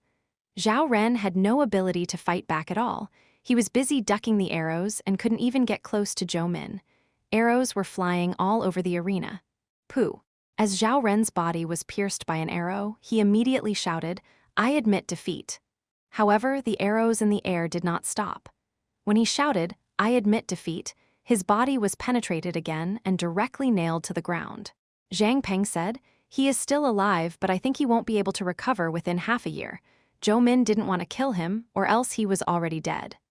Everyone in the juvenile team looked grave. This guy was too strong. Even the most talented Zia Wushwang turned pale. "I don't think I can block these arrows." He Xiaoyu frowned. "I don't like fighting. People die in fights." Facts had proved that what she said was true. The second battle was Li Sen from the Heavenly Wood Village vs Wang Kai from the Heavenly Moon Village. Both of them were advanced fishing masters, but Wang Kai's combat power was very strong. He attacked very fast and powerfully. Within only 7 strikes, he struck Li Sen's head with his rod, and the latter died on the spot. Chen Jire looked solemn. "It's just so cruel in the arena, where there is no victory or defeat but only life or death." He Xiaoyu was a bit scared.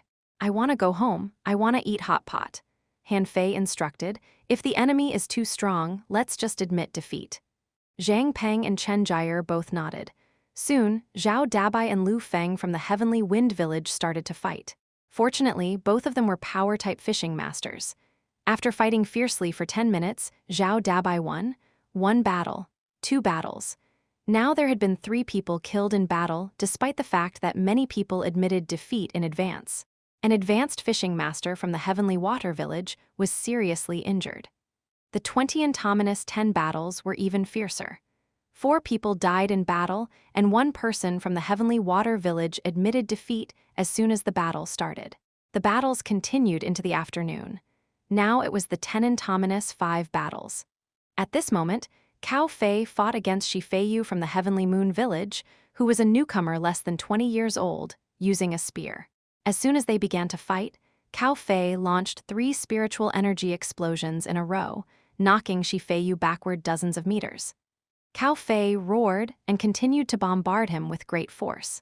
However, at this moment, Han Fei suddenly shouted, "Admit defeat!" Cao Fei paused. He could tell it was Han Fei's voice, but he didn't understand why Han Fei said so. Obviously, he had taken the upper hand. But at the next moment, Shifeiyu retreated by 3 steps, quivered the spear in his hand, condensed spiritual energy on the tip of the spear, and suddenly thrust it at Cao Fei's chest. Pooh. The crowd broke into cheers, but the people from Heavenly Water Village were silent. Cao Fei was pierced in the chest and hung on the tip of the spear. The village leader called, "Admit defeat."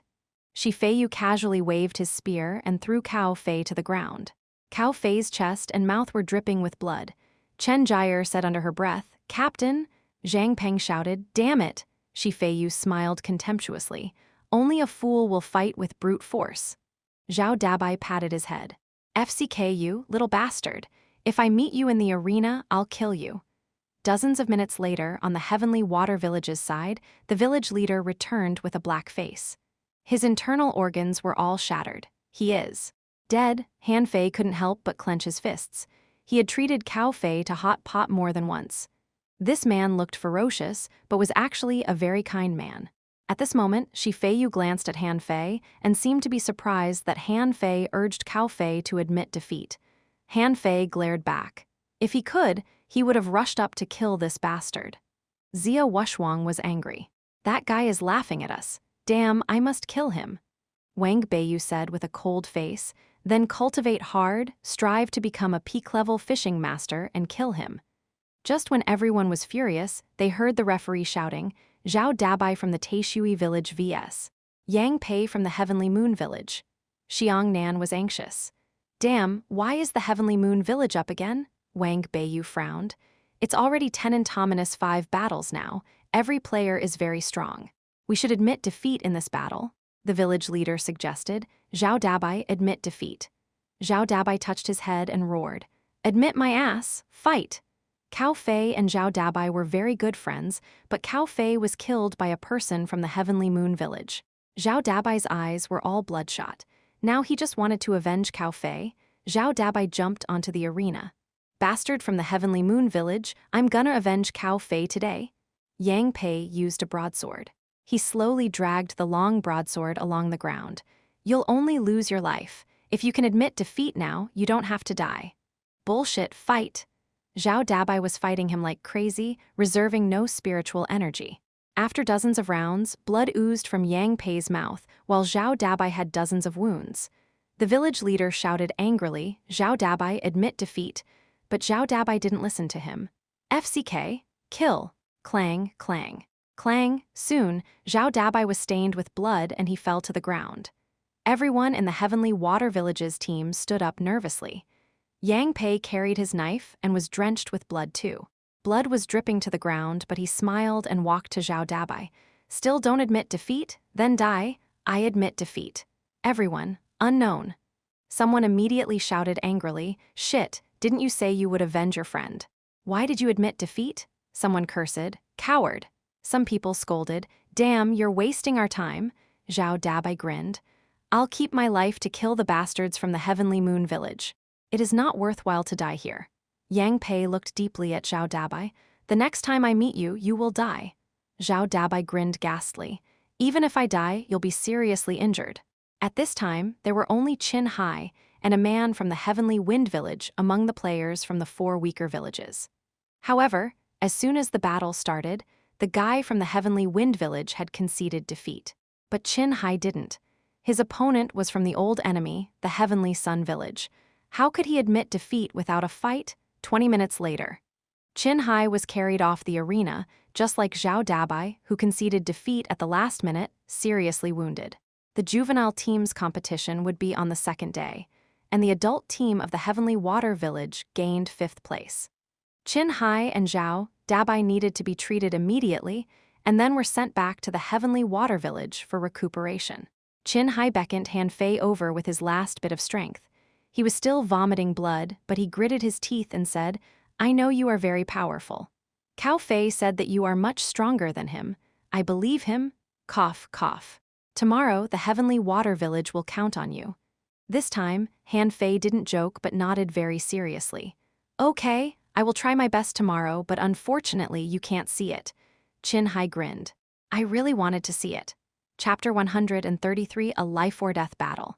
The next day, Han Fei said seriously, now let's call the roll. Zia Wushwang, He Zioyu, Chen Zhou, Luo Chu, the 4 of you follow me. Chen Zhou and Luo Chu were the 2 people who had betrayed them, but since Han Fei said that they would be given a chance, then they would be given one. As for the other 3 people who had been knocked out by Zia Wushwang, they weren't so lucky. After going back, they would be severely punished or even have their spiritual heritage destroyed. Xiangnan quickly tugged on Han Fei's arm. Hey, why don't you count me in, Han Fei? I've recovered, I can still fight. Han Fei rolled his eyes at him. Fight my ass, can't you see the big cut on your belly? Your intestines might be punched out in combat. Wang Beiyu said hesitantly, actually, no way, you're most seriously injured. I bet you will be knocked out before you can even take out your weapon. Han Fei turned his eyes to Chen Qing and Jia Tong again, one of whom was limp and a hand of the other was bandaged. Zia Wushwang smiled. Hey, wait and watch me beat the hell out of these bastards, He Zioyu pouted. How I want to find a contractual spiritual beast, then it can help me fight. Han Fei shook his head slightly. Become an advanced fishing master first. Then, you will know that the rare spirit fish of the level 1 fishery are not very useful. He Zioyu turned red. Humph, don't look down upon me. Han Fei picked He Xiaoyu because he knew that He Xiaoyu also cultivated the incomplete monograph on 108 ways of body polishing, so in combat, this girl couldn't be weak. The others were angry not to be chosen, but could do nothing but sit with the spectators. Xiang Bai tugged on Wang Beiyu's arm. Wang Beiyu, you know what? If I'm fine, I alone can beat at least 2. Wang Beiyu nodded absently. Okay, Xiang Nan said crossly, don't be so cold. Jia Tong, do you think I can? Jia Tong was not in the mood to talk to him as he shrugged his shoulders. Maybe, Xiang Nan was speechless. What do you mean maybe? What do you think, Chen Qing? Chen Qing despised him. Come off it. I remember that you once fought He Xiaoyu when you were in the town and ended up on your knees. Xiang Nan curled his lips. You know nothing. You'd have knelt too if it were you. In combat, she isn't like a girl at all. Han Fei led them to the arena. He looked at Chen Zhou and Luo Chu and said, Your destiny is completely in your own hands. My requirements are not high. Each of you will at least kill one person. Even if you can't kill your opponent, at least destroy his spiritual heritage. The players exchanged a glance with each other and nodded seriously. In fact, they felt lucky. After seeing the prosperity of the town, no one would want to go back to the village. In this battle, they would have to risk their lives and fight till the death. Soon, there was a sea of people in the spectator seats, and the battles were to begin. The referee drew out the list of fighting pairs by lot with great speed. Wei Huo from the Heavenly Fire Village vs. Xia Wushuang from the Heavenly Water Village. Shoot! Many people were stunned. Why was it the two of them at the very beginning? Everyone knew that Xia Wushuang was strong, and Wei Huo was the team leader of the Heavenly Fire Village. Their strengths were neck and neck. Xia Wushuang was very calm like an elegant young master. He said calmly, Wei Hu, humph, I can beat him within 3 minutes. Han Fei suspected. Are you sure? The referee continued to read. Shen Tong from the Heavenly Moon Village vs. LV Yang from the Tianfeng Village. The audience burst into a cheer again, and many people were excited. Great! A captain vs. a captain. The referee also glanced at his own hand. What a coincidence! Then it was Wang Xiaoyu from the Heavenly Rain Village vs. Lin Yi from the Heavenly Sun Village. Han Fei from the Heavenly Water Village vs. Qiu Shu from the Heavenly Heart Village. Han Fei didn't know this guy, so he didn't take it seriously and turned his eyes to the arena. Xia Wushuang was fighting against Wei Huo. Han Fei watched the fight closely. When Xia Wushuang was going to lose, he would remind him to admit defeat in time. In the arena, Wei Huo began taunting Xia Wushuang. I thought I would meet the fat man, but I didn't expect to meet you. We haven't encountered one another in the town. Instead, we meet here. Fine, let me try my strength on you. You should be glad to meet me. If you were met with Han Fei and called him a fatty, I bet you would be killed on the spot. Wei Huo snorted. With a flash between his eyebrows, he shouted, Fuse! Xia Wushuang also shouted, Fuse! In a flash, Wei Huo waved his hand and dozens of black spikes were shot out, and the speed was so fast that they whistled as they went through the air. Xia Wushwang's face changed slightly, and the rod in his hand was waved extremely fast. Clang, clang, clang. Pooh! Xia Wushwang frowned, and black spikes grazed over his shoulders. This guy's spiritual beast was an exotic ballfish. Illusion. As his eyes turned white, Wei Huo standing opposite to him staggered and shot dozens of black spikes in a row, but it wasn't in Xia Wushwang's direction at all. Xia Wushwang quickly approached with his rod. Explode, Wei Huo was sent flying immediately. Pooh! Wei Huo spat out a mouthful of blood. He Xiaoyu shouted on the sidelines, Great, beat him, kill him. In the juvenile team of the Heavenly Fire Village, the team members looked worried. Captain is in danger. Xia Wushwang's spiritual beast is an extremely rare human face crab that has the ability to create illusions. Now he's caught up in a bunch of illusions. Wei Huo suddenly jumped up from the ground and threw a string of black spikes. Instead of blocking them, Xia Wushwang dodged and quickly approached him. At this moment, Wei Huo shouted, Explode!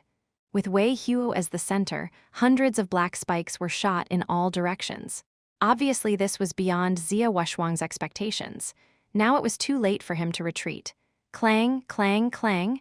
Pooh, pooh, pooh, pooh. Xia Wushwang vomited a mouthful of blood. There were at least 5 black spikes pierced in his body. Now his face was ghastly pale, and he seemed to fall down at any time. Well done, Captain. Illusion is not a big deal. The ballfish attacks in all directions. Zia Wushwang gritted his teeth. I don't believe you can keep doing this. Immediately, a phantom of a human-face crab appeared behind Zia Wushwang. As the crab's claws quivered, Wei Hu began to fight the air. He kept hitting the air with his rod and shooting out black spikes. Zia Wushwang got close to him again and suddenly hit his head with his rod. Dong. A ballfish appeared on Wei Huo's head, and it was sent flying with Wei Huo. In midair, Wei Huo vomited blood while shooting hundreds of black spikes out in all directions again. A few minutes later, Zia Wushwang was covered in blood and could barely stand, while Wei Huo lay on the ground like a dead body. Wei Huo gritted his teeth and said, I admit defeat. Zia Wushwang cursed, damn, I almost killed him. With that, Zia Wushwang fell backward. Han Fei went up and brought Zia Wushwang back. He Zioyu quickly put medicine into Zia Wushwang's mouth. Wang Beiyu said quickly, anyway, you won, but unfortunately, this guy is too seriously injured. I'm afraid he will admit defeat in the next battle. The battles went very fast, and most players from the 3 weak villages couldn't hold out for more than 5 minutes. At this time, Chen Zhou, who sat beside Han Fei, stood up. The referee shouted, Chen Zhou from the Heavenly Water Village vs Liang Zia from the Heavenly Sun Village. Liang Zia smiled when both of them entered the arena. I had thought that even if I didn't meet Wang Beiyu, at least I would meet Xiang Nan. I didn't expect it would be you, Chen Zhou. You're too weak for this game. Chen Zhou didn't speak. His spiritual beast was an iron-headed fish whose only advantage was its sturdy body, and the weapon he used was an axe. Fuse. Both of them roared and attacked the other party. Chop! Liang Zia's weapon was a rod. He was not afraid of this kind of attack at all. He roared and charged at Chen Zhou. Bam! In an instant, a strong light broke out on the axe. Liang Zia didn't expect Chen Zhou to gather almost half of his spiritual energy on the axe and attack him like crazy. What's wrong with this guy?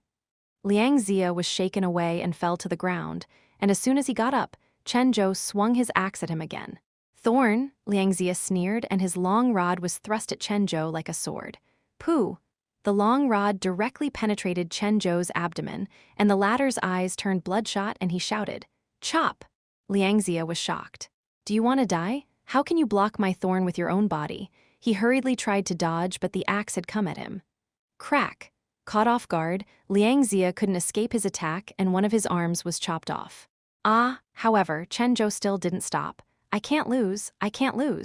If I lose, Han Fei will destroy my spiritual heritage. Then I'll be doomed. Dong. Chen Zhou suddenly buted Liang Zia with his head, and Liang Zia screamed in pain and looked at him in fright. Then Chen Zhou swung his axe at him again, but a crayfish suddenly appeared on Liang Zia's head, and the axe broke the crayfish's shell into 2. Pooh! Chen Zhou fell backward. Unfortunately, he still couldn't kill his opponent, although he had tried his best. Chapter 134. You're all trash. Ha! Liang Zia's spiritual beast was hacked to death. This was the first spiritual beast to die in this round. If Chen Zhou's weapon was a rod, the crayfish would not die. But he used an axe, so the poor crayfish was dead.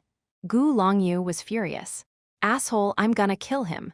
And Han Fei had already jumped onto the arena and took Chen Zhou back, shouting, Wang Beiyu, medicine, medicine. Chen Zhou grinned. I failed to kill him. Han Fei was very anxious. You killed his spiritual beast. He can no longer cultivate. Chen Zhou grabbed Han Fei by the hem of his clothes. I am not a traitor. Han Fei nodded. I know. Chen Zhou passed out, and Wang Beiyu quickly poured the pills into his mouth. He only has one fatal injury and probably can survive. At this time, the village leader had arrived, and he looked at Chen Zhou. Leave him to me? Everyone else was stunned. Miao Mumu from the Heavenly Wood Village was dumbfounded. The Heavenly Water Village changed? In the Heavenly Rain Village's team, Yun Kaiyan took a deep breath. Wow, this is a real life-or-death battle. In the Heavenly Heart Village's team, Fang Qing's eyes flickered. He's a tough guy. The audience was stunned. This was the quickest battle they had ever seen. Within 10 seconds, the battle was finished. In the Heavenly Water Village's team, many people burst into tears. Why should a child bear all this? Luo Chu looked grave. Chen Zhou had already won the battle. What about himself? Can he fight a way out like Chen Zhou? Soon, the referee declared, Pei Heng from the Heavenly Heart Village vs Luo Chu from the Heavenly Water Village. Luo Chu took a deep breath and went to the arena with his rod. Fuse, kill! Luo Chu wanted to adopt Chen Zhou's strategy, but Pei Heng seemed to realize this. He snorted, "Do you think I'm as stupid as Liang Xia?" Pei Heng muttered, "Combat skill, strangle." A long-tail phantom suddenly tied Luo Chu up. Explode! Luo Chu suddenly released almost half of his spiritual energy and broke free of the phantom. Bam! At the moment, Han Fei suddenly shouted, "Quick, concede defeat." However, before Luo Chu had any time to open his mouth, Pei Heng had slashed across his neck with the broadsword in his hand. At the next moment, Luo Chu fell to the ground and blood spurted out of his neck. Han Fei's face was black and his heart was trembling. He glanced at the people from the Heavenly Heart Village and then at the audience who were cheering crazily. He didn't expect the third round to be like this. He killed because he would have to die if he didn't, but why did people kill in this competition? Han Fei silently took Luo Chu back, who was already dead. Han Fei asked, "He Xiaoyu, is your opponent also from the Heavenly Heart Village? Kill." He Xiaoyu's face was covered with tears. She nodded hard. She didn't hate Luo Chu because they were all instigated by Hu Kun. She only hated Hu Kun. Wang Beiyu frowned. "That Pei Heng is not from our academy, so we don't know his real strength. If I had known it, I would have asked Luo Chu to admit defeat." Xia Wushuang struggled to sit up. "I can still fight." Han Fei glared at him. "Shut up." On the other side, Fang Qing said lightly, "Now we become their enemies." Pei Heng, who had just returned, sneered. "So what? When will the people from the Heavenly Heart Village be afraid?" The referee sounded again. "He Xiaoyu from the Heavenly Water Village vs Luo Yun from the Heavenly Heart Village." In the arena, He Xiaoyu pointed her bamboo rod at Luo Yun.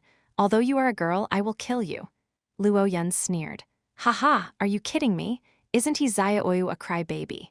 I can't remember how many times you cried when you were in the town. 10 times? 100 times? Fuse!" He Xiaoyu shouted, and little red entered her body. In an instant, He Xiaoyu's body was burning with a blazing flame. This was the difference between an exotic spiritual beast and a common one. Luo Yun's face changed slightly. Her body turned the color of sapphire, and a big pair of pincers appeared. Xia Wushuang gasped. Sapphire crab, a rare creature with very strong combat power. Han Fei had seen sapphire crab whose 2 big pincers were just like 2 drill bits, but Han Fei smiled. "She wins!" Xia Wushuang. "Unknown?" Xiangnan asked. "Why did you say that?" The battle had already begun in the arena.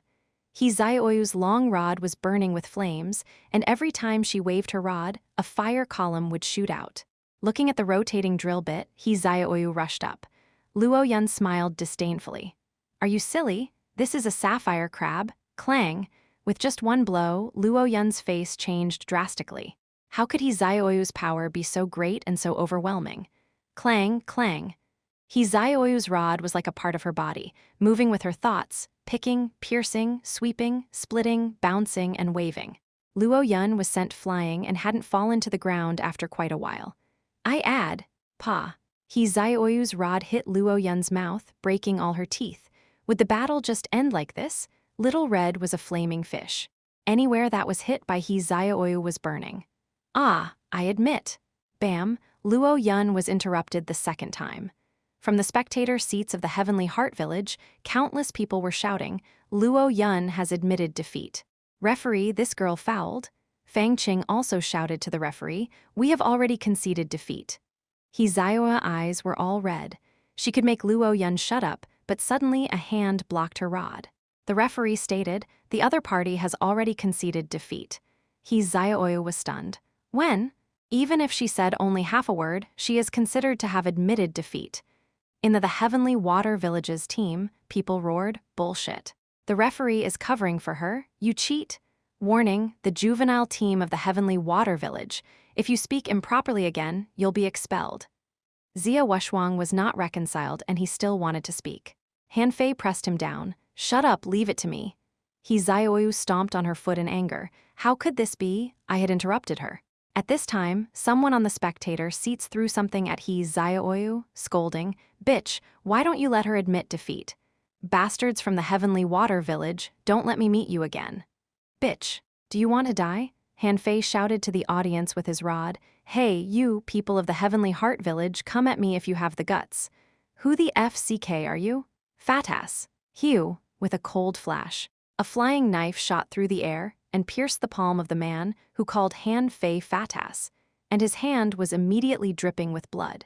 The referee was furious and pointed to Han Fei, shouting, "Guy from the Heavenly Water Village, stop, I can expel you now." Han Fei turned around and pointed at the referee with his rod. "What? Your Heavenly Heart Village people can insult us at will, but we can't fight back. You can kill others, but once any of your people are going to lose, you start to curse. If you can't judge fairly, I don't mind giving you a good beating." Hiss! Hearing his words, the audience fell into silence. What did this brat say? Beat referee? Was he crazy? Everyone else was stunned. Meow Mumu exclaimed, "Oh, this fat man is so overbearing, so fierce. Wow, so overbearing." Gu Longyu disdained. "Idiot, beat the referee? Is he out of his mind? He'll only be punched to death if he dares." Wei Huo sneered. "What a madcap, I'm starting to like him. He is arrogant and ignorant, he is just digging his own grave." At this very moment, the village leader of the Heavenly Water Village came back and snarled. "Han Fei, shut up, what are you doing?" Han Fei waved at He Zhaoyu and then spoke to the spectator seats.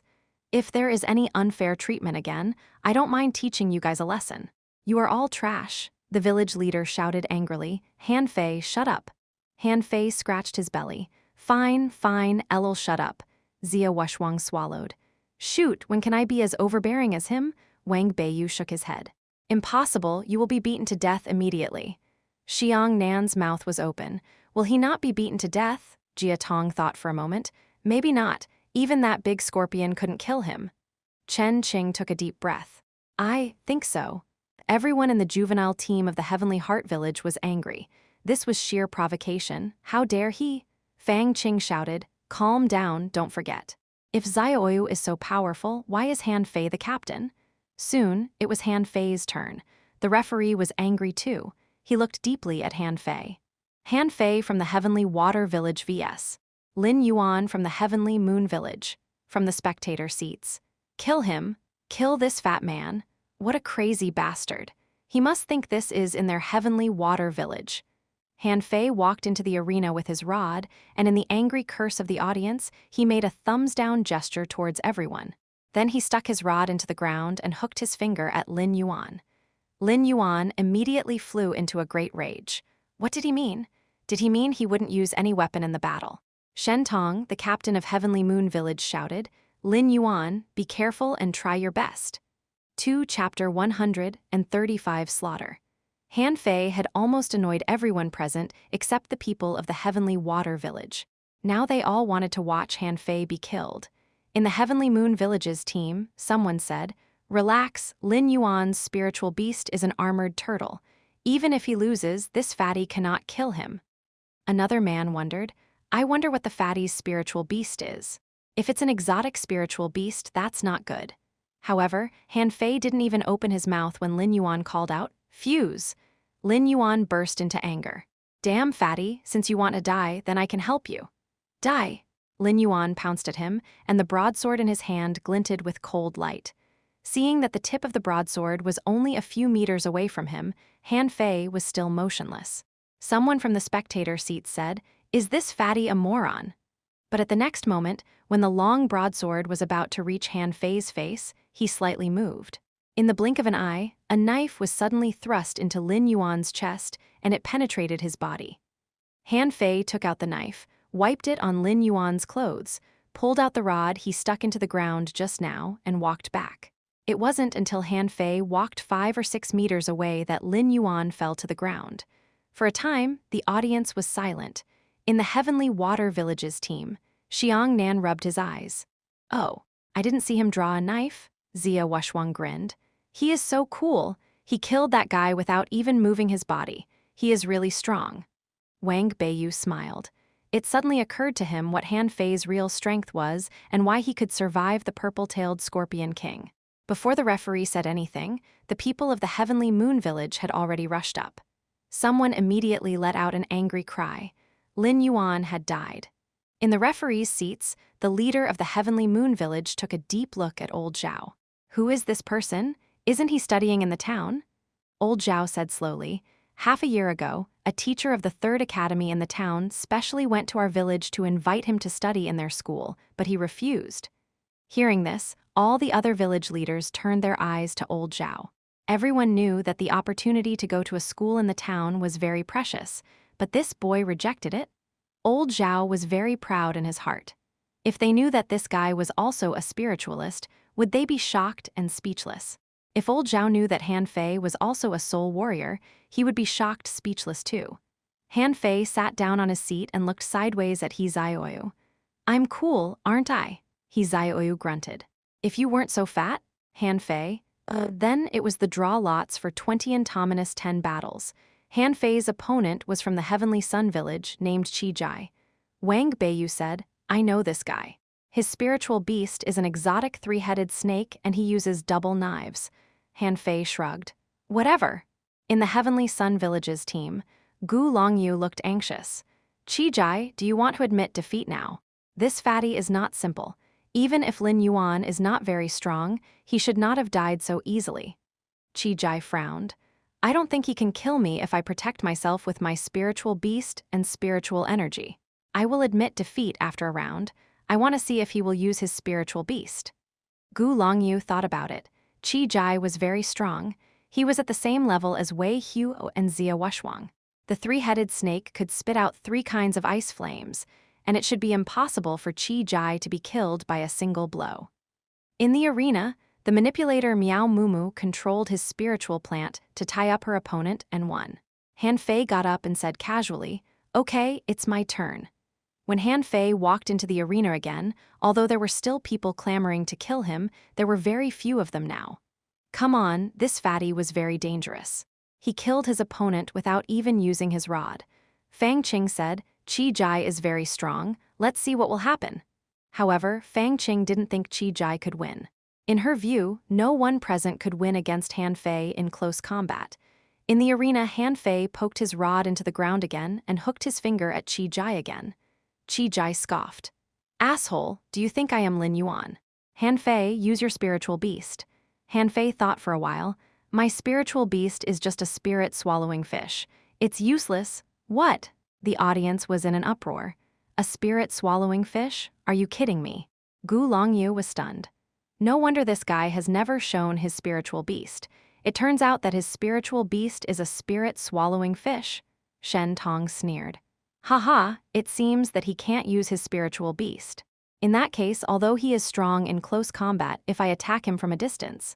Qi Jai muttered, "Humph, fuse, attach, spiritual energy protective cover." Qi Jai fused with his 3-headed snake, had his contractual spiritual beast, a rare lightning crab attached to him, and protected himself with a spiritual energy protective cover. He had taken Han Fei as the strongest enemy he had ever met in his life. "Die!" He hacked at Han Fei with his double knives, but this was not his real move, which were 3 ice flames. When Qi Jai got close to him, there was a sudden flash of cold light. His spiritual energy protective cover, broken. Lightning crab, crushed. The 3-headed snake flew out to protect his master, but in the next second, its 3 heads were cut off. Qi Jai's double knives finally fell on Han Fei, but why did he hear a clang? Qi Jai wanted to admit defeat, only to see a chilly glint flash past. Admit defeat after a round, he never had a chance to speak again. Hiss, the audience fell into silence again. Han Fei said lightly, "I don't need to summon my spiritual beast." At this moment, Gu Longyu no longer wanted to challenge Han Fei. That bastard was too strong. Qi Jai's strength was only second to his in his village, but he was killed by him so easily. It was not just Gu Longyu but all the players who looked terrified. Is that a human body? Isn't it steel? We certainly have no chance to win against him. Fang Qing's pupils constricted. Everyone be careful. If you meet Han Fei in the competition, just admit defeat. Han Fei returned to his seat, and everyone looked at him like a monster. He Zioyu hesitated and asked, "Are you really an intermediate fishing master?" Han Fei thought for a while. "I only used the power of an intermediate fishing master." The others went speechless. This guy didn't even use any combat skills. He just stood there and killed his opponent without pulling out his rod. What was more, no one knew what his real strength was. Xia Wushuang sighed. Forget it, I had thought to challenge you. But now, I'll just challenge the strong master in the town. Xia Wushwang feared that his illusion would be useless on Han Fei, and then if he still rushed up like a fool, he would be dead meat. Half an hour later. Now it was the draw lots for Tenentominous 5 battles. Only Miao Mumu entered this round among the Heavenly Wind, Heavenly Rain, and Heavenly Wood villages, and Han Fei's opponent happened to be her. Miao Mumu immediately raised her hands. I admit defeat. Referee. Han Fei was also speechless. You admit defeat before the battle even starts. How strong is your desire to survive? But everyone else was relieved. It was great that they didn't have to fight Han Fei. Just let him directly enter the top 5. Don't give him the chance to kill one more person. However, although Han Fei entered the top 5, He Xiaoyu's opponent was Shen Tong, the captain of the juvenile team from the Heavenly Moon Village. Han Fei immediately looked at Wang Beiyu. Wang Beiyu explained, Shen Tong, his spiritual beast, is a rare Buddha octopus that can suck its enemy's spiritual energy dry. He is good at attacking from a distance, and his weapon is a rod. Han Fei nodded and looked at He Xiaoyu. You can win, right? He Xiaoyu hesitated. Maybe, Han Fei nodded. Just don't let the octopus touch you. He Xiaoyu nodded hard. Octopus, just like bloody anemones, is gross. Han Fei seemed to think of something unpleasant. There will always be something more disgusting. The others were speechless. Are you serious? Disgusting? It may be disgusting, but it's also very powerful, okay? It was half an hour before it was He Xiaoyu's turn. Han Fei, Fang Qing, Gu Longyu, and a girl from the Heavenly Heart Village, Zhu Jin, had already entered the top 5. He Xiaoyu was about to jump into the arena when Han Fei said, If you're going to lose, admit defeat.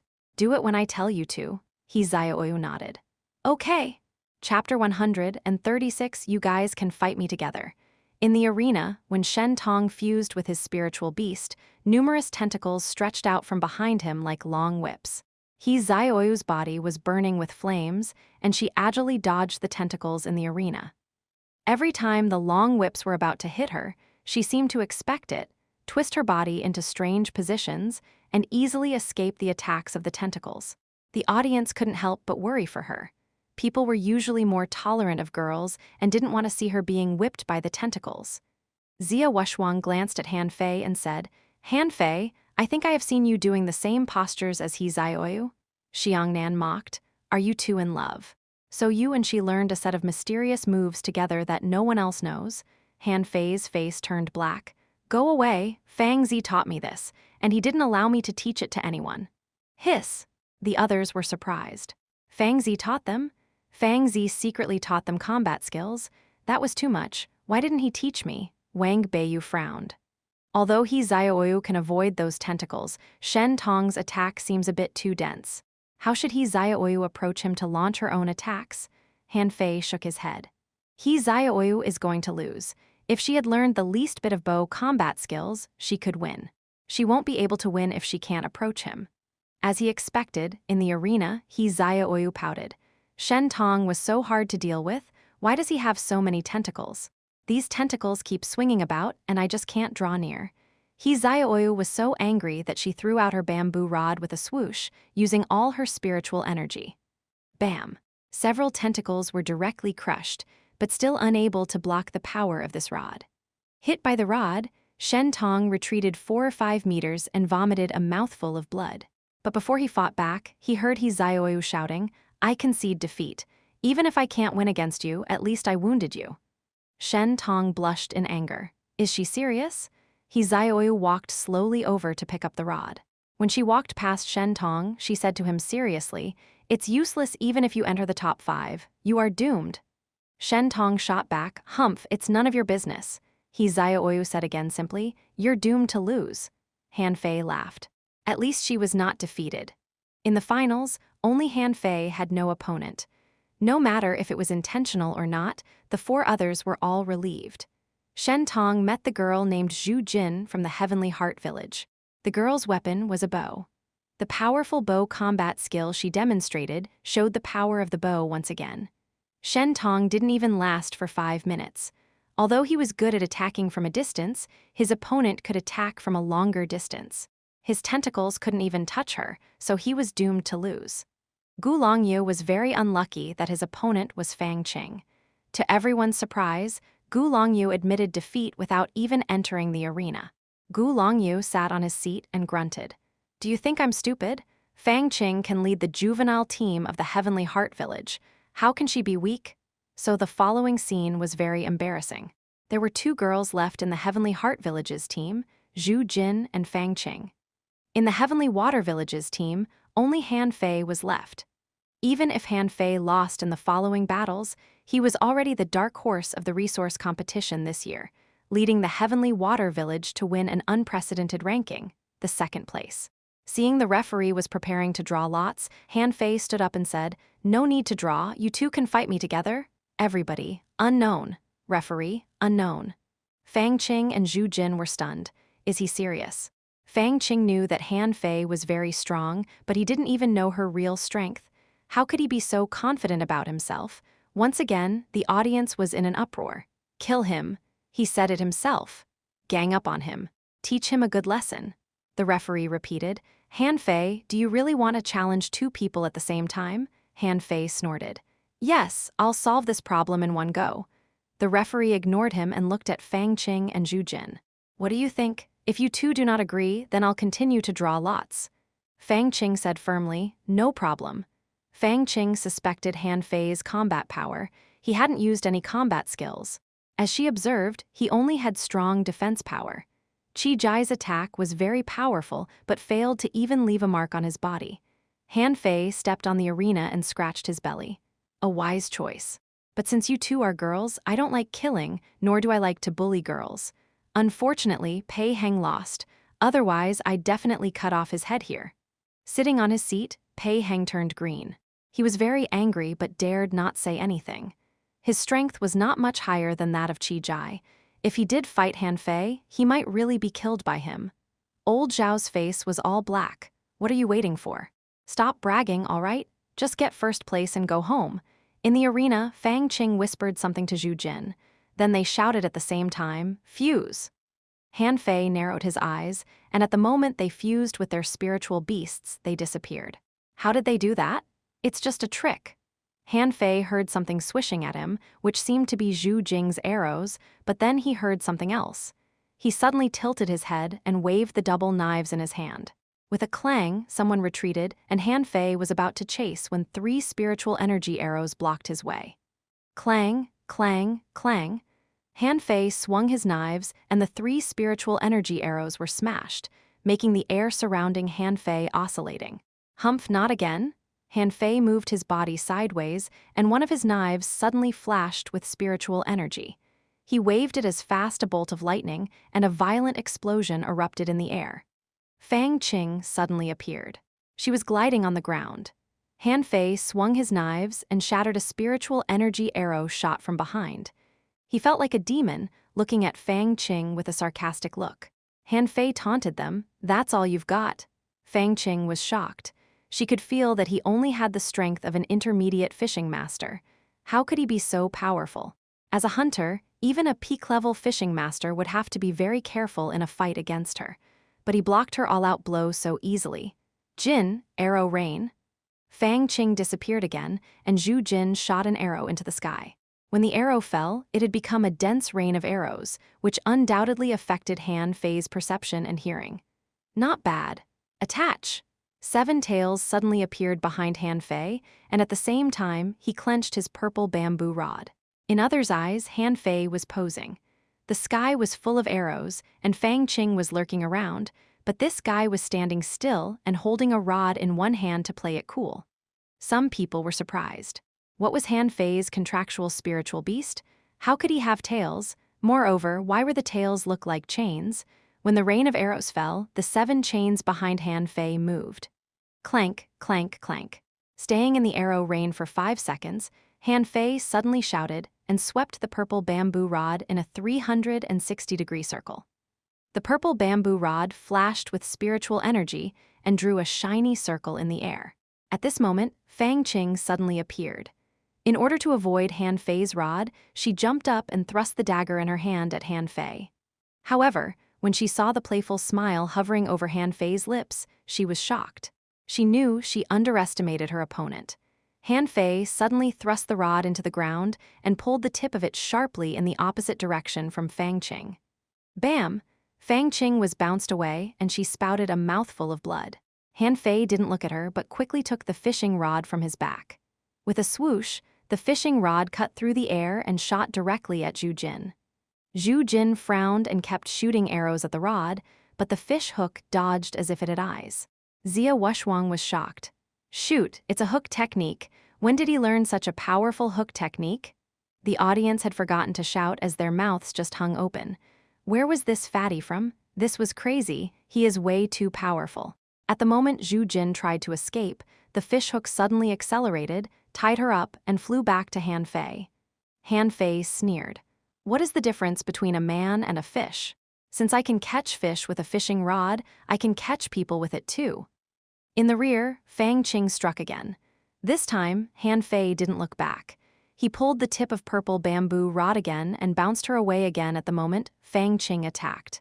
Fang Qing was sent flying again, and Zhu Jin was already caught in Han Fei's hand. Han Fei loosened the fishing rod and grabbed the long bow in Zhu Jin's hand. I thought there would be a great fishing master among you, but to my disappointment, there is not. Chapter 137, Undersea Mine. Han Fei slapped Zhu Jin's abdomen and directly destroyed her spiritual heritage. Not because he was cruel, but because Zhu Jin was so powerful that she might endanger the heavenly water village in the future. Han Fei picked up the longbow and kept shooting arrows while Fang Qing hurriedly dodged them in fright. However, this time, she overestimated Han Fei. Han Fei's shooting skill was so poor that he failed to shoot her after shooting more than a dozen arrows. Han Fei held the longbow and muttered, "Keep dodging. Let me try again. Don't worry, I think I can hit you soon." Fang Qing's face turned dark. Is he humiliating us? Fang Qing said angrily, I admit defeat. Han Fei said, please don't you want to continue? Zhu Jin finally came back from the sharp pain, her face was pale and her eyes were glassy. Only at the moment that she started to fight Han Fei did she feel how horrifying he was. She even had a feeling that he could easily cut her head off if he wanted. Han Fei said indifferently, don't blame me. Your spiritual heritage is not completely destroyed. You can still cultivate, but you'll never be able to become a fishing master again. The audience fell into silence. The people of the Heavenly Heart Village had never thought that they would lose. Every year they won. What was wrong today? How did the Heavenly Water Village suddenly become so strong? Not only Han Fei, but many other players from the Heavenly Water Village were also different from before. The referee was silent for a long time before he announced, the juvenile team of the Heavenly Water Village won the competition. But after a comprehensive evaluation, the adult team of the Heavenly Water Village only ranked 4th, so their overall score is 2nd place. Han Fei watched Fang Qing taking Zhu Jin away and shouted to the referee, wait a minute. The referee looked at him with a frown. Yes, Han Fei grinned. Can I challenge the adult team? What? The audience was in an uproar again. What? This was the first time in history that a member of the juvenile team had challenged one of the adult teams. Han Fei pointed to the team of the Tianyu village. Shifeiyu, do you dare accept my challenge? Arrogant. I'm so pissed, I really want to kill this fatty. Damn it, I want to vomit blood. Shit, kill him? Han Fei once again angered the public, and the team of the Tianyu village was also in an uproar. Some people in the adult team were about to rush up, but their captain stopped them. Shifeiyu looked panicked. Don't accept his challenge. If you win, no one will praise you, but if you lose, it will be a big disgrace for us. This fatty is dangerous. He is strong, very strong. Seeing that no one dared accept his challenge, Han Fei muttered, you guys are all chickens. Those who heard him just wanted to tear him apart. But Han Fei returned to the team casually, thinking that with his current strength, he should be considered a genius and should have met the standard for a genius by old Jiang. In the team, no one spoke to Han Fei. Xia Wushuang finally broke the silence. Well, Wang Beiyu, when are we going back to the town? Wang Beiyu thought for a while. In a few days, wait until we recover.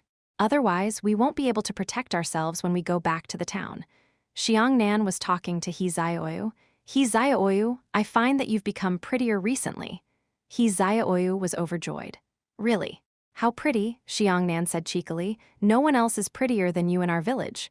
Chen Qing asked Jiatong, are you going to eat hot pot when we go back to the village? Jiatong nodded. Sure. We won't be able to eat it when we go back to the town.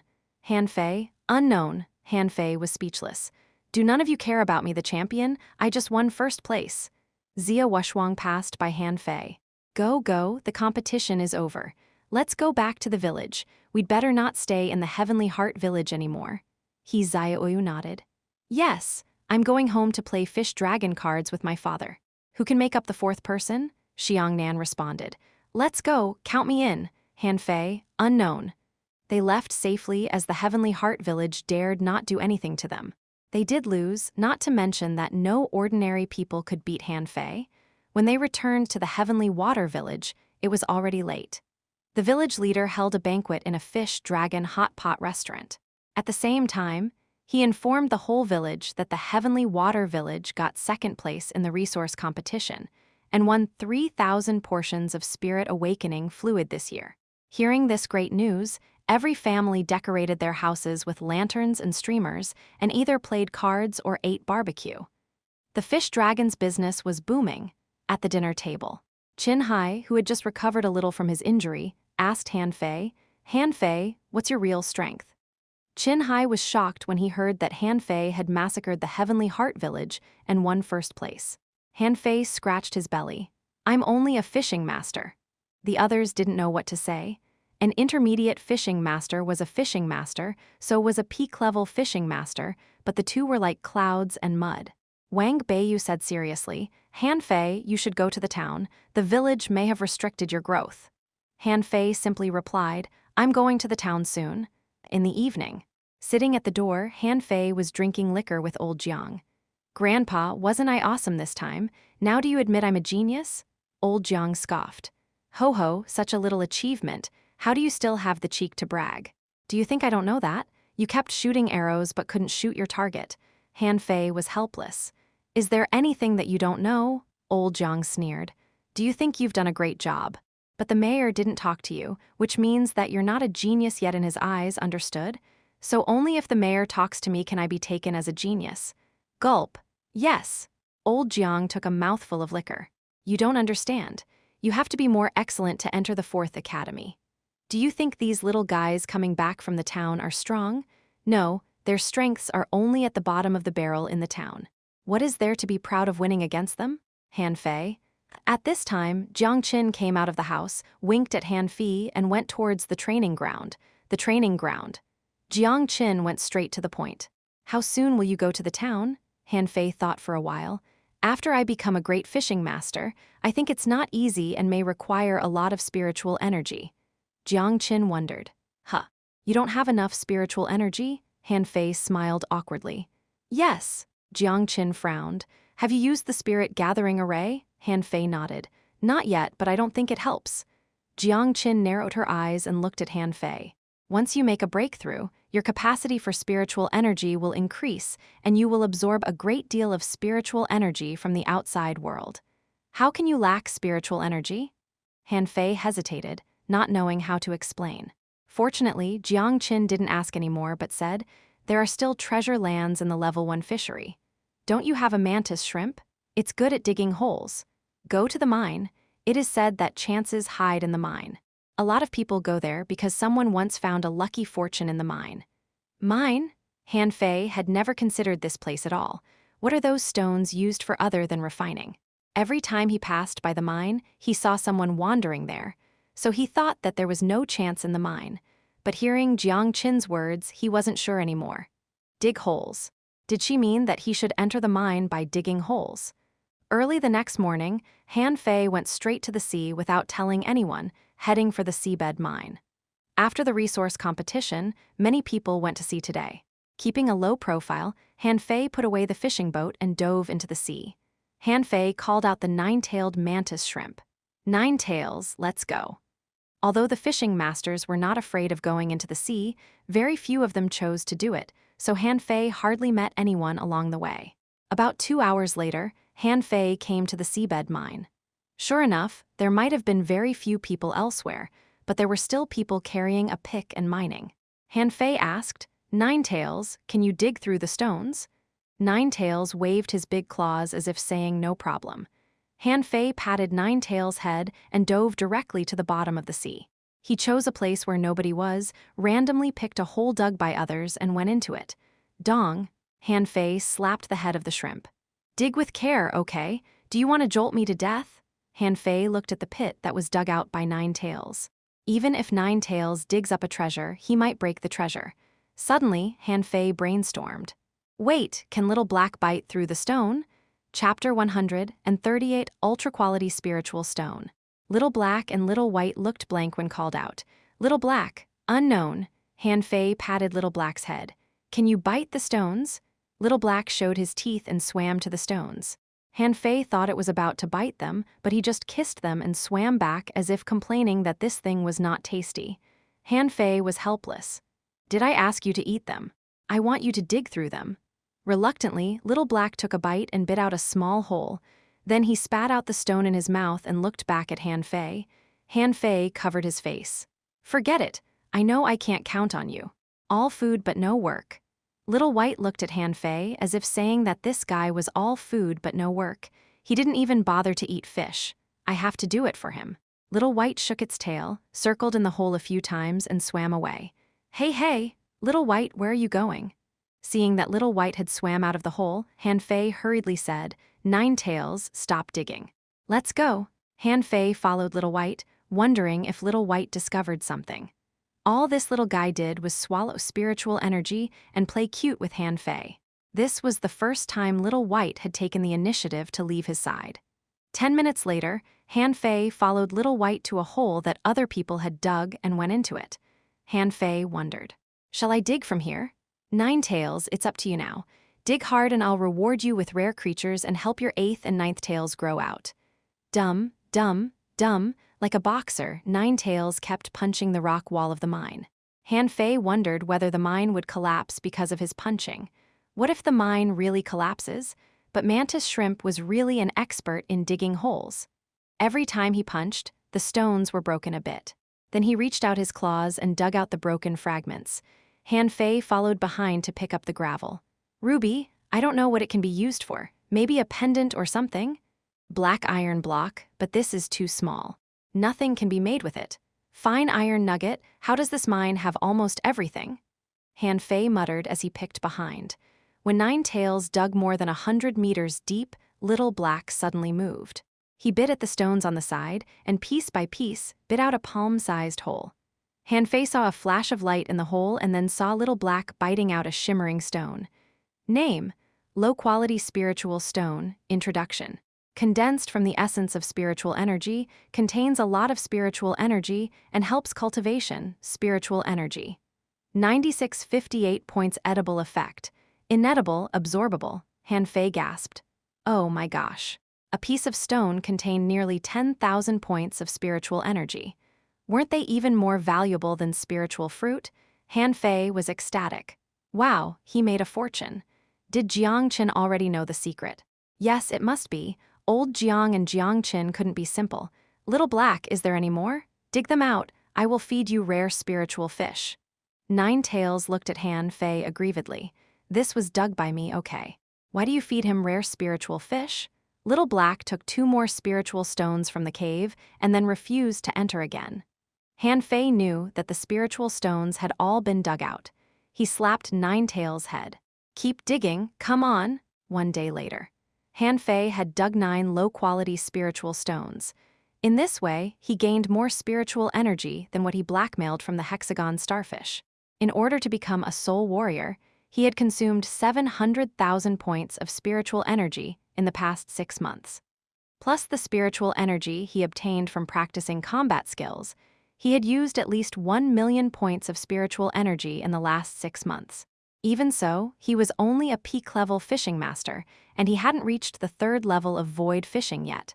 God knew how much spiritual energy it required to deduce it again. 3 days later, someone came to the mine and exclaimed, Why do I feel that the mine's spiritual energy seems to be a little less?" Someone continued to mine, only to find that the probability of digging black iron stone seemed to be reduced. 10 days later, All the people who came to the mine discovered that something was wrong. The spiritual energy of the mine dropped sharply, and even the fish schools coming here were less. 15 days later, with a loud thud, nearly 1/10 of the seabed mine of the Level 1 fishery suddenly collapsed. Han Fei's face was somber. "Nine Tails, what's the problem with you? I told you to dig with care. Look, the mine collapsed." Nine Tail was very aggrieved. "Didn't you ask me to dig as hard as I could? Now it's my fault." Han Fei pulled apart a pile of gravel, found 3 low-quality spiritual stones from inside, and immediately threw them into Forge the Universe. In the past half-month, he had dug a total of 159 low-quality spiritual stones. Nine Tails, keep digging, dig up, dig away, otherwise we'll be stuck here. 3 days later. When Han Fei saw a red spiritual stone, he was stunned. Name: Ultra-Quality Spiritual Stone Introduction.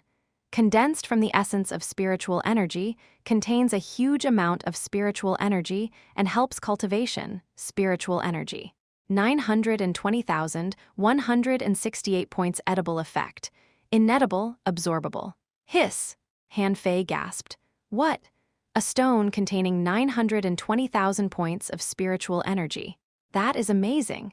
It took me half a year to spend all 700,000 points of spiritual energy.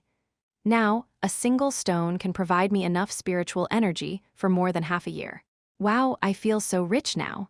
Han Fei hurriedly came up to carefully knock off the pale red spiritual stone.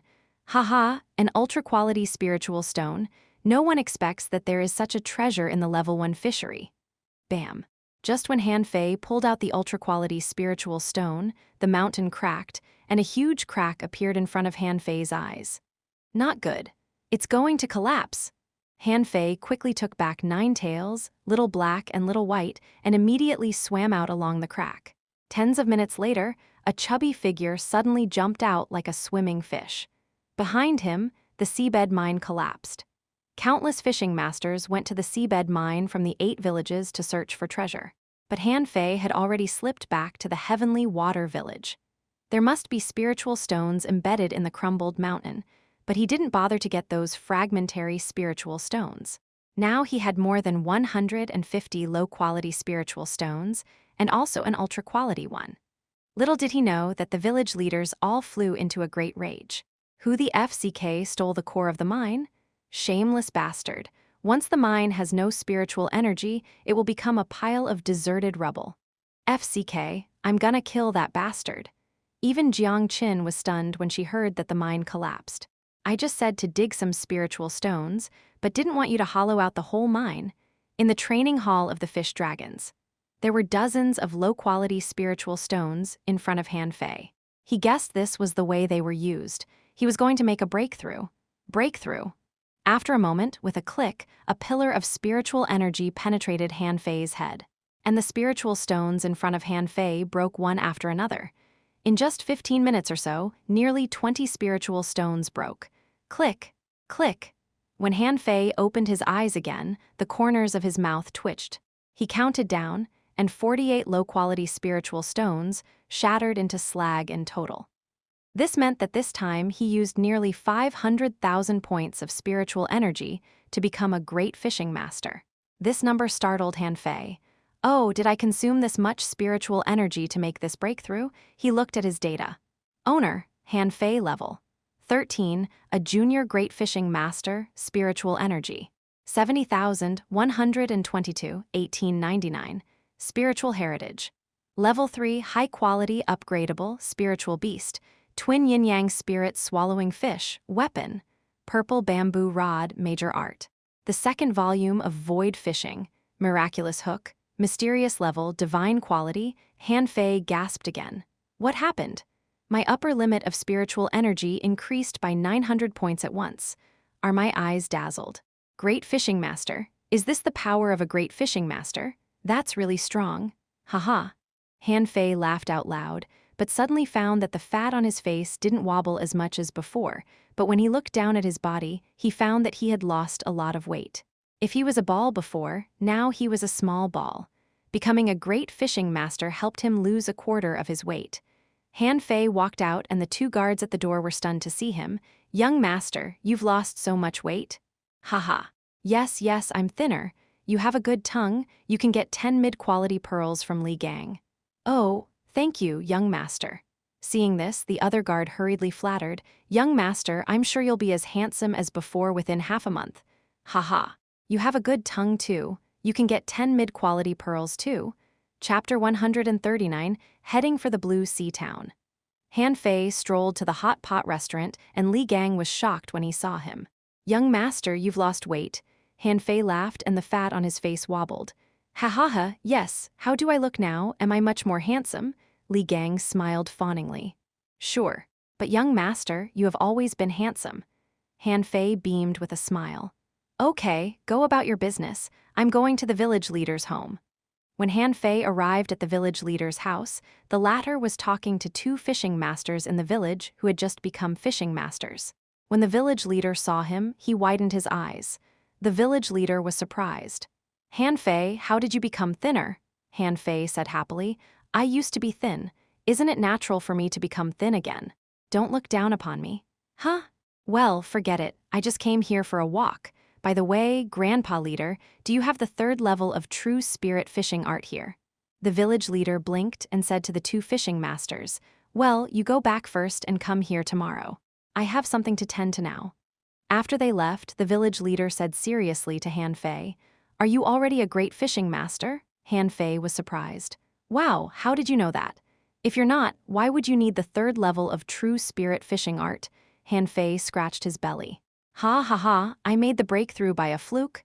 The village leader was stunned. He never expected that Han Fei would become a great fishing master so quickly. His spiritual heritage was not that good. How could he make the breakthrough so quickly? Was it because of old Jiang? The village leader shook his head slightly and took Han Fei's hand. Han Fei, have you considered changing your cultivation art? Han Fei shook his head dumbfounded. Oh, can one's cultivation art still be changed? The village leader nodded. Of course, the true spirit fishing art is only a mortal-level, mid-quality art. There are also some high-quality or even ultra-quality arts. Don't you want to have a try? Han Fei asked. Where can I find them? The village leader smiled and quickly said, In the town. Of course, there may be some ultra-quality arts in the town, but ordinary people won't be able to get them. But it would be easy to get a high-quality art. Han Fei pondered a bit. He didn't need to change his cultivation art. His void fishing is a divine quality art. Why did he need an ultra-quality one? Han Fei asked, Grandpa Leader, can you give me the third level of true spirit fishing art first? Let me keep it first. If I can get a better cultivation art, I'll use the better one, but if I can't, I'll still have the true spirit fishing art to practice. The village leader sighed. You don't understand. The true spirit fishing art has defects. Huh? What defects? The village leader said with his hands behind his back. It said that true spirit fishing was rewritten from an incomplete cultivation art handed down from the ancient times, so its effect is greatly reduced, and it is said that the longer you practice true spirit fishing, the more difficult you progress. Are you sure you still want it? Hearing his words, Han Fei was more certain that he wanted it. This art had high potential. Yes, it's too early for me to worry about this problem. The village leader paused. Yes, Han Fei only has a level 3 spiritual heritage. Perhaps he would just stop at being a great fishing master in his life. It was probably impossible for him to become a dangling fisher. Even if he did, it would be extremely difficult for him. Why do I worry so much about him? Han Fei successfully got the third layer of true spirit fishing, but after he checked the data, his face turned green. Existing art. True spirit fishing, incomplete, level 3. Water control technique, incomplete, remarks. This generic ancient art is now incomplete after the passage of time. Repairing it will cost 1 million points of spiritual energy. Superseding art, void fishing, level 3. Water vein technique, incomplete degree of completion. 0/100,000 Han Fei was dumbfounded. Is the demon purification pot a devil? He felt that he had known the deduction rule of the dam pot. 10 times the amount of spiritual energy was required per level. Then, when I practice the 4th level of void fishing, wouldn't I have to spend 10 million points of spiritual energy? Han Fei was desperate. 10 million points of spiritual energy wouldn't make him desperate. After all, he could spend 2 or 3 years to save this amount, but when it came to the 5th floor, it would be 100 million. Then he would have to spend decades to save enough spiritual energy. Damn, is it because I've just gotten an ultra-quality spiritual stone? It seems that I have to go to the town to earn spiritual energy. I've used the ultra-quality spiritual stone. Fine, let me go to the town first. Han Fei walked in with his chin up and chest out. Old Jiang was drinking and eating barbecue as if he didn't see Han Fei. So Han Fei kept walking around 1 circle, 2 circles. When he walked 7 circles, old Jiang cursed, "Fuck off, fatty." Han Fei was furious. "Are you blind, Grandpa? Can't you see I've lost weight?" Old Jiang sneered contemptuously. "Yes, so now you're a slightly thinner fatty." Han Fei was silent. "Senior man, do you believe I'll become even thinner in a month?" Old Jiang still scoffed. "I don't care if you are thin or fat. Why are you still in the heavenly water village? Don't you want to go to the town?" Han Fei stuck out his belly. "Yes, I will, so I came to say goodbye to you." In the evening, Jiang Qin came back. When she saw the table of dishes that Han Fei made, she smiled happily. "Are you going to the town?" Han Fei nodded. "Yes, I'd like to see how awesome the 4th academy that old Jiang recommended to me is." Jiang Qin froze for a moment and then nodded. "Okay, but with your current strength, you can barely go to the 4th academy to have a try." "Huh." Han Fei was stunned. "I can barely go to the 4th academy? Is this 4th academy a devil? But why is it a garbage school in He Zioyu's view?" Han Fei wondered if it was the kind of school that looked shabby but was actually very strong. Old Jiang ate with relish. Han Fei was thinking about the 4th academy while Jiang Qin was a little absent-minded. After dinner, old Jiang threw a letter to Han Fei. "You can go now." Han Fei picked up the letter and glanced at it, which read, "To the old bastard." Han Fei was dumbfounded. "If I take this letter out, will I be killed?" Jiang Qin sent Han Fei out of the plantation. After a moment of silence on the road, she said, "Don't forget what you promised me." Han Fei said with a smile, "Of course. When I become strong, I will come back. I'm especially good at treasure hunting. No matter how mysterious a place is, I can always find some treasure." "Okay, go to the town. It'll be a waste of your time if you continue to stay in the heavenly water village." Han Fei nodded and left without looking back. "One day, I'll return with glory," he thought to himself. In the headquarters of the fish dragons, a meeting of core members was held. Li Gang, who was in charge of the hot pot restaurants, elder of the fish dragons, Li Gan, Li Qing, who was running the barbecue stall, Chen Ryu, manager of the fish dragon card room. Everyone was sitting properly, and no one dared to speak. Han Fei said seriously, "Today I've gathered you all here to tell you that I am leaving for the Blue Sea Town." Although it was not surprising to the others, they were still in an uproar. Li Gang choked. "Young master, I can't bear to part with you." Han Fei kicked him. "Stop that fake crying. You can go with me if you really love me so much." "Well, young master, I shall stay here to guard your properties." The others all secretly despised him. Everyone knew that as the 2nd richest man in the fish dragons, Li Gang and his wife were living a heaven-like life. Han Fei patted the table. "Okay, let's come straight to the point. The fish dragons have their rules. It is forbidden to violate the law and discipline, bully common people, or commit embezzlement or corruption." Han Fei talked a lot about the rules, and in the end, he suddenly released his power to shake everyone present to the ground, including Li Gan. Li Gan panicked. Great fishing master." Han Fei withdrew his power and then said to the frightened people, "Although I am not in the heavenly water village, I have friends and teachers here. If anyone dares to throw his weight around after I leave, I'll let him know what price he'll pay. By the way, A-Gang, send half of the fish dragon's monthly revenue to the Blue Sea Town every month." Li Gang hurriedly nodded. "Yes, young master." Han Fei continued, "By the way, take care of my cabin. I want my home still there when I come back." Li Gang agreed. "Yes, young master, I'll clean it myself." Han Fei patted Li Gang's shoulder. "People walk high and water flows low.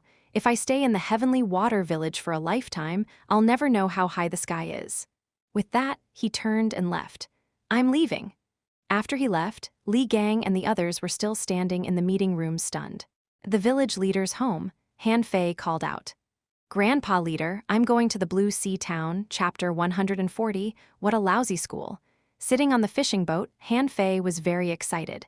Finally, he was out of the village. The village leader took him to the town in person. Otherwise, he would have to go through a lot of red tape and pay a lot of money to go to the Blue Sea town. The village leader frowned. Han Fei, are you really going to the 4th Academy? That school is bad. No one wants to study in it. It is said that it had its heyday 30 years ago. Han Fei replied firmly, Grandpa leader, the other 3 schools are not in the admission season, but the 4th Academy recruits students all the time. The village leader still tried to persuade him. But the school has a bad reputation. It's said that they have no teachers, the students sleep all day long, and the roof of the school's library even leaks. Han Fei gaped. Really? Is the school really so terrible? However, despite its bad reputation, Han Fei believed that this school must have unknown secrets. Otherwise, old Jiang and Jiang Qin wouldn't have asked him to go study there. Grandpa leader, don't worry about that. If it's really that bad, I can still transfer to another school. It's better than me idling about in the village, the village leader sighed. It's up to you. After all, you're already a great fishing master. Han Fei, you are the 9th person who became a great fishing master at the age of 12 in the history of the Heavenly Water Village. Han Fei smiled.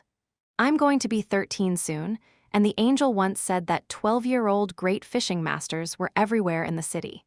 Perhaps even a random 7- or 8-year-old child I meet on the street could already be a great fishing master.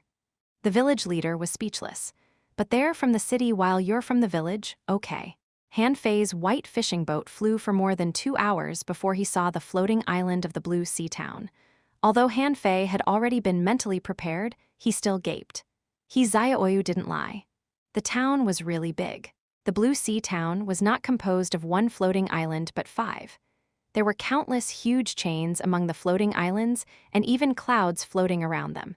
This looks like a huge UFO from the bottom. When approaching it, Han Fei saw water flowing down against the wind in one of the floating islands like a waterfall, and he asked, Grandpa leader, is there a waterfall on the island? The village leader looked at Han Fei as if looking at a fool. Of course, there are mountains and clouds on the island. At night, the sky is full of stars and the buildings are over 100 feet high. It's much more beautiful than you think. It's beautiful indeed. The village leader smiled. Now you know why those who are qualified to come to the town are unwilling to go back. This is a symbol of identity, and you haven't known life in the town yet. By the way, the people on the island look down on people from the villages. If you are discriminated against or sidelined, don't make a fuss. I know. I am a low-key person and there aren't many people in the 4th Academy, right? The village leader was speechless. You're a low-key person. Do you forget you declared war on the entire Tangxin village during the resource competition? You must be kidding, the village leader emphasized. The population of the Blue Sea town is nearly 5 million, and geniuses come out in large numbers, so don't invite trouble. Han Fei said absent-mindedly. I know. Huh? 5 million, that many? Soon, the fishing boat floated out of the clouds, and Han Fei immediately saw hundreds of thousands of fishing boats patrolling around these huge islands. On the islands, he vaguely saw peaks several thousand meters high and large rivers, as well as towering ancient trees, skyscraping pagodas, and many buildings that Han Fei had never seen.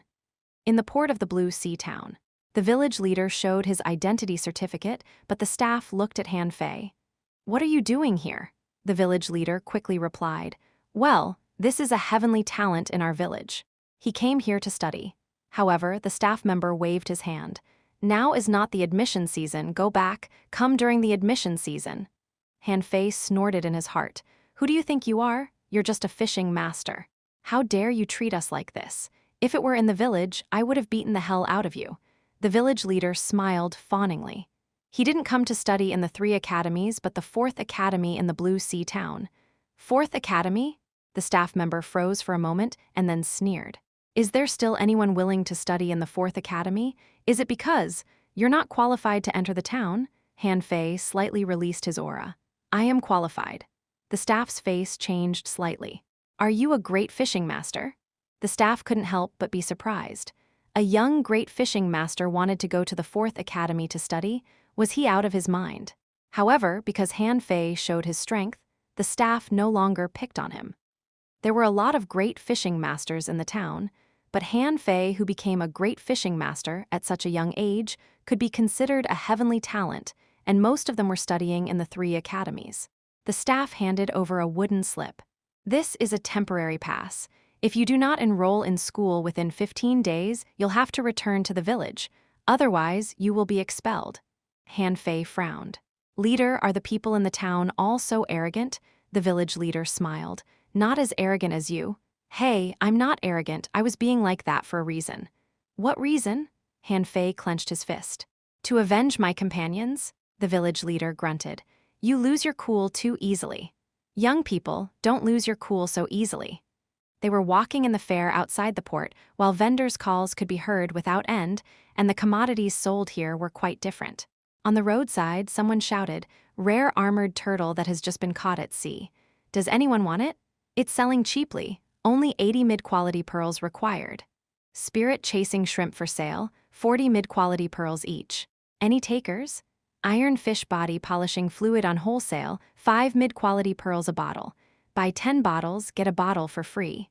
Delicious oysters, 1 mid-quality spiritual bead for 2 oysters. Does anyone want it? Look for someone to explore the second-class fishing grounds together, reimburse the total medicine cost and bait fee, 100 mid-quality pearls.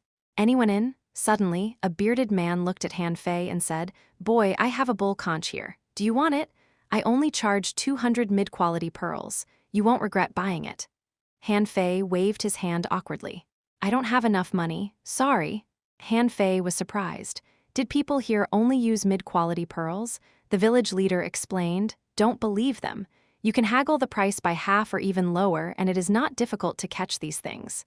Han Fei nodded. Okay. Han Fei then passed by the shops along the street.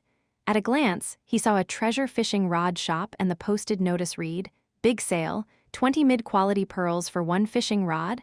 There was also a fish bait store whose notice read, all goods will be 20% off. Don't look at these stores.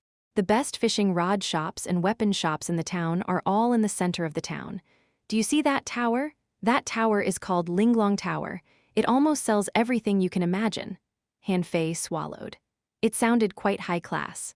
After he entered the school, he would find an opportunity to check it out. Now he was rich. Money was no problem for him. There were various kinds of shops on his way, and fishing masters were almost everywhere. So this was the town. Not bad. Soon, Han Fei and the village leader came to a huge chain. The village leader explained, the 4th Academy is relatively remote. It's on the northernmost floating island. Apart from the 4th Academy, there is only a large plantation on the island, and not many people live there. Since you've learned how to plant spiritual fruit from Old Jiang, you can try planting some there. Leader, how do we get there? The head of the village pointed at the chain and said, walk there. This chain is so thick. The width of a single chain is tens of meters. Are you afraid of falling off it? Han Fei shrugged. It's my first time being here. Isn't it strange to walk the chain? But such a thick chain won't shake, will it? I've got to hurry up to practice the incomplete monograph on 108 ways of body polishing and the indestructible body art after entering the school. Otherwise, my new classmates will think I'm a fatty. After walking past the chain and the plantation, Han Fei wondered why the plantation had no guard. Wasn't its owner afraid of thieves? Passing by some shabby houses, Han Fei saw a school in front of a big mountain. The school's sign was hanging on the archway, reading, Hug Academy. Han Fei was stunned. Hug Academy? What does this mean? The village leader's face was all black. It's supposed to be Thug Academy. Han Fei. Han Fei almost vomited a mouthful of blood. Shit, is the school so poor that it doesn't even have the money to change a sign? Thug Academy had become Hug Academy, but no one fixed it. Han Fei took a deep breath. Since he had come, at least he should go in and check it out. Han Fei knocked on the door, asking, Hello, Duang. Han Fei avoided quickly, and the sign that was about to fall finally fell on the ground, stirring a cloud of smoke. The village leader immediately got angry. What a lousy school. Han Fei, let's go. Chapter 141, You're all cowards. Han Fei hurriedly said, No, leader, wait, let me check it out. Han Fei shouted, Hello. Is anybody here? Any? Shut up, can't you see I'm sleeping? Han Fei looked around, only to see 300 meters away, under a big tree, an old man with gray messy hair was lying on a lounge chair and sleeping. Han Fei twitched the corner of his mouth. Is he the twin brother of old Jiang? Han Fei walked over and opened his mouth to speak. The old man slightly opened his eyes. Boy, you broke the plaque for our school. You must compensate. 100 mid-quality pearls. Han Fei stumbled. What? This old man charged him 100 mid-quality pearls for a piece of broken wood. Was he trying to rob me? The old man's voice suddenly turned cold. What? You don't want to pay? Han Fei was helpless. Fine, I'll pay you, but sir, I am here because I want to study in the school, but where are the teachers and students? Study here. The old man finally opened his eyes and looked at Han Fei up and down, asking, What is your past record? Huh, the old man said impatiently, I'm asking you what achievements you have made. Thinking of the village leader's words, Han Fei hurriedly said, I'm a low-key person, so I haven't achieved anything great. The old man waved. Then go, our school does not recruit low-key people. What? The village leader came up to pull Han Fei away. Han Fei, let's go, hurry up, I don't want to stay here. Leader, calm down. Han Fei looked back at the old man. Low-key, that's impossible. I've done a lot of great things and no one of my age can beat me in the 8 villages. Is that enough? The old man shouted, Go away, our school does not recruit braggarts. Han Fei scratched his belly. Cough, I was only making a joke just now. When I was in the Heavenly Water Village, I wiped out the Heavenly Water Village's largest gang, the Tigers. I won first place in the Heavenly Water Village's fishing trial, and I also got first place in the resource competition this year. Is that enough? The old man said again, Go away, our school does not recruit braggarts. Han Fei was helpless. I was not bragging, what I said is true. You can ask the students from the 8 villages whether I beat them or not. In the final battle, I fought against 2 people from the Tiangxin village alone, and I don't even bother to mention it. The village leader's face grew darker and darker. He couldn't bear it anymore, so he went outside to wait for Han Fei. However, the old man slightly turned his head. No one your age can beat you in the 8 villages. Han Fei patted his belly. Yes, and I only used one of my combat skills. The old man said, Show me your spiritual beast. Han Fei was stunned for a moment. Sir, may I show you my contractual spiritual beast? 9 tails come out. With a flash of light, a huge mantis shrimp appeared, shaking its 7 tails. Huh! The old man's face slightly changed, but Han Fei didn't notice it, because 9 tails was already punching the ground like crazy. Han Fei rushed up and kicked it. Behave yourself, don't move. Han Fei looked back again. Well, what do you think of it, sir? The old man grunted. Just so, where is your spiritual beast? Let me see it. Han Fei struggled for a while. Well, okay. If he studied here, he would have to show his spiritual beast sooner or later. So with a flash between his eyebrows, little black and little white appeared. Han Fei believed that this old man would not be able to see little black.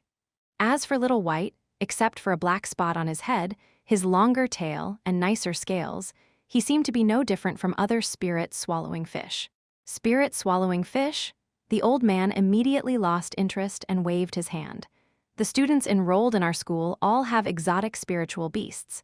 Han Fei shot back, but my contractual spiritual beast is exotic. After all, it's not just about your spiritual beast. How about this? If you can do something big in the Blue Sea town, we will consider admitting you. Han Fei wondered what the old man's identity was. After thinking about it for a while, he looked at the school and took a deep breath. Do your words count? Can I see the students and teachers at the school? The old man said impatiently, I don't know. Are you going to do it or not? If not, just get out. Han Fei was very angry. This old man was simply outrageous. He almost wanted to summon 9 tails to teach him a lesson. Han Fei grunted. Okay, then it's a deal. I'm going to do something big. Wait for my good news. Han Fei turned around and strode away. The village leader quickly said, Do you believe me now? Such a lousy school. God knows why the town hasn't removed it. Han Fei frowned and wondered, right. If this school was really as bad as it looked, why hadn't the Blue Sea town gotten rid of it? After all, this floating island was very big, even bigger than the Heavenly Water Village. Han Fei rolled his eyes. Grandpa Leader, would you like to go back to the village first? I have some other things to tend to. If the school doesn't accept me, I'll go back by myself. The village leader narrowed his eyes. What things are you going to tend to? You don't know anyone in the Blue Sea town. Leader, do you forget he's Zaya Oyu and the others? They are right in the town. Then he handed old Jiang's letter to the village leader. I have to deliver a letter for old Jiang. The village leader doubted him. Where? Han Fei grinned. The third academy. The village leader smiled and stroked his long beard. I'm glad you've changed your mind. The fourth academy is not a good choice. It's said that the strongest master is from the third academy. It is not bad to go there. The village leader took it for granted that old Jiang wrote this letter to recommend Han Fei to the third academy, which he certainly supported. The head of the village was relieved. Okay, you can go back by yourself. I'll go back first. Okay. Han Fei saw the village leader to the port. Then he ran towards the third academy after asking people about its location. The third academy was called the Waterfall Academy. Han Fei stood at the gate of the academy and said to the guard, I'm here to see someone at this school. The guard looked at Han Fei, who was as fat as a ball, and said in dislike, Humph. No one is allowed in except students of the school. Who are you looking for? I'm looking for Nan Fei, a teacher in the fighting department of your school. The guard looked at Han Fei up and down. Who are you? You can just go to Mr. Yi's home. I don't know where his home is. The guard laughed. You don't even know where his home is? Why do you want to see him? I want to challenge him. Pooh. The guard almost slipped to the ground and immediately yelled at Han Fei. Are you crazy? FCK off. You must be out of your mind. Han Fei? Han Fei was pushed out and attracted many people's attention. Han Fei grunted and turned away.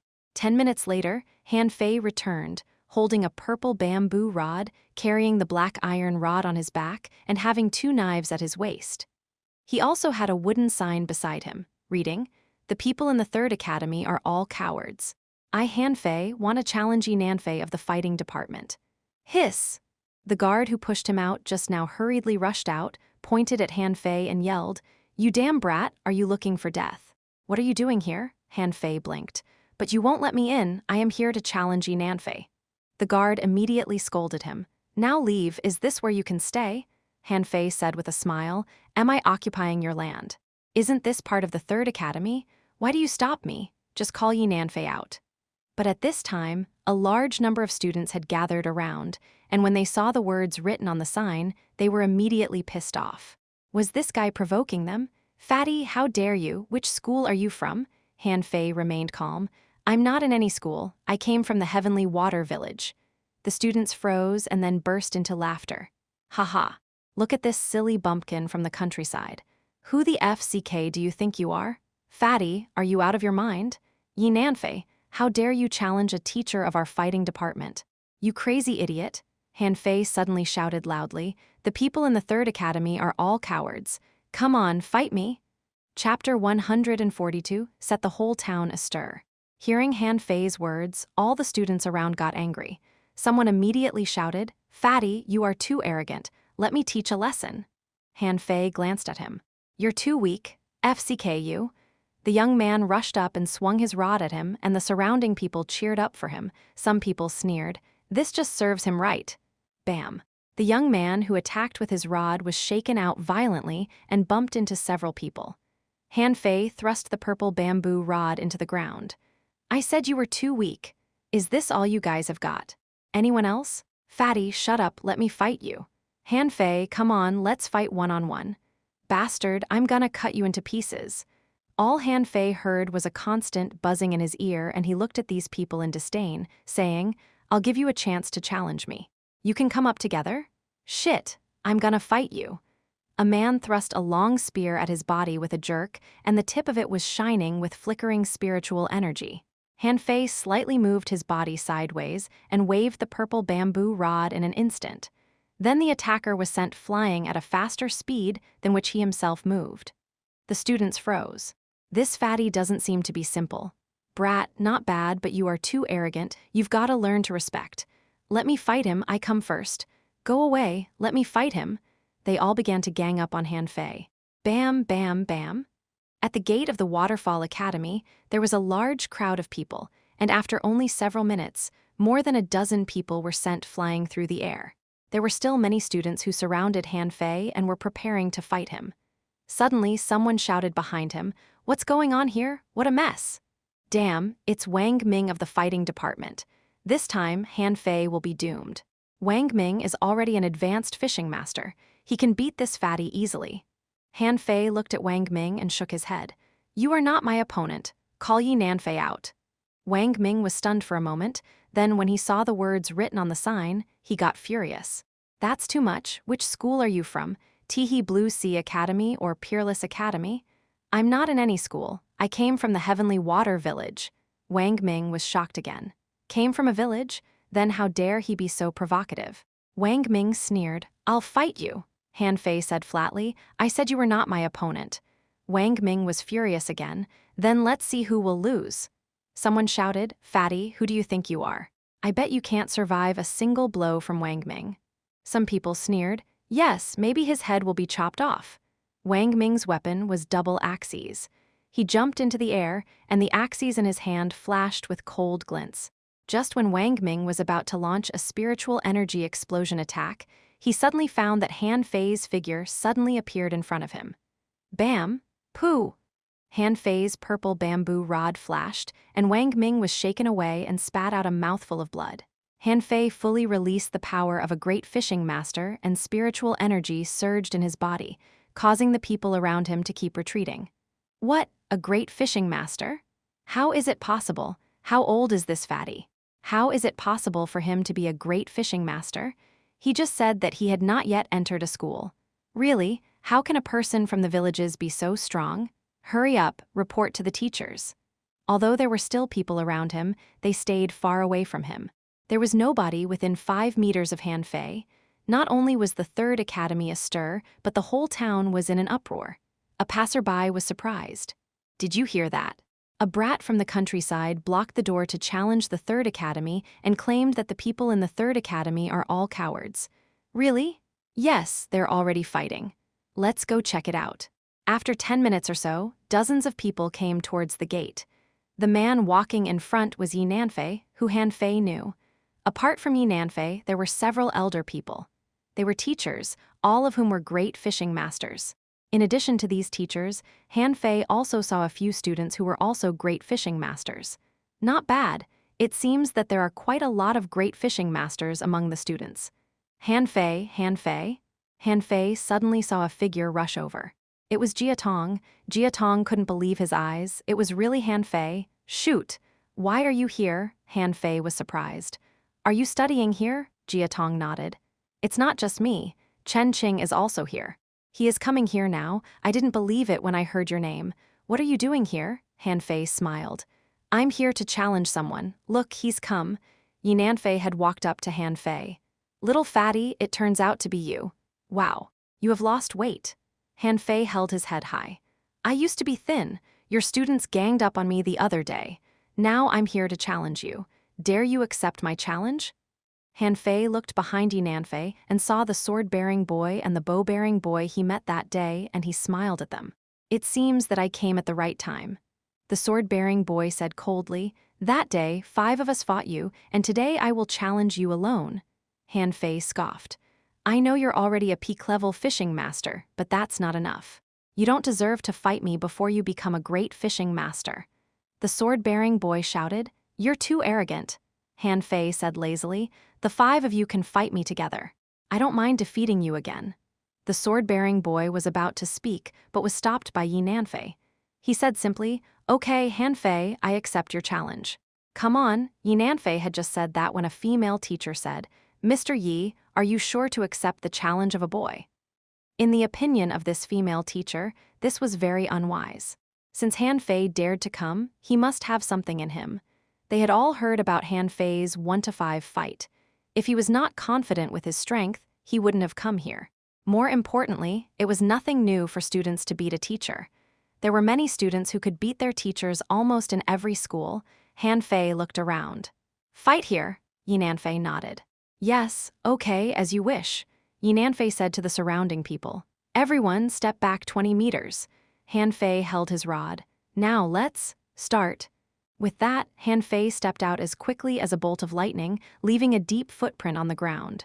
Yi Nanfei suddenly pulled out the long rod in his hand, which turned into dozens of rod shadows.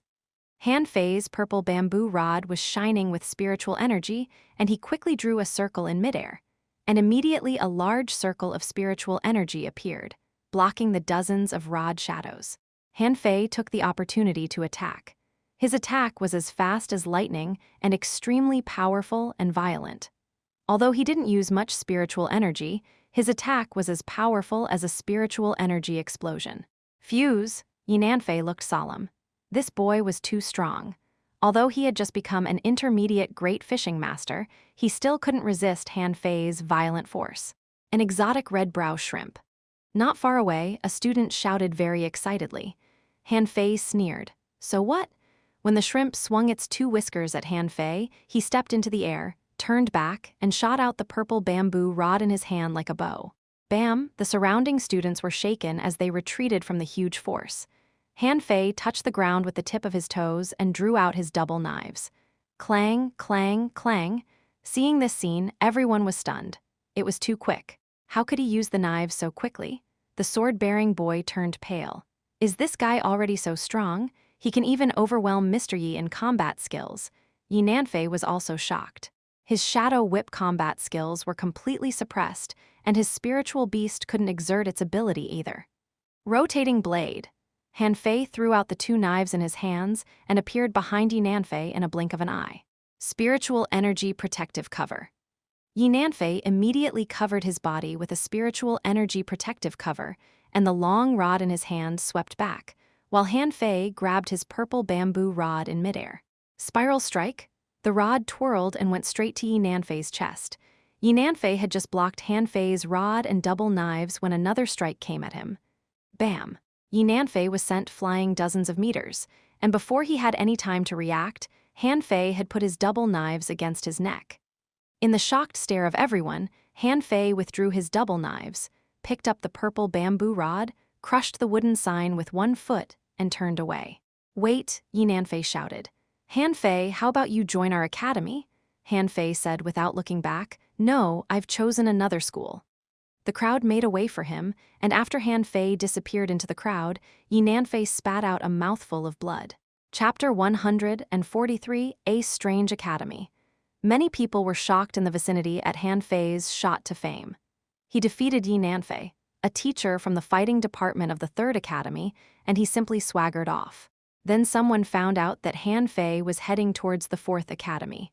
At the moment, Yi Nanfei was healing himself with the help of a female teacher beside him. How is that brat so powerful? The female teacher exclaimed. Yi Nanfei rubbed his chest. Yes, he attacked very quickly and effectively. From the moment the fight started, he had taken the upper hand. Can he enter the top 100 heavenly talents? Yi Nanfei mumbled, maybe more than that. Hiss! The female teacher couldn't help asking, should I chase after him? Yi Nanfei shook his head and smiled bitterly. No, this boy is very stubborn and knows what he is doing. At the moment, Yi Nanfei noticed that his students, especially the sword-bearing boy, were in low spirits. Do you know why I didn't allow you to fight him? You can be defeated once, but not again. He is no longer your whetstone. If I let him defeat the 5 of you again, it will seriously hurt your confidence and even become your psychological shadow. The sword-bearing boy looked up. Teacher, will he really become one of the top 100 strong masters? Yi Nanfei was a little stunned. I don't know, but you know this is his first time to the Blue Sea town. Hearing this, everyone around Yi Nanfei was shocked. Although this was his first time in the Blue Sea town, he created such breaking news. After a while, someone came to report, Mr. Yi, do you know where Han Fei went? He ran to the 4th Academy. Huh. 4th Academy? The sword-bearing boy asked. Teacher, the 4th Academy, isn't that a rundown school? It doesn't have any students or teachers. What is he doing there? Yi Nanfei was silent for a moment. The 4th Academy also had its day in the past. At that time, that school was the no-one school in the Blue Sea town. Even Thousand Star City was not its opponent. It used to be a legend. Unfortunately, it has fallen away. The 4th Academy was too arrogant and aroused public wrath, so many of its students and teachers were hunted down and killed. Hiss! For the first time, the students heard about the glorious record of the 4th Academy. Even Thousand Star City was not its opponent? Was this a joke? 4th Academy. A strong, bearded man came back carrying a bamboo basket. When he saw the plaque on the ground, he said helplessly, "Old bye," the plaque fell. The old man said lazily, "So what? It was about fall anyway." The bearded man shook his head, wiped the plaque with his sleeve, placed it aside, and then flaunted to the old man, "Old Bai, you know what? I sold a bull conch today and earned 100 mid-quality pearls." The old man scoffed. "Big deal, I earned 100 mid-quality pearls doing nothing." Suddenly, the old man opened his eyes and sat up. "Ah, that brat didn't give me money." The bearded man was stunned. "Which brat?" "Oh yeah, today it is said that a boy from the countryside blocked the gate of the Third Academy and claimed that the people of the Third Academy were all cowards." The old man was not surprised at all. "What he said is true, isn't it?" The bearded man smiled bitterly. "Well, at least it's better than our school. But that boy beat Nanfei, a teacher from the fighting department of the Third Academy, in less than 5 minutes. Gee. Unfortunately, that boy is a soul warrior. If he wasn't, we may consider recruiting him." While the bearded man was speaking, he saw a meatball-like boy carrying a huge package that was several times larger than him come in.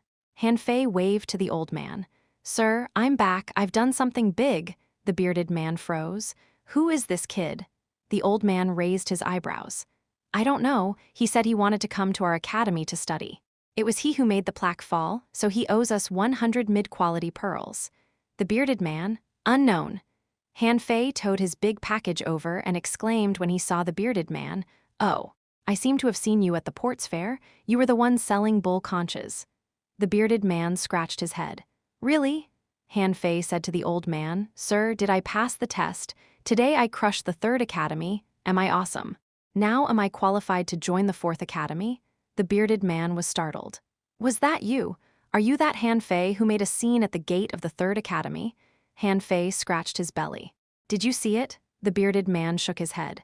"No, I heard it. Do you want to join our Fourth Academy?" Han Fei nodded. "Yes, you see, I've brought all my belongings with me. Pots, quilts, bowls. Low-level spiritual fruit, fresh ingredients. Is there a kitchen here? Let me put these in the kitchen." The old man looked stunned and quickly stopped Han Fei. "Wait, boy, when did I say you've passed the assessment?" Han Fei stared at the old man. "Didn't you ask me to do something big? Did I say that it was an assessment? Besides, you just beat a teacher. What's the big deal of that? How do you have the cheek to claim you've crushed the Third Academy?" Han Fei. "Unknown," the old man sneered. "Okay, I like your style. It's a bit like our schools. But our academy's tuition is very high. You've gotta pay this number."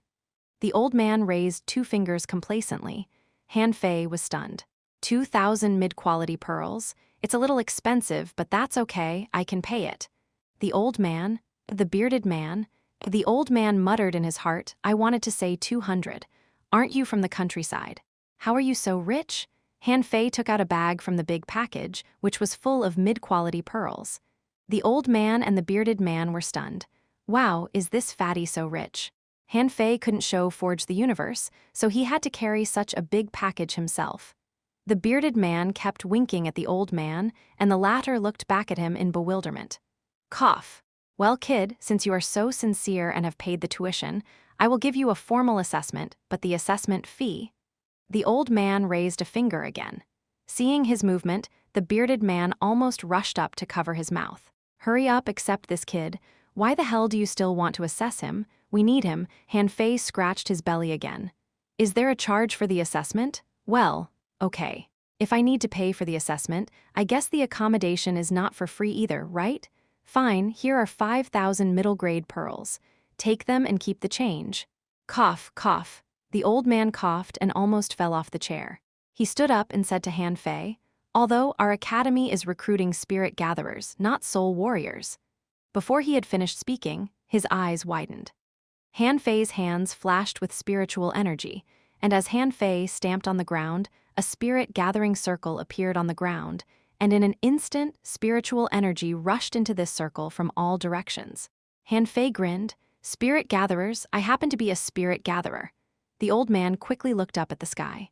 "Well, Xiao Zhan, what are you waiting for? Call those little bastards over." As the old man said this, he tucked away the 5,000 mid-quality pearls in his chair and then said to Han Fei seriously, "Meet your classmates. If you can hold out under their attacks for 10, 5, forget it, 3 minutes, you'll pass the assessment." Han Fei's face changed dramatically. "Are the students of the Fourth Academy strong? 3 minutes? Are you kidding me? I must hold out for 10 minutes. In less than 10 minutes, Han-Fei saw 5 people running from a distance. One was the bearded man who had just left, and Han-Fei's eyes suddenly lit up.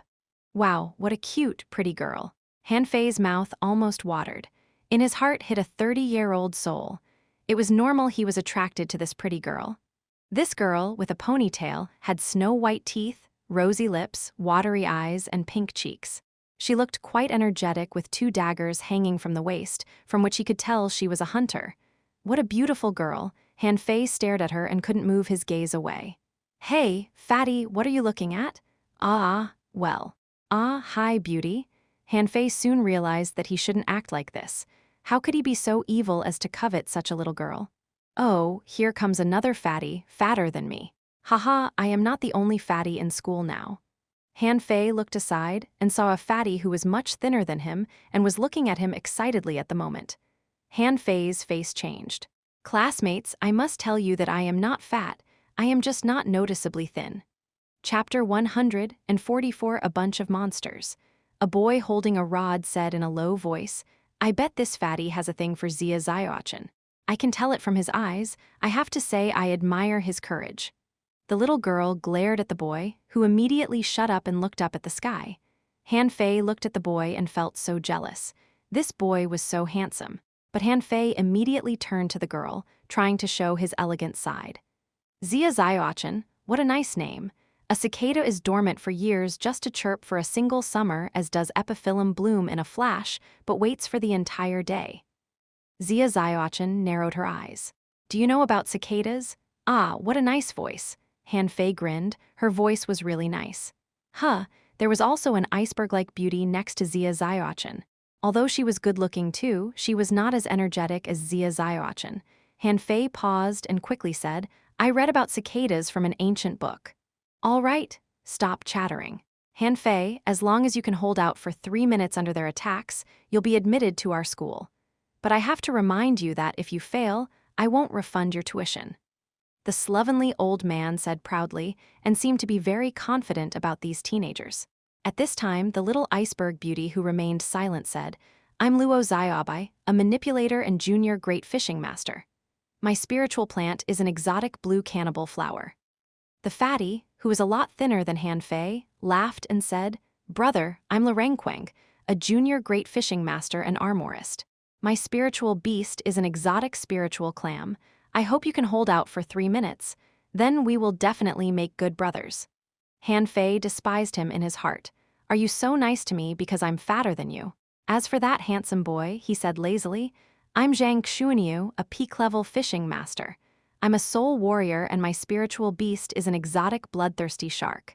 Brother, I know you're rich.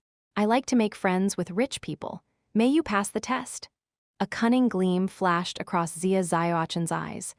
I'm Zia Ziochen, a junior great fishing master and hunter. My spiritual beast is an exotic shadow shrimp. Oh yes, I also have a second spiritual beast, an exotic giant arowana, and I don't like fat people. Han-Fei was dumbfounded after hearing their self-introductions. Are great fishing masters so easy to come by? They are almost all great fishing masters. What a bunch of monsters. More importantly, each of them had an exotic spiritual beast that sounded quite awesome. And this little girl even had 2 exotic spiritual beasts. He had never heard of anyone having 2 exotic spiritual beasts. This shabby academy seemed to be full of great talents. Han-Fei took a deep breath. I'm Han-Fei, a junior great fishing master, as well as a spirit gatherer and soul warrior. My spiritual beast is a spirit-swallowing fish. They immediately looked at Han-Fei strangely. What? A spirit-swallowing fish? The bearded man looked at Han-Fei with interest. Interesting. A guy whose spiritual beast is only a spirit-swallowing fish can be both a spirit gatherer and a soul warrior. And he managed to become a great fishing master at this age in a village. He must be really talented. The bearded man asked, Han-Fei, are you ready? 3 minutes, okay? Han-Fei took a deep breath. Although the 4 students looked harmless, they made up all 5 major professions and all of them had exotic spiritual beasts and were almost all great fishing masters. He must be very careful. Yes, I'm ready, the bearded man shouted. Ready, go! The 4 people on the opposite side shouted at the same time, fuse. Han Fei immediately activated fury and shouted, "Attach!" After half a year's battle with Jiang Qin, one thing dawned on him. A soul warrior would stop at nothing. No matter what kind of enemies were in front, they would just slaughter their way through. Han Fei, who released all his strength, was very powerful. In a blink of an eye, he lifted his rod and made a strike against Zhang Xuanyu, who also struck at him. But at this moment, a fatty appeared suddenly, and a giant shield appeared in his hand. Clang! He hit the shield hard, which caused a huge cloud of dust within tens of meters, but neither the fatty nor Han Fei stayed still. Han Fei was surprised, but then he noticed a figure jump up behind the fatty. Triple-layered waves in furious sea. Clang, clang, clang. In an instant, Han Fei seemed to feel the surging tide. In the blink of an eye, he was attacked 3 times in a row and knocked back by 7 or 8 steps. The battle, of course, didn't end. Han Fei noticed that there was something darting at him through the air from behind, which seemed to be able to break his defense. In an instant, Han Fei thrust the purple bamboo rod into the ground and lay forward in a weird posture. The rod was bent and ejected toward the blade shot over from behind. Clang! Han Fei felt that the person behind him retreated. Before he had the time to take a breath of relief, however, he felt that his feet were entangled in vines. He instantly took out his double knives and chopped off the vines, and at the same time, the 7 tails behind him swept across, sweeping away the other vines that had come around. Zhang Xuanyu called out, "Not bad. Come, try my 7-layered waves in furious sea." That rod danced in Zhang Xuanyu's hands like a butterfly, and as it swung, there seemed to be turbulent waves dashing against him. Han Fei seemed to see a phantom of huge waves coming at him, surging layer by layer. Han Fei felt as if being surrounded by enemies from all directions. Blade storm. Han Fei immediately protected himself with a spiritual energy protective cover and rotated like a gyro, releasing deadly blades from 360 degrees.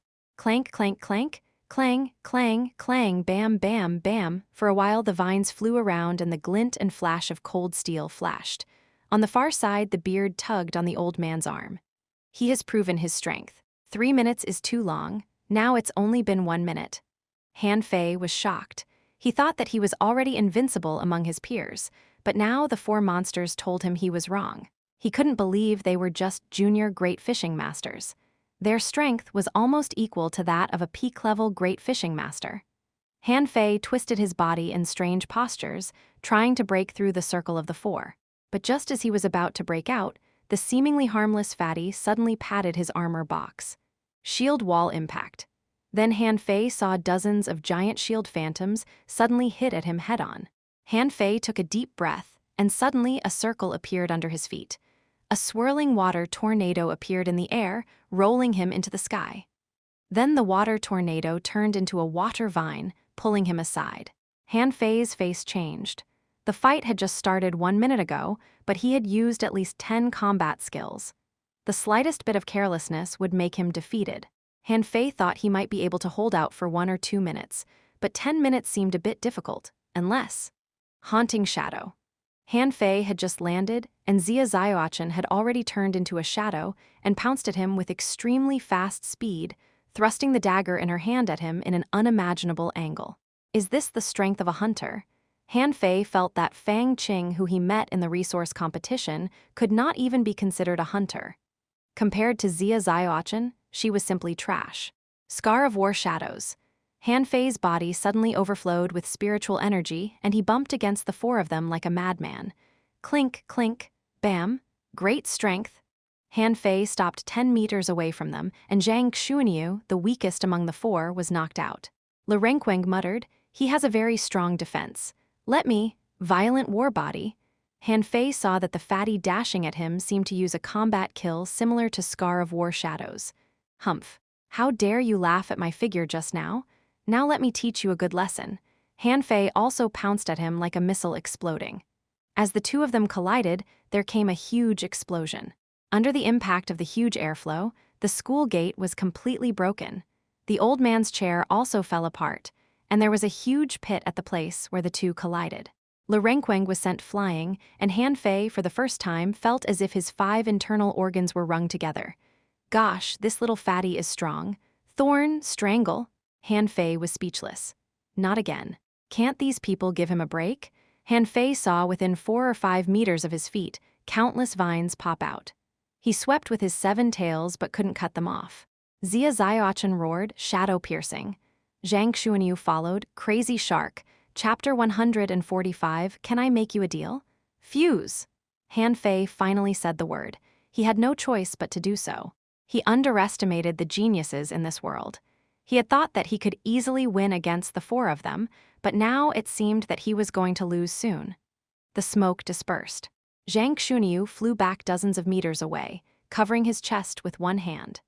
Luo Xiaobai turned slightly pale, and the vines scattered here and there in front of her. Only Zia Ziochen almost changed into a shadow, holding double daggers, hacking at Han Fei. Now she didn't look like a cute little girl at all, but a tough female Tyrannosaurus. One of Han Fei's eyes turned black and the other white while he attacked extremely fast. Every single attack of Zia Ziochen was blocked by Han Fei from an incredible angle. Clanking sounds rang ceaselessly in the big pit. How dare you call me beauty? Don't you dare talk to me that way. I hate the way you look at me. And how dare you hit me? I'm gonna kill you. Zia Ziochen kept muttering. Every 5 or 6 blows she made, she muttered. But Han Fei was no longer gentle to her like before. His face looked ferocious and cruel. He even showed his white teeth as if going to jump up and bite her. Zia Ziochen frowned and then suddenly disappeared. Han Fei lowered his head and found that there was a shadow on the ground. Almost in the blink of an eye, he felt he was slashed dozens of times in the legs, lower abdomen, and back. Bam! Han Fei gathered all the spiritual energy around, which suddenly exploded around him. But that shadow appeared more than 10 meters away and turned into a human form. Then Zia Ziochen clenched her double daggers and slashed at Han Fei again. Suppress! The bearded man suddenly appeared between them, slapping Zia Ziochen away, and at the same time, stopping Han Fei's fusion with his spiritual beast. Han Fei sat down on the ground and gasped. Han Fei swallowed. Why were you attacking me so hard? Han Fei was out of breath. The little girl's perfect image in his heart was completely ruined. Is that a cute little girl? Come on, even iron-headed fish wasn't as tough as her. Now not only these 4 students, but also the bearded man and the old man were looking at him up and down with great interest. Le Renqueng was out of breath too. Brother, you've passed the assessment. Despite being pale, Le Renqueng rushed over and seemed to want to hug Han Fei. Thinking of the horrible result of colliding with him, Han Fei was scared. He quickly waved his hand. Don't come over. I warn you, don't come over, I don't like fat people. Le Renqueng said aggrievedly, but you're fat too, even fatter than me. Han Fei was angry. Nonsense, I used to be thin, the very thin kind, the thin and handsome kind. Le Renqueng burst into laughter. Well, I used to be thin too. Zhang Xuanyu smiled while holding his rod. You're very strong, I like you so. Han Fei, when will you treat us to dinner? Han Fei asked. Treat you to dinner? Zhang Xuanyu blinked and said, Yes. Le Renqueng added, Yes, every new classmate will invite us to dinner. I feel I become thinner after fighting with you. Han Fei was relieved. Okay, I brought pots with me, I can cook. Le Ren was shocked. Can you cook too? Too? Le Renqueng immediately pointed his finger at the other's look. I said that fat people can cook, and you thin people will only enjoy the fruits of others' labor. Luo Xiaobai snorted, ignored Le Renqueng, and looked at Han Fei. Hello, new classmate. Han Fei rolled his eyes. I don't feel well. I feel as though my internal organs were wrung together. Zia Ziochen appeared quietly behind Han Fei. Do you want me to rub them for you? Han Fei shivered and burst into a cold sweat. He quickly got up and ran up to Le Renqueng. Zia Ziochen, I warn you, don't come over. I don't hit girls. Let me rub them for you. Looking at the aggrieved look of Zia Ziochen, Han Fei trembled. Do you think I don't know what kind of a person you are? You're the most terrifying one among the 4. Wow, now we have all 5 kinds of professionals here. Han Fei looked up, only to see a middle-aged, beautiful woman jump off the top of the big tree, looking up and down at him. The woman said, Gee, he has an exotic contractual spiritual beast that even we haven't heard of, and that spirit-swallowing fish is also an exotic spiritual beast, right? You're both a spirit gatherer and soul warrior. Your defense power is comparable to Little Fatty, combat power is a bit stronger than Zhang Xuanyu, and speed can keep up with Xiaochen. Old Bai, where did you find this little monster? The old man didn't seem to expect Han Fei to be so strong, which was completely beyond his expectations. But he still said arrogantly, "He came to me himself." The bearded man laughed. "Haha, our academy finally recruited 5 people. Great, I think we can go out for a big meal tonight." The old man's face suddenly changed, and he glared at the bearded man. "Shut up, do you have the money?" Then he looked at the mess around and said to Han Fei, "The school was almost destroyed by you. Forget it, you don't have to pay. You are already a student of our thug academy." Han Fei looked around. It was already shabby enough, and now it didn't look worse. The bearded man said helplessly, "Okay, then let's cook ourselves. Han Fei, let me introduce to you, this is Dean Bai of our thug academy. You can just call him Old Bai. I'm your instructor Xiao Jia. I'm a soul warrior and armorist. My spiritual beast is an exotic 8-armed conch. This is instructor Wenren Yu. She is a manipulator and her spiritual plant is an exotic sword grass." "Hi, Dean." "Hi, Mr. Xiao." "Hi, Miss Wenren." Han Fei scratched his belly. "Teachers, where is my dorm?" Cough, cough. Le Renqueng patted Han Fei on the shoulder. "Dorm? We don't have a dorm." Han Fei, unknown. Han Fei was surprised. "Then where are we living?" Le Renqueng said carelessly, "Anywhere. This place is so large. Even the mountain behind is ours. You can live wherever you want." Zhang Xunyu also came over and patted Han Fei's shoulder. "You know, we only have this archway and a library building left in our school." Boom. As soon as Zhang Xunyu said so, the archway suddenly collapsed. Han Fei, Zhang Xunyu, everyone was silent for a long time. Han Fei was thinking hard, trying to work out a solution. He didn't want to live in the wild like a savage. Han Fei asked, "Why not build some houses?" Le Renqueng looked at him like he was looking at a fool. "It costs money to build a house." Zhang Xuanyu nodded. "We don't have money." Han Fei calmly stated, "I just paid 5,000 mid-quality pearls as my tuition fee." "What?" Le Renqueng widened his eyes, and Zhang Xuanyu looked at Han Fei with shining eyes like looking at a pile of mid-quality pearls. Zia Xiaochen exclaimed, "Wow!" Even the iceberg Luo Xiaobai showed a startled look. Everyone looked at the old man. "Wow, this old bastard is really ruthless. How could you charge him for 5,000 mid-quality pearls as the tuition fee?" Old Bai rolled his eyes. "I didn't ask him for this money. He gave it to me himself, okay?" Cough. "I've decided to take 3,000 mid-quality pearls to build our academy. It will be enough for us to renovate our school." Han Fei secretly snorted. The old man was just as sly as old Jiang. These old bastards diddled me without even batting their eyelids. However, these kinds of mysterious old men can bring me many benefits. If I hadn't hooked up with old Jiang, I wouldn't be where I am, not to mention would I be a soul warrior. So Han Fei waved his hand. 3,000 won't be enough. I'll personally contribute 7,000 more and make up 10,000. Let's renovate the school thoroughly." Old Bai was stunned. The bearded man was stunned. So were the 4 students. Old Bai quickly nodded and said, "Very good. So it's so decided. Let's find some people to renovate the school tomorrow." "Is this kid stupid? His family must be very rich." Le Renqueng put his arm around Han Fei's shoulders. "Brother, may I be your friend?" Zhang Xunyu patted Han Fei on the shoulder. "I can be quite sure that you will definitely be my good brother." "Brother, how about going out for dinner tonight?" Zia Xiaochen interrupted. "Hottie, can I make you a deal?" Han Fei, unknown. Han Fei was stunned. "Are you serious? Didn't you just say you were gonna kill me? But now you're calling me Hottie?" Han Fei took a deep breath. "What kind of deal?" Han Fei asked bluntly. "If I need someone to pay for me, you'll pay for me. If you have any trouble, don't come to me. You can't hold my hand, but I won't date you." Han Fei. Chapter 146 Geniuses Who Haven't Seen Much of Life. That night, the school had planned to hold a feast to welcome Han Fei, but this plan was dismissed in the end because Old Bai didn't want to spend the money. At this moment, at the foot of the mountain, a temporary kitchen in the woods. A pearl fish was being cooked in a big pot. Han Fei proficiently threw all kinds of spices into the pot, and soon, the aroma of the hot pot spread all around. Le Renqueng, the so-called first chef of the Thug Academy, was following Han Fei closely, and his mouth was drooling. Le Renqueng asked curiously, "Han Fei, isn't this a yellow ball? This thing is not tasty." Han Fei said with a smile, There are no bad foods but only bad cooks in this world. I'm making chili and sour potato.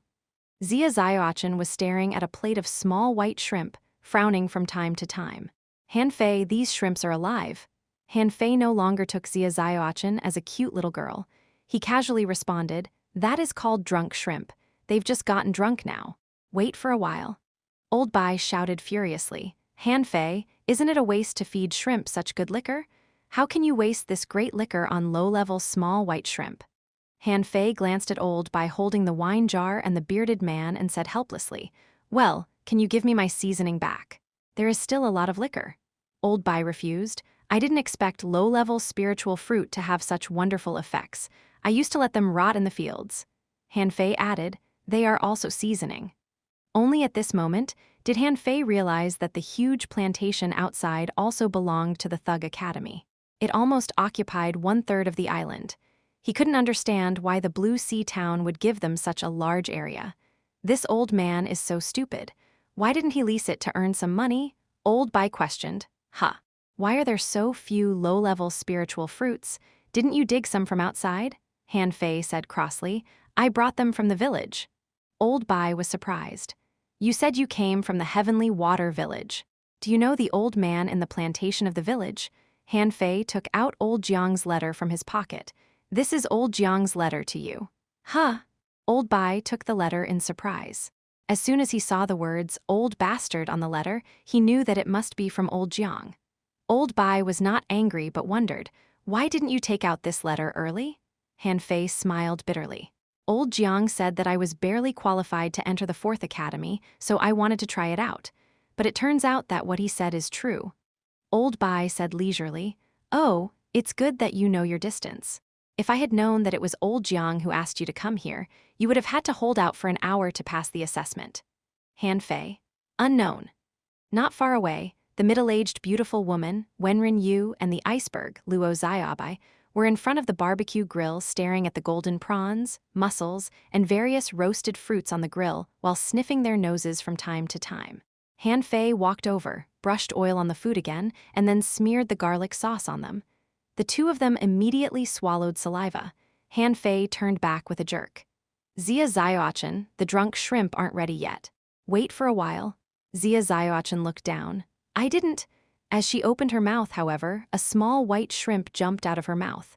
Han Fei instructed, Fat man, turn down the heat. If you overcook it, it won't taste good. Li Renqueng laughed. Now you are the fatty, I am thinner than you. Han Fei, after a moment. The hot pot, barbecue, and dishes were served one by one. Han Fei said, okay, our first sumptuous dinner has been made. We can start eating. Before Han Fei finished, he found that Li Renqueng and Zia Zioachin's mouths were already full of food. Li Renqueng was holding a garlic prawn and kept stuffing food into his mouth. Old Bai and Beard Zio took a sip of liquor and took a bite of the mussels, beaming with joy. Zia Zioachin's eyes were shining. It's so delicious, Zioabai. Don't let Quang Quang cook anymore. Let Han Fei cook for us in the future. Zhang Xuanyu clicked his tongue and nodded. Yes, their culinary skills are like clouds and mud. Li Renqueng was not annoyed. I am learning from him. Only our fat people can cook such delicious food. Han Fei's face was all black. I say it again, I am not a fatty. My being fat is only temporary. Luo Xiaobai was calm as usual. She didn't eat with her hands, but ate bit by bit. It's delicious. No one had time to speak to Han Fei. Han Fei, dumbfounded, watched this group of gluttons eating up all the dishes like a whirlwind sweeping away scattered clouds. And he only ate 2 garlic prawns. After the meal, everyone became Han Fei's friend. Even iceberg Luo Xiaobai smiled at him. Having dined and wined to satiety, Old Bai said, I'm going to bed, as he wandered away. Zio Zhan and Wenren Yu left too. Han Fei asked, where do we sleep at night? Zhang Xuanyu said casually, Quang Quang and I are both sleeping in a cave. Shall we dig a cave for you? Li Renqueng waved his hand. He can sleep with us. Han Fei, do you want to sleep with us in the cave? Han Fei shivered and shook his head hard. How about the president and the teachers? Li Renqueng said enviously, President sleeps in the library. Han Fei turned to Zia Zioachin who said, Zioaba and I also sleep in a cave. Han Fei smiled. Can I share the cave with you too? Suddenly, 2 murderous stares shot at him. Zia Ziochen smiled and said, "Little brother, I don't mind. Anyway, you will become our little sister the next day." Zhang Xuanyu and Renqueng couldn't help but clamp their legs in terror and shut up. However, they secretly gave Han Fei a thumbs up. "Buddy, you are the bravest man we've ever seen." Han Fei smiled awkwardly. "Forget it, I will build a house for myself." Renqueng immediately lost interest. "How troublesome. It's better to sleep in a cave." Han Fei glanced around and asked, "Can I cut down the trees here?" Zhang Xuanyu snapped his fingers. "You have the money, you have the final say, the whole forest is yours. You can cut as much as you want." Han Fei immediately came forward to cut a big tree. "I finally changed from an ordinary person to a cultivator. How can I live in a cave? Isn't it even worse than before? It's impossible for me to live in a cave, especially with two men." As Han Fei kept raising his arm and hacking, wood boards appeared in front of the others piece by piece. Luo Xiaobai was surprised. "Are you really building a house?" Zhang Xunyu exclaimed. "The new classmate is awesome, he seems to know everything." Zia Ziochen drew near and asked, "Can you build one for me?" Han Fei responded, "One man's power is limited. Let's share one house, okay?" "Okay, but only after you become my sister. Although you're a bit fat, I can still accept you." Han Fei carried big chunks of wood and jumped up and down. Then everyone realized that this guy was going to build a treehouse. They immediately got interested. They had slept in a tree before, but no one thought about building a house in the tree. Half an hour later, a treehouse was built by Han Fei. He laid mattresses and quilts on the floor and decorated the house with a few rubies that illuminated the treehouse brightly. Seeing this, no one wanted to go back to the cave. Han Fei sat on the trunk. "Why aren't you leaving?" Zia Ziochen's eyes lit up. She jumped onto the tree and said to Han Fei, "Let me try it out." Then she lay down inside and rolled around happily several times. "It's so comfortable. I don't want to go back to the cave anymore. I'm going to sleep in the tree tonight. Okay, I'm going to bed. Good night." Han Fei, unknown. Han Fei shouted quickly, "Hey, wait a minute. Didn't you say you'd just try it out? Why are you sleeping in it?" Zia Ziochen said with a sly smile, "I've tried it out. You are too heavy for this treehouse. You need to find a bigger tree. Look, that tree is suitable for you, thick and big. Okay, I'm going to sleep now. Don't disturb me, or I will summon my giant arowana to bite you." Han Fei was trembling with anger. "Zia Ziochen, you've gone too far. I have been tolerating you for too long." Okay. I'll build another one for you. I'm doing it for your own good. Fatties need to exercise more. You should do more exercise to become as thin as Quang Quang. Han Fei was speechless. When did Renqueng become his weight loss goal? Half a month later. The school buildings were finally built. The archway of the Thug Academy was rebuilt, and the plaque of Thug Academy was hung up again. During the last half a month, Han Fei served as a construction supervisor, checking the drawings every day. Thinking of what he did in the last half a month, he almost burst into tears. "I'm here to cultivate, not to build a house."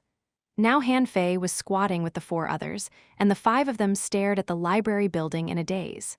Renqueng asked, "Why is the library building the tallest and most beautiful building in the whole school?" Han Fei said casually, "Only in this way can the essence of a school be embodied." Zia Ziochen held her chin in her hand and sighed. "But nobody comes to our school. There are only 5 of us here. Why do people all go to the other 3 academies?" Han Fei was speechless. "Don't you know why? You guys have got no money and no people. The students live in caves and the president lives in the library. If old Jiang hadn't asked me to come here, I wouldn't have come either." At this time, Old Bai, Zio Zhan, and Wenren Yu came out of the library. Zio Zhan said coldly, "Okay, today is your first class." Chapter 147, The First Class. The first lesson in the Thug Academy began on such a plain day. This was a day destined to be extraordinary. No one knew, because of this lesson, how many heavenly talents the Thug Academy would produce in the endless years to come. Zio Zhan, who had just come out of poverty, was like a different person compared to the gentle uncle who was peddling bull conch when they first met. Zio Zhan walked down the stairs step by step and looked at everyone coldly. "I know you must be eager to go to class and the fishery to improve your strength, but I want to ask you a question first. Have you ever thought why you should become a fishing master? Why should you become stronger? Can anyone tell me?" Xiao Zhan roared out his last sentence, which stunned the 5 people who were still feeling lazy. Is this still that gentle uncle they remembered? Luo Xiaobai took a step forward. I don't need a reason to become stronger. I want to become stronger just because I want it. Xiao Zhan asked again, is there any other answer? Zhang Xunyu answered, this is a world where power talks. If you don't want to be bullied, want to stand out, and want to live the life you want, you have to become stronger. Only in this way will you avoid being trampled on by others. Xiao Zhan turned his eyes to Xia Xiaochen. Xia Xiaochen, how about you? Xia Xiaochen smiled. For freedom. Xiao Zhan snorted coldly. For freedom? Then Le Renqueng, what about you? Are you for food? Le Renqueng smiled embarrassedly. Then Xiao Zhan turned his eyes to Han Fei. Han Fei blinked. The world is so big, I want to see it. Huh. The others all looked at Han Fei. This reason is strange yet justified. They couldn't rebut it. Xiao Zhan sneered. You don't know anything. You think you are geniuses, so you are so proud of yourselves. You don't even know that you are as small as ants. This world is never lacking in talent. Maybe you will rank among the top 100, top 10 strong masters, or even become the strongest in the Blue Sea town if you transfer from the Thug Academy to any other academy. But so what? Even if you become the strongest, you're still an ant. You know nothing about this world. Xiao Zhan said seriously, and his voice was majestic. He looked at everyone. No matter what you do it for, but first of all, it is because of responsibility. Everyone wants to cultivate successfully, to win a carefree life, but who can do it? I hope you can remember the word responsibility over the next few years. Xiao Zhan pointed to the sky. Once, the Thug Academy won a lot of fame and glory. Once, the Thug Academy had countless students in the 1,000-star city. Once, the Thug Academy swept the surrounding 36 towns and was invincible in the 1,000-star city. The Thug Academy used to be a symbol of strength and a cradle from geniuses, but do you know why the academy declined in the end? Han Fei widened his eyes. What? The 4th Academy used to be so strong. Swept the 36 towns and was invincible in the 1,000-star city? He must be bragging. Xiao Zhan snorted coldly. Before, I was as naive as you. I was arrogant and thought the Thug Academy was invincible. However, when we were strong enough to know some secrets, my companions who were as bright as stars all died or disappeared. No one could stop it. We were so vulnerable that we couldn't even withstand a single blow. Xiao Zhan's voice suddenly fell deep.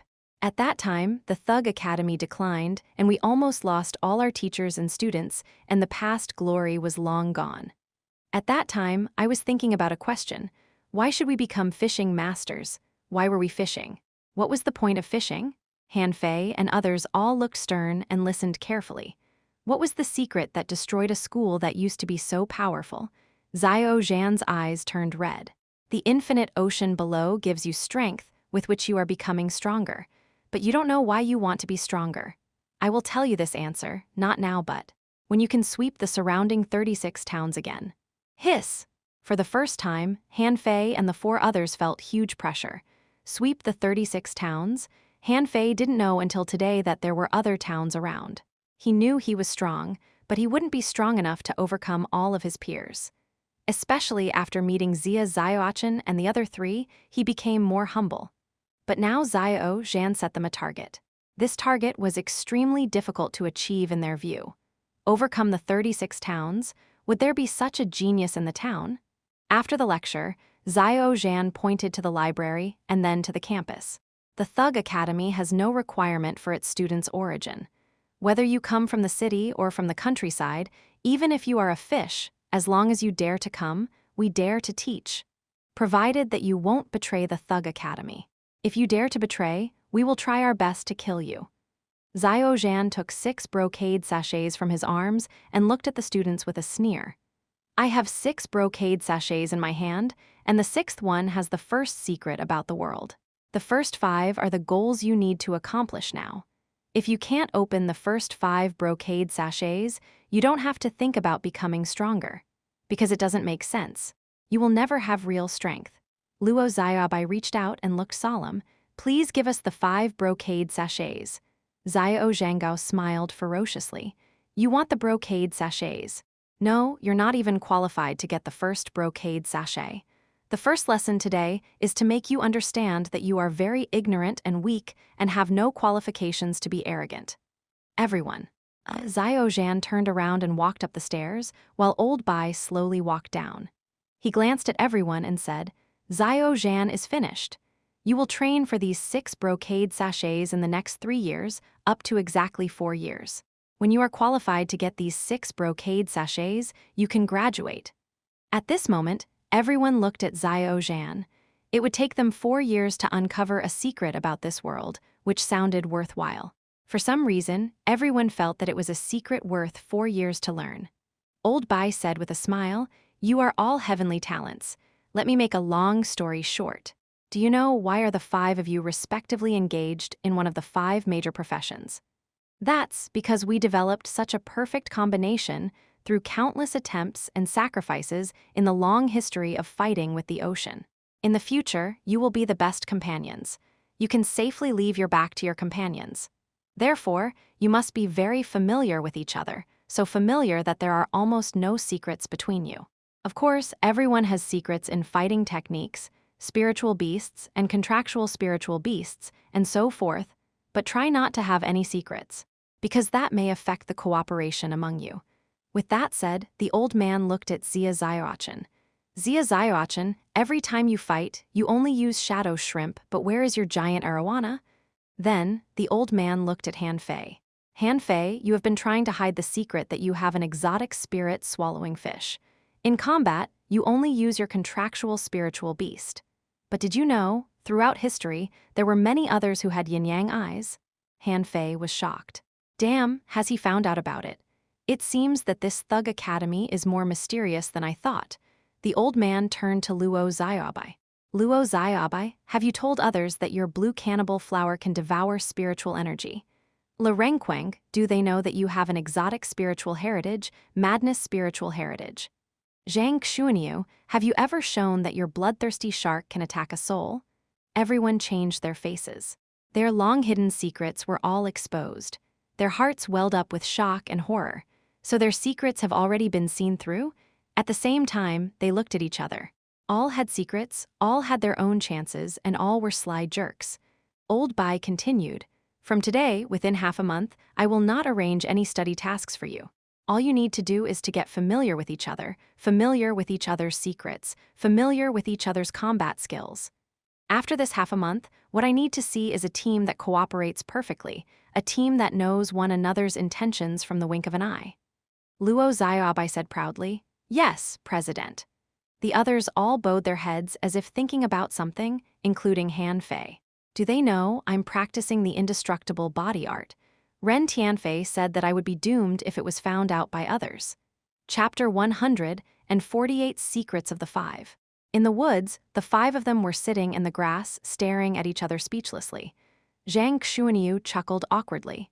It seems that we can have nothing hidden with each other now. Then let's talk about our secrets? Le Renqueng suggested. Well, you first? I am only a fishing master, but you 4 are all great fishing masters. You must have greater secrets than I. Han Fei was still worrying about the indestructible body thing, so he said, Let me talk first. The others immediately looked at Han Fei. I have 3 secrets, Zhang Xuanyu gaped. Gosh, why do you have so many secrets? Le Renqueng added, Big shot, I'm no match for you. Xia Xiaochen looked at Han Fei and her eyes full of curiosity. The first one is about my spiritual beast. It's an exotic spirit swallowing fish. Just as the president said, when it fuses with me, my eyes will change and I can see the track of the opponent's action and attacks, so theoretically I will not be hurt. But my fusion has a defect that is that I become extremely bloodthirsty.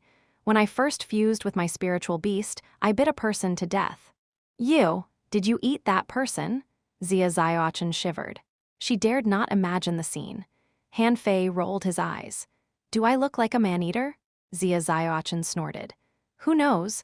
On the day you entered the school, you couldn't block my attack until you fused with your spiritual beast and activated your yin-yang divine eyes. At that time, you looked as if you were going to eat me. Han Fei, Luo Xiaobai broke the silence. What about the second secret? The second one can't be said to be a secret. I accidentally obtained a combat skill called the incomplete monograph on 108 ways of body polishing. Practicing this combat skill can shut 108 acupoints of the human body and 36 apertures, thus preventing spiritual energy from overflowing, which strengthens the body. Renqueng exclaimed immediately, "Oh my God. No wonder your body is so sturdy. After the collision with you that day, I almost died." Han Fei scratched his belly. "Actually, the more I practice this combat skill, the less effect it has unless I get the complete version of it. For now, my body is probably able to withstand the attack of mortal-level, high-quality weapons. In the future, it may be stronger, but at most, it will resist the attacks of low-quality magic weapons." Everyone was speechless. What the hell, his body can resist the attacks of low-quality magic weapons? Isn't that good enough? What else do you expect?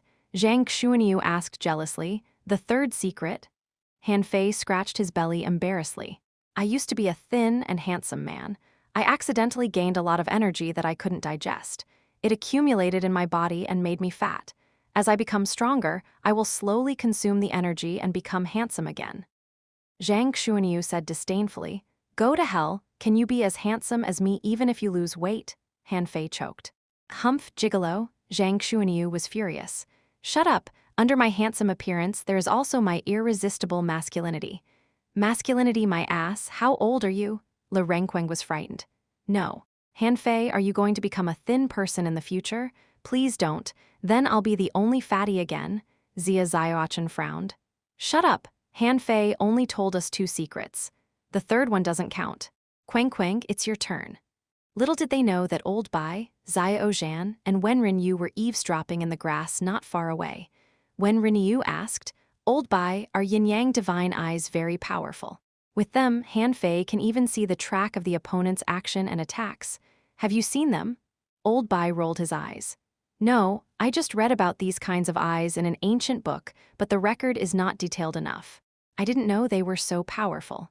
Zio Zhan added, "Then what about the incomplete monograph on 108 ways of body polishing? What is that?" "This does exist, and seems to be a venerable level combat skill. Unfortunately, it is incomplete. If it were a full version, it'd be hard to imagine how sturdy his body could become." Zio Zhan licked his lips. "Yes, he can block the attacks of mortal-level, high-quality weapons, although he is only a great fishing master. I can't imagine how strong he will be when he becomes a dangling fisher." On this side, Renqueng said, "Actually, I don't know much about madness spiritual heritage. When my spiritual heritage was tested for the first time, it showed the color of reddish yellow. The teacher said that it was only a level 3 spiritual heritage.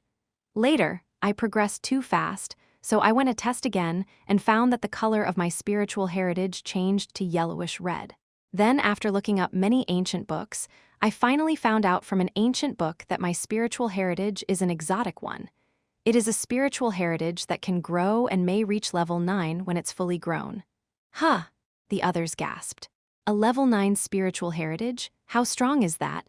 Han Fei was also shocked. "That's unfair. I have to work so hard to earn aura to upgrade, but you can upgrade automatically." However, red.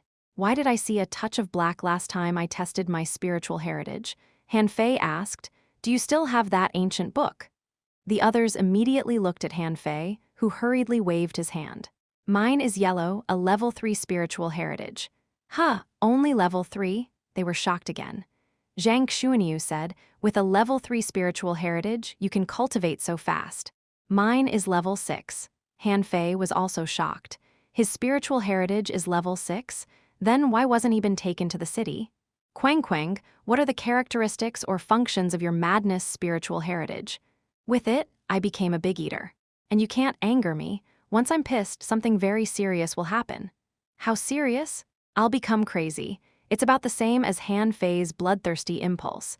I can't control myself and my strength, defense, and combat power will be at least doubled." "Pooh," Zhang Xuanyu waved his hand. "Keep talking, I need to go out to get some fresh air." Luo Xiaobai said coldly, "Sit down, it's your turn." Zhang Xuanyu said carelessly, "I don't have many cool abilities as you guys, okay? My spiritual heritage is at level 6, not high nor low, far away from a real genius. But my spiritual beast, bloodthirsty shark, can drink my enemy's blood power in combat. In addition, it can also launch mental attacks. But if the other party's mental strength is strong, it may not work. Han Fei exclaimed, "Wow, you can steal your enemy's blood power in combat. If I were your enemy, the first thing I would do in combat is kill you." Le Renqueng nodded, "I agree, me too." Zia Xiaochen agreed, "Yes." Luo Xiaobai nodded, "It's my turn now, my spiritual heritage is green. I don't know what kind of an exotic spiritual heritage it is, but it should also be able to grow up too. My spiritual beast is a blue cannibal flower. It can devour my enemy's spiritual energy and inject toxins into the enemy's skin when winding around the enemy. Besides, I can channel the plants within thousands of meters of me and make them my eyes. For example, the president and the teachers are eavesdropping on us. Everyone, unknown. Not far away, the three people blushed. God knew you had such an ability. What's wrong with our eavesdropping? Did we break any law? Wenren Yu said helplessly, "These little monsters." Xiao Zhan grinned. "Not bad, our former students were monsters too." The students were speechless, but it didn't matter if they eavesdropped. They would have to tell them these secrets anyway.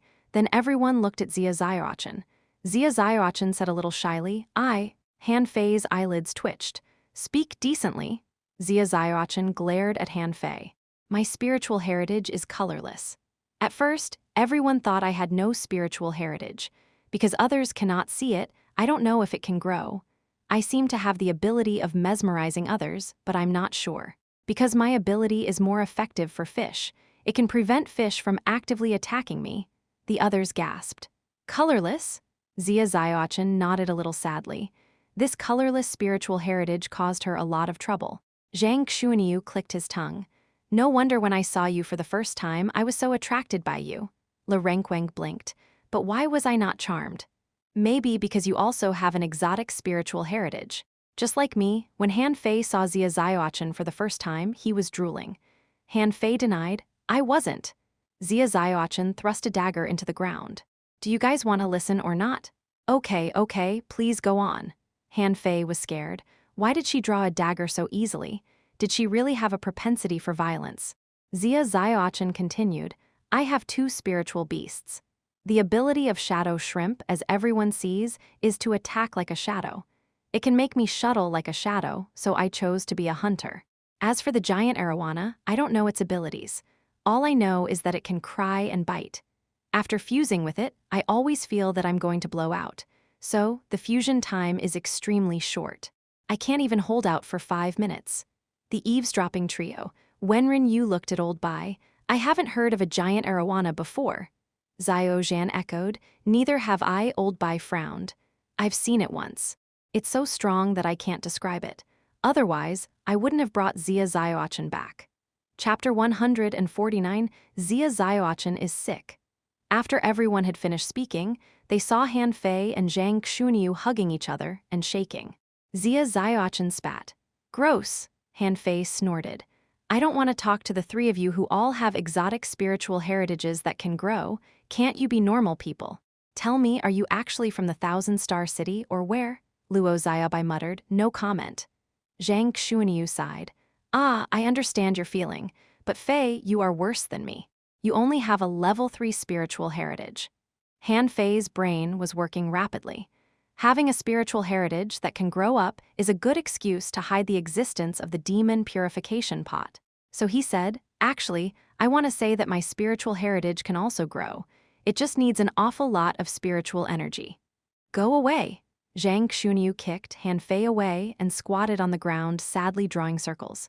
Zia Xiaochen was curious. "Really?" Han Fei scratched his belly. "I'm not sure, perhaps. But the color of my spiritual heritage is not as colorful as yours. Mine is yellow, like those of most normal people." Luo Xiaobai asked, "Has your spiritual heritage ever upgraded?" Han Fei nodded. "Yes, its first upgrade was when I ate seabed spiritual fruit, and its second upgrade was when I got a chance and absorbed a lot of spiritual energy." Han Fei thought, "I'm not lying, am I? If my spiritual heritage upgrades again, I won't have to explain. Otherwise, they will suspect me." Suddenly, Zhang Xuanyu said, "Does this count?" "Yes." Zhang Xuanyu hesitated. "Then I think mine can upgrade too. When it was first tested, it was at level 5. Han Fei kicked back. "FCK off, I don't want to talk to you anymore." The eavesdropping trio's faces turned green. That's enough. Are you showing off to us? Old Bai said ponderingly, perhaps this is God's will. Otherwise, how could these guys happen to come to our school at the same time? Xiao Zhan said crossly, I don't want to see them for now. I'm going to sell bull conches. Wenren Yu also got up and walked away. I don't want to see them either. I'm going to work. Old Bai mumbled, do you think I want to see them? After the meeting, Han Fei felt that his classmates were not simple. Why did they all have spiritual heritages that could grow? And why weren't they taken to the thousand-star city? Han Fei looked left and right and felt only Le Renqueng looked gullible. Han Fei said with a smiley face, didn't the president say we should get familiar with each other? Let's have a big meal together. Otherwise, we may not have time in the future. Le Renqueng quickly raised a hand. I agree. The other three clicked their tongues. They couldn't resist the temptation of food, so they nodded. Han Fei laughed. Fatty, let's go. Let's go to the plantation to pick up some fresh, low-level spiritual fruits. Han Fei knew that the other three wouldn't be interested. Le Renqueng was their cook before Han Fei came, so he was the only one willing to go to the plantation. On the way, Han Fei put his arm around Le Renqueng's shoulders. Hey, Fatty, when did you enter the school? Le Renqueng patted his chest. Haha, I was the first to come here. They all came behind me. Oh, you were the first, so when you came, there were no other students in the school. Le Renqueng recalled and then said sadly, yes, you don't know how miserable the school was. When I had just come, we had no food but basked in the sun and ate low-level spiritual fruits to allay hunger. We were really poor at that time. I don't know why the dean and teachers didn't go to the fishery to catch fish to make money. I really don't understand. Han Fei asked again, what about the others? Le Renqueng was very talkative, so he chatted all the way. Xiaobai was brought by Miss Wenren. I was really happy to have a classmate when she came, but Xiaobai was always silent and kept to herself. But she is really strong. When I practiced with Xiaobai, I was always. Han Fei's eyes turned. Oh, was she brought by Miss Wenren personally? Then she must have a strong background. Le Renqueng laughed. No, except that you came to our school yourself. We were all brought here by the teachers. I was brought here by the president himself. At that time, I was competing with others to eat fish. You know what? I ate 17 fish alone. The president happened to pass by and maybe he was shocked by my talent, so I was brought in. Han Fei forced a smile. Are you kidding me? Ate 17 fish at once. They must have thought you were an idiot, so he brought you back. Le Renqueng turned his head and smiled. Of course, it was mainly because of my other talents. Take Zhang Xuanyu, for example. He was brought back from outside the level 2 fishery by Mr. Xiao Zhan. It is said that he drifted to our town from another town alone. Have you seen the triple-layered waves in Furious Sea? He created it himself. What? Han Fei was stunned. He drifted here from another town, and he created his own combat skill? Le Renqueng said admiringly, yes, when he created it, he was only an intermediate fishing master. He's great, isn't he? Han Fei took a deep breath. Wow, this kind of thing can't be done by ordinary people. And this guy drifted here from another town? Everyone knew it was very dangerous at sea, not to mention that it was so hard to travel from one town to another. Seeing Han Fei gape, Le Renqueng patted his shoulder. Don't be shocked, that's not a big deal. Xia Xiaochen is more horrible. Han Fei swallowed. Did she also drift here? Le Renqueng looked at Han Fei helplessly. No. Xia Xiaochen was brought here by the president himself a month ago, but I'll tell you a secret. Don't tell the others. Le Renqueng whispered in Han Fei's ear, the secret is that Xia Xiaochen is sick. Han Fei paused and looked at him strangely. Although she does seem a little bit abnormal, is it bad for us to talk about her behind her back? Han Fei thought to himself, I thought this fatty is simple-minded. It turns out that he is cunning. Le Renqueng quickly waved his hand. No, she is sick indeed. Han Fei recalled how Xia Xiaochen ferociously ran after and hacked at him and couldn't help but laugh. Is it because she's sick so she has to hack her enemies to death? Le Renqueng looked at Han Fei in amazement. Were you aware, Han Fei? Unknown. Le Renqueng whispered. Xia Xiaochen fell ill on the first day of her arrival and almost slashed Zhang Xuanyu to death. Fortunately, Mr. Xiao Zhan stopped her. You wouldn't believe it. She ran after and slashed at Mr. Xiao Zhan almost the whole day. Looking at Le Renqueng's horrified face, Han Fei doubted the story. Really? You must be kidding. Le Renqueng patted his belly. I swear I'm not lying. Luo Xiaobai is fine except for having few words and being a bit fierce. Zhang Xuanyu is very easygoing. Only Xia Xiaochen, oh, I once saw her glowing red all over like a demon. It was really scary. Fortunately, the president stopped her in time. Han Fei's eyelids twitched. Really? Le Renqueng said with a smile. President said that Xia Xiaochen had unstable power in her body, so she needed to vent, and it would be fine after she vented. In fact, she is not a bad girl. After she found out that she almost hacked Zhang Xuanyu to death, she wept secretly. Well, it's great that you have come. Xia Xiaochen always tried to get me when she needed to vent. Your physique is stronger than me. This job will be yours from now on. Pooh. Han Fei was dumbfounded. What if she hacked me to death? Le Renqueng grinned. Relax, she won't. She just needs to vent through battle. She wasn't ill these past few days, all right? Don't worry. Han Fei, Chapter 150, Ill Stands Still. The more Han Fei thought about it, the more he was scared. So I'll have to act as a meat shield from now on. But then he realized, did it mean that Xia Xiaochen had grown up in such bitter torture since her childhood? However, from the entry assessment, he could tell that Xia Xiaochen's combat power was definitely the strongest among all the students. Even after he fused with his spiritual beast, he was equal to her. It seemed that he should continue to strengthen his body. At the dinner table, the hot pot had not yet begun to cook, and Xia Xiaochen had carried a 2-meter-long bull conch back. Zhang Xuanyu exclaimed, "Oh, Xia Xiaochen, did you steal Mr. Xiaozhan's bull conch?" Xia Xiaochen smiled slyly. Anyway, he doesn't need to sell bull conches now. Let's eat bull conch hot pot tonight. Han Fei looked at Xia Xiaochen strangely and said, pretending to be casual, "This stuff is not easy to cook. Meat is not easy to stew tender." Xia Xiaochen snorted. As long as the fire is big enough. With that, she waved her dagger, sparks flew, and the conch shell was cut broken by her. She proficiently wielded the dagger, and a huge piece of bull conch meat was minced into hundreds of pieces in the blink of an eye, and it fell into the big pot. Han Fei looked at the pot full of meat and froze. It seems we need to change to a bigger pot.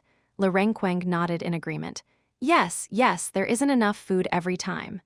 Luo Xiaobai said coldly, the more we cultivate, the more energy you need, so it's normal for us to eat more. Han Fei doubted this. But I heard we can intake spiritual energy instead of eating food. Xia Xiaochen smiled while stirring the soup in the pot. Although spiritual energy is important, there are many things that spiritual energy can't replace, at least not now. So we still have to eat food so that we can cultivate faster than others. Han Fei had never heard of this before. He thought that spiritual energy was everything, and eating food was just for satisfying one's appetite. It turned out that he was wrong. Han Fei shook his head and smiled. Yes, hunger breeds discontent. This rule applies everywhere. At the dinner table, everyone was glutting themselves with delicacies. Luo Xiaobai broke the silence. Since we know each other's secret, then we should be familiar with each other's combat skills. Han Fei, the 4 of us came earlier than you, so we are already quite familiar with each other. However, you have just come and haven't shown us many of your abilities and combat skills. Han Fei nodded and asked, did we forget something? Does a team need to have a name? Le Renqueng nodded. Yes, should we make a name? We are a team, how about Crazy Team? Zhang Xuanyu gave a nasty look. It sounds uncultured and rustic. I think Myth Team is good. Xia Xiaochen added, Secret Team, we all have secrets. Zhang Xuanyu was helpless. No, it sounds weird. How about Thug Team? It echoes the name of our school. Han Fei nodded. This is good, but the word team sounds too plain. How about Thug Legend? We will become legends in the Blue Sea Town in the future. Zhang Xuanyu raised his hand and said to Han Fei, I like this name, give me 5. Xia Xiaochen frowned. Tacky, Le Renqueng said happily. Hey, this name is pretty good. Thug Legend, it sounds like we are all thugs in this team. Zhang Xuanyu chuckled. I don't find the thug part special, but I like the word legend. Let's vote by a show of hands. The 3 boys immediately raised their hands. Xia Xiaochen picked up her dagger. Quang, you're getting bolder. Believe it or not, I can hack you to death. As they laughed and talked, the name of their team was decided as Thug Legend. In the endless years to come, they had quarreled about this matter for countless times. Everyone blamed Han Fei for this silly name. After the meeting, they became closer. In the next half-month, however, everyone would be beaten terribly by the other four with a variety of combat skills and spiritual beasts. One day, today it was Han Fei's turn to be beaten by the other four again. At this moment, dust flew around in the huge field at the foot of the mountain. Li Renquang was angry. That's too much. This guy's defense power is too strong. Zhang Xunyu swung his long rod at Han Fei. Blood and qi burn. Being attacked by Zhang Xunyu, Han Fei felt hot all over as if his blood was boiling. He could feel his blood and qi was losing every time he was attacked. Han Fei said crossly, "Zhang Xunyu, wait and see. When it's your turn, I will beat the hell out of you." Xia Xiaochen shouted. Shadow explosion. There were shadows that filled the ground and the air. Numerous Xia Xiaochen shadows appeared, and his eyes were almost dazzled by shining glints of the countless daggers. Clang, clang, clang. The water shield under Han Fei's foot was shattered, and he waved the purple bamboo rod as fast as wind, but was still stabbed dozens of times by Xia Xiaochen. At first, Xia Xiaochen was afraid of hurting Han Fei, so she just hacked at him. Later, she discovered that Han Fei's defense power was very strong, so she began to stab him. Fortunately, he had strong defensive power. Otherwise, he would have been dead. Now his body was covered with holes that were all left by her. But Xia Xiaochen wouldn't use all her strength when she was fighting others. Even Li Renquang couldn't resist Xia Xiaochen's storm-like attacks. Han Fei seized the opportunity and suddenly thrust Zhang Xunyu with his rod. The latter's face changed slightly. However, when Zhang Xunyu saw a vine entwine over, a smile immediately appeared on his face. "You won't be able to hit me." Han Fei was annoyed. At this time, he understood why the manipulator must be the first to be killed. Manipulators were too hard to deal with. As long as he was still around, he could remotely support any teammate at any time. Waterfall. Han Fei deliberately let Li Renquang bump him into the air, and at the same time, he activated the water control technique. And a mist of water pounced at Luo Xiaobai. Bloom, a big mouth suddenly appeared under Luo Xiaobai's feet, and a huge cannibal flower swallowed her and then closed its mouth. Han Fei, ha! Han Fei, flying in the sky, suddenly turned pale. "Why is Xia Xiaochen squatting on my stomach? Damn, I'm doomed." Then Han Fei was beaten to the ground, and the four others took the opportunity and came up to beat him up. After a moment, Han Fei said crossly, "Why did you hit your face? Xia Xiaochen, you are too much. I have never beaten your face." Xia Xiaochen pretended to be delicate. Fei, do you have the heart to hit my face?" Han Fei waved his hands impatiently. "Xia Xiaochen, if you do this again, I'll kiss you." Xia Xiao widened her eyes. "Before you do that, I'll stab you to death." When they were lying on the ground for a rest, Xiao Zhan suddenly popped out of the forest. He looked at the exhausted students and said flatly, "Take a break. Later, if you can hold out for 10 minutes under my attack, you will get the first brocade sachet." Everyone's eyes lit up. Could they get the first brocade sachet now? Li Renquang asked, "Teacher, will you save some strength?" Xiao Zhan grinned. "I'll use the strength of a dangling fisher." Everyone. Zhang Xunyu wailed, "No, teacher, I haven't become a great fishing master yet." Xiao Zhanggao chuckled. "Do you want to go to the fisheries? Do you want to go fishing? Do you want to catch a contractual spiritual beast? Do you want to go treasure hunting? If you do, try to hold out for 10 minutes under my attack. By the way, I'll stand still."